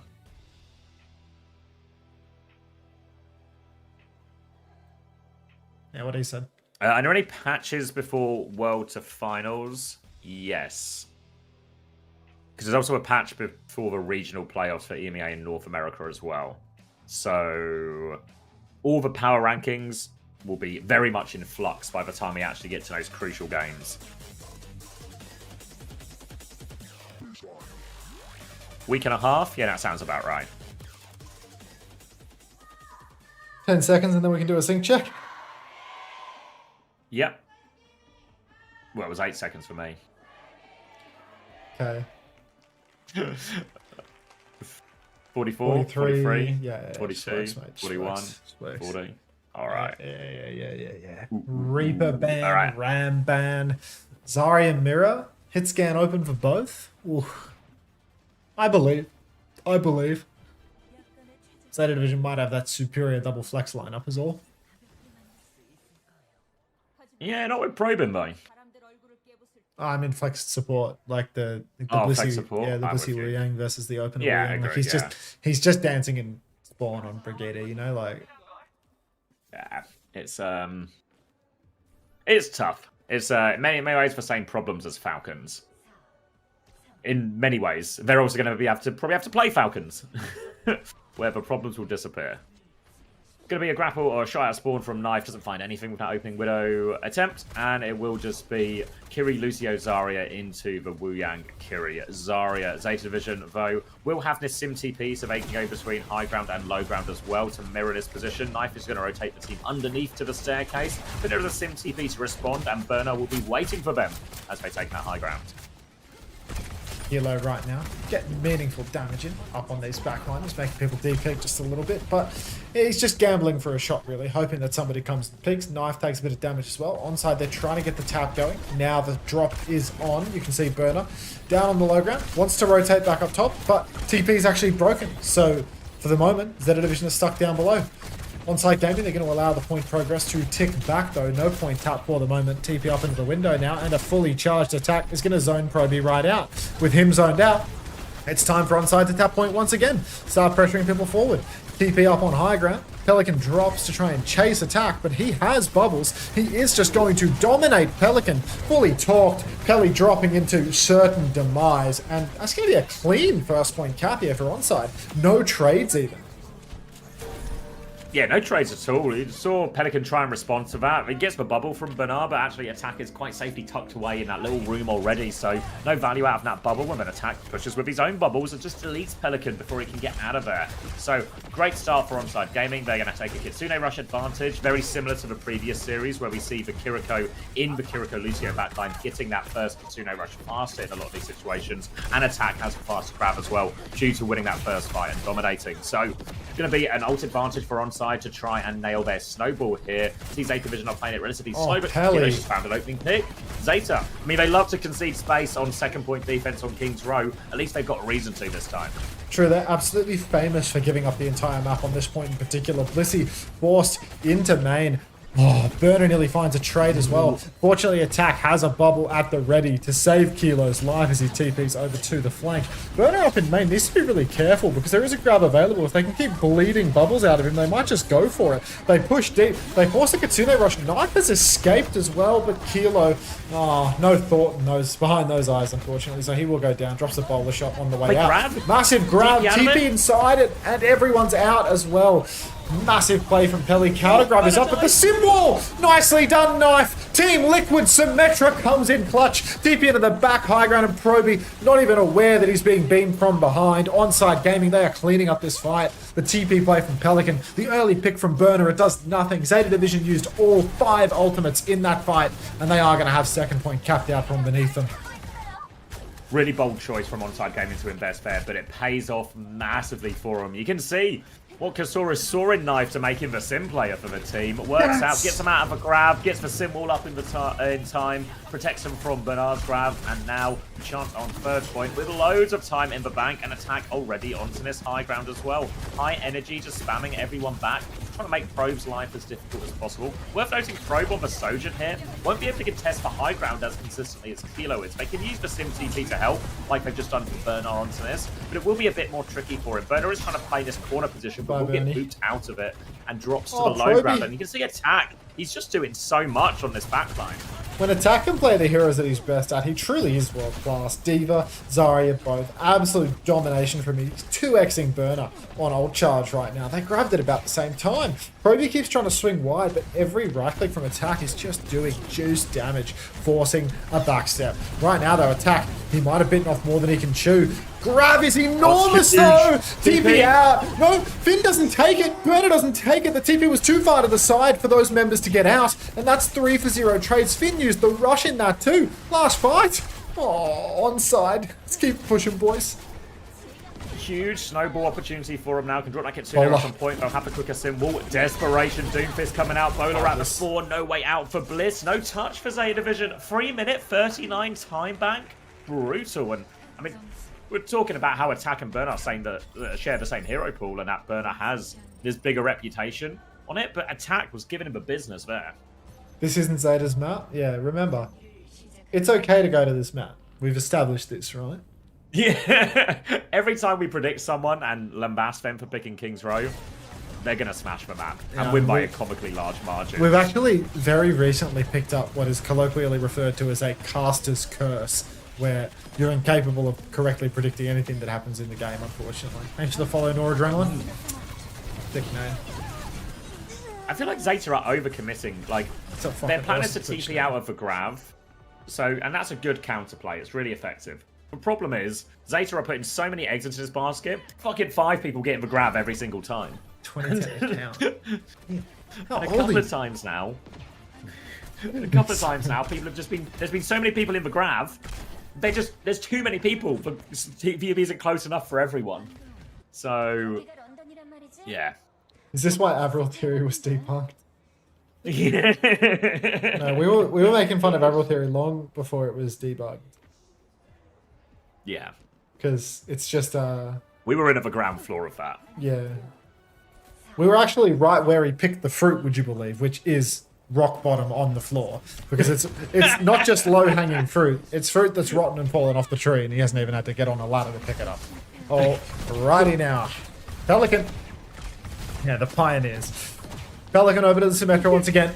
See if he can get it done. He was having a bit of a hard time on the defense. Get picked good TPs out of grabs, but that was about it. Step forward. Bubble onto Pelly. Talked up. They're trying to out-tempo. Attack stuck inside, actually. The TP's down. That's going to charge up Knife's, or rather charge up Pelican's Simbeam a little bit. But Attack has survived, and now he wants to press forward for more. Pelly TP's behind. For a new angle. He's done huge damage to Knife and Attack both, but they will survive. They will be able to reset the corner.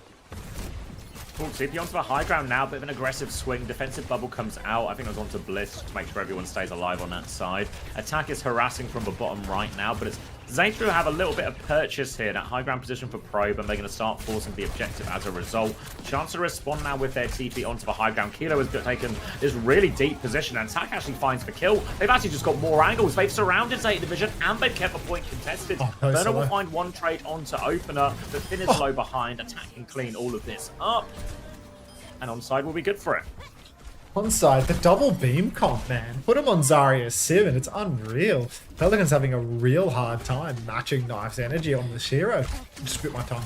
I'm gonna fucking scream. Talk for a minute. Okay, grab advantage for Attack as well, so a great chance to snowball this one as well. Bliss doesn't quite have the beat yet. Kitsune rushes in play for both, but if Attack can find that early grab opportunity, just have to be wary of that TP, because even though it's not worked out for Zeta Division so far, exactly as we would have hoped in this series, it's still a very good counter to the grab, so really need that TP off cooldown. Obviously, Pelican will be trying to hold specifically for that. It's a TP actually out onto Attack. He drops for grab, beat comes through as well. They force the beat out, they trade the Kitsune rushes as well. Opener still doesn't have the beat, but if he can get it, it's a much later beat. They need the symbol, they need the beat Onside Gaming, but they've managed to hold on. They're in the room right now. Beat is available. Here comes Opener around the corner. The repush is there. Grab comes out. They're all caught in it, but the damage is too robust. But no Probe! 4! They're all locked up. It's Attack. 1 versus 3. An ace for Probe, and the grab gets it done. Absolute domination from Proby there. The AoE on the bolts, it's just too good in the grab. So much. Yeah, you sink a couple of bolts in there. There's no surviving through it. And he gets a 5k. Onside Gaming looked so good for them for so long, but that grab in the mix just loses it for them. I can't believe I bit my tongue. Like, I can't believe it. It's insane. That's unbelievable, mate. Pissing me off, dude. I just got over that ulcer thing. It's still there, but it's like not hurting anymore. And now I've got that. Probe's hiding behind. He's behind right now, ready for a one bop. And duel. Can I get a set? All right, now he's looking for it. God damn it, dude. Like, patience of a monk. Oh, he's 1 bolt as well, but Opener so boots him. It can't find a second one, and Pelican dies in the front line. He's still alive. Enough. Yeah. Knife's going to go down. Trades coming through now. Attack trying to push the advantage onto Burner. Tries to block some of the healing there, but Finn does have full pocket. He's been forced to TP now. TP in though, and that'll be short work for Attack, and they can set up at this choke again. They're trying to go fast actually here with the TP. Needs to be careful. Attack looking for an opportunity, playing every last piece of that B-bar, but Onside might have to give a little bit of space there as they get the respawns. Yeah. I mean, ultimately, it feels like Proby, that flanker, could have been massive if he connected a couple of bolts onto OP. If he didn't whiff those shots, huge hero play. Really helps Zeta Division out on ult economy. It's a good play to make, just didn't pay off this time around.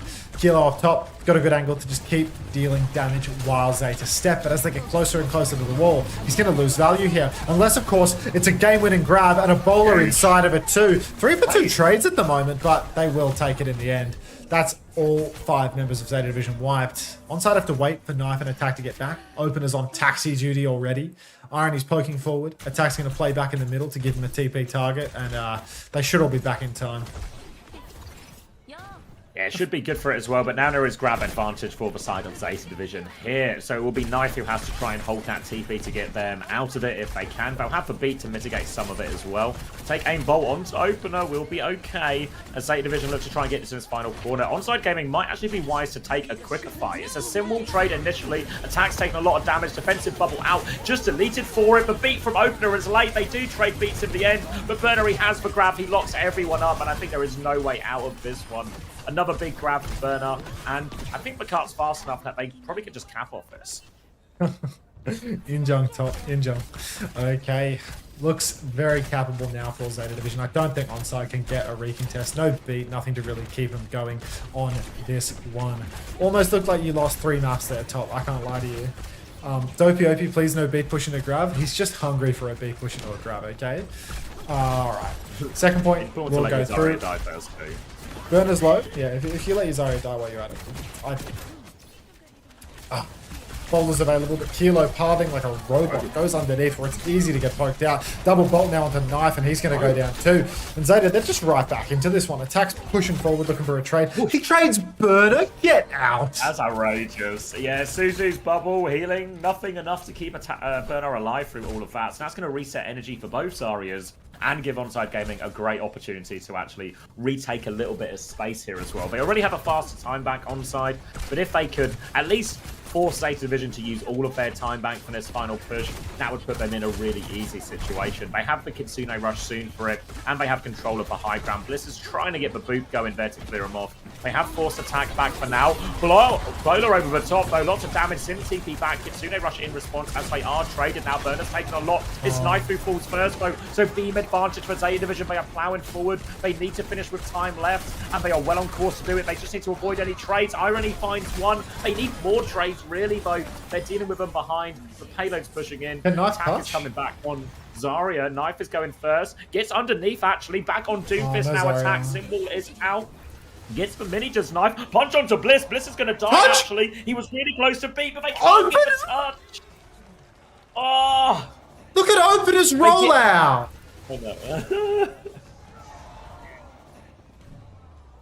Oh.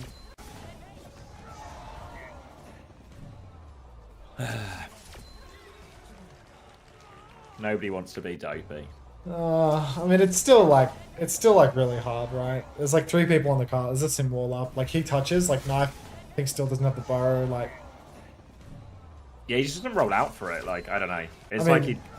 It's because he's 85% to the beat. He can't. He feels like he can't afford to die, but he also really can't afford not to touch an area. Look at that! Look at that double turret, scary, bro. Yeah, I agree. Fucking hell, Top Dragon, today you actually almost lost. Low key, like, if Undersea wasn't the worst player in the entire universe, bro, you might actually have lost today. I'm gonna keep it a buck with you. I would have cleared them turrets. 16, 15, 14, pause for like half a 13, second. 14, 12. 13, 12, 11, 10. Yeah, no. Yeah.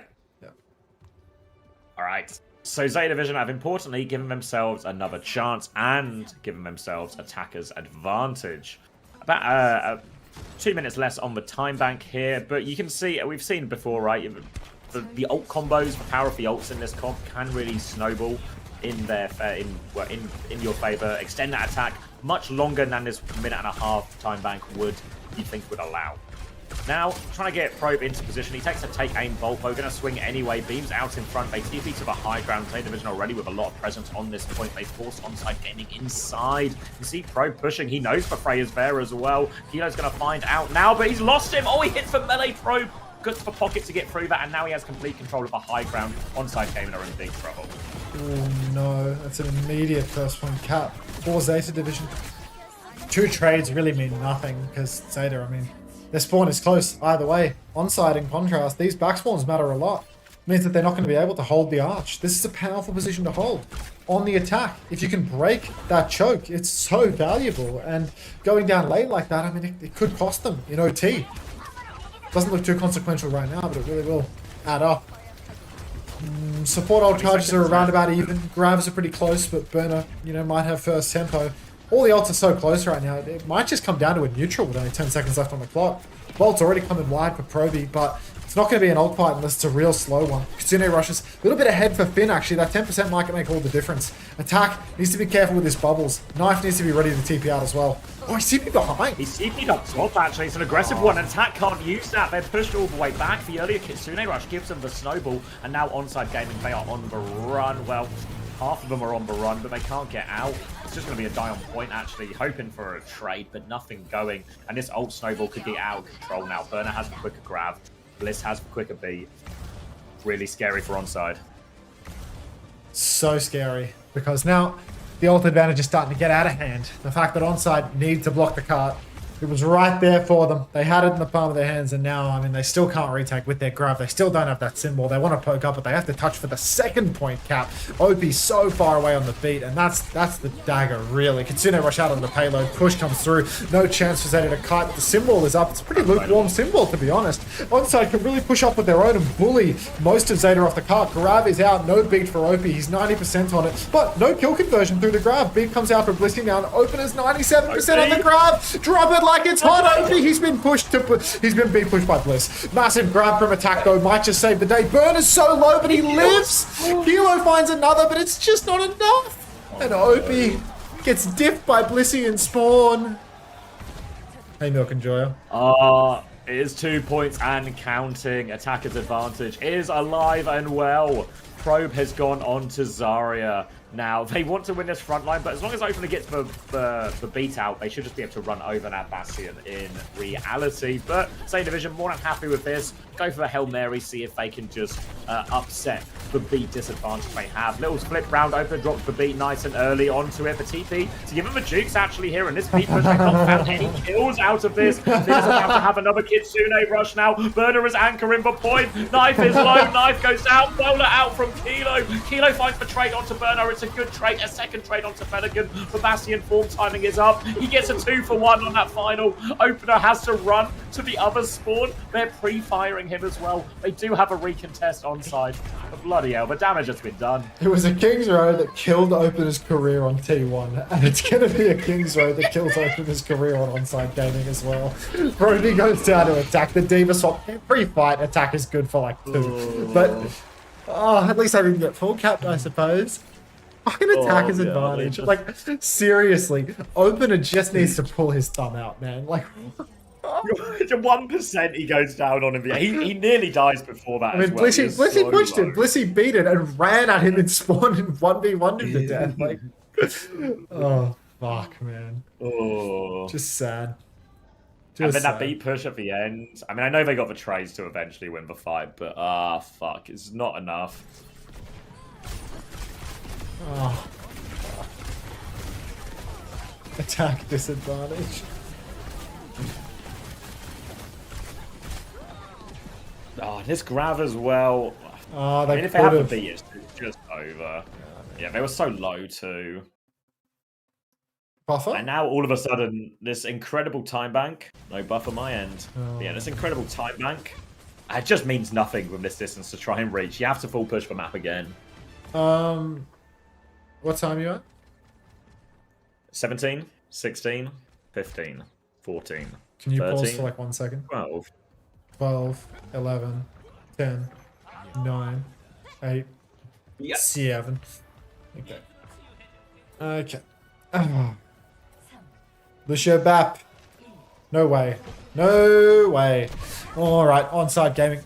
Sticking to their guns, but a Baptiste instead of a Kiriko. Not sure what the rationale is here. I feel like there was a bit of Bap gameplay earlier on, but yeah.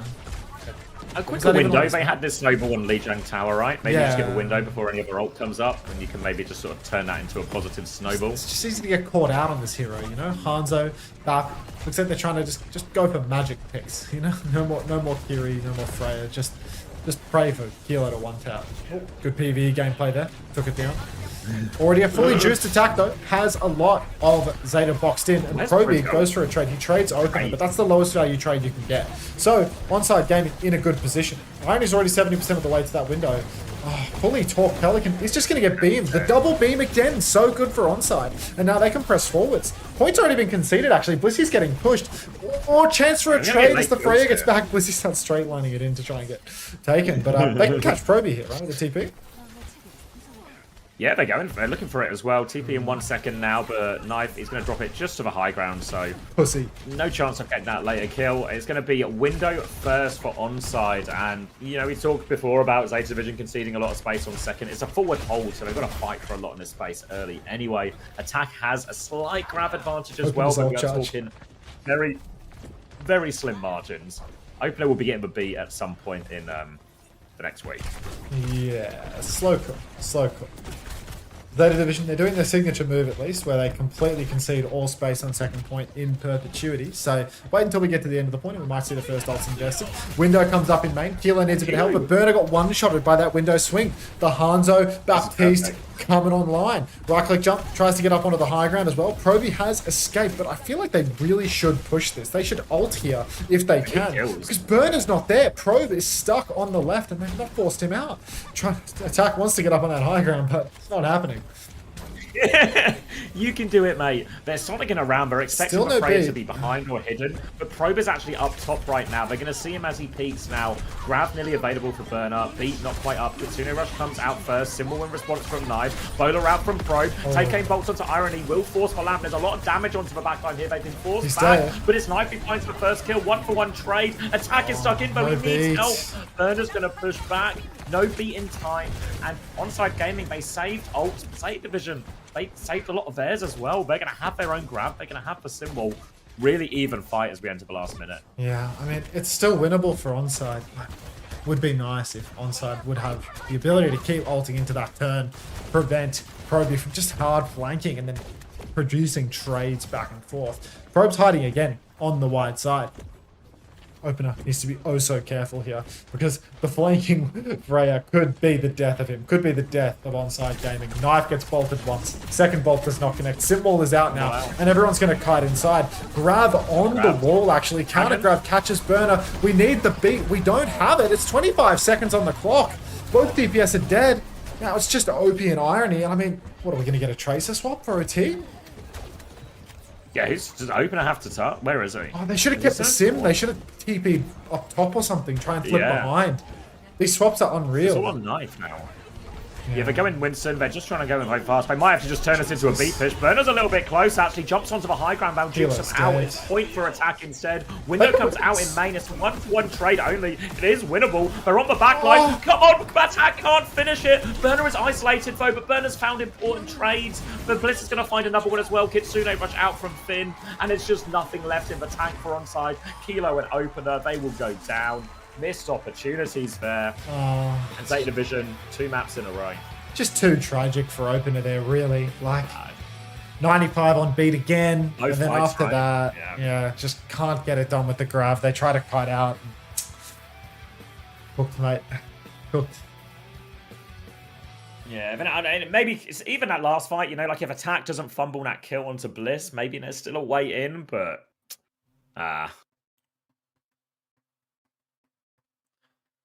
If you were a coach, would you sign Finn and Opener? Yes. Big 2.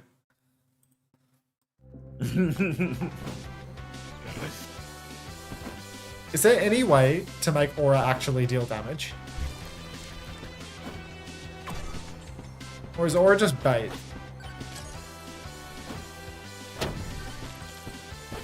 What I had to do? What's your feedback? To be honest, Top, I didn't really watch you, bro. I was mostly thinking about how it was possible for Edison's backline to throw so much for him. You have a pretty decent aura run at the moment. What did you build, Suki?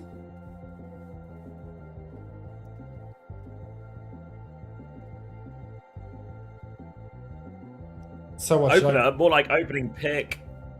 Zinged him. I swear Torb turret's stronger than Reject, so tough. I mean, Blundersea, mate. I'm grabbing a drink. I'll be right back. You're in charge, mate. Thank you. Yeah. Like, Banana Whisperer is trying to tell me that, like, I should just ignore the aura and I should just build for range. Like, build sniper rifle and pistol or something. Like, but then, like, these scale off projectile and aura does not, you know? Like, the problem with aura is that, like, everything scales on projectile count with, like, quantity, but not aura. That's what I mean, you know? Like, I feel like melee is just the way, right? Like, I just need to go melee stuff. Aura's just good AoE. Like, what's single target, though? There is no single target in this game, is there?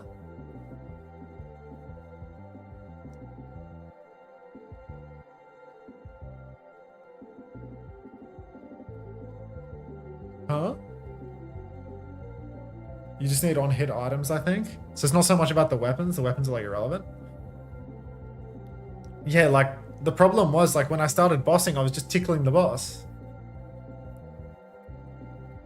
Can I do, like, the, like, aura and attack speed, and I get, like, the bleed thing? I can't remember what the bleed thing is called, but it's like the Sekiro blood loss thing, you know?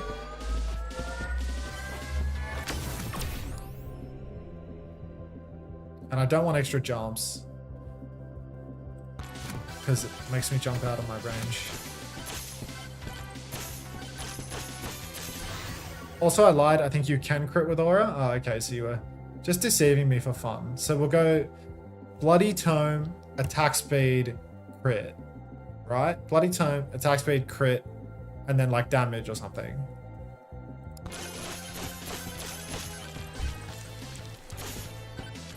How am I down here? I'll banish that. These are so dog shit.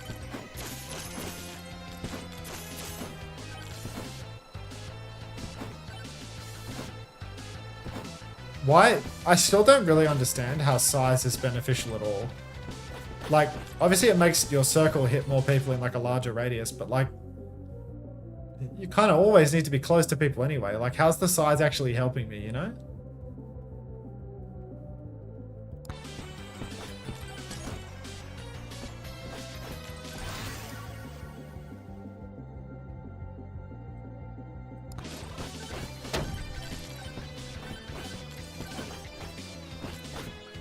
It lets them hit before. I mean, I'm just talking about bosses, you know. I'm not thinking about. I understand the theory behind why size would be helpful, you know, like in a situation like this where I'm getting fucking run down by these guys like instantly, right? But like the only thing that really like matters for me, I think, is the bosses. You know, once I start to scale a little bit, late game, the guys can push through your aura. The aura increase is larger than your hitbox increase. Okay.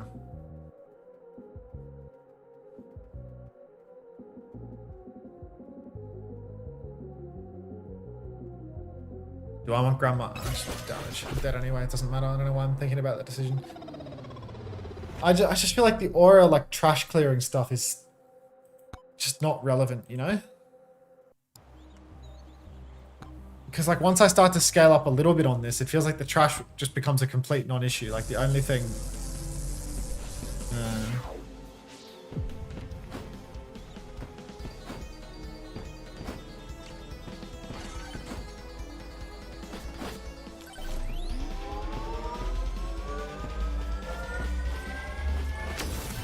I'm back. Welcome back. Should I take my pre-EMEA nap? I reckon you're good for it, Payback. It feels like Onside are going to keep clubbing all their chances. Yeah, that's what I'm thinking. My nap is about to Unless come we in hot have and heavy. Spicy meatball. Unless we cast a curse. Yeah. We I haven't. mean, They'll keep clubbing. Wouldn't be upset if they kept, you know, doing well or whatever, but. Reverse sweep. we go pretty decently now. Bedtime theory? Yeah, I'm doing nap time theory for sure. You napping? I guess yeah, you've got yours as nap. Well, I got excited about the duration of the nap, but I realized it's just a daylight saving shift. So like, I saw a change in time and I thought it was class, but it was just not class at all, really. No, the best of sevens have unraveled any chance at an earlier. What time is it right now? Earlier bedtime. Yeah, it's already 10 o'clock. W boobs.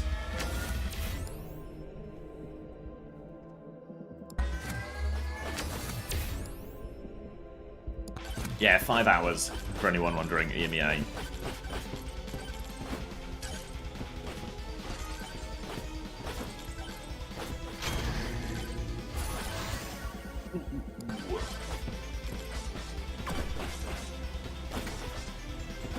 Can't wait for quick VP. You don't want to miss it. No, it doesn't, Otaku. Cool, thanks for sorting the Preds. Next Preds will be up soon. Right now, Rialto is the map of choice. Bit of a weird choice from Onside here, because it does favour the sort of double flex support backline, like a Wu Yang Kiri, Wu Yang Ana, so potentially a Wu Yang or an Ana ban going to be combined with this from Onside Gaming. I was staying up all night to watch Chelsea-Liverpool, then into EMEA and A. What time is Chelsea-Liverpool? Is it the early kickoff? No, it would have already started. What's the football saying? Can you show your fantasy before nap time theory? I took Vega and Fixer before the price changes. I have Crocs, Vega, Fixer, Checkmate, Quartz.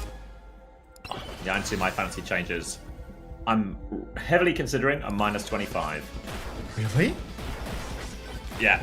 What for the double with It's going to be like a suffer this week for You're trying to get rid of next Crocs? week type. Yeah. For who? For Zeb or something? I'm thinking Zeb for this week, yeah. Who does Zeb play this week? Team Z. Who does he play next week? He'd have to die again. I think he's got like a minus 25 for that. Jeez. Yeah, but like Crocs against Twisted Minds got 3.5 points, right? So can Zeb get 28.5 points against against Team Z? And you have to right? you have to use another trade in the following week. Yeah, well, the other option is I maybe go. I need to do the actual math on it, but maybe I go Willis, and then I can just keep Willis for their Peps double in the week preceding.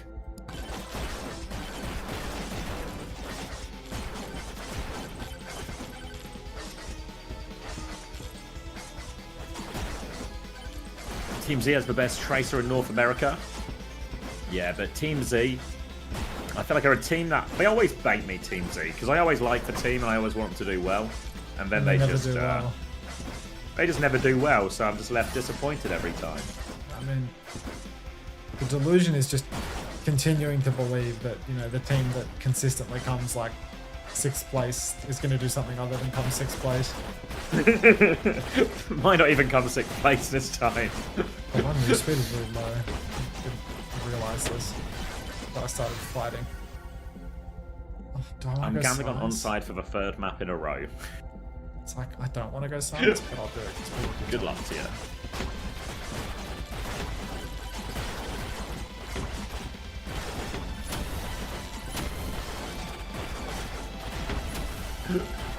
What happened to Falcons? Just got beat. A few bad comp choices, a few uncharacteristic mistakes, and Wade turned up. The fluctuation in Wade's ability continues to be volatile. Wade would actually be such a scary team to sign in fantasy. You couldn't trust him. Are they gonna get 3-0'd by Onside, or are they gonna beat Falcons?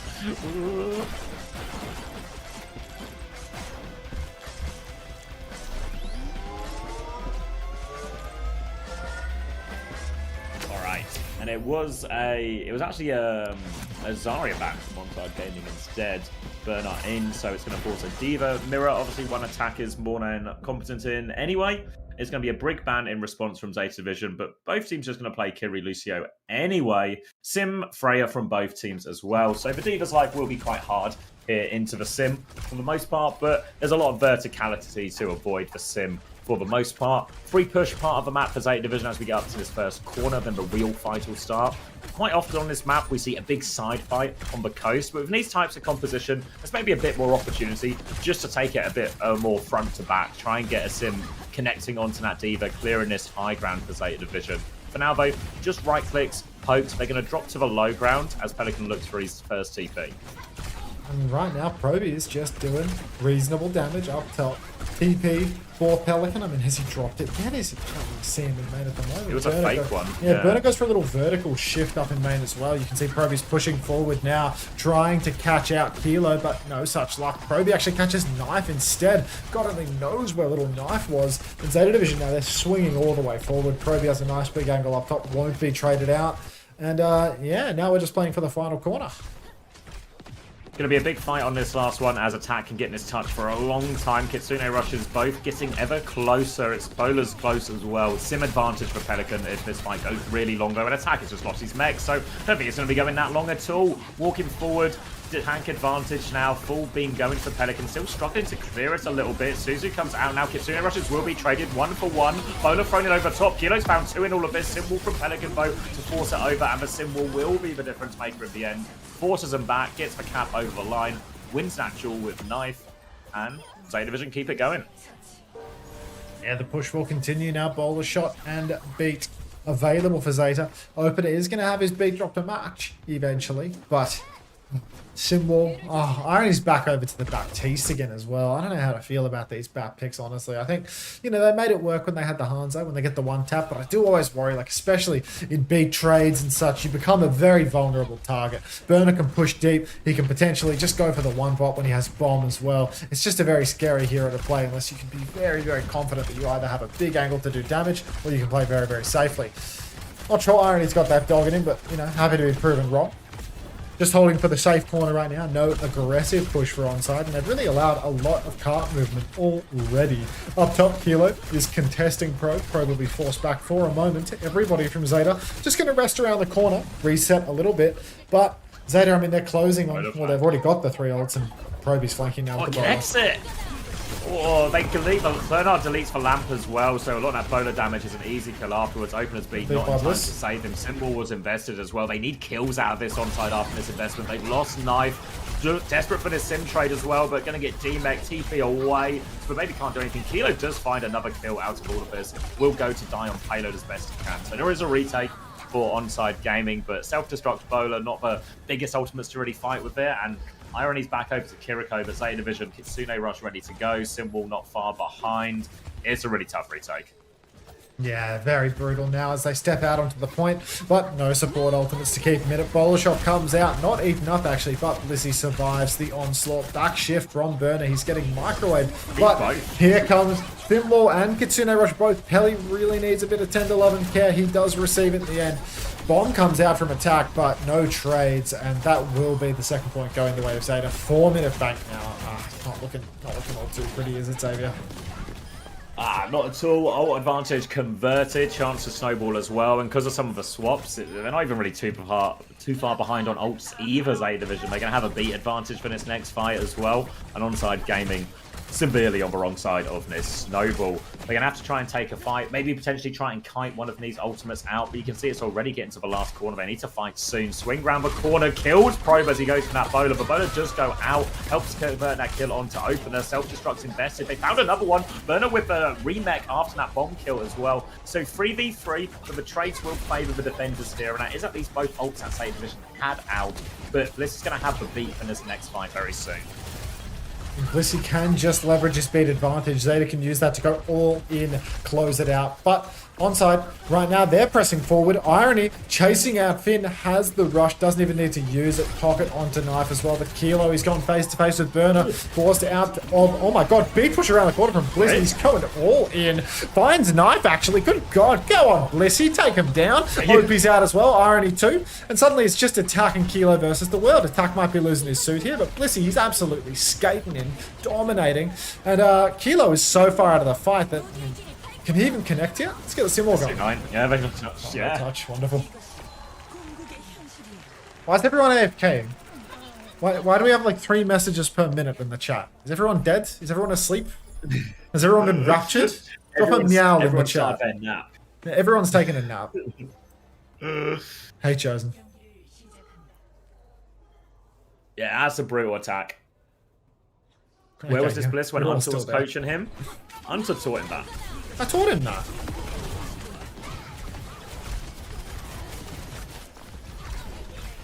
I'm too gay to get raptured. Thanks, Panda. Is that sad gay panda or lady trash panda? That's lady trash panda. Yeah, sad gay panda's one of mine, so...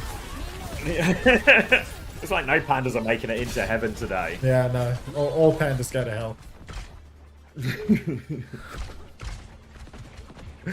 Everyone says playing Mega Bonk, sorry. Lurking, playing Mega Bonk, playing Mini Bonk. You should get sponsored for this. Imagine if this was a sponsored stream. That would that's the dream, right? Getting sponsored to play a game you want to play a lot anyway. Yeah, no. Unfortunately, the only sponsors we can afford are, you know, like Chinese mobile game with a predatory monetization model. that you definitely don't actually want to play. Or Match Masters, which I will admit was a bit more-ish. Match Masters was fun. Yeah, like it's just actually kind of just got into it. It's, I mean, it's a cocaine situation, you know, where you know it's maybe not the best for you.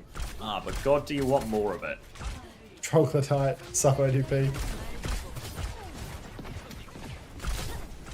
Diva, Mirror again, Sim, Freya again, and Onside Gaming have a big task ahead of them to even come close to the time bank that Zeta Division had. Need to convert all of these ult fights, maybe win get a few picks in these neutral as well. Feels like Probe has really had probably, I mean, quite easily his best series for Zeta Division so far, coming out trumps on this Freya, regularly on the Sojima first map as well. For now, slow and steady, but Freya's trying to poke and find that opening. It's opener who does go lowest first, but it's Probe with the pick once again. 2 for him actually, and that'll be the end of Onside's first attack. Let's see ODP. Alright, Kilo, Knife, OP, Irony, all gonna fall. Easy fight win now for Zeta Division. They want this kill onto attack. They will not get it. You can't always get what you want. Kelly TP's back to his team. No trades. Proby finds a knife. Oh, picked on the side. What a disaster of a scene. Probe. Not looking good at all. Ram? Oh, God. The game is well and truly gone at this point. The heads are gone. Map 1 wasn't so close. Map 2, absolute dogfight. But after losing that map 2, Onside Gaming, they have lost all conviction. They're going to be going up against Falcons. Recall force out of Knife. He has a nice position behind. Bowler out is going to get blocked by attack. Kitsune rush in main as well. Irony doesn't have one to mirror, so he finishes just walking forward, looking for this kill. Lots of damage onto the back line, and Pelican and Burner can sweep up. Beaming trade from Kilo actually, but it is the Sim, so they can get that one back quickly. There's also a Tracer behind that they're trying to force out as well. Bliss is taking this fight. He's forced for recall. He's also got all of these team there as well. Knife is having a real hard time. The chase is on. Probe really wants this kill. He has to reload, so Knife blinks around the corner, runs into Pelican and Spawn, tries to turn backwards. But they take care of it. But Onside Gaming have taken this opportunity to swing in main. Burner has to concede a lot of the space. Symbol out from Pelican to respond, but it's a little bit early, so Onside might just get this Symbol out for free. Feels like a pretty easy trade right there. Knife, he's done God's work forcing out the Symbol just by peeling so many players back. Over-investment onto Knife means that everybody can actually just swing forward for Onside, and, you know, it's bought them an ultimate. Unfortunately, they are still playing Ram on first point Rialto, so not out of the woods. Attack pushes top, throws down his shield. Bowler shot comes out, does not connect with anybody. You can see Blissey trying to escape, runs through the Ram snare, no issues at all. Suzu onto Burner, stops him from immediately losing his suit, but he will lose it in the end. Pops the bomb to get back into suit. Beat for Bliss, open a tiny bit behind, but will be a big trade here more than likely. Well, Kilo's all the way in, so he's going to die before Opener's beat goes through. Big play to take down that one before the fight. Annihilation nearly up for attack if he wants to try and turn this, but his backline is in so much trouble. Opener's going to get involved. He's going to get the kill. Annihilation out over the top as well. Attack's trying to push forward. Finn's going to Kitsune rush. They're so low, but Attack is too far away to connect with these targets. And the Kitsune rush makes the difference. Second Kitsune rush for Finn of defense here. And now only 45 seconds and not an ult to their name Onside Gaming. Yeah, not looking very good for Onside now. Very, very grim outlook. No ultimates. Ramatra for the attack, and, you know, Proby's threatening a bowler as well. No more Diva play, so cannot swallow that bowler whole. Just troubling if you are an Onside Gaming fan. I know I am. I am so big on Dopey OP taking down Zeta Division, but perhaps not today. Attack is out in the open right now. Proby's actually hiding for the ball. This guy loves to hide. Alright, swings behind, hits the bowler on Kilo, but Knife snipes him out the sky, and the Suzu saves poor little Kilo's life. Finn's managed to find a trade on Irony, but with no healing, it could be hard for Zeta to win this. Yeah, need to rely on Bliss to do all the healing here. Pelican's found Knife actually, so the Sim Beam's going to be a big problem for him as well. He's harassing with the TP, he's dancing around this damage. Pelican is a menace right now, and they have no choice but to stay on point. Symbol comes out as well. Now all of a sudden Burner, he's awfully low. He doesn't have it, but they killed Attack. He's going to get D-Mech, but baby Burner's going to get it all done. Kills Opener, pushes forward. No more touches to come from Onside Gaming. It's 3-0 for Zeta. They should do the Mercy rule like they have in Stadium, where if you go 3-0 up, you get to end the day. That's bedtime theory talking, but... Slurp gloves?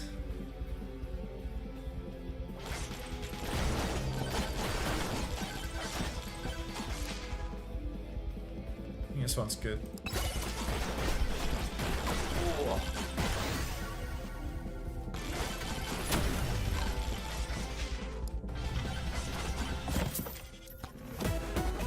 any more games. Not in Korea.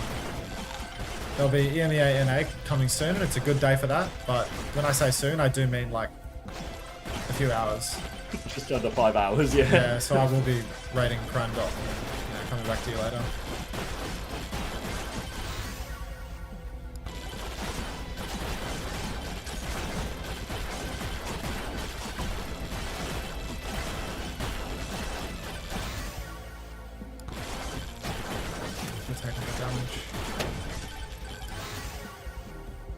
How can their backline be so bad? I don't know. I don't know, like, I feel like Opener and Irony just have never really had a strong reputation. Yeah, I don't know. There's a reason that these guys are on this team. Honestly, like. Yeah, like a 5th, 6th team in Korea. Probably feels about right for where their level is. It's like, it's the same as where they were in, you know, Overwatch League, Pro Careers, always, you know? Just like, on not very good teams. Teams, if anything. Yeah, just not very good results. Good enough to get their foot in the door. Geez, Unter, you don't need a nap. Oh, I'm taking a nap, Dekuki. That's why I'm giving you to Crandall, if he's awake. God, I hope he's awake.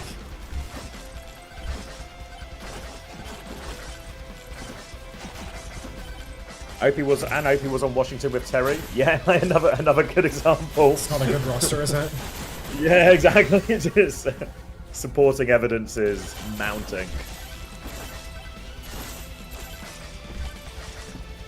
Everyone here is not a Cran head, is the impression that I get. Never heard any of my chatters approve of the Cran raids. What's wrong with Cran? I don't know. I like Cran. Apparently he has like strict mods or something, and my people, you know, they do something to Cran. They don't pass the test. Yeah, they fail the moderation test or something. Oh, okay.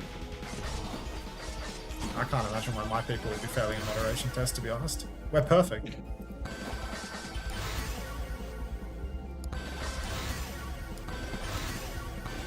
Guys, we're 6 likes off 100 on YouTube. Surely we can get 6 likes to get us over the 100 before we get the last map here. That's what I mean, right?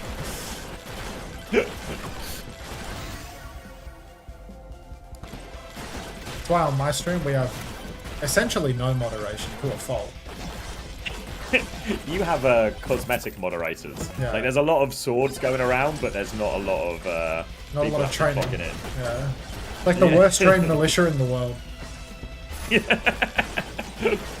Well, they've got the numbers, but I reckon we can take it. Have I been here before? There's a heart on that wall.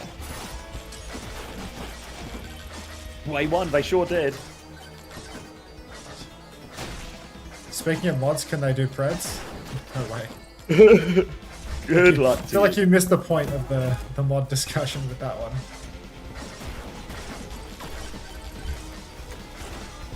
Well, speaking of preds, yeah. There's only 2.5 minutes to get your preds in, so lock them in fast.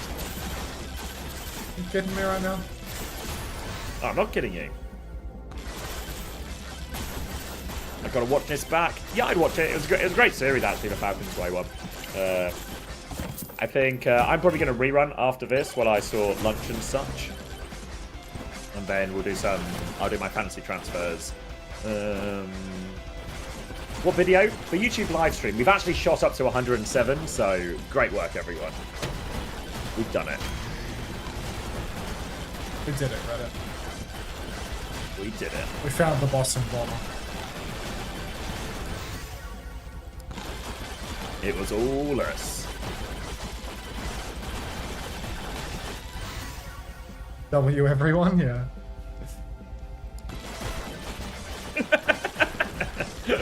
Awesome.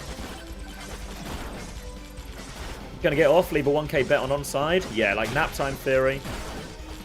Oh my god, well, there goes my bedtime. August just rated with 879. That's a W naps, I'm afraid. Thank you very much, August, for the 879. That's gonna kill my nap time, bro. Oh shit.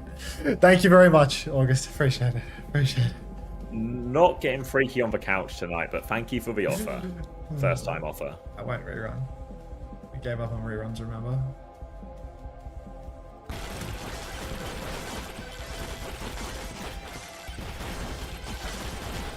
It's W naps. Alright, I'm hitting the add button. I haven't hit an ad in more than an hour. I'm hitting it now. Thank you, August.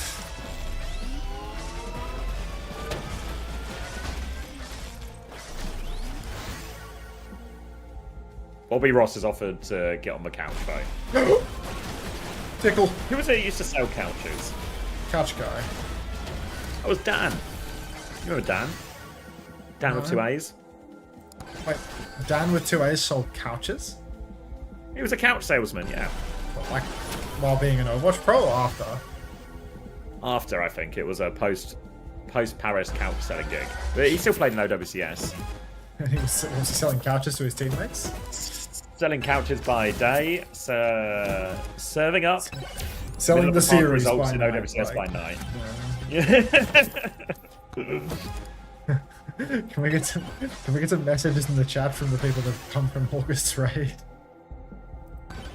You got no Raider messages? That's why I get people to write W naps, dude. He has the sleepiest chat ever. Like anytime he raids me, everyone has gone to sleep through his stream. I swear. People just curling up. Yeah, that's why I always want the W naps from him. Projectile count will be good for these two, but this one here.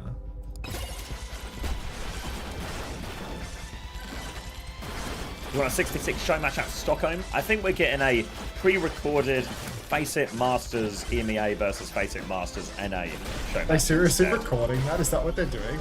Yeah, that's the initiative. So. Hack goes off, Julian. My hack goes off to you, mate. Don't give that guy your fucking hat. Sugma Diglett said 3-minute ad, but he doesn't have the Raider tag, so. he's just been calling for Crossfire. he's calling me a fat fuck, actually, so that's... I'll pay it, mate. I'll pay it. Like... You can tell he's a regular, yeah. Do playoffs work differently for North American EMEA? Yeah, it's a little bit, well, a lot simpler in NA and EMEA. The top 6 teams go through to a playoff bracket in North American EMEA, and then the top 4 start in the upper bracket, the 5th and 6th start in the lower bracket, and then it's a straightforward double elimination to determine our top 3 teams, of which all will go to Stockholm. Is Kellen dead? Where is Kellen? It's an off-tank meta now, mate. Didn't you hear? The main tank double flex support meta was greatly exaggerated. It was maybe never real. Really hard to justify how the Roadhog buffs have changed it that significantly. I mean, just don't ask Capitology or he will tell you about how this is the worst patch the devs have ever put out. The bastards. Classic Blizz.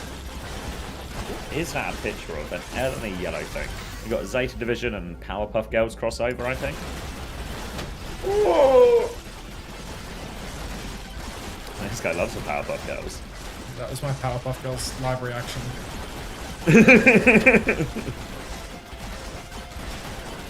It's just me and my level 1 katana versus the world.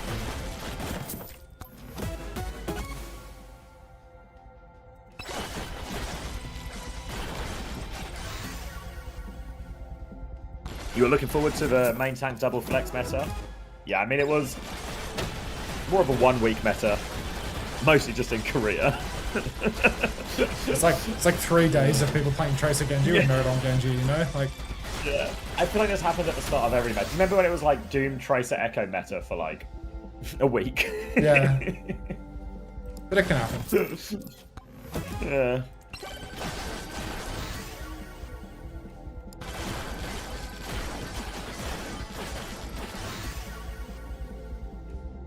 Oh, thank you, iQuide, for the 16 months prime. iQuide. Sounds like I cried, you know? But like with a nerve I think voice. that's a bit. Lead Spurs is 1-1, but I needed the Spurs clean sheets. I think there's any way this goal gets ruled out. Oh, Breed! Breed! I wanted the shield up top, but I didn't realize until too late.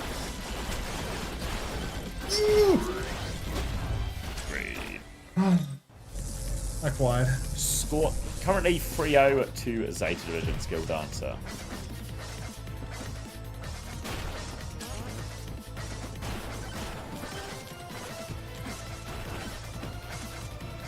Anything but clean sheets when Spurs is on. Yeah, I feel like I didn't do it in my main draft, but I did it in my or in my main fantasy FPL team, but I did it in my draft FPL team, where I put in 4 defenders, and then afterwards I was just like, oh, why the fuck have I done this? Clean sheets are a myth. They're not real.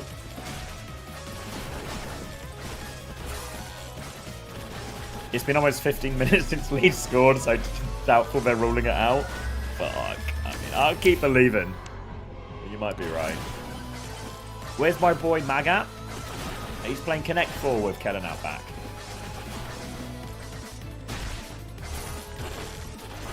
They're feeding him a bowl of his favourite slop and about to put one in the back of his head, unfortunately.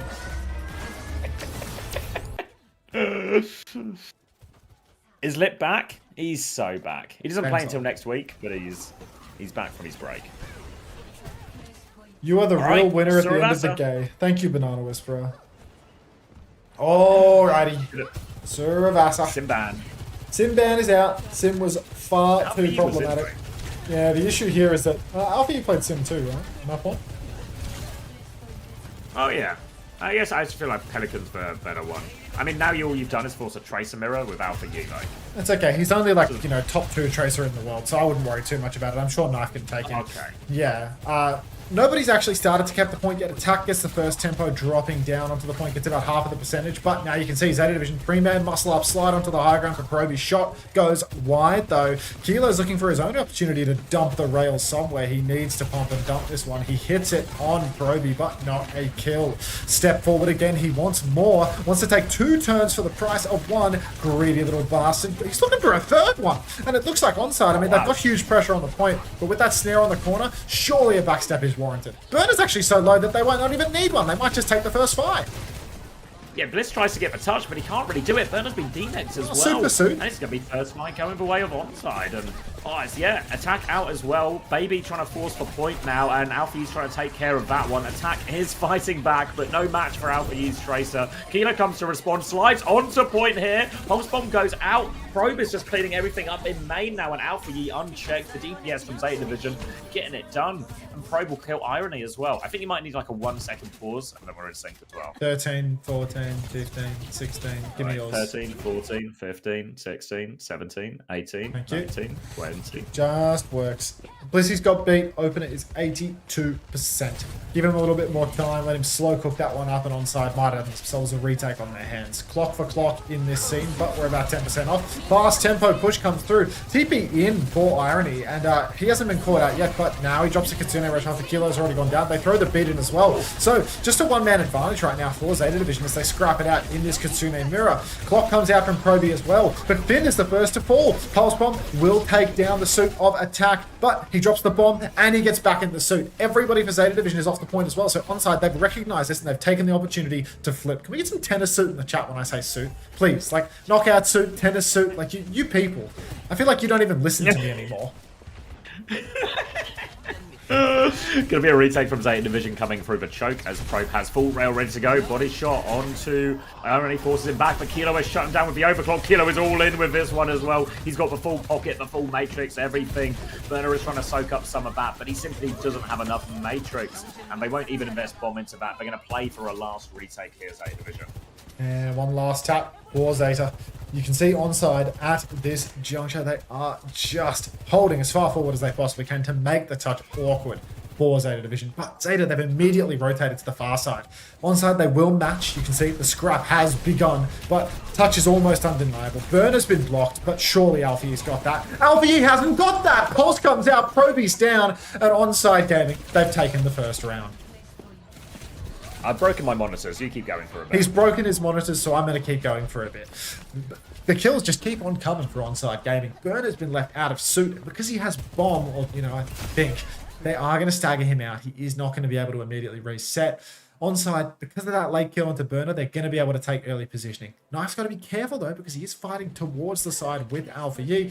Does not want to get 1v2 for as long as he is all by his lonesome. Kilo, playing in main, has a good angle to do, you know, some pretty substantial damage. And he swings, finds Finn. Massive pick there for Kilo. Onside Gaming now, they're going to clean that first cap up immediately, and all will be good.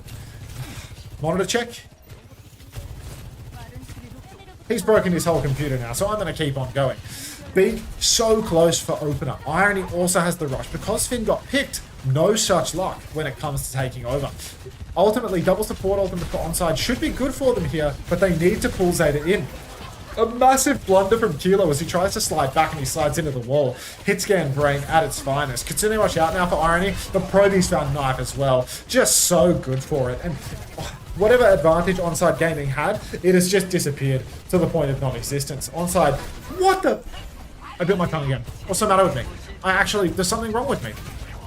There's something wrong with him, but there is nothing wrong with Probe as he is cleaning up all of this one and staggering Irony a little bit as well. Actually, I think the stream actually was all fine despite 2 of my monitors turning off during that, but we're all back now. Everything is in the right place once again. And Zeta Division with support advantage for this next fight. They're pushing aggressively as well, keen to take this one if they can, but a point force from Knife should pull Zeta Division back. Now he's got their attention and the position. He's going to move back out of it here.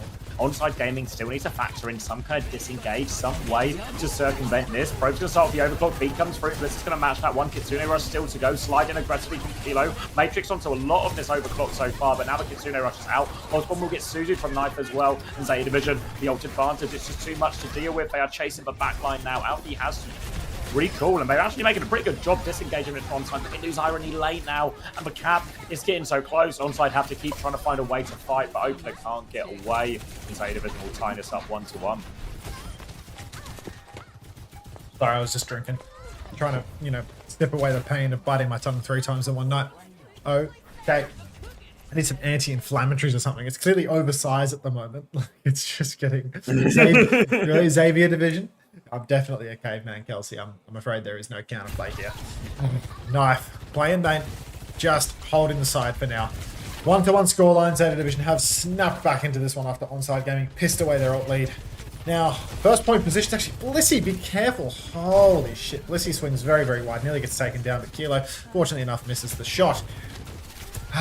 Waiting for the step now. Burner walks up a little bit. Actually goes and shifts over to the side. He wants the double angle, perhaps the option to flank onto Kilo. Kilo's going to slide back into main, but Alfie is right there to receive it. Does not beam forward any longer though, because Opener starts to help with that fight. No ultimates online yet for Zeta Division, but the Kitsune Rush for Irony is right there. He's thinking about it, throws it down, slide back for Proby. He's incredibly low. Knife goes in, takes him down.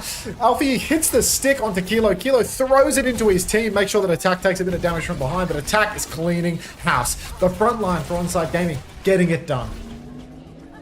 Or perhaps a really nice fight. Got the flip off the back of that one as well. They have the beat for this next fight. If they're super aggressive Onside Gaming, there's maybe even a timing to go before Zeta Division get their ults, but I don't know if Onside will really be aware of this. So instead, it might be more of a standard fight, a chance for Zeta Division to get both ults online, taking this fight more to point. You can see Onside Gaming, they're kind of positioned quite a default setup just on the high ground here, not looking to take that early fight. Alpha stayed alive in the previous fight and is behind. They can start threatening that point touch a little bit early as well. Knife looking for his pulse bomb opportunity. Beat push comes in. Kitsune Rush in response. Finn dies while it's going out. Pulse bomb finds its way through the Matrix. 2 kills now for Onside Gaming. They go back to make sure point isn't being flipped. Alfie is still deep behind here. Burner is going to reset so he doesn't get staggered. But the touch is so difficult here. It's only Alfie who can do it, I think, but they are hot on these fields. Yeah, trying to chase him out now. Touch is absolutely impossible at this stage, and Onside Gaming, they take a well-earned lead. Maybe the Sim ban was all they needed all along, actually. The Sim specialists on Zeta Division, just too good. Kilo, while pressing for that advantage, he has actually gotten himself taken down. Proby slid into the mix as well. They're trying to hunt down Irony. They will secure that kill. Chance for a trade here. Attack running down Proby, but nobody can finish the job. The Matrix is good. So good, and it's just going to be a hard reset now for Onside Gaming. All of the backline will be respawned soon enough, but is Zeta going to get a free first cap off that? Yeah, it might be a bit more consequential in that fight, even though it happened before the point unlocked. Great chance for him to get that as well. Only a self-destruct to work with for Onside Gaming as well. So Zeta Division might just start with the overclock here, try and force a lot of Matrix out defensively. You see Probe's going to double slide away from that one, but he has to come out on point from Bliss, but Probe is nowhere near it. Kilo's going to slide away with his own overclock. Full pocket coming Kilo's direction. Suzu finds its way through the Matrix as well. More pressure coming Kilo's way. Bomb out top as well. Where's it going? It's going to land. It catches Irony there for Remech as well. He's got himself back in mech. Alfie has a pulse bomb, and Zeta Division still scrapping away for this one. Kilo's a little bit separated on the high ground. Opener is low, but Knife has found a trade. Attack's found a trade. They can't finish this kill. Probe is so low. He's going to fall as well. And Get him, Attack's able Opener. to sweep all of that up. Jumper touch from Burner coming through, but he's outnumbered. He's just dying on point here before the flip goes through. And Onside, great start, and also huge ult advantage. I mean, that's an insane fight win for Onside Gaming. They lost off point, but they managed to get it back on. They managed to bait ultimates out of Zeta too. That was a 1-for-2 ult fight where they had a positional disadvantage at the start, and they've managed to take the point. At no point did Zeta cap. Huge for them. They can turn this into an entire map win. LA Gladiators spray for Alfie. Respect, brother. Shields up, etc. We're going to see a recall forced out of Alfie, though. He's on the run. Somebody save the Gladiator in the back. Now we can see so much damage on the point, but Proby's taken Knife. Clock is out for Proby as well. OP can drop the beat here if they want to push into this. But instead, Kilo will just swing the overclock and die. So maybe Onside are going to let this one slip through to the keeper, just try and play for stall more than anything else.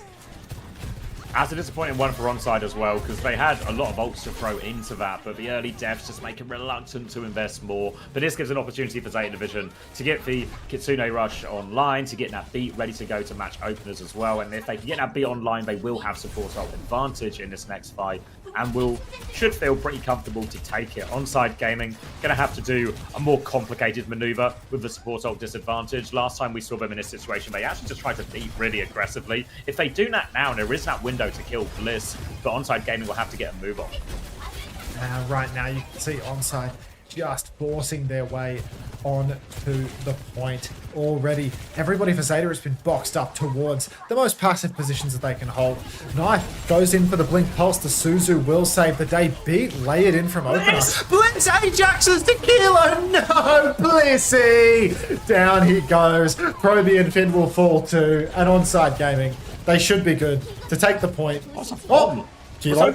You brain dead. Oh my god.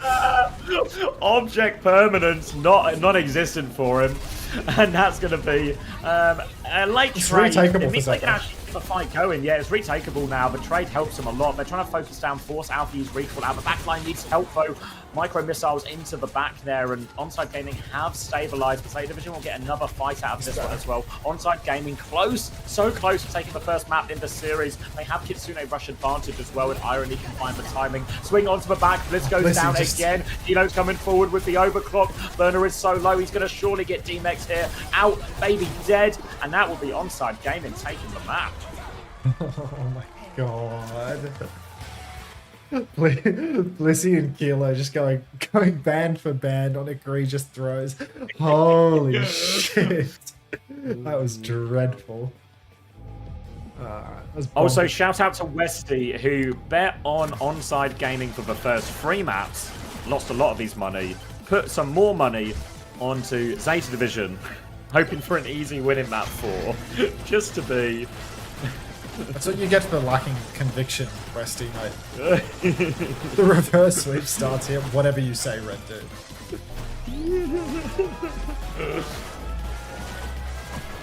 I mean, yeah, it's a well-earned win from Onside Gaming. A lot of those fights quite difficult. Talked to that last fight, 1 support ult versus 2. They needed to find that kill onto Bliss. They close a lot of distance with the B, and then they get the kill just as Bliss tries to cast the B. Bit of punchback.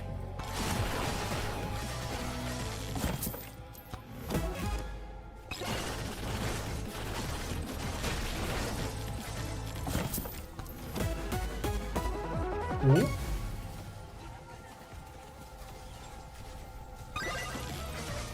That's a W item right there.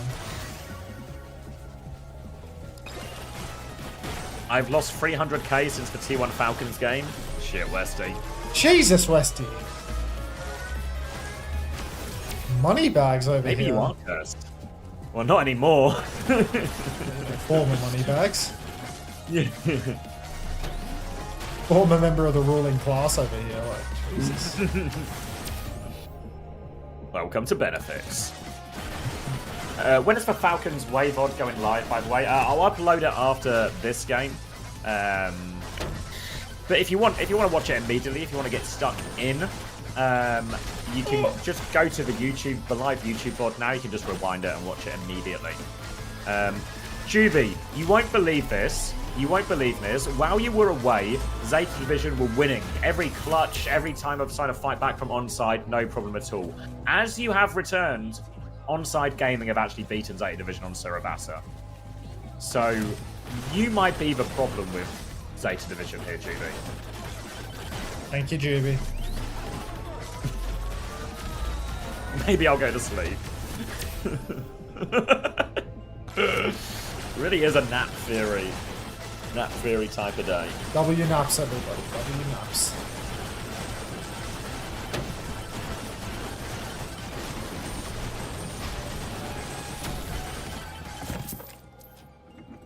Zeta are making you starve, Scan. Extending the series.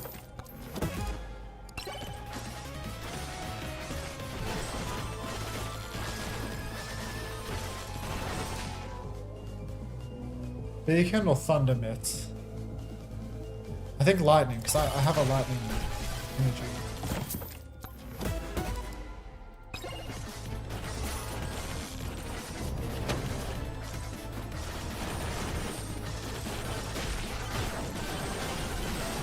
Slit theory? Good memory, young BZ. It is an example of slit theory, yeah.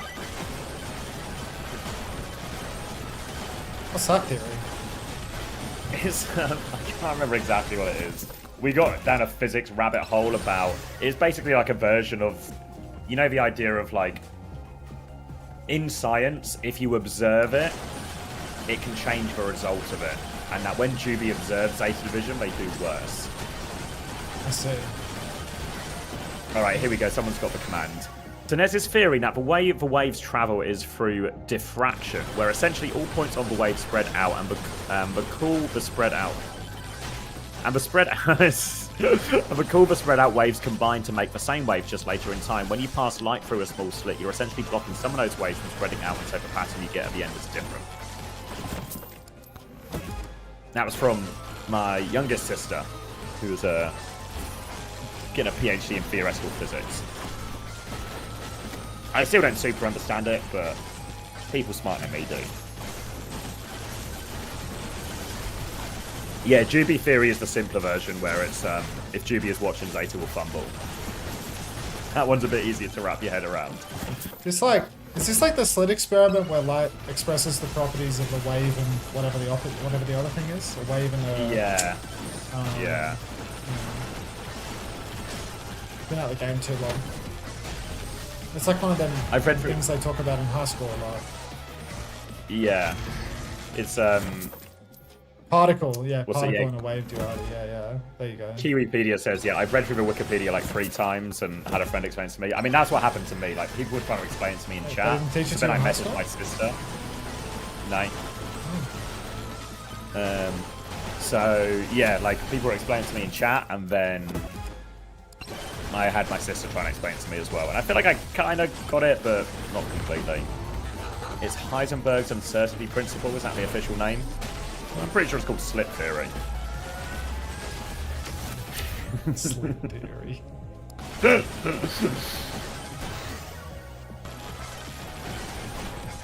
Yeah, I mean, I was like broadly, I say broadly, I like vaguely aware of the idea that, you know, observing a thing can change the result and stuff, which I feel like is kind of in the same ballpark, but I think this is a slightly different thing.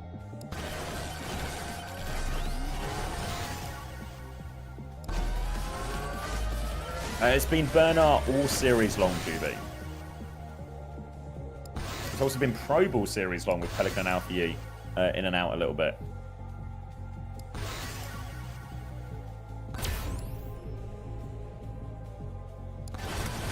Why are we subbing out Alpha E? That's pretty reasonable. It's been mostly Sim. So it's really reasonable that Pelican's in for a lot of this. Yeah, Pelican's good at... Yeah, Pelican's played well on Sim. Prober's probably had his best series for Zeta Division so far as well. So actually, in terms of roster selection, it all seems quite reasonable from Zeta Division so far. Going to be a Tracer ban from Zeta Division as well. Trying to force that Sin Mirror again, presumably. Onside are going to ban the Wu Yang here. Trying to keep it into a Kiri Lucio mirror.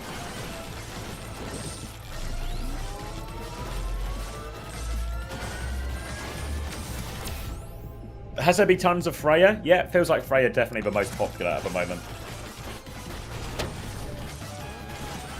And by best, you mean only series? Well, the only series he wasn't just getting perma-hooked by Milgaru. So it's a step up.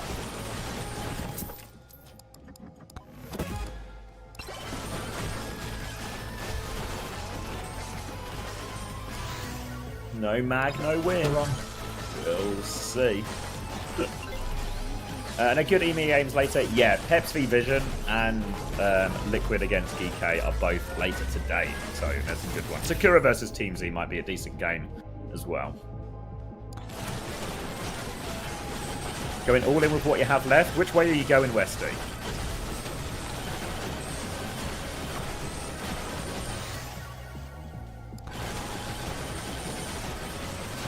More crowd shots, or is it time for... We're getting the player shots now, so I think we're probably, I'd say, like 90 seconds out. Enough time to clear this wave. Oh, we're getting the music. We also have the getting ready time. Very good. The setup time, not the getting ready time. Getting ready sounds nicer though. Just getting ready. It's oh, it's push, isn't it? You've got 20 seconds. It's heaps of time.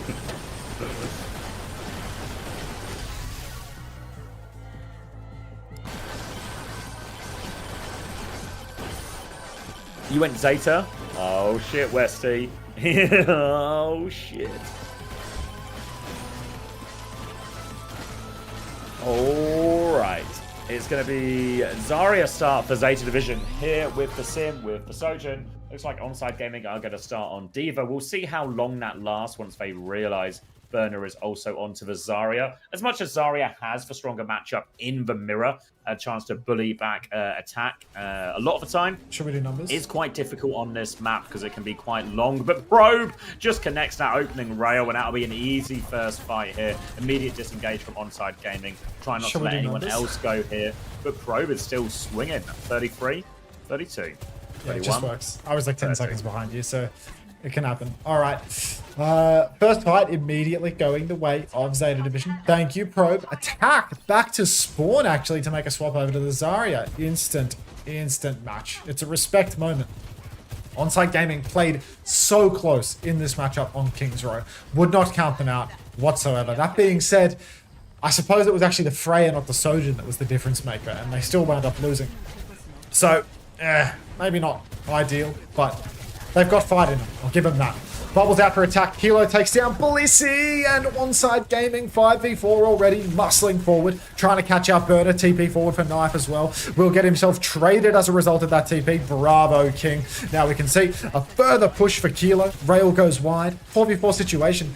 Actually going to have to kite out Onside. They don't want to keep fighting, yeah. Attack's going to go up the staircase. They'll wrap back around and take this fight on the corner with the robot here. It's going to be Kitsune Rush advantage for Irony, but only 4%. Finn should have it in time to match this one. Opener significantly ahead on the beat, though. Kitsune Rushes will be traded. Overclock soon. Ready quickly for Probe if he wants to keep this one going. Kitsune Rush trades will be a stalemate, but here comes the Overclock swinging around the corner. Disengage is good. They're all in the room. There's nothing to shoot at. Going for one final peek with this rail, but no one's given him anything. Now they're going to push back out, and they have this beat ever closer attack with the grab advantage as well, but they're still kind of stuffed in this room a little bit now. Attack is going to swing out main, grab in hand. The checkpoint goes through. They don't get the touch in time. They want to try and force this out to grab onto the Burner, but they all die. Burner is spinning for the win, and this is going to fall apart, and Attack has gone Winston. Oh no, not the Attack Stern. We don't need this. Knife on the Sombra. Oh, Zeta Division have everything for the snowball too. Grab, beat, wall. Just an absolute dog's breakfast now. Onside Gaming. What can we do? Kilo trying his best to fight with little old Attack. Goes for the rail, goes wide. Hack onto Pelican on the payload. Virus does not connect. Knife going to be chased out by Blissey and Proby now. Overclock on the high ground from Kilo, but an immediate symbol and an attempt to counter it out. Kilo actually hits 2 body shot rails on Proby, but can't finish the job. There is no exclamation mark finisher. Big push now for Blissey, matched by OP. Grab comes out, catches Lucio and Sojourn both, and Berta will clean both of those kills up. Bubble onto Blissey, keeping him healthy, and we're at 110 meters with no signs of card stoppage. Savior. Kitsune Rush advantage for Irony It's coming still back, reverse but sweep. someone else might get a touch. Knife is going to go Venture as they try and keep themselves alive. Kilo is dead immediately. Knife gets the first touch here. Kitsune Rush from Irony coming out. Clears them back a little bit. Unburrow now and Attack can take over the touch. Irony's found a dink with that as well. Burner forced into the corner, backing up in this room with Blissey. They're trying to stay alive in this. Self Bubble comes out, but Irony finds another one outside of that. Bubble drops in there, and Onside Gaming, they make the stop. Only 126 meters to push back now. Yeah, I mean, it is comebackable. There is no theorem that would state that, you know, it's impossible to come back from this position. And Onside Gaming, they've got that dog in them. They've got heart.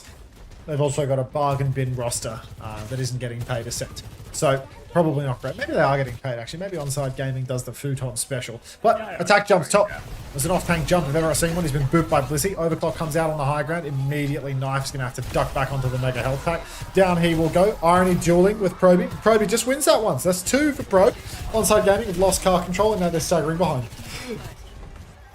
Damage onto Opener as well, but Robot's moving away here. Pelican is just moving that payload forwards. Attack will stop it for now, but he has to back jump very quickly as all of Zeta Division are there. Kitsune Rush advantage. Has full push written all over it here for Zeta Division if they convert this one. Comes out from Finn nice and early, forcing that objective. Sliding left, looking for something here. Probe dive onto the backline. Attack's bubble will burst. Symbol out from Pelican now. They're still trying to force this. Attack can get the touch from the other side of this pillar. He's low HP though, no escape from Probe. Touch from Knife now, but Onside Gaming are still desperate for ult.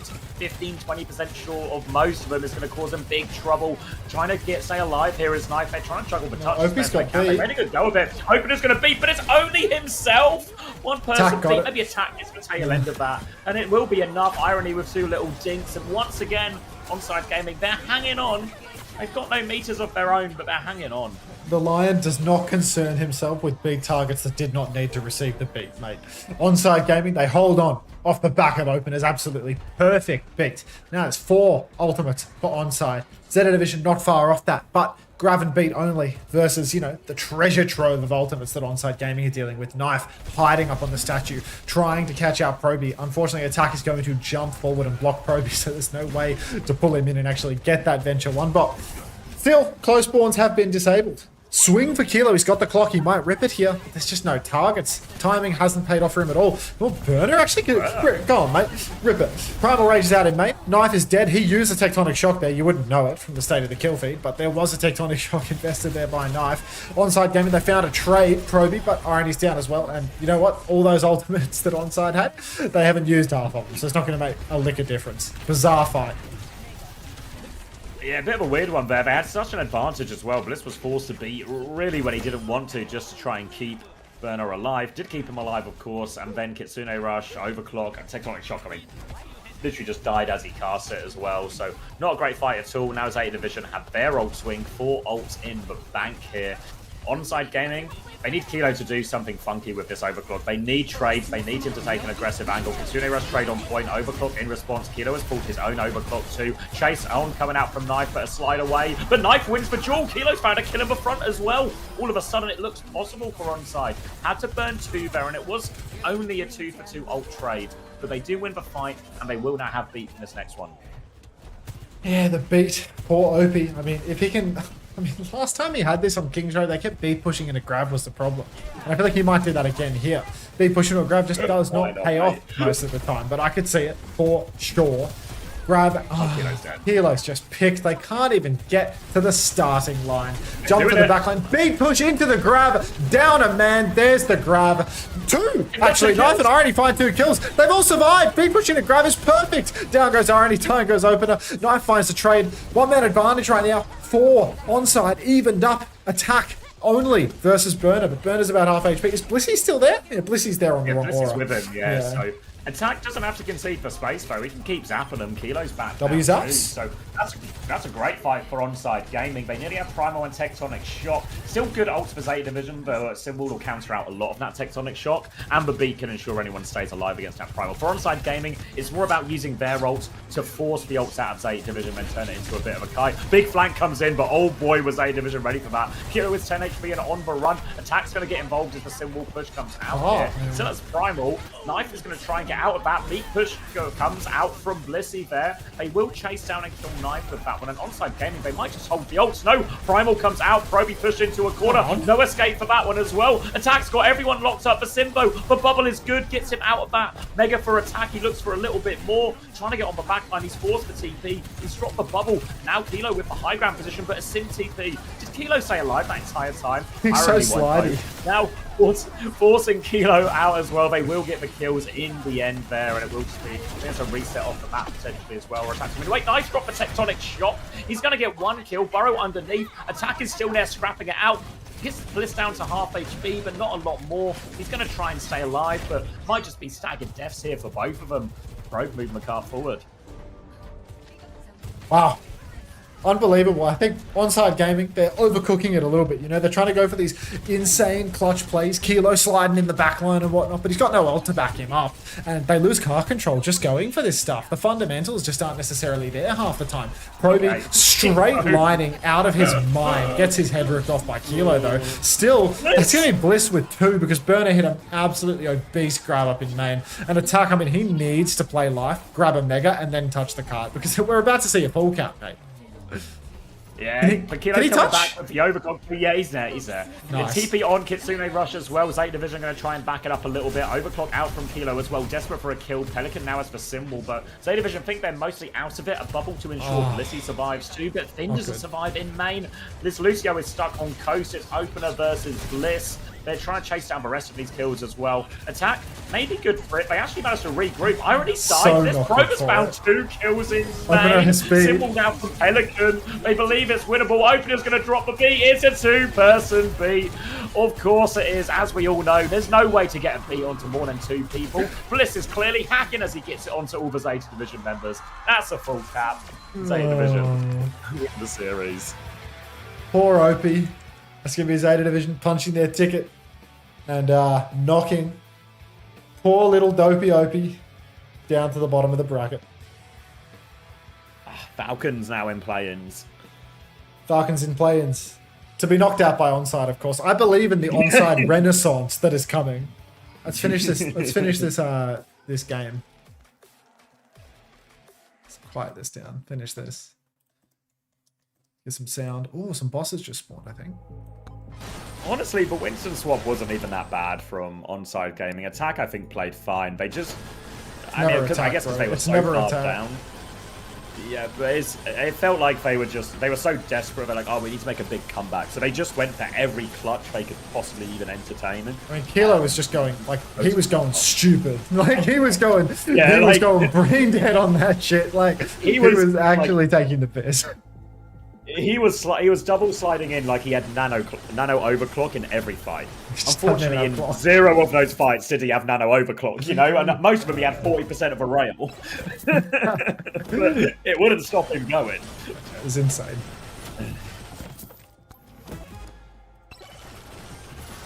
Oh, socks. Lost my bearings. Can't remember where player of the match. Really? Feels very fitting. Yeah, I think so.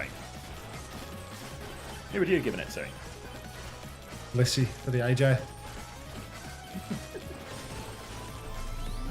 Pro. Was Alpha Eve a problem on Tracer? Alpha Eve's never a problem on Tracer. Not buying it.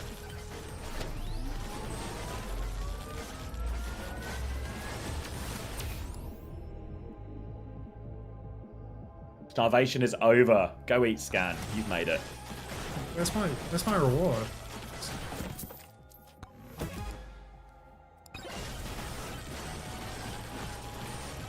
You're done starving? I need to figure out my lunch as well. I need to go to the shop actually. I can always get maybe a cheeky chippy on the way past. Oh, cheeky chippy. That would be naughty, mate. The problem is the shop isn't near the good chippy, it's by the mid chippy, so it would be a mid cheeky chippy. A mid chippy? I mean, what's even the point, mate? I mean, I could just walk to both. It'll kind of double the trip because they're in opposite directions. How long have we got? Oh, how long? 4 hours. Oh, nice. It's a good nap in that. A W nap, if you will. Will you? I shall. I don't want to die! I thought you had just seen something about the Powerpuff Girls again. Stop killing me. I don't want to die. Like, is that... This guy loves the Powerpuff Girls. Oh, no. Just... So bad in the bosses. Like, so bad in the bosses. Or I should be really good for the next one. Respect. Alright, I should probably get a move on though, because I'm going to come back a little bit early and do my fantasy changes and stuff. So we have time for that, so I might get this one hacked up sooner rather than later. If you haven't already, there's a North American highlights video out on OWTV on the YouTube. Either find it on the website or go directly to the YouTube. Also, the Lethal interview is out in 6 minutes. I implore you to go watch that one. Lethal, always good for it. Always good for it. If you need someone to talk about in-game body language, he does it here in this video as well. If you need someone to talk about who is slapping who around in the ball mirror against Team Liquid, he's going to do it here. Is he talking about empathy? Huh? Just like, you know, talking about reading emotions in-game body language. That seems very... Of course he is. That seems very lethal.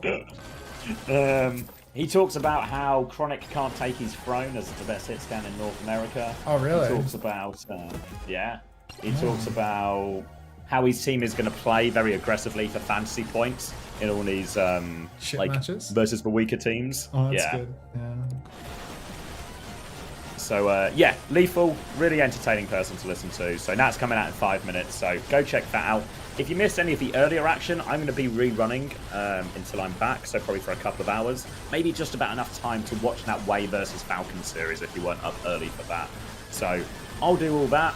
I'll put you on the rerun, and then I'll be back in a few hours. I'll end the YouTube stream here now as well. There'll be a new YouTube stream nearer the time for EMEA in North America. So come back for that if you want. Good games in EMEA in North America, so I'd recommend it. I'll be there for them. Six is such a good salesman. Yeah, for me, folks, if you're still here, I'm going to finish this, and then I'm going to send you over to Kran. And then, you know, as is tradition, as is, you know, a part of the flats theory that Kran and I have established, I will send you to Kran, and then a few hours later, Kran will send you back to me. It's the circle of life. So yeah, I might actually send you over to Kran now, because my view count's good right now. And, you know, you could... no, okay, you can watch me finish this. You can watch me finish this. I'm so glad I get to watch you finish. I mean, I think some of the people... Brown and Unter just passing us around. I mean, who would you prefer pass you around? Would you rather get tossed between Flats and Emong or something? Like, you know, take your pick. Pick your poison. No matter which way you break this down, you're getting passed around. Yeah, you are going to get passed around. I'm afraid you are currency to us. Thanks to the great OWTV.GG, I know that Way beat Falcons. Yeah. Can you cut me the afro? Is this a fucking afro to you, mate? A message from a guy who's never seen an afro before. He's only read about it in books. It's like, I am a white man from South Africa, and this is my afro.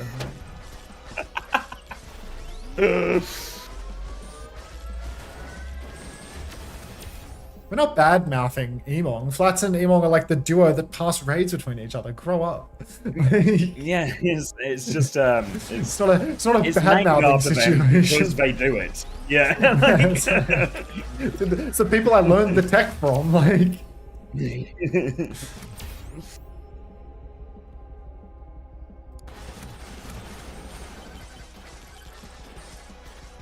Teachers. I'm a student of the game, and it's their game. Like, they are they're the headmaster. Yeah. What's this? What's my damage? Ooh, confirmation if anyone wants it. It's Crazy Raccoon versus Way and T1 versus Zeta Division. Next week on Saturday, the winner of each of those games secures themselves in the top half of the road to World Finals tournament after this. The losers of both have to play a third place match where the winner will go the playoff side, the loser will go to the play-in side and have to run into Falcons potentially. So pretty high stakes actually. The Falcons have made the stakes artificially higher, which actually suits them in many ways. Maybe that's why they do it. They need the pressure. Oh, yeah. All right, I'm going to go to a rerun now. Let me just update the stream title. I'll probably skip the first little bit of it as well, so you can go sort of straight into the match, because it was quite a long match in reality. I won't be gone. How do you seek through it like that? Do you not just have, like, on the rerun thing, you just have, like, a bar? That's just, like, the time. Maybe I haven't. I've just never noticed it. I never, like, open up the properties of it. I just, like, set it to loop once and then never look at it again. Oh, it's not in the properties. If you click on the source itself, but don't double click to go into properties, then at the top, mine just has like a slider bar, you know, where I can just, like any sort of media player, you know, just skip forward and back. Yeah. All right, lethal interview is up. Rerun is starting. OWCS rerun, then back for fantasy and OWCS. Nice. Clicking the rerun button, and I'll see you all in a little bit. See you on the other side, Xavier. Bye, Unter. See you later. See you later, Emergence. One last W ads press as well, of course, because you know we're hitting this on the nap people, not you lot. So yeah, no harm, no foul, right?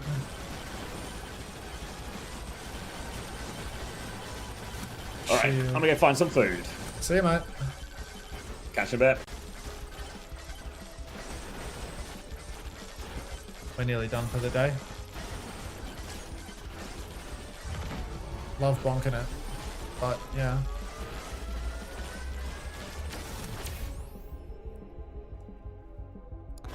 Let's get larger. So big and greedy. This game is crazy. Duration, elite spawn, thorns. All of these are crap.